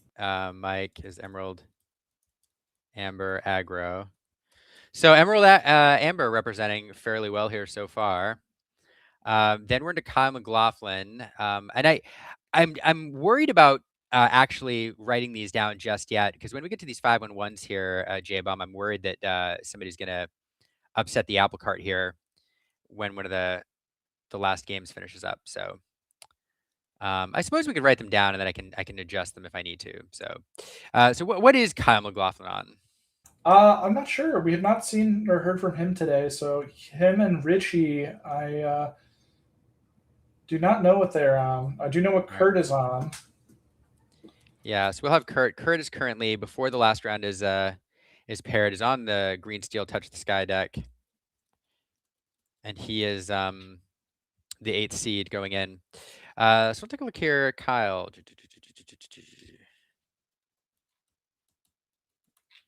Come on, computer. Come on, RPH. Kyle McLaughlin is on a deck called Plus Ultra. This has Demona, Genie, Hades, Isis, Genie Woodtruck, Louisa. So this is Ruby Amethyst. Yeah, very interestingly, the last match is Matt versus Tyler, where if Tyler wins, he could knock Kurt out of top 8. And so, depending on the tiebreakers, let's see what Tyler's tiebreakers are. Yeah, I'm sorry, but like this is, normally when you're streaming, you like to be, entertaining and chatting and all that, and we're both here in the thick of RPH trying to figure out this top 8 because I know, for a lot of people watching, you want to know what the topic was. So Richie, the 6th seed right now, is running Amber Emerald, and it's the songs package. We have the Malin Lee, Losing Control, Look at This Family, Chernobog, Circle of Life. This is the song / control version. Okay, I think Kurt is going to stay in place because Tyler's opponent match win is 54%. If he beats his opponent would give him an extra 57%. And weighted with all of his other players that he's played, I don't think that's going to be enough to bring him above Kurt's 55%. It's going to be close. It's going to be very close. It's within 1% right now. And so we know it is going to go up, but it's going to be very, very close. And this also being said, Tyler has to win this match versus Matt, and otherwise it's a moot point. It's going to be a very clean cut with Kurt taking the 8th seed. Yep. Okay, well, we'll keep an eye on that. If that holds, if this holds, all of you out there who want to know what we're looking at, our top cut looks like thus. We have 1 Amethyst Steel, and that's the DJ version that we just saw. It's not bots. It's the draw a bunch of cards and put a bunch of characters on the board and never die. We have 1 Ruby Amethyst Evasive, Then we have 2 Emerald Steel. One of those we know is Kurt Spice's Touch the Sky list, and the other one is a tempo variant that we didn't see the Touch the Sky in there, but it's Emerald Steel tempo. And then that leaves us with 4 other decks. Hold on. 1, 2. What am I missing? Oh yeah. So then there's 3 Emerald Amber, 2 aggro, and 2 circle. So most common deck represented 4 out of the top 8, if this holds, will be Emerald Amber, Amber Emerald, 2 aggro, 2 circles, so an even split there. That's half your top cut, and the other 4 are 2 Emerald Steel, 1 Touch the Sky, 1 Tempo, 1 Amethyst Steel, and 1 Ruby Amethyst. Are they, for the Emerald Amber, are the 2 circles both mid range, or is one the like slower Joseph Quigley style? I will have to check.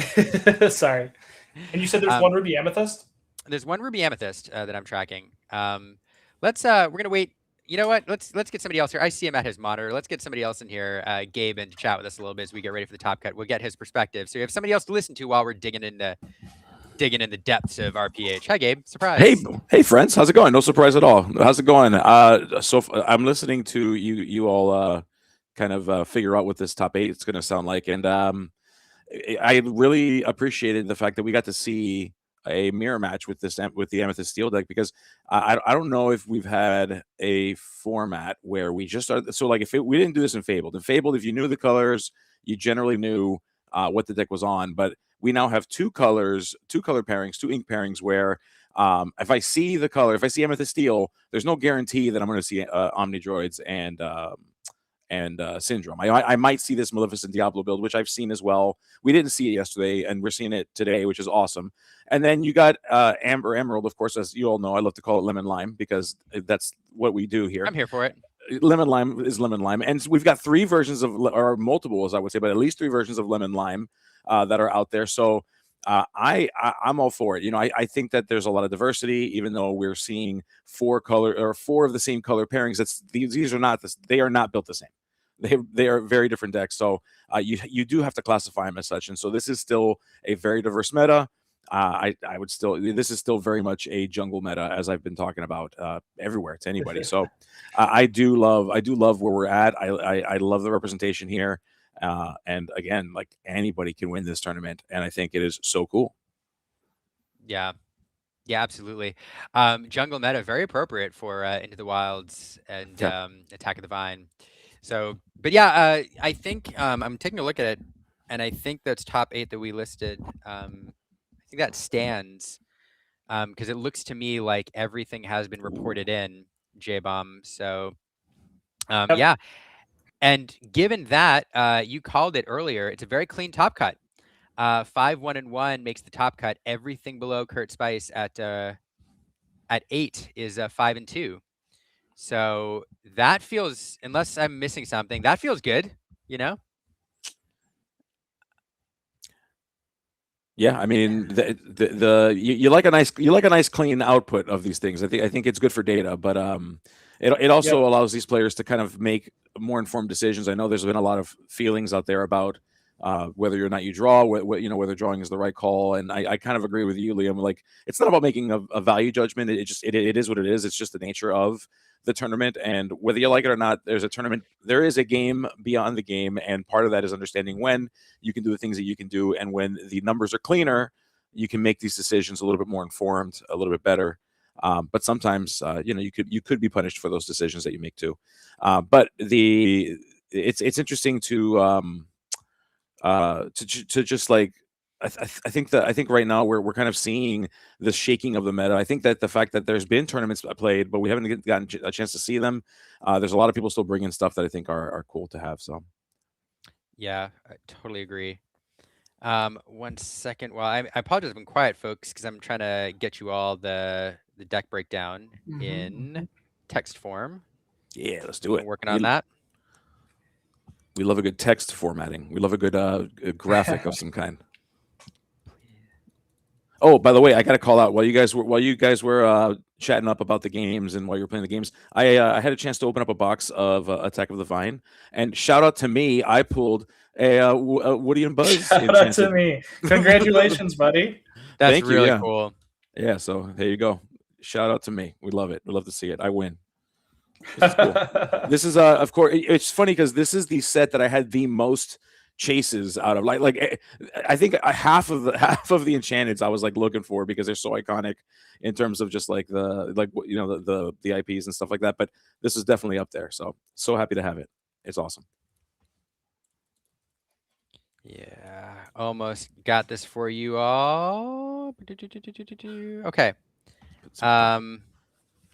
Wait, hold on. Last little bit.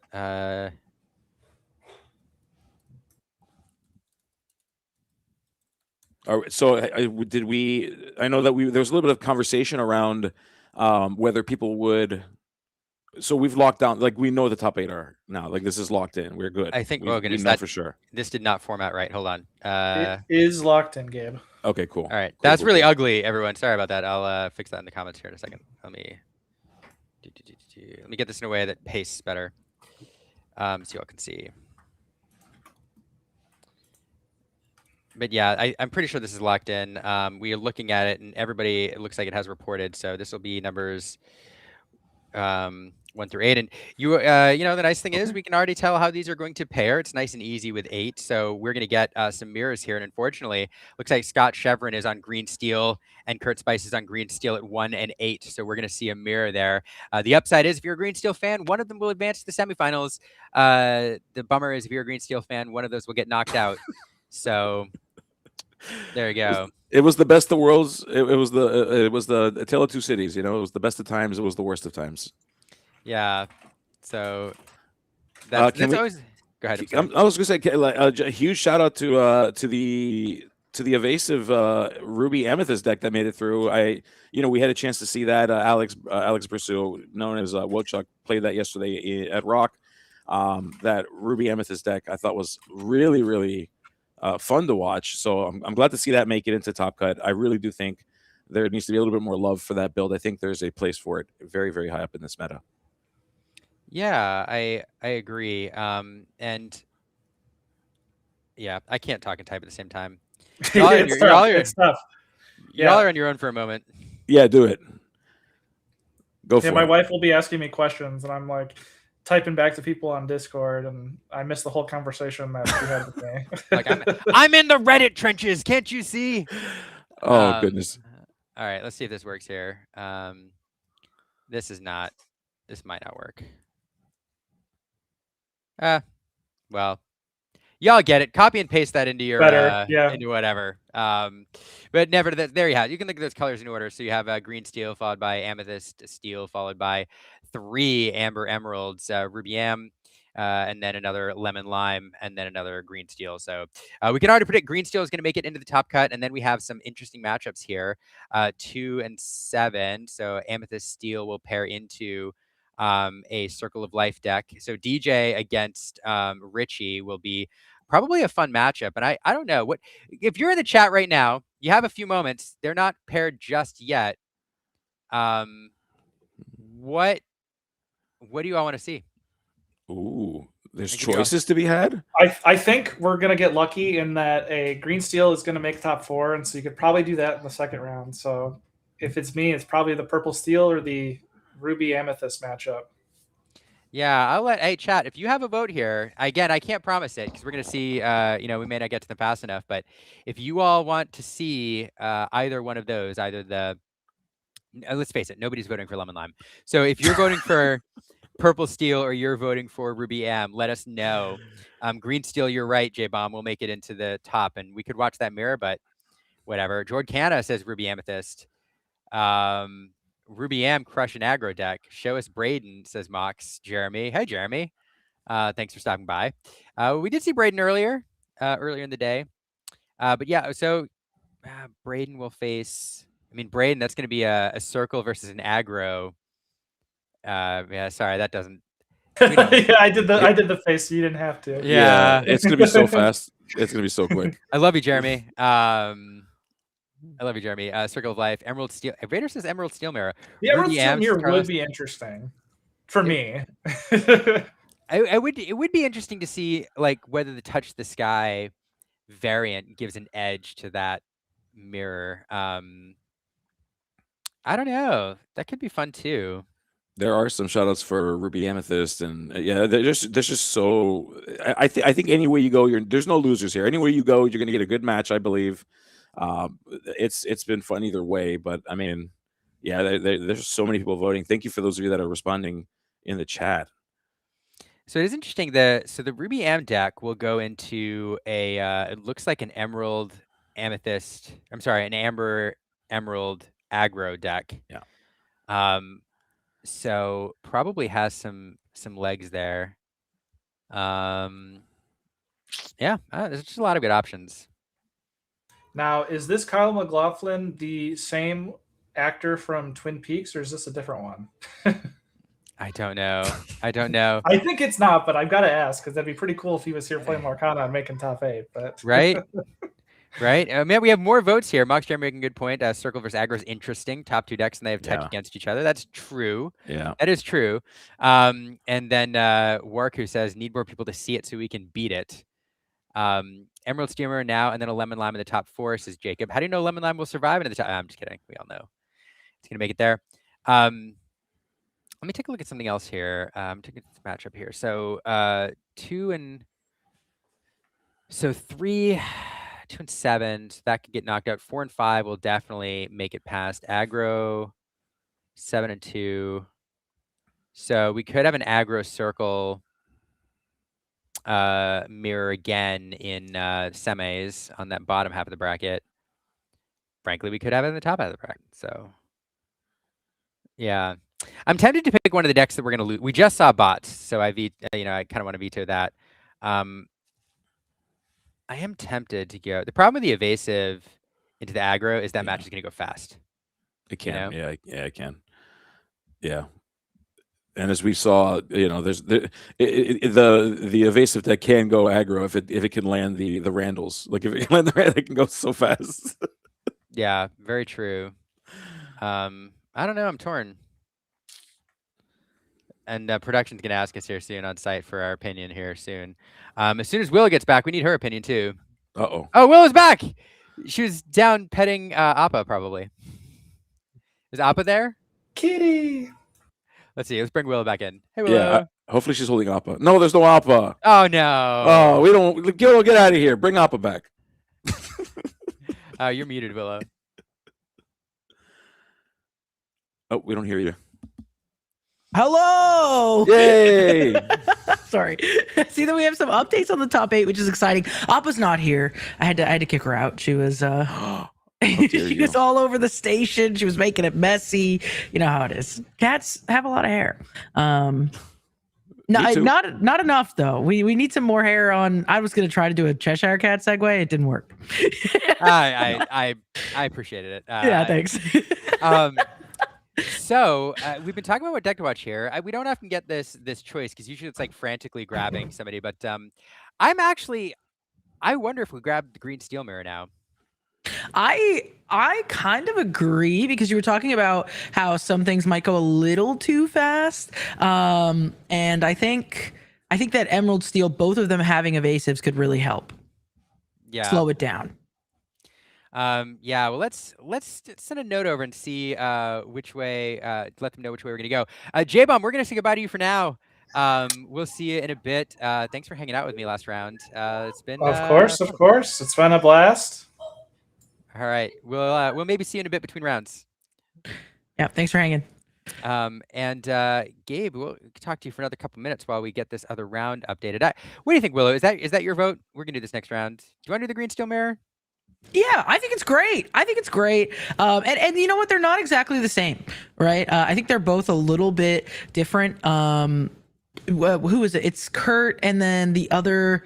Yeah, I don't think the lists are the same. I think it's gonna be fun.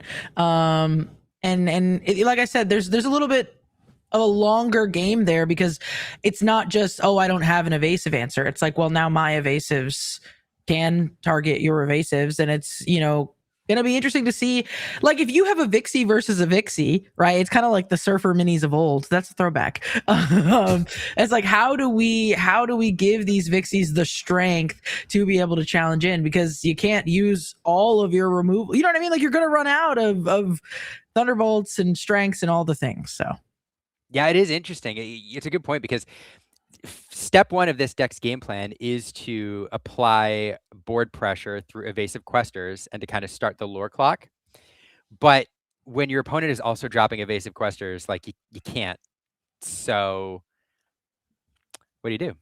yeah, what do you do? Surfer Mini on 2. Imagine that. I see in the chat. Listen, she was fine enough at turn 3. And these Vixies also still feel fine on turn 3, depending on the matchup. But like being able to accelerate her into play on turn 2 just gets even better. And then like you could follow it up on turn 3 by shifting and then playing like something else that's also evasive, like a Pegasus. It's just like, man, it's getting good, and I think it's good because Emerald Steel has not had its time in the sun for quite a while. I know when it did, it was really evil and mean, and nobody liked playing against it because you discarded their hand down. But It had a bird you could shift in on turn 2. They just gave it. It was just mean. Yeah, it was just mean.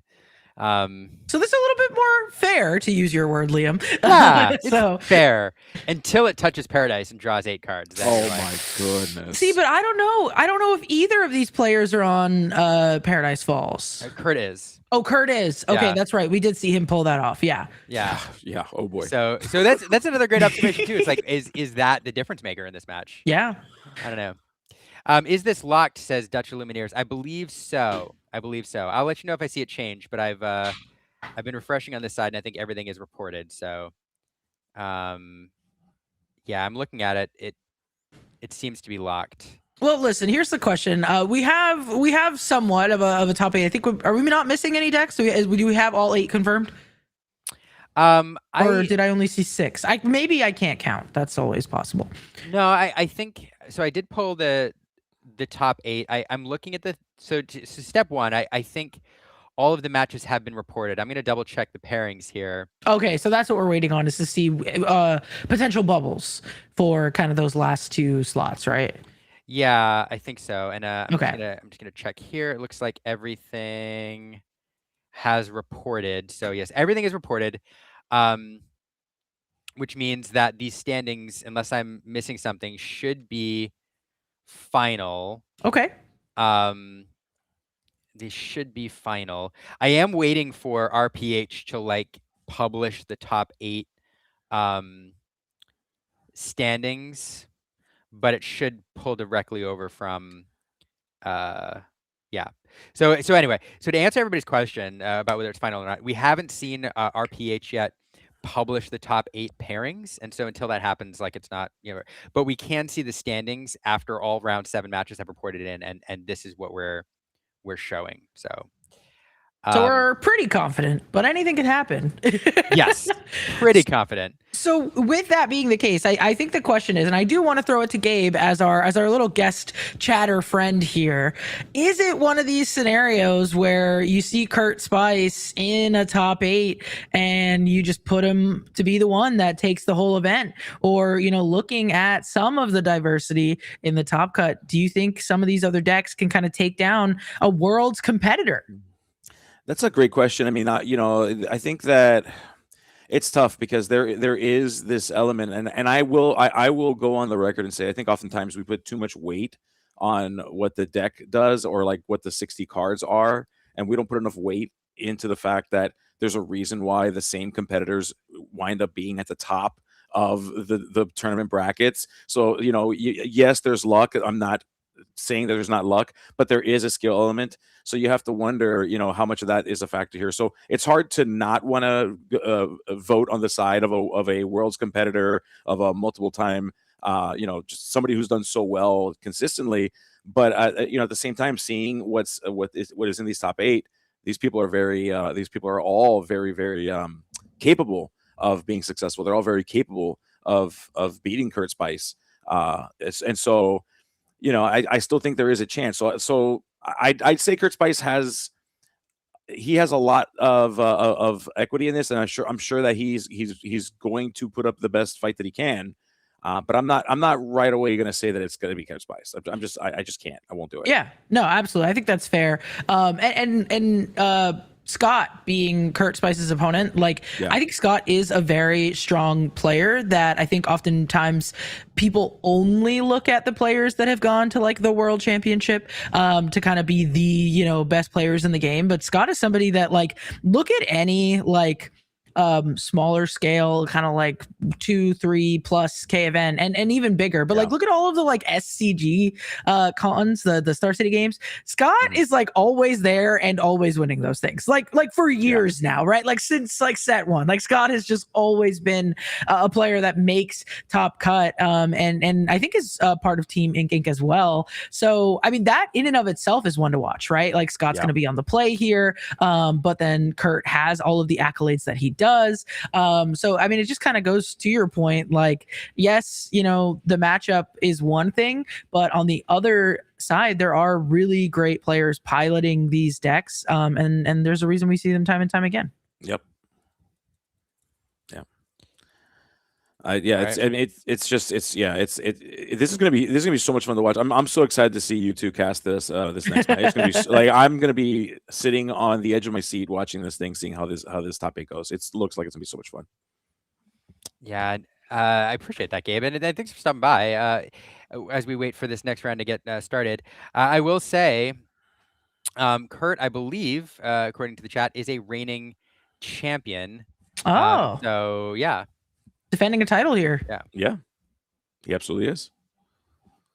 Yep. Very, very interesting. Yeah, it's going to be fun regardless. But I am excited about this top 8. I mean, we're highlighting the players that we're going to see going into this feature match, but I mean, you guys pointed out earlier, there's lots of talented players here, and it makes sense.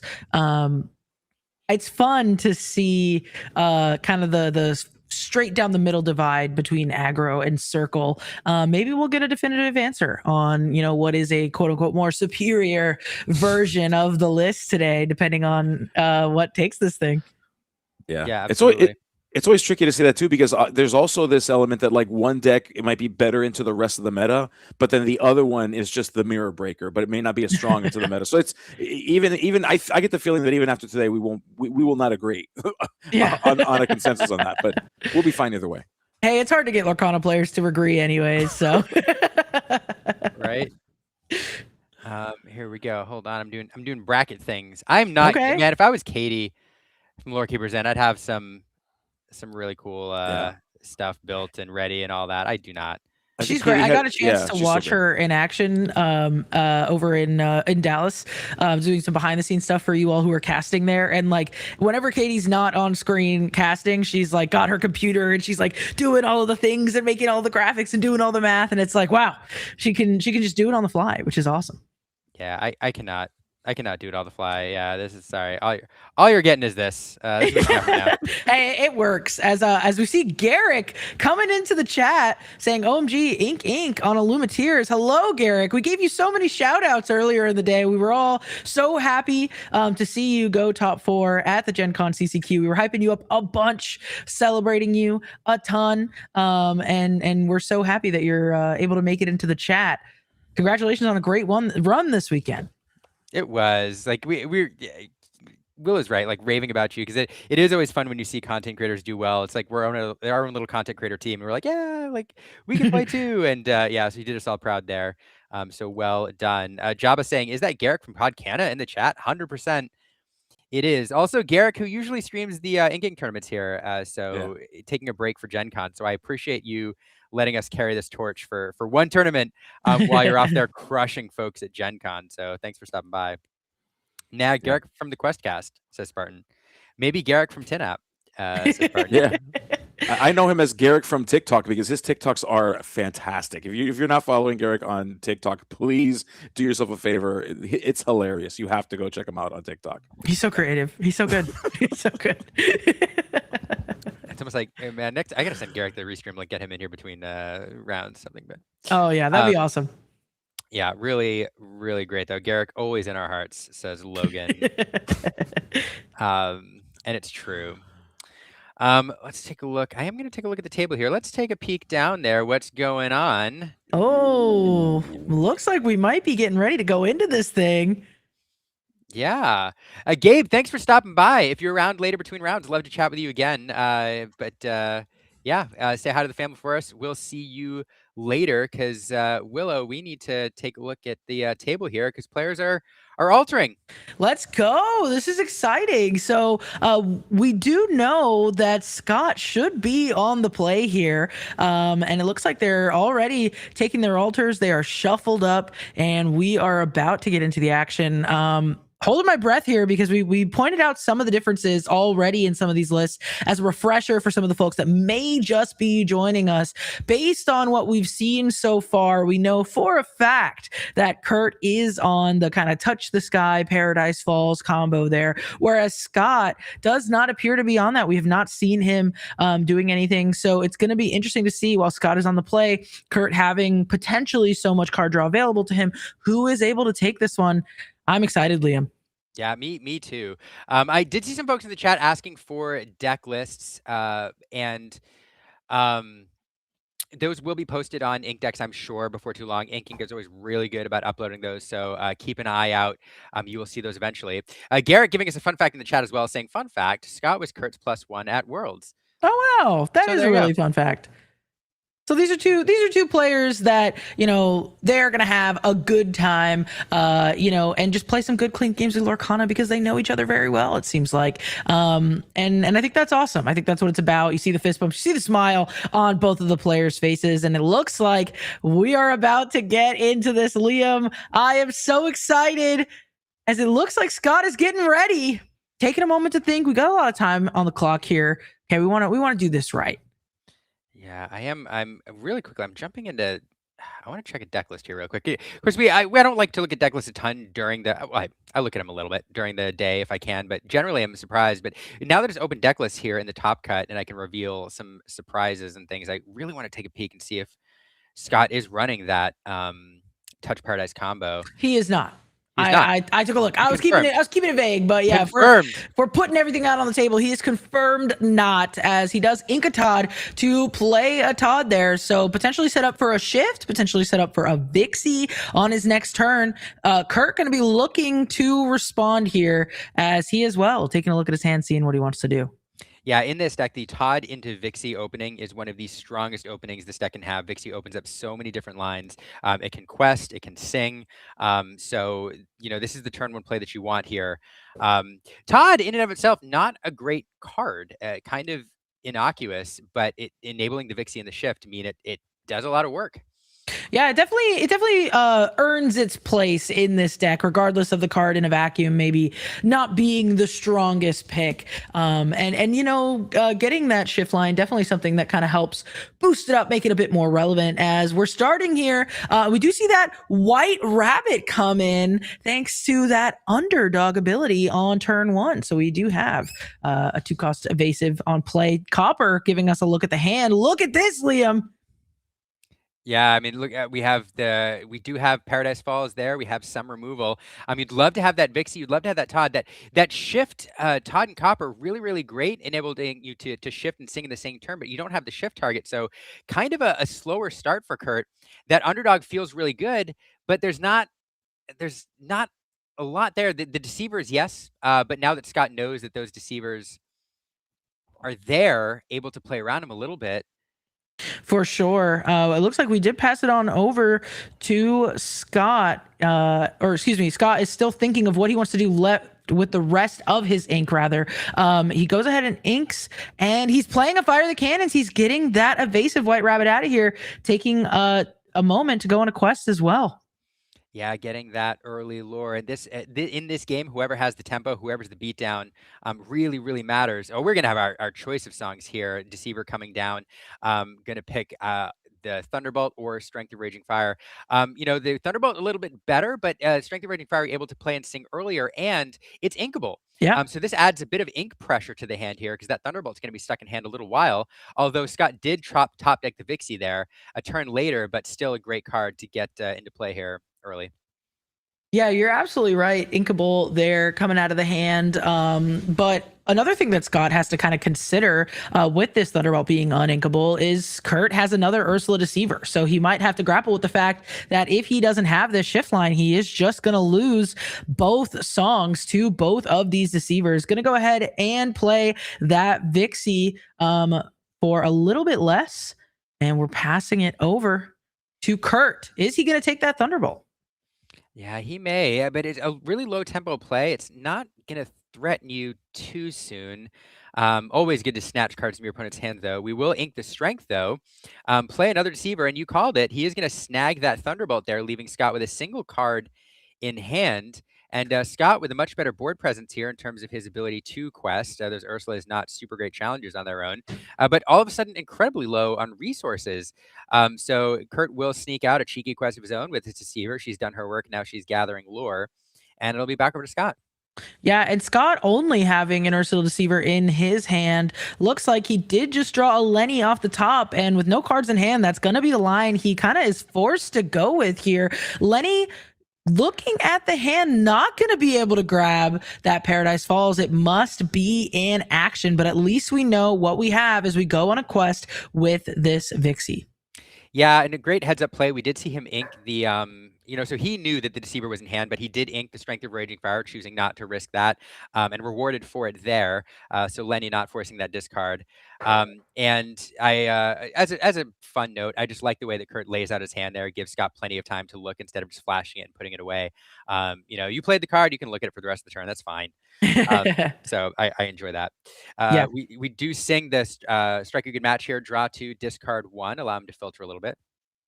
Yeah, taking a look, seeing what we are going to put away here. It's one of these things where, do we keep this Paradise Falls hoping to draw into, the Touch the Sky, or are there some better cards in our hand that we may want to hold on to? We go ahead and pitch that Todd, still have all of our ink available to us. We are going to ink that Paradise Falls, though, and establish a Todd and Copper. Nice little 2 questing evasive. Nice 2 questing evasive, kind of well statted for evasive at a 3/3. It's 3/3 usually isn't like well statted for a 4 cost, but the 3 willpower is actually pretty relevant in a meta with Angels and Fire the Cannons running around. But it also serves as a singer for several 4 cost songs. The big one being, and then he pearled his Thunderbolt. It's a long card name. I wish it was shorter. and he hurled his Thunderbolt.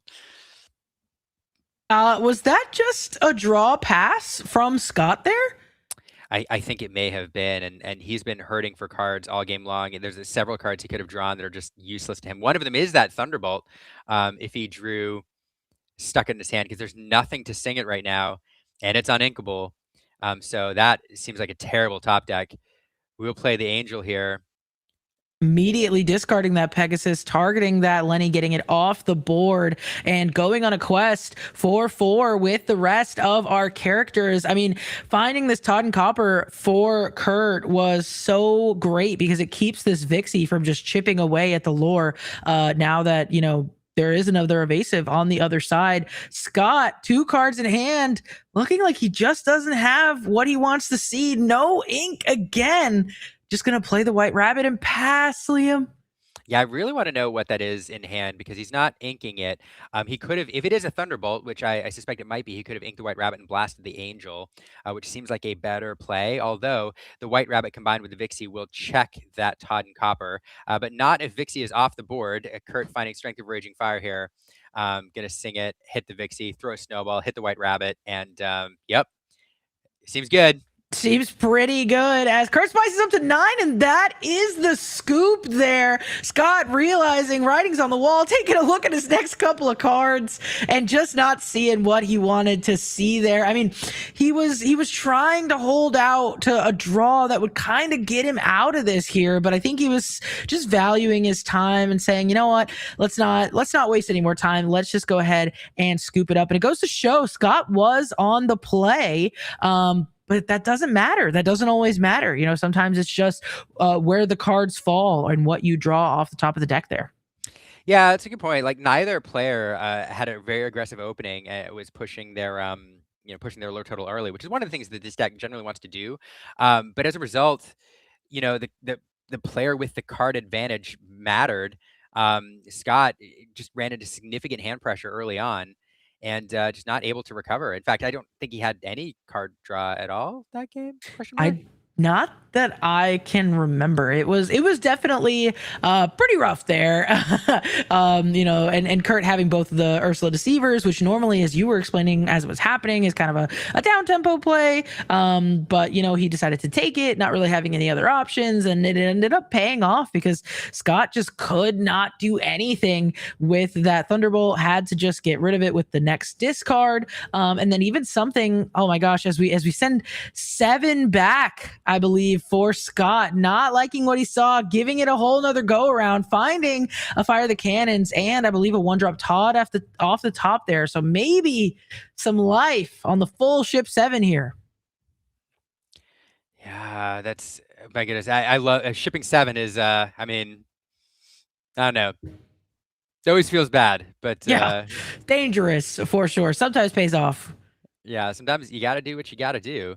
So we do see, I see some early removal there for Scott. I think there's a strength in hand as well as a Fire the Cannons.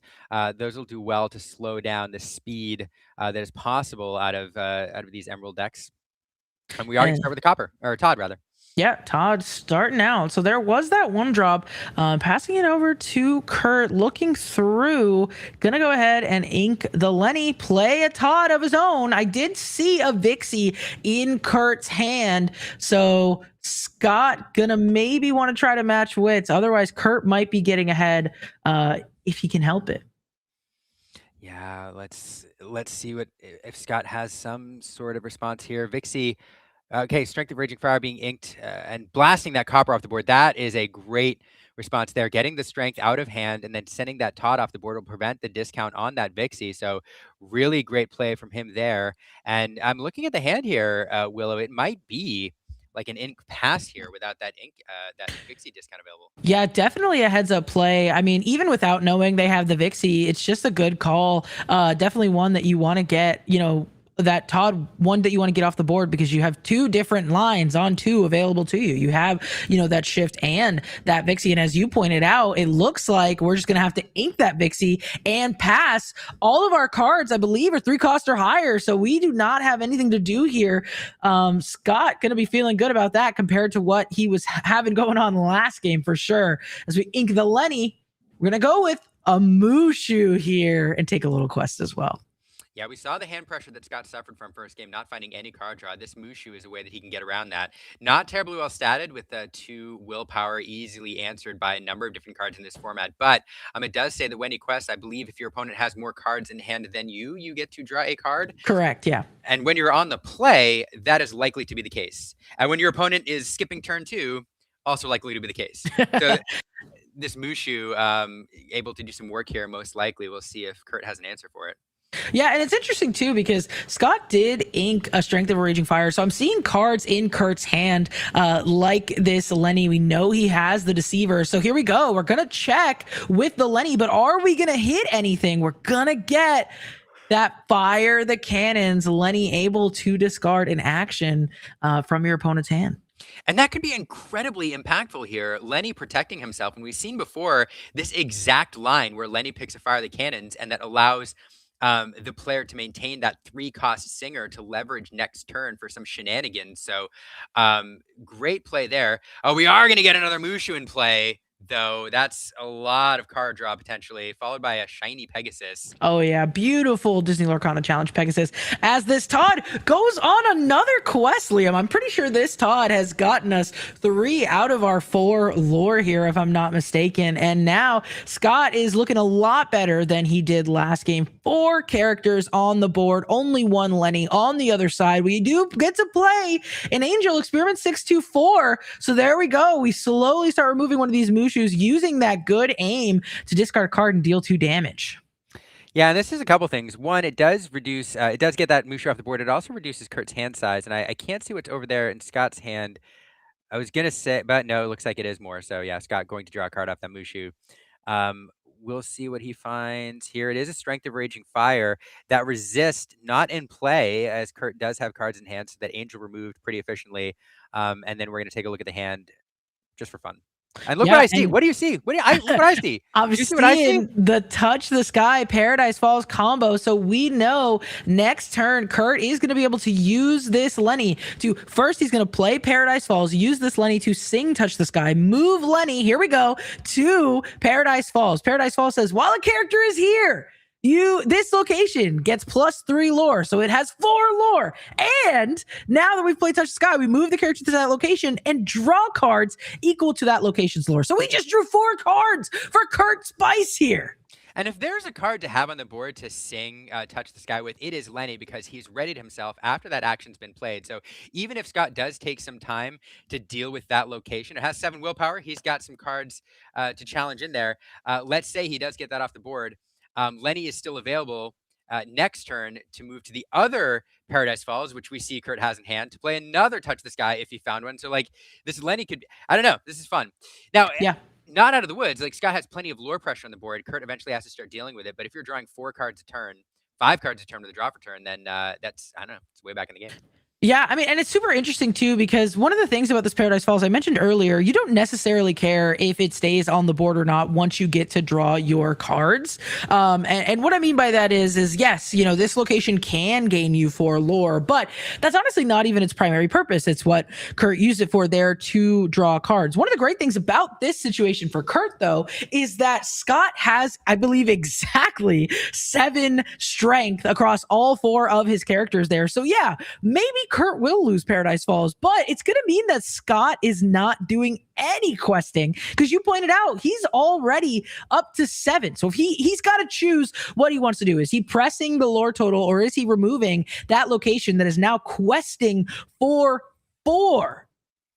Yeah, it's tough. And Kurt now in the tank a little bit. You saw him think about inking the second Paradise Falls there, and then choosing not to as he kind of thinks through the different lines here.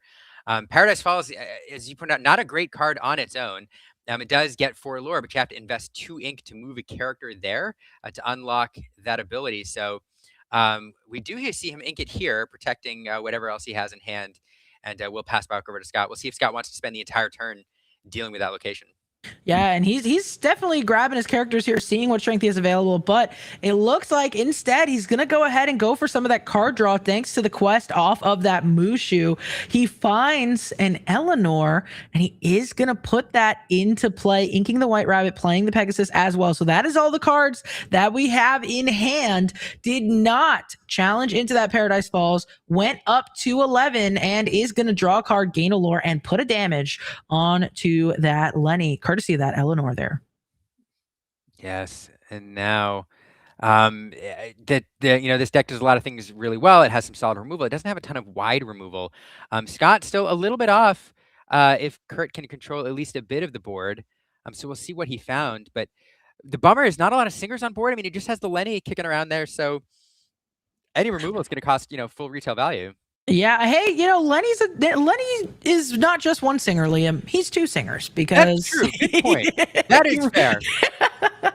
We start with the max goof. We're gonna pay 1 to grab a card that costs 3 or less from our discard pile there, a song card, and we do choose to Touch the Sky. So we do it all over again, Liam. We got to draw 4 more cards. Scott only going to go up to 19, I believe. So Kurt drawing some cards, maybe not doing some removal unless he found something else that he can use. Yeah, I really love that. That was a great little sequence there. Recurring the Touch the Sky, and then singing, readying Lenny. And now you called it, I forgot about Lenny's ability. You called it, well, Lenny can sing twice. And so if he did find a Strength of Raging Fire, I'm able to do a bit of removal off the strength of that. But going to need to follow that up with a lot more removal next turn. Yeah, for sure. He buys himself, well, not really buys himself, but he sets himself up for next turn. So it's gonna depend on what he drew off of those 4 cards. Now, listen, drawing 4 cards is very significant, and it's way better than just drawing 1, right? Which is what most things can do. We're looking at, looks like we're just looking at maybe I don't know, judge or something is taking a look at Touch the Sky. But no, I mean that card's crazy. But that is what it says. It says move a character of yours to a location for free, then draw cards equal to that location's lore. And again, Paradise Falls, while you have a character here, this location gets +3 lore for a total of 4. So that does work. But it's good that we have the judges here. We want to keep everything fair, keep everything above board. But it looks good to me. Yeah, it looks good to me too. I'm interested in what the question is for the judge here, because it does seem like a pretty straightforward combo. But Kurt, one of the best players in the world, so as we're talking through this, or maybe no. Yeah, I mean, we paid the 4, right? So we paid the 3 for the Max Goof, 1 to activate that ability. The Lenny is going to ready himself, so maybe it just looked a little weird. It was like, hey, why do we have this song and Lenny's not exerted? So regardless, it seems to be moving right along here. We are going to ink the Ursula Deceiver, play a White Rabbit, and what are we doing with this Lenny but singing another Touch the Sky? Liam, we are drawing 4 more cards. Yeah, I mean, you eventually got to do something with him, but like that's 12 cards we've drawn off the strength of this combo, which is kind of ridiculous. It will go back over to Scott. Now, Scott could close this out with another Eleanor if he manages to find one. Oh, that's true. All that hype, and it may be for naught, depending on what the draw is off the top of the deck. Looks like he has a Vixie in hand, a White Rabbit, and maybe an Angela. Not seeing an Eleanor. So Kurt is going to have a chance to respond here. He just drew a ton of cards, 8 on that last turn alone, if not 12 when you consider, just how many Touch the Skies are in the discard pile. Can he do it? As we do get rid of that Lenny, making it a little bit harder as well. Yeah, and a ton of problems here. Got to remove a lot of characters, and also that Angela coming in ended up giving resist to, it looks like, to that ready Vixie that's in play. So Kurt will have to remove everything and then find some extra damage to get over the top of Vixie's resist. And just for Kurt, I think is just showing off what his deck can do now, because we are going to recur the Touch the Sky. We're going to move Max Goof there. We're going to draw cards, just hamming it up. It's super funny. So. Yeah, we're doing it again. Yeah, like you said, just to show. But I mean, I don't know that with only 2 ink left, and these Max Goofs, one of them being dry. I just don't, or excuse me, still drying. I just don't know what we could do here. We show 3 1-drops for our ink, and I think we're just having a bit of fun, Liam. I think the writing is on the wall here, and Scott is gonna take this one. So we are tied up 1-1. Scott losing on the play, but then coming back and winning on the play the second time there. Now it's going to be Kurt on the play for the first time in game 3. Yeah, and the difference in that game, not only Scott being on the draw, having a little bit of extra card advantage, but it's the Mushu. The deck needs to find, especially if you're going to dump a bunch of cards on the board, you have to find one of your draw engines. Eleanor is one, if you can get that out on turn 4. And the other note, though, the Eleanor is this deck doesn't run any sort of ramp like you see in the Amber decks, and so that Eleanor, the earliest it's available, is on turn 4. Or you have to play the Mushu on 3 and start activating it on turn 4 if you can, in order to continue to fuel your is Scott showing Kurt his deck? Is that his deck on the screen? It's a little hard to tell, but I swear I think those are Lorcana cards.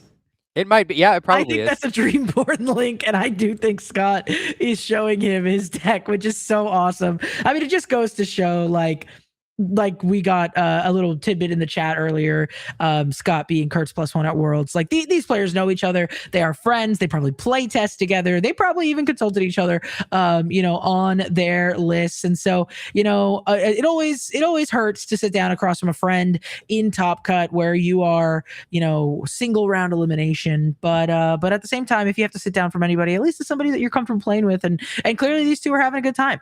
Yeah, it's a lot of fun watching the spirit of this game. Will, I'm gonna for 1 second grab a glass of water. Sure. For this game. So So I Yeah. apologize to folks. I'm going to stop for just a second.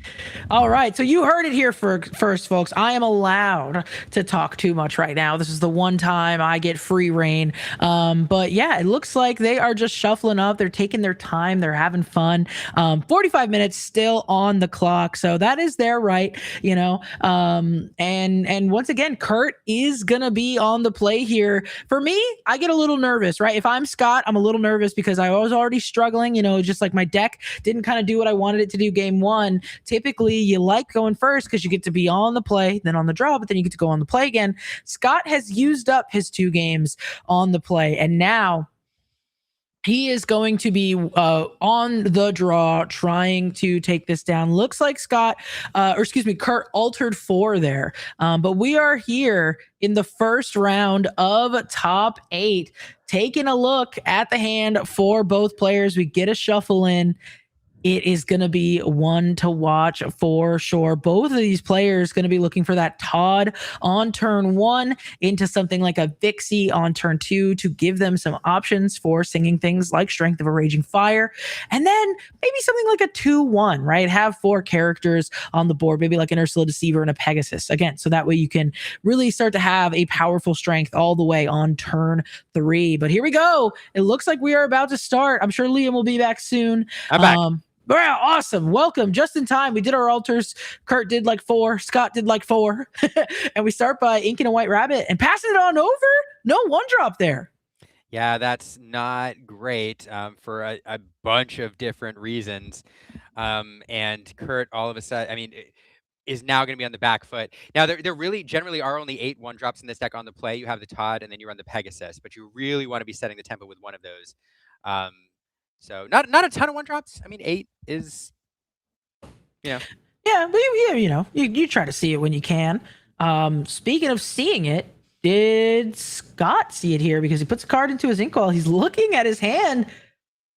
I think that's going to be a pass on over, Liam. Neither of these players hitting their 1-drop going to change their curves quite a bit, as neither of them are going to get to do this Vixie on 2. Typically very important to this strategy. Yeah, that it feels bad. But if you're going to miss it, your opponent missing it feels pretty good as well. And look at that. We have Ursula Deceiver. 1 target there. It's the Thunderbolt. It's one of those cards that Scott would have inked if he could, because he knows the Deceiver's likely coming, but it's stuck in hand. Yeah, so a really kind of awkward opening for both players. It'll be fun to watch them both fight through it. Yeah, and Kurt has to know that, you know, now that he's looked at the hand, Scott has his own Ursula Deceiver. So it's up to Scott. Is it going to be worth it to play a Ursula Deceiver of our own, try to get any songs out of the hand? Or, you know, does Kurt think that he can get away with it? Let's see. We ink a Vixie. We're playing a Deceiver. So we're going to look at both players' hands here. And we do have an action, but we do not have a song. Liam, he is going to be protected from a discard. Yeah, I had to remember whether it was a song at first. I was like, she sings a lot of songs, but no, it is not. So yeah. Look at what you've done. Such an intense name for a card, I have to say. Mother Gothel is an intense character. Mother Gothel is a pretty terrible villain. I'm not gonna lie. You know, here's random. As quick digression, in the show, like Mother Gothel's terrible anyway. In the show, it's revealed that she actually had a kid that she abandoned in order to kidnap Rapunzel. Oh, so she got even worse. She got even worse. She was bad enough already. Disney was like, if you don't like Mother Gothel enough, here you go. Here's another reason. Boom. There you have it. As Scott here thinking about what to do, we did see a Mushu come down. And now we're looking like we're getting ready to ink an Ursula Deceiver of our own, but we're not too sure. Valid, because sometimes the removal can really, really hurt. But we do. No, we're thinking about it. What do you think the hesitancy is there? I guess, yeah, we have this copper here, so we want to just check first. Yeah, take a check, save it. You know, we didn't see one last turn, so you may as well do the check. And then shift Todd and Copper. Not terrible move there. Leverages all the ink, and now we're going to get that evasive quester going. On the other side, Kurt finding one of his... There's really 3 draw engines in this deck. There's the Touch Paradise combo. There's the Mushu, and there's the Eleanor. And so you do want to get one of them online as soon as possible. Kurt getting that Mushu on board feels pretty good. But one of the also benefits of shifting that Todd and Copper into play is Scott is really pushing down his hand size by maximizing the number of cards he plays the turn, so that the Mushu hopefully doesn't activate. Yeah, that's a good point for sure. Kind of saying, I don't want you to draw any more cards than you already did in the previous game. And if that combo's coming, we don't want the Mushu helping you get there. We're going to ink a White Rabbit and go for this Angel Experiment 624. Going to go ahead and discard the Lenny. Just start putting some damage on that Todd and Copper. Not going to be enough to banish it, but also helps discard our hand down so that way we can get the Mushu trigger and sets it up for a banish from the Angel next turn as well. That's a good point. Really great sequencing there. Making sure that we get value out of this Mushu. And the 3 willpower stat line in this format is actually really, really relevant. A lot of Fire the Cannons being played, a lot of Angels being played, and there's a lot of 2 strength challengers. And that 3 willpower is actually incredibly important. And we see that here. And we're going to see it in return when Scott managed to find an answer for that Mushu, able to get it up pretty quickly. But yeah, gonna hopefully find something other than just challenging into it, right? Wanna be able to avoid that if we can. I saw a couple of cards in Scott's hand that might be able to help out here, but it's going to be a little awkward. He does have he hurled his Thunderbolt, so that can be sung onto both the Mushu and the Angel, as we do not currently have that resist active. I believe he also has the Angela in hand, so gonna potentially be able to help with challenging. But there we go, we play Vixie and sing Thunderbolt onto the Angel, so we're leaving that Mushu there. Not sure compared to the hand size, but valuing the Angel more. Yep, getting that off the board before it can do any more damage. And highlighting again why Todd and Copper is such an impactful card in this deck. There's not a ton of cards in this deck that can sing Thunderbolt, or that you want to be singing Thunderbolt with, but that Todd and Copper, because it's evasive, is usually protected from the crackback. And so the ability to shift in and sing that immediately, or just sing it at any point throughout the game, is really good. Also, Scott gets that out of hand while taking care of the Angel to avoid any sort of discard shenanigans. Kurt now trying to figure this out. I'm not gonna lie, Willow, I'm really enjoying this game in particular, as both players off their ideal game plan, just trying to fight back and forth. This is a war of attrition here. It's a lot of fun to watch. This is what we wanted, right? We were thinking about all the different matchups in top 8, and we wanted this one because we were like, you know what, this is truly going to be a battle of wits. And it already started off with not being as simple as whoever was on the play won. And now you mentioned stopping any discard shenanigans. One of them is in Kurt's hand, right? This look what you've done. Gonna go ahead and pay 2. Not gonna be able to get that discard ability, triggered because the Angel's gone, but it still gets rid of the Todd and Copper and keeps that Mushu around. So we didn't have to trade in our evasive. And now, Kurt has a little bit more options here. Yeah, it's really, really fun to watch. It's a good point too, that look what you've done pairs really nicely with that Angel losing that Angel with that discard ability.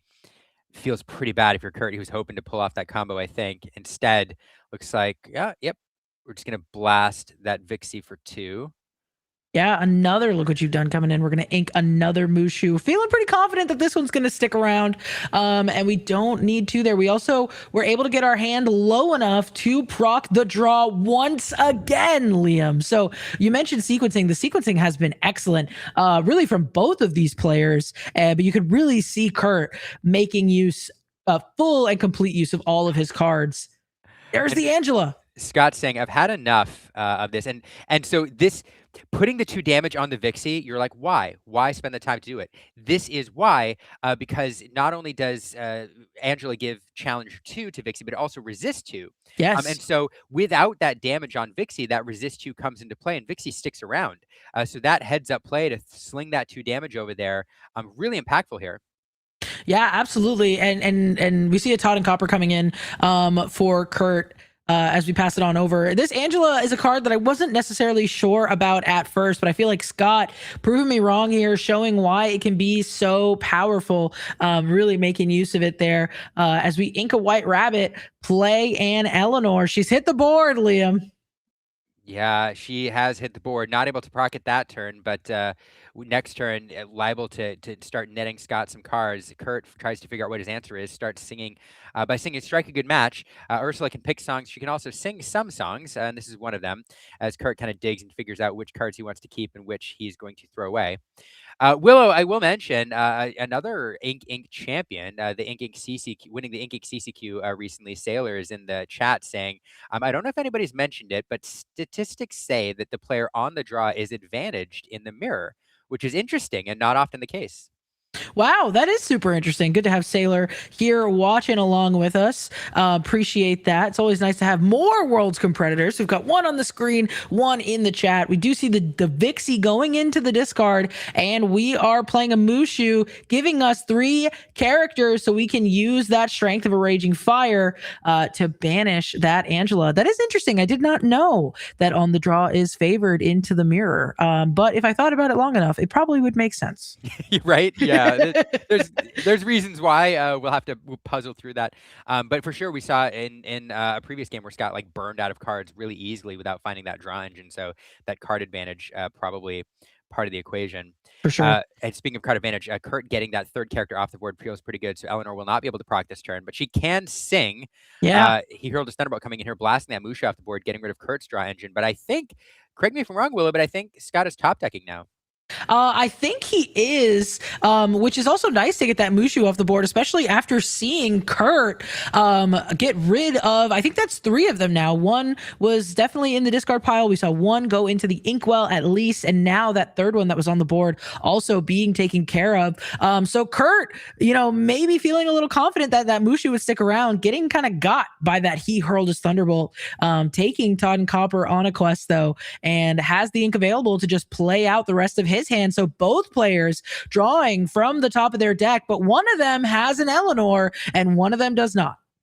Yep. And I would say statistics in this scenario favor the player with the card draw. And top decking their Strength of a Raging Fire feels pretty good, getting that Todd and Copper off the board there. That is your 4-cost singer if you draw into one of those songs. That feels great, Liam. Like, let's not understate that, because what that allowed him to do is now that Eleanor cannot be traded back. That just gave Scott the opportunity to continue to use this Eleanor, where he was still going to use the Eleanor regardless. Sometimes you got to do what you got to do. But if he top decked anything else, right, he was probably going to lose that Eleanor in the crackback on the Todd and Copper plus anything else, right? But because he got rid of the character with the most strength, this Eleanor gets to stick around a little longer. And sure, he no longer has characters to continue triggering it, but he can get there, right? He got an additional card. He drew a card deeper into his deck. So I think that was a really, really fortunate top deck there for Scott. He's got to be feeling good about. Yeah, absolutely. And Kurt cleaning up as much as he can. There comes the top deck is a Todd. That's not super great. Eleanor usually not fighting too much. She is going to come across here, clear off this Ursula. And now it is a battle of top decks. But Kurt with a couple cards in hand now. We do have a Strike a Good Match. Vixie's able to sing. Feels pretty good. Draw 2, discard 1. But here's the thing. Willow. Like in this mirror, in this scenario where both players in top deck mode, one of these players can find a sequence which allows them to draw 4 cards in a turn. Wow, you are absolutely right. Putting that into the discard pile, though, finding he hurled his Thunderbolt instead. And look at this, Liam. This is a Broadway, sturdy and strong. This is a 5-cost 4/6 questing for 2. Bodyguard ability here, a big body there coming into play. Not really doing too much though when you're looking at Kurt having some cards in hand, putting the Angel 64 into play and gonna be out of cards soon. So she's gonna have some resist. This card is wild. I'm interested to know if this is like a 1 of, 2 of in here. Probably not a 4 of, and another one. 3 of, and he's got 2 of them right here. Absolutely nuts card in this mirror. At the end of the day, it is a 4/6 that is difficult to remove. The quest for 2, and it's going to be very, very difficult for Kurt to deal with these with a small board. Strength of a Raging Fire will do it, but you need the characters to fuel it, and this feels really, really bad. Now we did draw into an Angela that will give Challenger +2, and Angel will gain resist 2 if the hand is empty. So you're able to do some work here. There we go, onto the Angel. This feels like a great response here. Gonna challenge in, gonna get 5. Yeah, Okay. getting it up to 5 feels pretty good because now if we are going to challenge back, we're going to make sure that both characters are banished in that challenge. Scott here finding just a white rabbit off the top of the deck. This is a little bit of a weird spot for both players. Kurt, though, on 10, so going to have a little bit more lore, but for how long since these Broadways are questing for 2?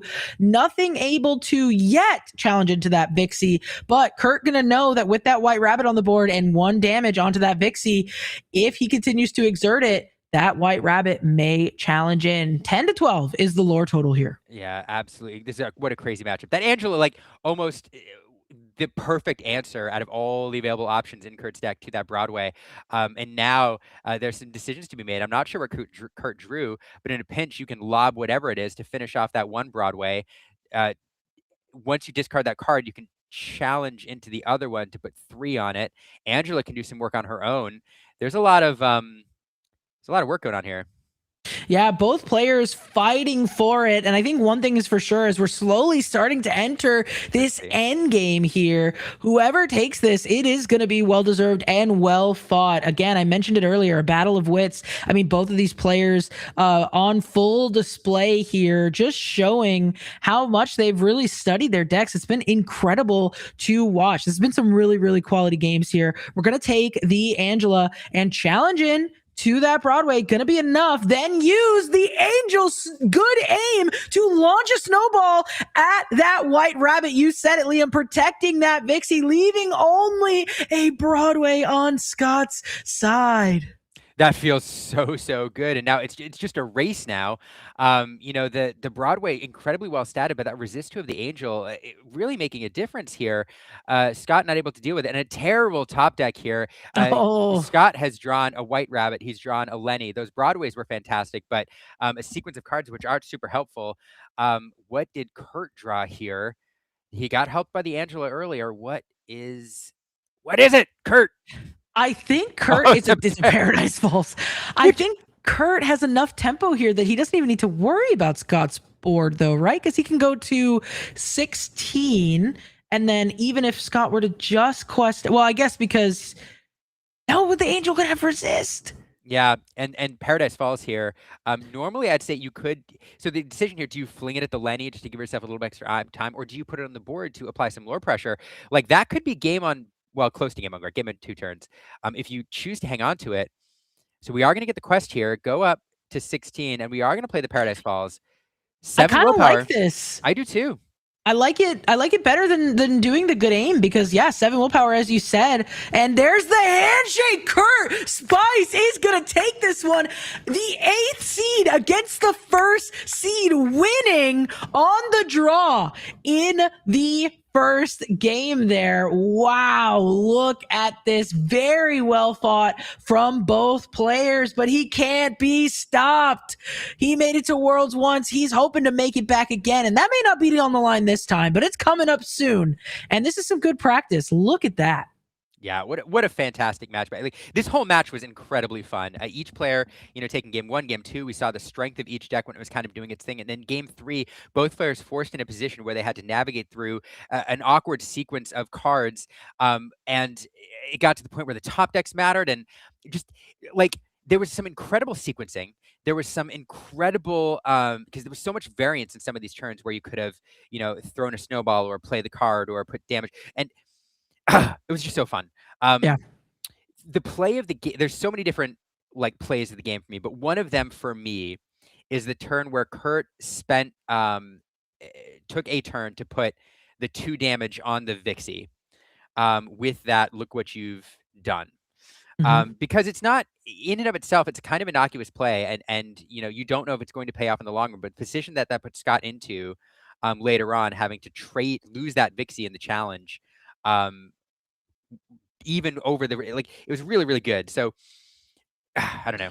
Yeah, that's a match where you can have pro players sit down, watch that underneath a microscope, and point out so many little decisions. Like you said, I mean, even just that last turn of the game, do we play the Paradise Falls or do we, use it with in tandem with the Angel to get rid of that Lenny? That is like the example of every single decision that went into so much of that game 3 there, where both of these players can look back and see the things that I inked, the things that I discarded ended up mattering way more than they probably even realized in that moment. And that's one of the great things about Disney Lorcana is like, being able to ink a card can really just be the difference maker. And so I mean, kudos to both players. Great run all around. Scott, first after Swiss, still an accomplishment all the same, making top 8 as well. But Kurt advancing on here.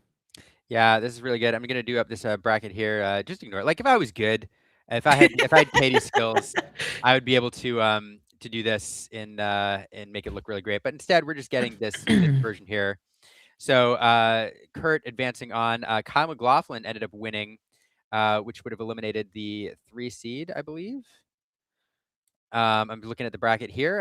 Everything else has been reported, y'all. So we know Okay. DJ won and Mike won. So the 2 seed defeating the 7 seed, and the 5 seed would have defeated the 4 seed, right? Sounds correct to me. So this looks to be our top 4 here. Some interesting upsets there, right? Like even looking at what started as 4 Amber and Emeralds, only 1 left here. Aggro taking down Braden's Circle variant. Yeah, and one thing I will note, all of these matches 2-1 if you look at the reporting, except Mike Stiegel with the aggro variant against the Circle of Life variant went 2-0 against Braden with his Circle variant. So that aggro taking down the more aggressive or the more control variant in short order. So yeah. So this is your top 4. The 2 seed, the 5 seed, the 6 seed, and the 8 seed advance on. We have 4 different color combinations in the top cut here, with every color except for Sapphire represented. Honestly, I'm excited about DJ here. I didn't get a chance to cast that match, but I know you did, and it's a pretty interesting build of that Amethyst and Steel. And I believe, if I'm not mistaken, the bracket would be Amethyst Steel versus Ruby Amethyst. There is that correct? I believe so. Or actually, is it 2 and 8? I don't know how these things work. 1 and 8 are on the same side of the bracket with 4-5, I believe, and that's to give 1 the most favorable advantage to the end. So I believe that Mike will be the matchup for DJ, I believe. Okay. I don't know how bracket math works. I really should figure it out. And I've been in at least at small local tournaments and set champs. I've been in enough top cuts that I really should know what you play. But usually, other than 1 and 8, I'm just waiting for somebody to be like, "Come on, you're playing me." I'm like, "Oh, geez." So it would have been fun. Maybe we'll get it in the finals. But those 2 decks are definitely going to be some to watch. I mean, we just saw Kurt, so yeah, I'd love to see another deck here. Did we watch the aggro variant on stream? Maybe when I just wasn't casting. I don't remember. We didn't see a ton of Amber Emerald. Actually, we did see a couple Circles versions, but I don't know if we saw. It's been a long day. I don't know if it has been a long day. 7 whole rounds of Swiss here at the Ink $3,000 tournament. Thank you, Liam. Thank you, Ink, for allowing me to be here in the booth. We had J-Bomb on as well earlier. Some other friends like Gabe joining us, and it's been great. We see them already sitting down, so we look. There's no way these colors cannot be correct, Liam. I guess they are. I did it wrong. So here, this is right. Kyle McLaughlin is on that evasive Ruby Amethyst deck, and then DJ is on the Amethyst Steel, which I'm calling not bots. I like that. I'm sure there's a better name. So I get my wish, Liam. You did. Get my wish. You manifested it. You manifested it. Thank you all for hanging out with us here. If you're watching on Twitch, if you're one of the 375 people watching on YouTube, or if you're the one person watching on Facebook, hats off to you. Shout out to out there. Facebook. Shout out to the Facebook crowd. There's always at least one of you, and I appreciate you. So there we go. Now we are, the nice thing about top 8, Willow, is that, when you get to the end of the day here, you can go boom, boom, boom, boom, boom, round, round, round, round, Yeah. round. And we're just going to get nonstop Lorcana here until we get to through the finals. So don't go That's anywhere. how I want all my Lorcana to be, Liam. Right? I don't Right? want breaks. I don't like breaks. I just want to power through to the end. And I know the chat feels the same. So I think it's great being able to see, the players sitting down, getting ready. And I'm super excited. I am not super familiar with this not bots variant here. So I don't know who is, particularly favored and what have you, but look at the shakes. You can tell these players are super excited. We're here in top 4. DJ gonna be on the play. I just can't wait to watch. Yeah, for those of you who missed it, first of all, tell your friends, tell everybody we're in the top 4, and then we're going to watch the finals of an incredible tournament. A lot of fun decks here. We don't know which deck is going to win. There's 4 options. But for those of you who missed this deck that DJ is playing, it is not the bots variant. There's a reason we call it not bots. It is kind of reminiscent of the Amethyst Steel of old, where a good chunk of the cards in this deck replace themselves. And what this deck does is just flood the board with medium-bodied characters. It never seems to run out of cards, and usually inevitability goes to the more control-y decks, decks with like wide removal and things like that. But this deck here just feels like in the long game, it is just gonna flood the board and overwhelm you with value that's difficult to remove. So this is going to be interesting. Kyle's secret to success here, I think, is going to need to be to go fast and try to run under this. Well, there you have it. I mean, we kind of can see what these players are trying to do, which is a great overview. I'd love to know what they're trying to do, even if I don't know the exact cards, just so I know what to look out for. And here we go, starting off, Violet Par, super resilient, going into that Inkwell, passing it on over. I think I saw a Dash Par in hand, so we do at least have a 1-drop for Kyle here as he's looking over what he's going to ink. Yeah, and I do think some of this, this deck can go quick with the early evasive characters. You do have that 2-lore quester in Randall Boggs that you can deploy.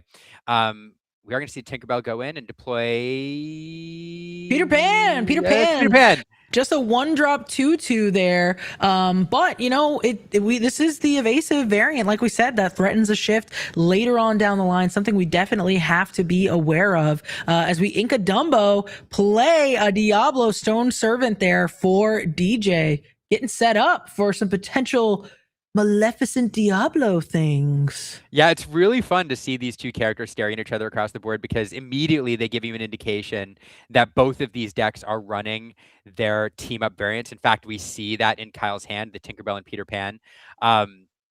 We do get the Scrooge McDuck down here. This is the card that boosts for 1, gains +1 strength and +1 willpower every single time it is boosted. A decent card. It's not a fast card to play, but it's not as susceptible to some of the removal that DJ brings to bear. And it's just going to get bigger every turn. And when you're playing a deck with damage-based removal like DJ is, it's a good card to get on the board. Dr. Hamstervale coming in here, and we are going to see a challenge and that Stone Servant take out that Peter Pan. Yeah, very nice there, getting that done. Hamsterville having alert there, by the way, which is going to end up being relevant in a matchup where we know that Kyle is looking to be as evasive as possible, let's just say. Looks like we do go on a quest with that Scrooge McDuck inking the shift line there. Playing, I believe it's Ares. So because we boosted a character, we are able to ready it. That Ares ability there, and we take that challenge on the Stone Servant. Yeah. Yep. So there it is. Now, interestingly, did we sequence? We did. Yeah. So it quested, then went for the challenge. Yeah. There you go. Yeah. So, the official wording, once per turn, when you put a card under one of your characters, you can then ready that character. They just can't quest, but challenging still on the table as this Merida Wisp's Conjurer comes into play, exerted to draw us a card, finding a strength with only 2 characters on the board. Gonna be enough thanks to the damage that was on that Ghostly Ebenezer there. Very nice play and turn for DJ there. Yeah, I really like this Dr. Hamstervale. It's fairly well statted, or very well statted for a 3-cost character. But then it serves as kind of, with that 4 willpower, serves as a resilient card to stick around past turn 3 in order to sing a lot of the 3-cost songs in this deck, like Strength of Raging Fire. So I think seeing what it's designed to do right there, I like this include a lot. Sometimes just big-bodied, well-statted characters are what you need. Ares now challenging in and removing that Merida, a fun card that replaces itself. But you are seeing Willow kind of what I was talking about with this deck is designed to do. Merida, a card that's not super powerful, except she replaces herself. You play her to the board, you draw a card, and then you just keep that train going. Yeah, and look at this iconic coming in. Hades is looking for a deal. Kyle is not looking to make one, putting that card underneath his deck, passing it back on over. Kyle so far not really able to get any characters to stick for too terribly long, while DJ is kind of like you said, just constantly finding card draw and more things to do. We ink this Peter Pan and Tinkerbell find a Hades looking for a deal of our own. Let's see, will the iconic leave? It's so pretty, but unfortunately, it is going to have to go right on under the deck. Well, I think statistically, in the history of Disney Lorcana, out of all the cards that the various Hades versions have banished, they've banished other Hades like 90% or like 50% of the time. Hades on Hades is a thing. It is. There's lots of violence there. I'm not gonna lie. But we are inking and playing a Violet Par, and just going on a quest with our Dr. Hamsterville there, feeling pretty good, because of that nice 3/4 stat line as you mentioned. Yeah, able to get one sneaky lure out here. Kyle probably not able to answer. Does stick that Dumbo on the board. That is, again, significant card draw. Now playing an Isis Vanderchill. Looks like we're going to exert. DJ guessing that's what's going to be exerted because it's susceptible to the challenge. He's right. Kyle going to challenge him with that Hades, banish that Violet Par. So doing a bit of control there, but not able to answer that Dumbo. And DJ's pretty happy about that, able to get a card off of it this turn. And again, now Dumbo will have replaced itself, and you're going to, well, not many cards in hand, but you're going to eventually see DJ just try to get these, I don't know where I was going with that, these draw engines going. Hamsterville now challenging in, banishing that Hades, so control after control here, but it does feel like DJ has the edge. Yeah, and moving as well with the Cheshire Cat, some of that damage onto the Isis Vanderchill, also being able to draw a card off that Dumbo, making it so that if that Isis is going to challenge into that Dr. Hamsterville, she will be traded back in that challenge. So Cheshire Cat coming in right when we needed him there, and still having enough ink to draw a card as well. A beautiful turn. But on the other side, we are making it evasive thanks to that Peter Pan and Tinkerbell. They are a shift 4, but in this case, what's more relevant is your characters gain evasive. So Isis is able to take out that Dumbo. Yeah, really sneaky answer for that Dumbo there, coming in. Isis then, like, it can't catch him. All of a sudden, Peter Pan comes in, sprinkles a little fairy dust, and Isis able to fly up there and take out that Dumbo. Now DJ follows up with a pretty well-statted Violet Par over on that side of the board, and just a bunch of difficult to remove characters. We are going to do 1 damage, or shift 1 damage over, and it's back over to Kyle, see what he can respond with. Yeah, I mean, this Peter Pan and Tinkerbell only has 4 willpower, so any little bit that we can put chips away. But Kyle has a Cheshire Cat of his own. Look at the smiles, look at the laughter on both of these players' faces here. It's gonna go ahead onto the Dr. Hamsterville. That's an interesting choice. I mean, that's the only thing that has alert, so makes sense to me why we might want to start putting some damage on it. But Kyle here just thinking about what to do next, whether he wants the quest or not going to go for it. Yeah, I love it. It's ping pong here with this damage counter back and forth, and we'll see if DJ wants to slide it back over just for the laughs. Pretty low impact card here. This Maleficent comes into play. This is a 1 cost 2/2. It's a vanilla card here, but kind of like the Peter Pan and Kyle side of the board, sure serves as a shift target for a pretty scary Maleficent Diablo that he can play later on. Kyle here finding that Scrooge McDuck Ghostly Ebenezer, and finding a Louisa Madrigal as well. So I think neither of these players really finding some big characters as this 1 damage continues to go back and forth. Both of them kind of just finding, 1 drops off the top, 1 and 2 drops, just small things. But here we go. This is a start. This Dumbo here, you would have wished to have anything else on your board that is evasive to immediately leverage that ability. But no, we are just going to slide that 1 damage damage back on over, and plenty of cards are going to be going into the discard pile when either of these Cheshire Cats are banished. These cats have just been locked in this battle of wills, just batting this damage counter back and forth as cats are wont to do. It's my favorite. It's my favorite thing. Look, here we go. Back to the hamster veil. I've never seen this. This is funny. I would love to see somebody draw an impactful card, but in the meantime, they're just going to keep building up their boards. Neither of them really feeling super safe to quest. On DJ's side, okay, here we go. We start with the Scrooge McDuck. Makes sense. It's a pretty big hitter, right? Gonna go for a Louisa as well. On DJ's side, we don't really want to lose something like our Dumbo just yet. On Kyle's side, we don't really want to lose our Peter Pan and Tinkerbell. So, because all of Kyle's characters are evasive, by questing some of these things, he's kind of putting the responsibility on DJ to figure out what he wants to do and how much lore he's going to let Kyle get. Yeah, I really like from Kyle here. One of the biggest skills in Disney Lorcana is figuring out where you can get those not free quests, but where you have the opportunity to quest. And it's easy to identify where the moment is to shift into the beatdown and when to quest out. But like understanding that Louisa, is very vulnerable. It's not going to stick around for terribly long, and that you are happy to have any one of your opponent's characters challenge in to get that lore out of it. Like is a really it's an important skill. But now we do see the shift come down. This card's scary, Willow. Yeah, Fools is the ability. You may put 5 character cards from your discard on the bottom of your deck in any order to shift this character for free. Didn't happen, I don't believe. That looks like full retail value, I think. Yeah, I think we had to pay for that one. But during your turn, whenever this character exerts, you can draw a card. So going that route, getting some card draw back into the hand for DJ there through things like this Dumbo and this Maleficent and Diablo. Now trying to decide what to use, rather. Dr. Hamsterville gonna use a Strength of a Raging Fire and make all of those characters no longer evasive, able to get rid of that Peter Pan and Tinkerbell. Yep, and now the 1 damage. Being flung back over, and we are going to see the Violet Par then challenge in, no longer protected. But it is a trade that Scrooge McDuck pumped up enough. We're going to take a look at all the cards that were stacked up under there. And yeah, at this point, DJ, in a world in which he is possibly likely to be drawing an additional card every turn off of that Maleficent Diablo, more than happy to offer 1-for-1 trades here. And I said, what a skill it was to figure out where you can get those little quests there. Kyle kind of punished for it here. I think trading the Violet Par for the Scrooge doesn't feel quite so bad. That feels like a good trade, but losing that Louisa there didn't get a lot of value out of it. So now all of a sudden the tables have turned. Potentially. The tides have shifted. Yeah, and you know what, Liam?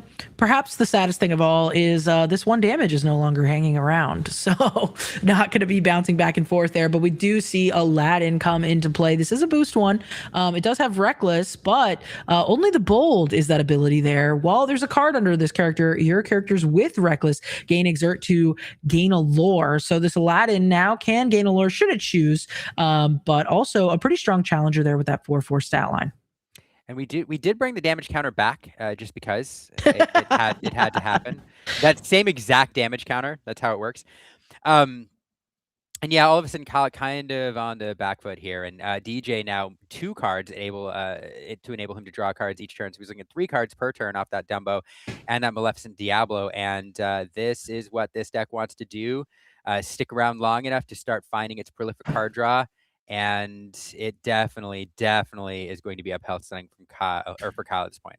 We have Hades looking for a deal here on this Cheshire Cat. We are going to go ahead and put this Cheshire Cat and I believe it was 4 cards underneath it to the bottom of the deck there. DJ's board looking nice and healthy now as we go on a quest with this Maleficent and Diablo. Because this character exerted, he is drawing a card able to ink the Louisa. And I do want to say kudos to Kyle. Oftentimes it's reflexive to look at the cards underneath your boost character because you're so used to discarding them. But Kyle not taking a look and putting them all in the bottom of your deck because you do not get to look at them. So well done there. Now Louisa coming into play. Terrible top deck for No, Kyle. Ugh. definitely not what you want to see here, especially seeing how wide DJ's board has gotten and his lore shooting all the way up to 11. This Aladdin is going to be good for a challenge and banish onto the Dr. Hamsterville, but still plenty of characters and lore on the board for DJ there. Yeah, and this is just tough sledding. We're going to draw a card off that Dumbo. We're going to draw a card off the Maleficent here in a second. And yeah, your opponent drawing 3 cards in response to your Louisa. Yeah, and I'm struggling to think with much that Kyle could find at this point that would enable him to claw back here. Even a Demona doesn't feel like it's powerful enough.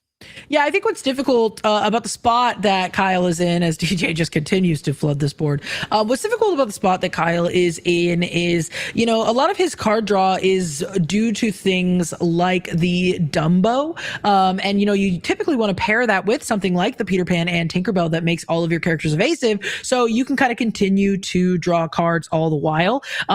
Because we don't have that available to us, we're kind of just stuck playing things off the top of the deck. I mean, sure, we maybe find a red alert, something like, you know, some removal here and there. I think he's got like B King Undisputed in the deck as well. You know, it's things like that that can kind of like slowly, you know, chip away, but it's just not gonna, you know, match up to the sheer draw power, like you said, that DJ's deck has have. And we can see, yeah, Kyle scoops it up because DJ is not only drawing a ton of cards, but continuing to have like 5+ characters on the board every turn, even after Kyle is removing some.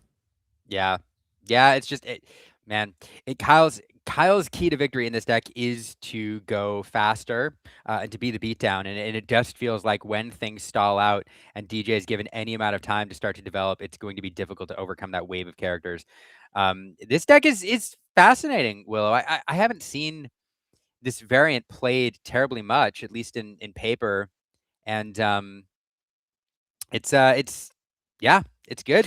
It's a super fun build for sure. I mean, look, all credit to the bots. We love them. We love to see, you know, something that's kind of like surrounded, inspired by a franchise and everything working together.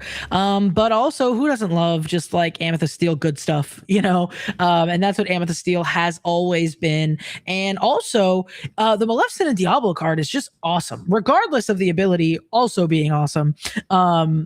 It's just like a cool card, cool art. And so to see it actually being viable and kind of proving its worth in this deck is super fun to see.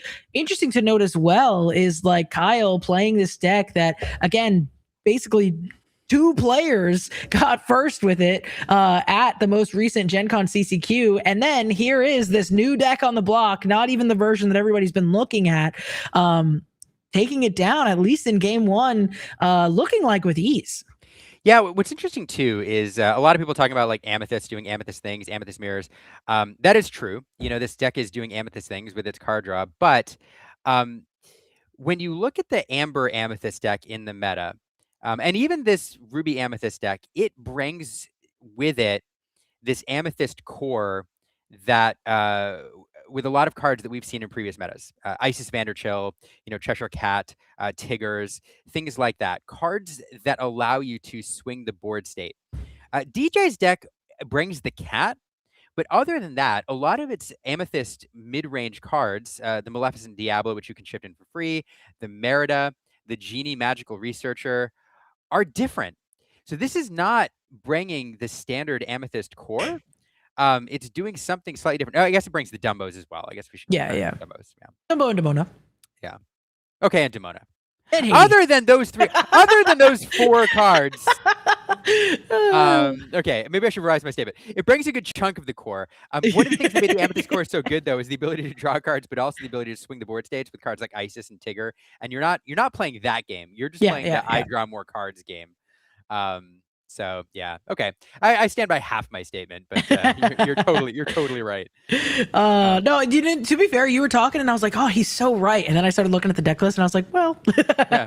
Well, this and this. well, And this. But listen, that's what Amethyst does. Okay, it has things that it does really, really well. As we see it, a Randall Boggs coming in on turn 2, maybe going to be able to accelerate our game plan a little bit here. Yeah, Randall Boggs is a fantastic early aggro card at Quest for 2. The downside to this card is it is not very well statted at all in the willpower department, even though it does have evasive. So when you're playing a steel deck that brings steel removal to bear, it's not likely to hang around for too long. But here we have a followed up a Cheshire Cat follow up here on Randall Boggs. Because all of the inkwell is exerted, we will Quest for 2, getting that early lore race started.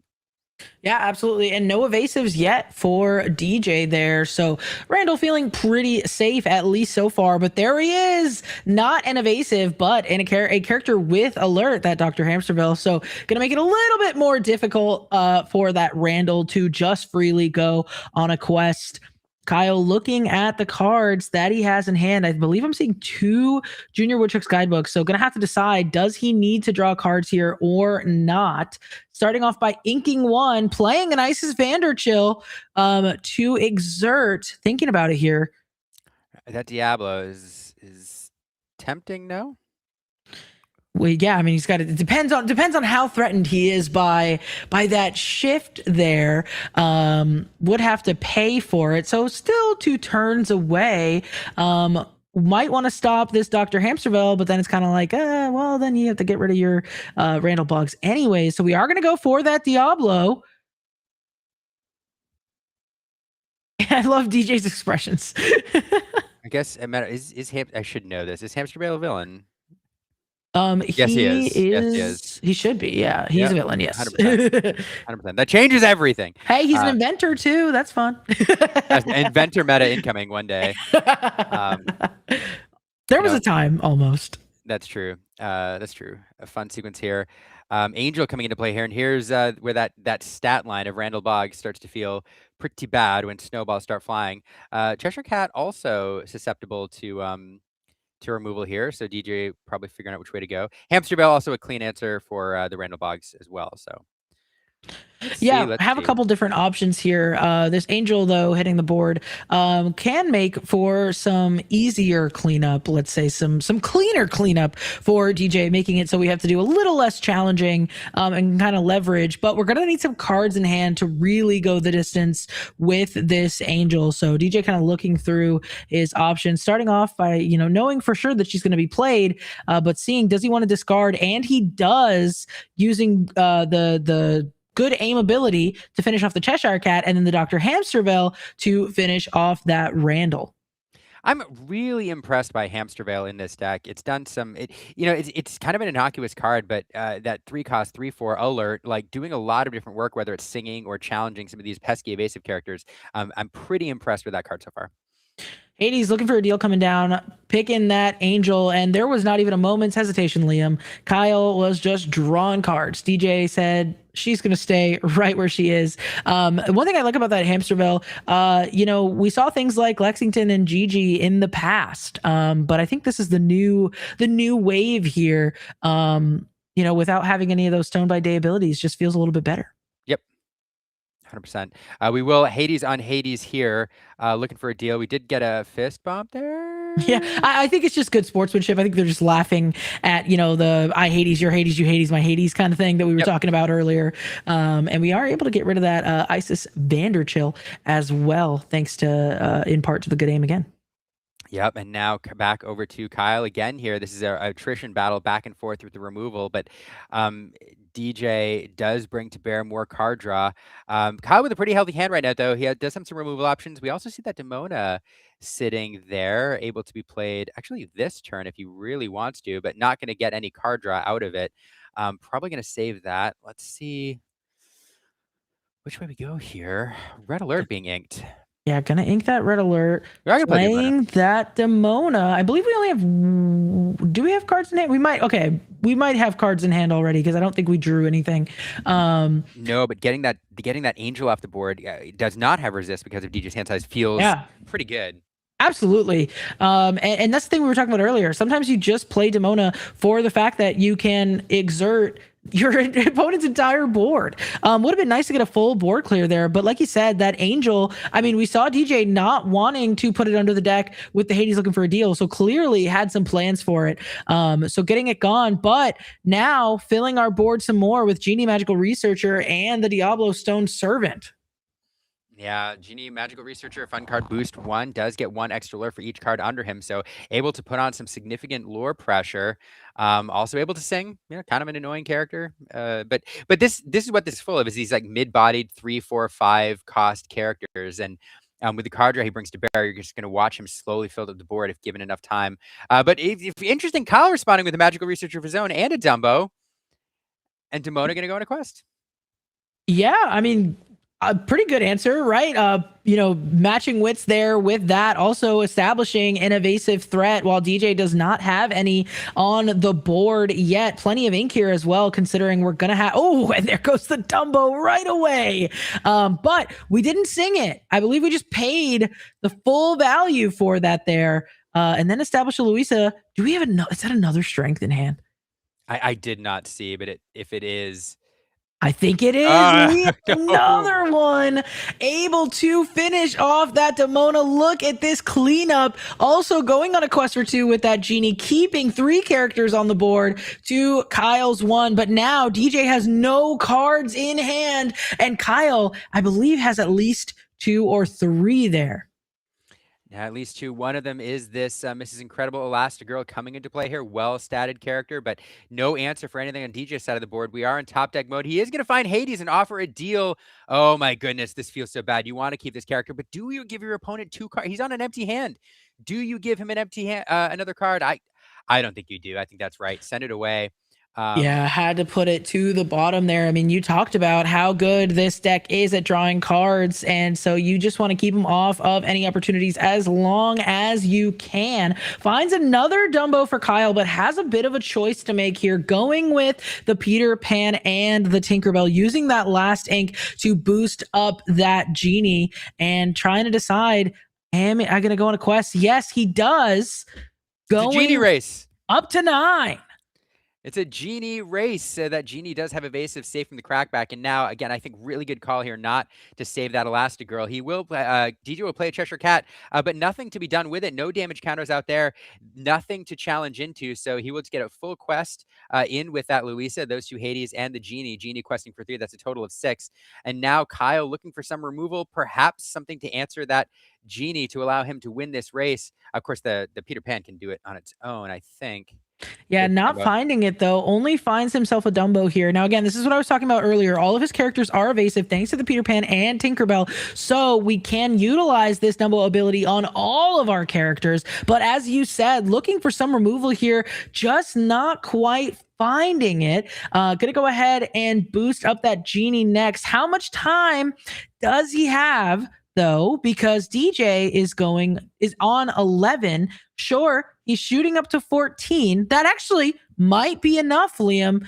DJ might have to answer this now. Yeah, it is really fascinating. I was trying to do the math here and pay attention to the figure out how this was, where this put him. But yeah, he does have to answer the board now, and it's going to be difficult because there's a lot of evasive characters over there. Draws into a Merida. She'll replace herself, but we'll need to find something else. Oh, I think if I'm doing the math right, DJ would have only gone up to 19 if he full quested out here. So it was actually just perfect for Kyle to not have to do anything other than focus on getting his lore as high as possible. And now, yeah, DJ's taking a look. You see him looking up at the ceiling, letting out a sigh. I don't think he can do it. Up to 19. That's gonna be it as we're going into a game 3. My goodness, I like out of nowhere that Peter Pan, like DJ just ran out of resources, not able to get his card draw online, and those Genie Magical Researchers. I honestly I was surprised when DJ played one. I didn't realize Kyle was running them as well. Kyle said turnabout's fair play, played that Genie as well, and that's what made all the difference. Well, that combined with that Peter Pan Tinkerbell. That was Yeah, yeah. I combo. mean, such a great card in this deck. Really, the standout in a lot of ways. I think what's difficult about this card, and you can let me know your thoughts as well. My initial thoughts on the card. Again, I haven't done any play testing with this deck. Is that it's a win more card. So you kind of see where if you're ahead, obviously making all your characters evasive can really just close up games. But to be fair to Kyle here, I mean, I do think that that card specifically won him the game when it wasn't necessarily clear if he was winning. So I don't know, maybe it's a little bit better than I initially gave it credit for. I understand the ability in and of itself is very powerful, but in a vacuum, just giving your characters evasive, depending on the matchup, isn't always the complete blowout you want to see in some of your 6 costs, like as opposed to something like a Demona. Yeah, it is interesting. I'd have to see more to see what I think of where that card falls. Interestingly, it does pair. It has some like loose synergy with other cards that care about boosting. For example, Ares, like you won't be able to double quest with a genie, but it does allow you, if you're boosting the character anyway, to then ready another character, maybe perhaps a Dumbo in order to draw off it again. So it does have some other synergy to it, but yeah, it does feel like on curve or in the mid game, it's kind of a low tempo play because it does take a while to kind of get charged and get going. So I asked the chat who's going to win. A couple folks voting for DJ. DJ. Somebody else says go Ruby Amethyst. Purple Steel, of course. It's yeah. I don't know. I think the deck on the play probably has the edge, but yeah.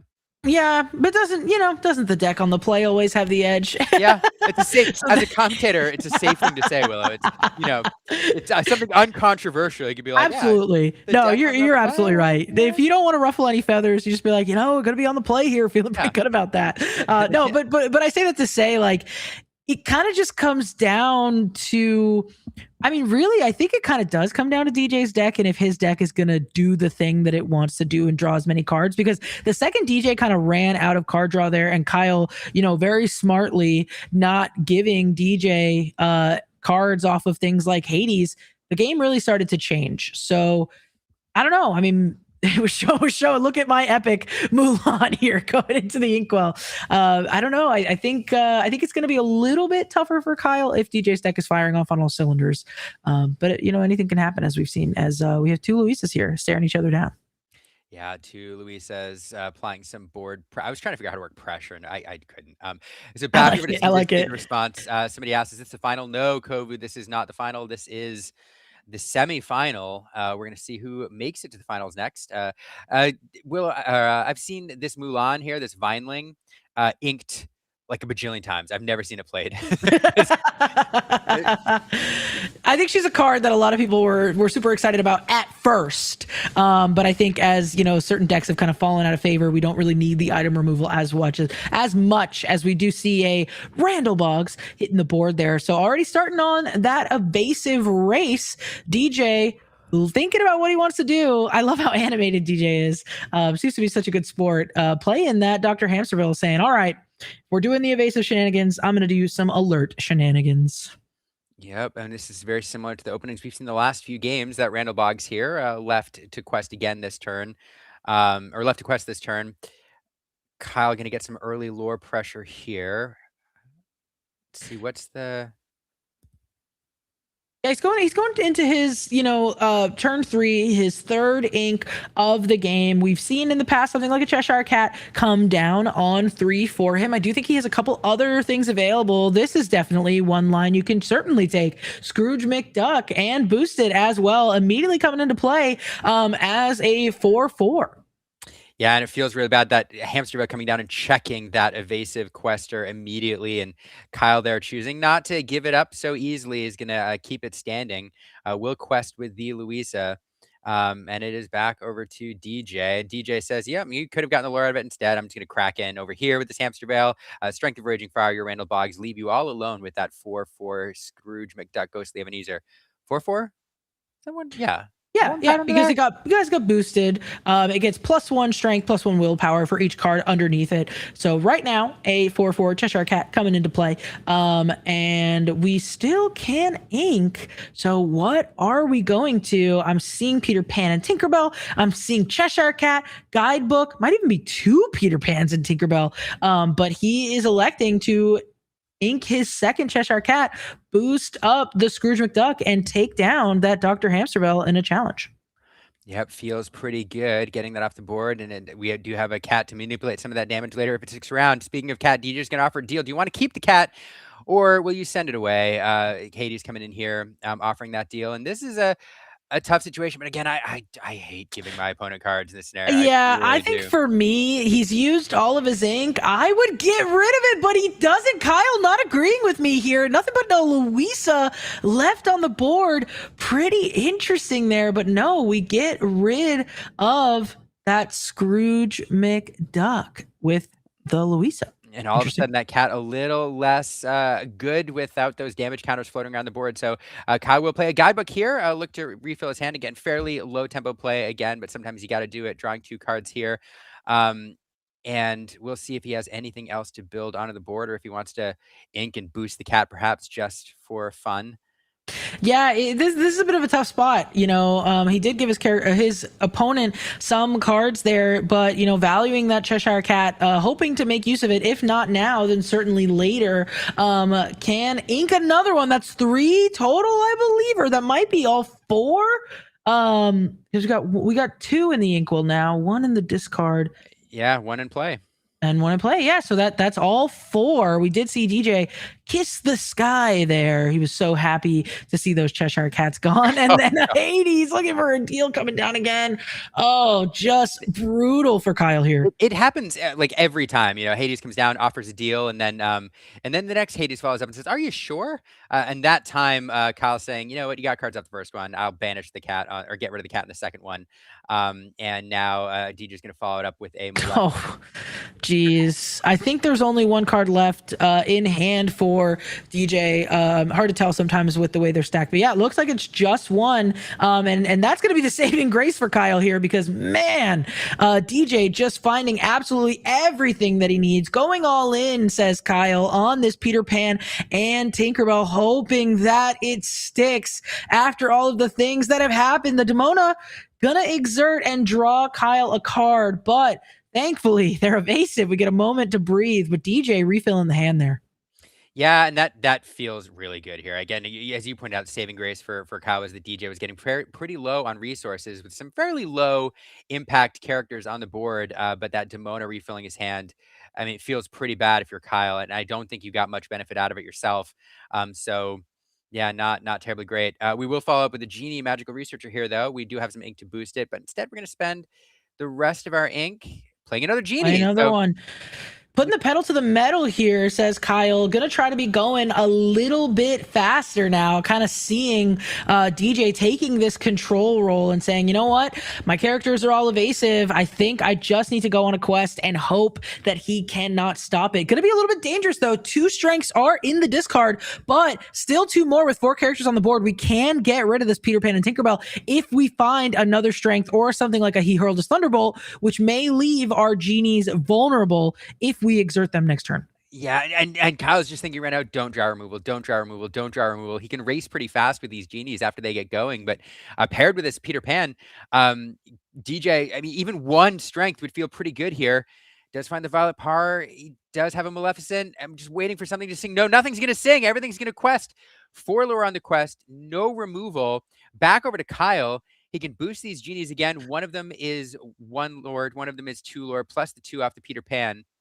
Yeah, so we got to figure out here, do we want to boost or do we want to establish another Peter Pan? Maybe give us some insurance so that way, even if DJ finds another strength, because again, Liam, there's only 2 left in deck, not counting He Hurled His Thunderbolt, which is also removal. Yes. Oh, wait, we get to boost them both. We have enough ink. We get to play the Peter Pan and Tinkerbell and boost both of these. Now we feel a little bit better to go on a quest, because even if we find the removal, there's still another one giving our characters evasive. And Kyle turning this game completely around here when it was looking not so great. Now it's feeling a little bit more fair. DJ on the other side, though, 7 lore. Absolutely wild. You know, this is what the universe does. After we were musing on whether or not this Genie Magical Researcher was a win more card or not, the Kyle's deck going, no. Like, this is part of my plan and this is necessary, because it is enabling Kyle to win this race right now. And I think I've got to do math. 1, 2, 3 plus 4 plus that. That's enough lore to win easily on Kyle's turn, unless DJ finds some sort of targeted removal. So he's going to be digging. He's going to be looking. That's not going to do it. That's a cat and a violet par. Does he have anything else in hand? I think that is enough lore. I don't think he has anything else in hand. And even with things like Cheshire Cat on the board, he is not able to put any damage anywhere to then fling it anywhere because everything is evasive. You could see it on DJ's face. He's kind of throwing up his hands a little bit, shaking his head. He just can't do it. I think he's in shock because his board is so wide, Liam. And still, with these Genie Magical Researchers being able to be boosted for +1 lore every turn, that's going to be the game. Kyle, I believe, is going to shoot up to 21 if I can count. To be fair, sometimes I cannot. So we're going to play it out. That's so many. 4, 4, 4, or 2, 4, 4, 11. Yeah, 22 even. Boom. There it is. Kyle's going to take it. Ruby and Amethyst. Honestly, what looked like against all odds, Liam, I really thought DJ was going to have this one here. Yeah, I'll be honest. Like, in this matchup, I do think DJ generally has the edge, but and especially if with all the removal in this deck, we know there's Thunderbolts. As you point out, we did use 2 strengths. There's 2 lurking around in there still. But all you need is one answer, like one removal card, just one strength to keep Kyle off that math this turn.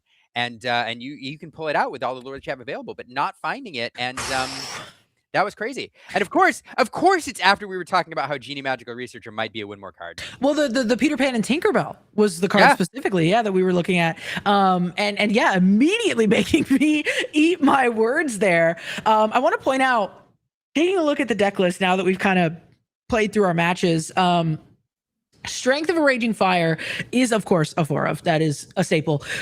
He Hurled His Thunderbolt is at 3. So I'm not going to pretend that that's significantly less, than we're used to. Typically people run 4. But for all intents and purposes, we were maxed out, so to speak, on removal options. But I think the thing that, it didn't end up mattering anyways, but what really sealed the deal was having that follow-up. Well, really, it was having 2 of both the Genie Magical Researcher and 2 of the Peter Pan and Tinkerbell. And I wonder, I'm trying to think back, Liam, because DJ got pretty close, right? I think he got up to like 15 or something like that. Could he have squeaked a little bit more lore out in the beginning to put Kyle in this position to be a little bit more scared to quest so freely? It's hard to beat an all-evasive board of Genie Magical Researchers. I'm not going to lie. But I do think, DJ was feeling so good in the beginning. There might have been some turns there where maybe he just wasn't questing as aggressively and was just focusing on controlling the board. And kudos to Kyle. He was able to turn it around. Yeah, it's an interesting question. I'd have to go back and watch, but for sure, like in this matchup, when you're playing this Amethyst, in this matchup, when you're playing the Amethyst Steel deck, I think your mindset going into the game is that I'm the control deck, and so I think that's the mentality you take going in. I'm not saying this the way DJ thought of it, but I think all of us naturally expect the Ruby Amethyst to try to race and the Amethyst Steel to occupy the control role. And then the Amethyst Steel to look for that window to turn the tide. And so I don't know, to answer your question. I'd have to go back and watch, but perhaps you're right, just because I think that's the way that most people would approach this game. Yeah. I do want to really quickly shout out Snobby's Hobby in the chat here, one of the best Disney Lorcana judges / lore guides out there, giving a shout out to Taryn and the other lore guides supporting this event, and we don't thank them enough. So shout out to them for all the work that they do, and shout out to Snobby for stopping by. Yeah, always good to see Snobby in the chat. So active in the community, even after retiring and no longer doing as much as he once did. I think he still finds a way, even when not judging, to really lift up and support the community in a lot of meaningful ways. And speaking of supporting, Ink, shout out to them putting on this tournament, having us here in the booth. But like he said, having those judges there as well. The judges have been incredible. Taryn, the head judge there that he just pointed out, has also been communicating with us behind the scenes all day long, helping us out, getting things sorted, whether it's the player cams being flipped or the lore not being right, or even seeing some judge calls there. So So we're really lucky to have our lore guides, and it's been a great day, Liam. We are approaching the finals in what has been some good, clean Lorcana fun all day long in this brand new post rotation meta. You've mentioned we've had like 500 or so people watching us all day long. The people are hungry for post rotation Lorcana. And so it's great to see Ink putting on this event. It's great to be a part of it. $3,000 on the line, 1,200 going to the player who can take first. Do we have an update on our standings? I will take a look. Last I checked, the matches had not been reported in. Yes, okay, we do have an update. Whoa! We do have an update. So, as we all saw, DJ losing that match, Kyle McLaughlin taking it down with his Ruby Amethyst deck. In the other match, you had Kurt Spice against Mike Stiegel. Kurt Spice lost Wow. in 3 games, so Mike Stiegel taking it down. Aggro coming out on top there. Yes. Wow. So fantastic. For those who didn't see, we had 4 different decks represented in the top 4. We had 6 different decks represented in the top 8. We did have 2 pairs of the Amber Emerald, but the control variant and the aggro variant. But now, when it all comes down to it, we have Amber Emerald aggro / Eleanor build in the finals against this Ruby Amethyst evasive deck. And Willow, and you've been pointing this out again and again and again as we've been talking about the day and what decks are doing well as we try to recently as we try to navigate what the meta looks like now. Ruby M, both the top 2 in the finals of Gen Con, and we did have Ruby M in the top 2 or the top 4 of the tournament I watched yesterday. So it doesn't seem to be super well represented in a lot of these tournaments that we're watching. Just a handful of people bringing them in each time. But consistently, it seems to be performing incredibly well. I don't think that a lot of people said or thought of it as one of the top decks in the format, but the results, at least in the very limited sample size that we've seen in the last few weekends, seem to say that this deck is the real deal. Yeah, I would totally agree with you. I think the conversion rate would be the most impressive number if I had to guess. Yes, it's not showing up in spades. There's not a ton of people playing it, but it is having a consistent presence in top cuts and not just making it to, squeaking in at 8th, kind of bubble boying it out. It's really like coming in pretty strong and at very least finishing the job, in the case of this past weekend. And it's looking to finish the job today. I mean, it's gonna be a finalist for sure. And I mean, think about it, Liam. I know this is a little bit more of the purely, evasive variant. There's a little less control, but it still has plenty of challengers in there. I think if there is a deck that has to take down aggro, Ruby and Amethyst is a pretty good one to do it, don't you think? I think so. It also brings some significant removal to bear. This aggro variant wants to be aggressive. It also needs to draw cards in the mid game. It has to establish an Eleanor. If it's running Mushu, it has to do one of those things. And Ruby brings to bear some targeted removal like the red alerts, which can deal with her. And so I think it is a deck that's well suited to the challenge. It can also try to out aggro because the Eleanor deck, if you're running the Fox and the Hound like variant shifts and stuff like that, which not a lot of those decks do, you have some evasive, but you don't have a ton of evasive tools to deal with some of the early evasive aggro. So, yeah, I don't know who has the edge here, but Ruby M is suited to the task, to answer your question. Yeah, absolutely. I think it's going to be a fun one to watch, but potentially a little bit of an uphill battle, for our aggro player. I think, though, might be a little exciting to see Ruby Amethyst kind of go back to back on tournaments. I think a lot of people are going to be really happy to see this deck do well. For what it's worth, though, like I said, Horseman Strike's kind of falling out of favor in a lot of these Amber decks. Amber, in and of itself, a majority of the room at most of these tournaments, regardless of the archetype. And so is there room for a potential punish? Is there room for the meta to react to this deck that is kind of starting to creep up again like it did, last set, and then kind of get shut down all over? I don't know that we're going to see the answers in decks today. That's the benefit of being first, to kind of hop on a really good deck. But I don't know that this is telling the whole story of what the future is going to look like, because if you get rid of that Peter Pan and Tinkerbell, barring they don't have another one on the board, as we saw Kyle very impressively do, it can kind of crumble a bit. Yeah, I will say Horseman Strikes into a Tinkerbell Peter Pan would feel really bad. Like if you're on the receiving end of that, it feels really bad. Yeah. So yeah, I don't know. We'll see if they bring that to bear. It should be a fun match regardless. I'm really excited for it. Oh, for sure. I can't wait. It's going to be awesome. What a treat. We've had such amazing games of Lorcana here today. 7 rounds of Swiss. We've just finished top 4, and we are going into the finals very, very soon. And you got to imagine, the players will be coming any minute now as well because all the rounds are done. So Yeah, probably just taking a quick break, clearing their heads before they sit down for this big match, and some prize money on the line, but also like the chance to be called an Inc champion. A lot of very very good players can count themselves among those ranks. Skylar, I think, taking one down. Sailor taking one down. Kurt Spice taking one down. The annals of Inc champions are pretty hallowed, and so there's a lot to play for here. Just the reputation. I do want to thank a few people before we get in the finals because I know once the finals are done, people are going to go on about their day. So I will take this opportunity to thank the Ink team again for allowing us to stream this tournament, for even having the tournament at all. You could be doing other things this weekend, but choosing to organize and put all this effort into bringing these players together to give us some live Lorcana, I appreciate it. Shout out to all the sponsors of this event as well: Tournament City Games, BCW. Shout out to Heavy Play for everything you do for Ink and for this event. So thank you. Thank you, Willow, and J-Bomb for hanging out with me throughout the day. I really appreciate it. And you've made the day go by so quickly and are just a pleasure to spend time with. We are going to, before I'm going to give one more thank you, then we're going to take a 5-minute break to allow Willow and I to take a deep breath, stretch our legs before we go into this final so we're focused.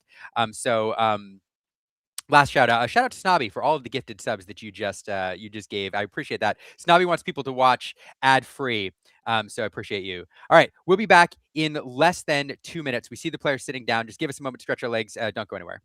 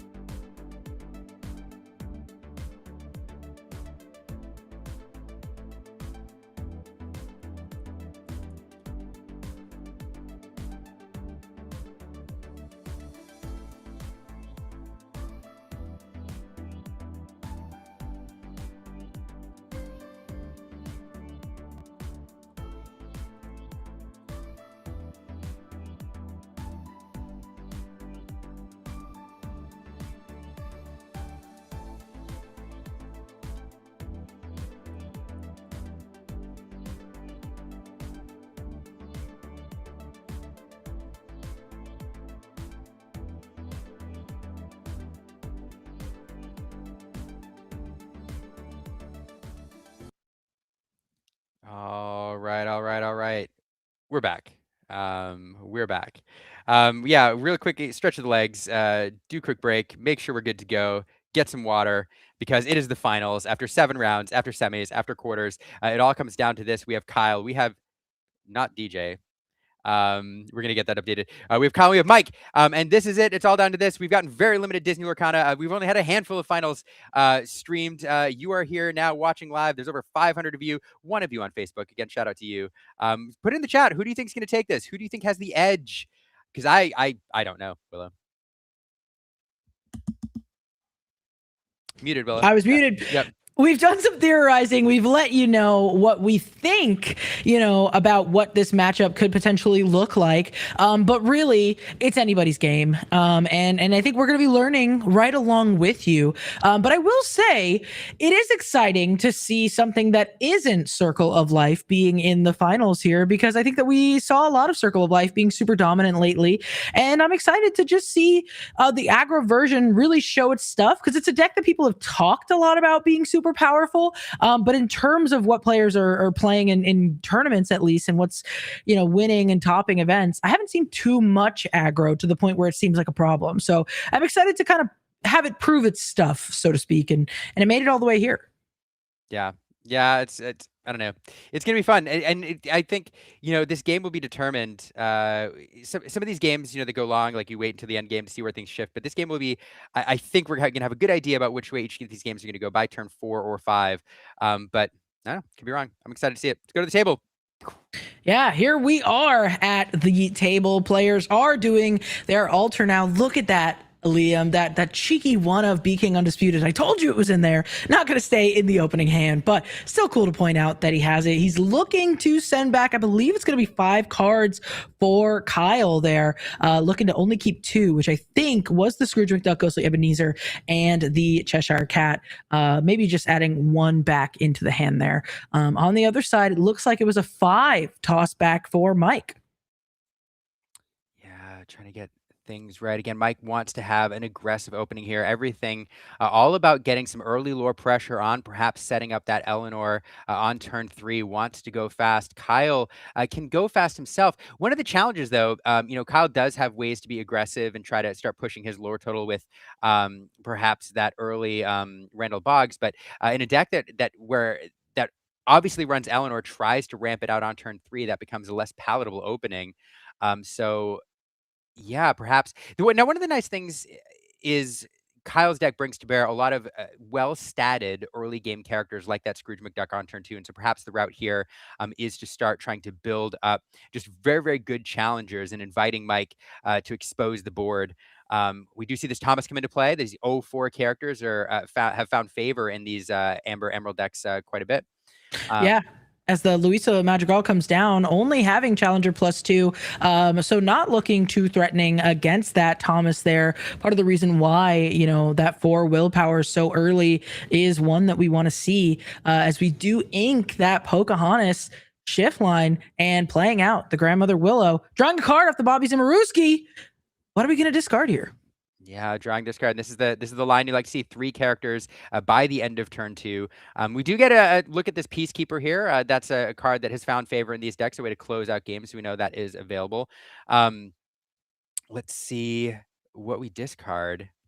Yeah, taking a think here, and there's so many cards, available to these aggro players that kind of really help them find the things that they're looking for. So there could be a number of cards that are really great, but that are just not useful in this scenario. Right now, David, going to be the one going into the discard pile, does have Bodyguard, but just not what we're looking to do. As we've kind of widened this board here for Mike, going to go on that quest. Like I said, feeling pretty safe against that. Only 2 strength there. Now, I see some questions in the chat. This is the finals that we're watching here. Kyle against Mike. We're in the finals. You made it just in time. Turn 2 here. We will get this Ghostly Ebenezer in play. I do think that this is the route to go. Oftentimes, this evasive deck can go aggressive with some early lore questers, but I think perhaps the better answer now is to just establish these bigger bodies, start pumping this Ghostly Ebenezer, and waiting for your opponent to challenge. But one thing that does make challenging easier is this Dale that comes down and allows you to challenge with your willpower. That 0-4 Thomas all of a sudden cracking in for 4. That feels pretty good. Yeah, it feels pretty good indeed, especially considering, like you said, one of the things that Kyle was going to try to do is have powerful characters like this Scrooge McDuck and then follow it up potentially with something like the Cheshire Cat, which has that boostability, allowing him to kind of move damage as it begins to stack onto this Scrooge McDuck. Getting rid of that Louisa, making it a little bit more harder there. Inking a Dumbo, though, and you got to imagine, even if we can't, we just got to establish potentially something like the Cheshire Cat, or maybe another Ghostly Ebenezer, which he has in hand, would be a good option. So Kyle having a think, trying to figure out what he wants to do. Yeah, he does have some options here. There is that cat coming into play. Not much to do with it, but I do think that that Willow is too tempting a target to pass up. Now, unfortunately, no ink to boost that Ebenezer there. I think it is still just a 3-3, which means Thomas will be able to answer it pretty easily. Yeah, that is a little bit difficult there. Would have liked to see, with the Dale, it just makes it a lot harder, right? Normally, you would take that Willow, not even think twice about it. But this Dale really powering up some of these characters that are so small, where even the Bobby Zimmerowski, if we don't see something, can challenge in. But why challenge at all when we have this Eleanor, Liam? Yeah, indeed. Coming on the heels of that Dale, some of the two big power cards that you like to see on turn 4, 3 or 4 with that Willow discount coming into play here in sequence. That Eleanor finishing off that Scrooge McDuck will give Mike a card and a lore to boot. One of the best cards in Disney Lorcana, and we're seeing in action here. And again, that's why people like this aggro deck. That's why people were scared of it. And yeah, it's tough. Yeah, I mean, honestly, I think the game changing card right here, the Eleanor's nice, but it's really the Dale ready for his shot that has kind of completely turned this game around, and made it so that we lost the Louisa earlier than we wanted to. That Scrooge McDuck, being banished as well. Meanwhile, Mike is all the way up to 8 lore, and Kyle is gonna have the tall task of not only slowing down the lore total by banishing characters, but also all the while building up a board of his own. This Genie Magical Researcher, normally nice to gain a lot of lore, is not really what we're trying to do right now. No, and he's just boosting it for good measure. We're not going to race here. You have the ink to do it. You may as well boost it, but you need well-statted characters on the board right now. This Genie does challenge for 3, but there is an 0-4 there with Thomas who challenges or who hits for 4 with that Dale on the board. You have the 4 strength Eleanor, and yeah, at this point, he just needs big bodies, and these are medium bodies. So this is going to be tough. Deceiver going to come down and give a hand check real quick. Taking a look, seeing an Isis, a Hades, and a Scrooge McDuck. So potential removal options. I mean, that Isis is nice to potentially exert some characters, but I think when we're stuck with only the Genie Magical Researcher on the board, just not going to be super impactful here. You got to imagine up to 12, even if we play this Hades looking for a deal, Mike is not going to be interested in anything Kyle is selling. No, and there's some decent answers here to kind of slow the board. If you draw into a red alert, banish the Dale, then crack into the Thomas, you can kind of slow things down a bit. But those options not available at the moment. So again, Kyle doing the math here. This is tough. It's going by fast, It is is. what I will say. We are kind of pedaling towards the end here. We do get that Hades looking for a deal, but yeah, I mean, like instantaneously, Kyle's just drawing cards, and I'm trying to do the math here. He's going to go up to 19 this turn, with the Eleanor trigger, I believe. So it's gonna be tough for Kyle to come back from here, but he's gonna make a go of it here. Oh man. Oh geez. But this makes it even more difficult. That Peacekeeper coming in, being shifted down immediately in top for guiding the tribe Pocahontas card, which means that there will be no challenging this turn. And so all of your removal will have to be from the hand here, targeted removal, and that is going to be that. Yeah, it's kind of all she wrote on that one. We show the red alert somewhere in the deck, but just not coming out where we needed it. Yeah, that Pocahontas Peacekeeper, I mean, just really shutting down what was already the writing on the wall there. I mean, Mike went super fast, but again, I feel like the turn that really sealed this up before it even really began was being able to drop that Dale, and challenge and banish that Louisa with really no punish there, of a crackback. And so maybe what I want to see from Kyle going into this game too is respecting the potential of a Dale now. I mean, I think he was just trying to get a little bit of cheeky lore here and there to kind of get ahead of the aggro, and he got punished for it. So let's see him pivot that strategy in this next round. Yeah, and the 4 willpower and the 4 strength stat line mattered quite a bit. There, I will say there was a turn where Kyle establishing the Scrooge on 2, I think is what you need to do to get that big body challenger that can grow on the board in the face of a potential Dale. There was a following turn where he had another Scrooge available. Playing that Scrooge, boosting the first Scrooge, could have been a more effective play because then it insulates you from the immediate banish off the Eleanor, and would force a trade with anything challenging in. Now, Mike did have a pretty small challenger available, I think, with I forget what it was. Is a very innocuous challenger, but still would have been a trade rather than the free removal with the Eleanor. So we'll see if that line appeals to him more this game. I just gotta make a game of this. Yeah, definitely. Yeah, you don't want to come all this way, fight as hard as you did through like 9 rounds at this point, including the Swiss rounds, to kind of sputter out in 10 minutes. Come on. That's the thing about these aggro decks. They have so much power in such a short amount of time. So Kyle getting to be on the play here, trying again. Yeah, and Kyle definitely, I mean, he's navigated a room full of incredibly talented players all the way here. I know that he's prepared for this matchup. I know that he knows what he's doing into this matchup. So really excited to see what he does here. Pluto coming out here, a card that will ramp upon exerting, and back over to Kyle. Let's see what he has on turn 2. Yeah, we love that friendly pooch. Good to see him here as the shift line goes into the Inkwell. We play out a Randall Bog. So not only does he accelerate Kyle's game plan, even if he doesn't have the willpower, he is just a nice, strong challenger, especially against some of the willpowers that we do see in this Amber and Emerald deck. So he got something going for him there. Yeah, it is something on turn 2. It's better than nothing on turn 2. And I do like if the problem is Eleanor. If Mike is able to ramp into an early Eleanor, that feels really bad.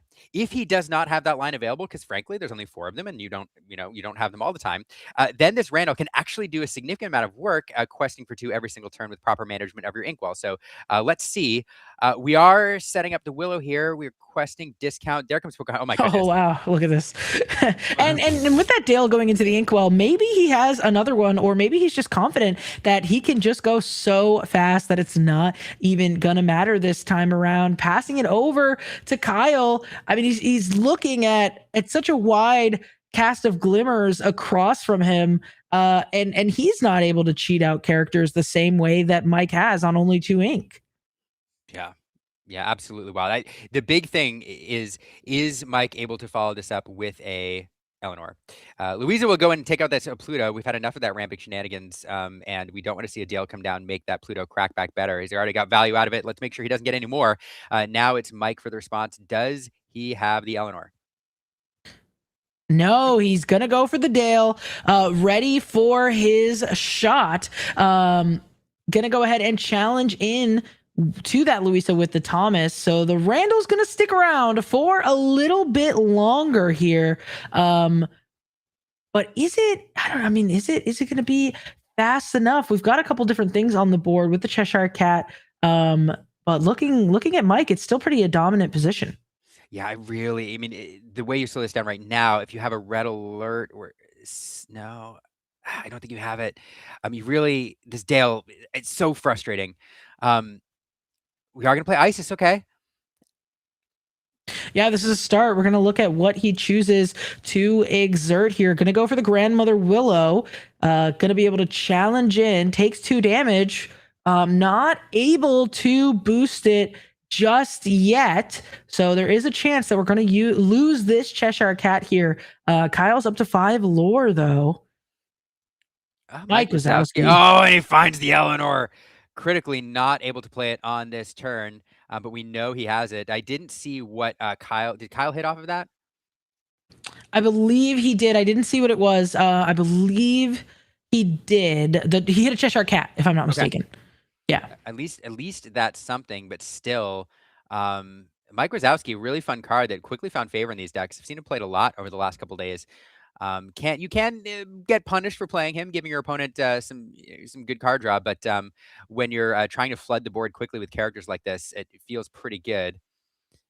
Yeah, Mike looking super dominant for sure. Kyle definitely the one that has to do some controlling here and quickly. He's been able to squeak out some lore with this Randall, but we did see an Eleanor get added to hand for Mike. So gonna be aware that the Randall does not have much time left. What does he want to do in the meantime? He's inking an Ares and gonna play that Cheshire Cat. Is he gonna put some damage on some of these characters? He can't because of that Dale. The Thomas would... Okay, he can move. Sure, he can move the damage off of Thomas, but makes it's not super clean. It's a little awkward. Yeah, and we know that Eleanor, speaking of awkward, that Eleanor is in hand. We know it's coming down next turn. It's going to banish that Randall. So Kyle getting some more value out of it. But um, this is just really tough. I mean, the biggest way that this deck stays in this match, I mean, you could race, but really there's certain key combo pieces, certain key cards that Mike's setting up that he wants to leverage here. One of them is Dale, one of them is the Eleanor. And this Ruby deck wants to find a red alert or some way to pick off that character, ruin your opponent's tempo. And you know, if Kyle had managed to find red alert or something to do with Dale, he then sets up some really nice trades where Mike's not expecting him to be able to crack in and remove that Thomas for free, for example. But not having it, he's kind of on his back foot.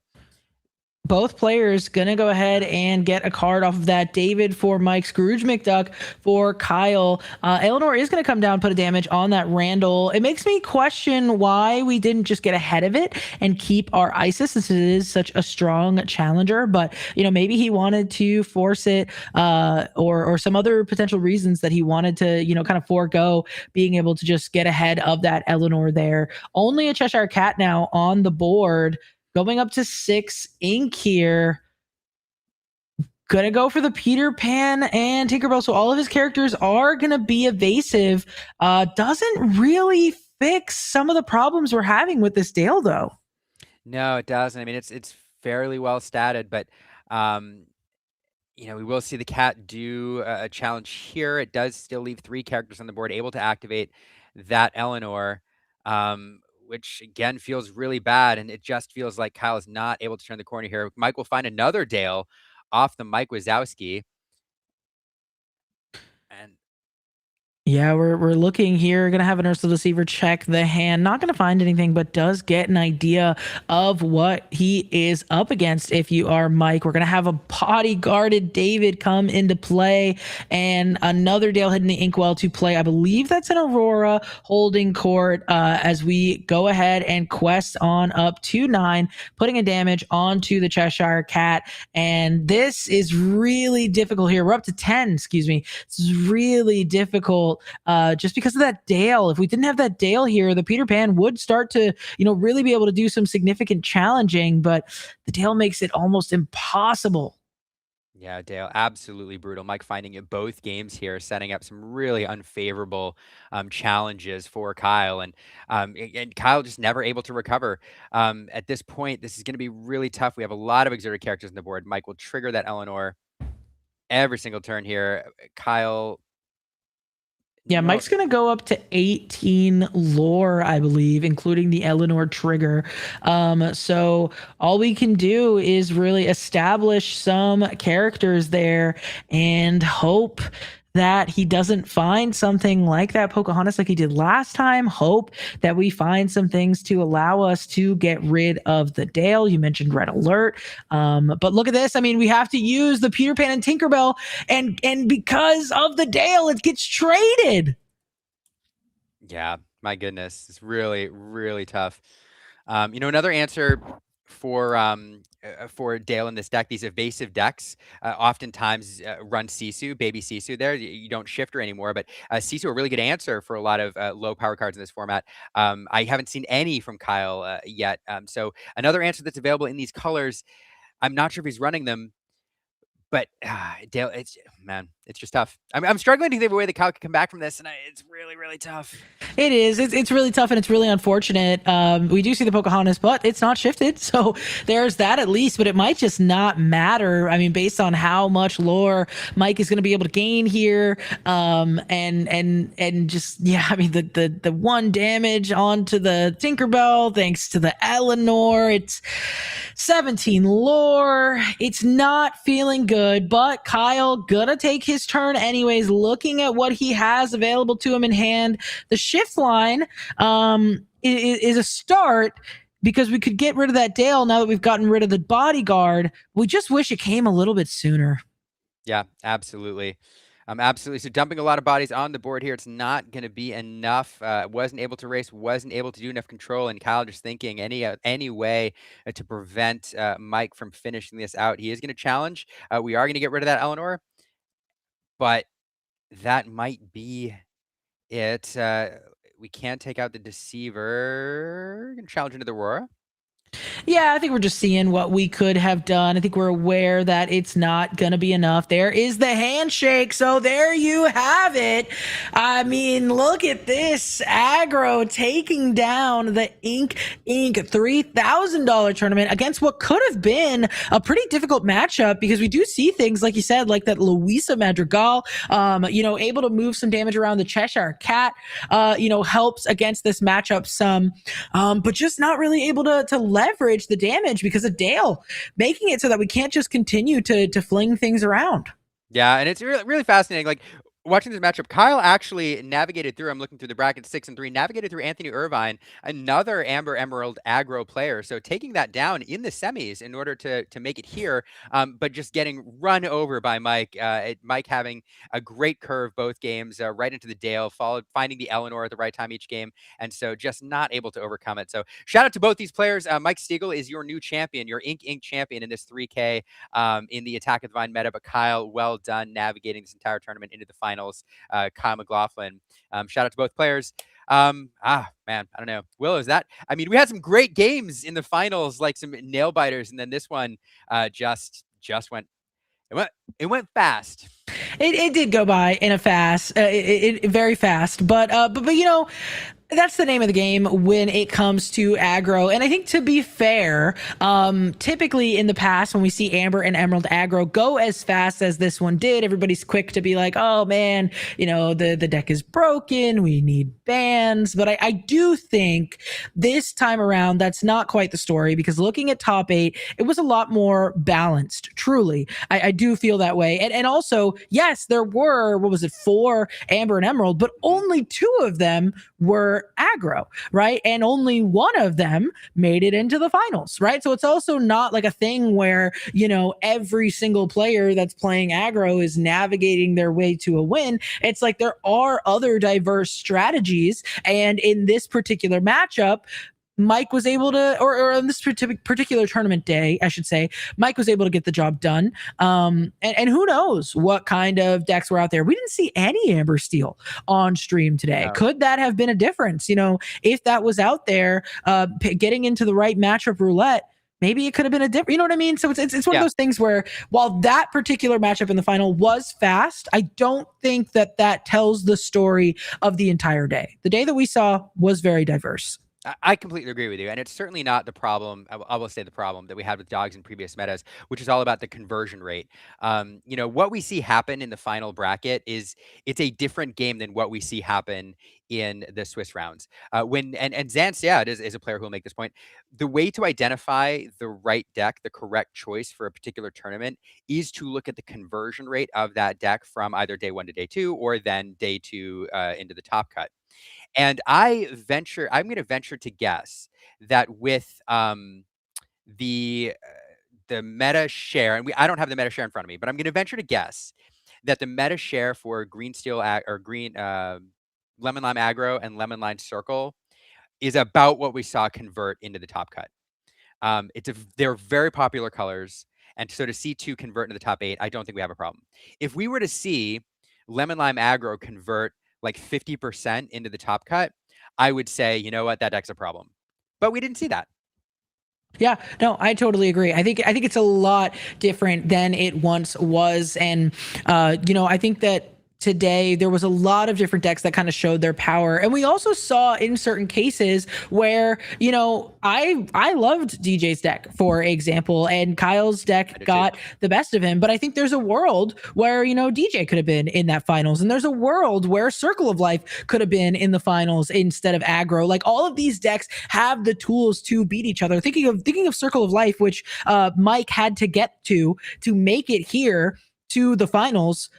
Maybe that just means that Circle of Life player did not see there under the seat, because we know that the Circle of Life players are playing it, and so if you see a well-timed under the sea, Circle of Life is in the finals, right? So I actually think that there are plenty of answers still out there. And it's good to have aggro top an event like this, because it just reminds people that you do have to put some respect on that deck. And also, it's good to see Ruby Amethyst continue to do well because Horseman Strikes is an awesome card, and it needs to make its way back into some decks. Yeah, right. Right. Yeah, absolutely, it's a great point. I see people asking in the chat, where can you find the deck lists? Ink Inc. is usually very good about posting them on Ink Decks in short order. So pay attention tonight or tomorrow. I don't want to speak for them, but you're likely to see them listed. And do take a look because if you there's some really interesting decks at this tournament. Not only the top 8. DJ's deck you need to pay attention to. Take a look at the Touch the Sky variants and the Emerald Steel tempo decks. Take a look at these Ruby Amethyst decks, which continue to perform well. Take a look at bots, but also decks that didn't quite make the top cut. There's a crazy item deck out there that was piloted by Emmett that bubbled out. I think it was X2 at the end of the day.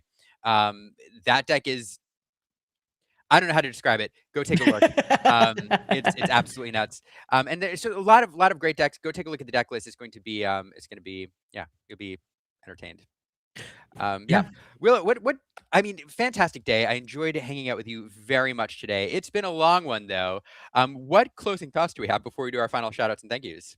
Oh man. I think some closing thoughts for me are just, first of all, and I know we're going to continue to shout out Ink Inc. That's the whole reason why we're here, but actually genuinely thank you to Ink Inc. for broadcasting this event. We talked about it earlier in the day.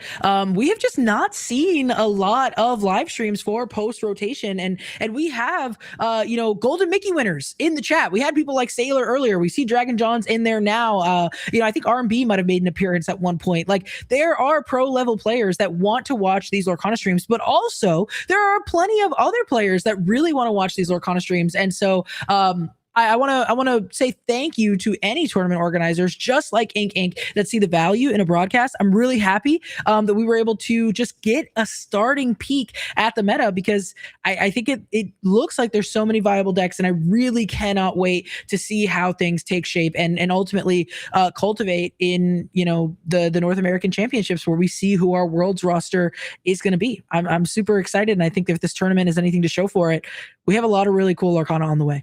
Yeah, I completely agree with you. The exciting thing for me is we keep saying it. This meta is fairly wide open, and the nice thing is that if you're a Disney Lorcana player, if you're a TCG player who has some experience in the game, there is a deck out there for you. There's a deck that fits your play style, and if you look hard enough, you're going to find it. And that's really the best, right? It's if you're a control player, it's finding the control deck that you love. If you're a tempo player, it's finding the tempo deck that you love.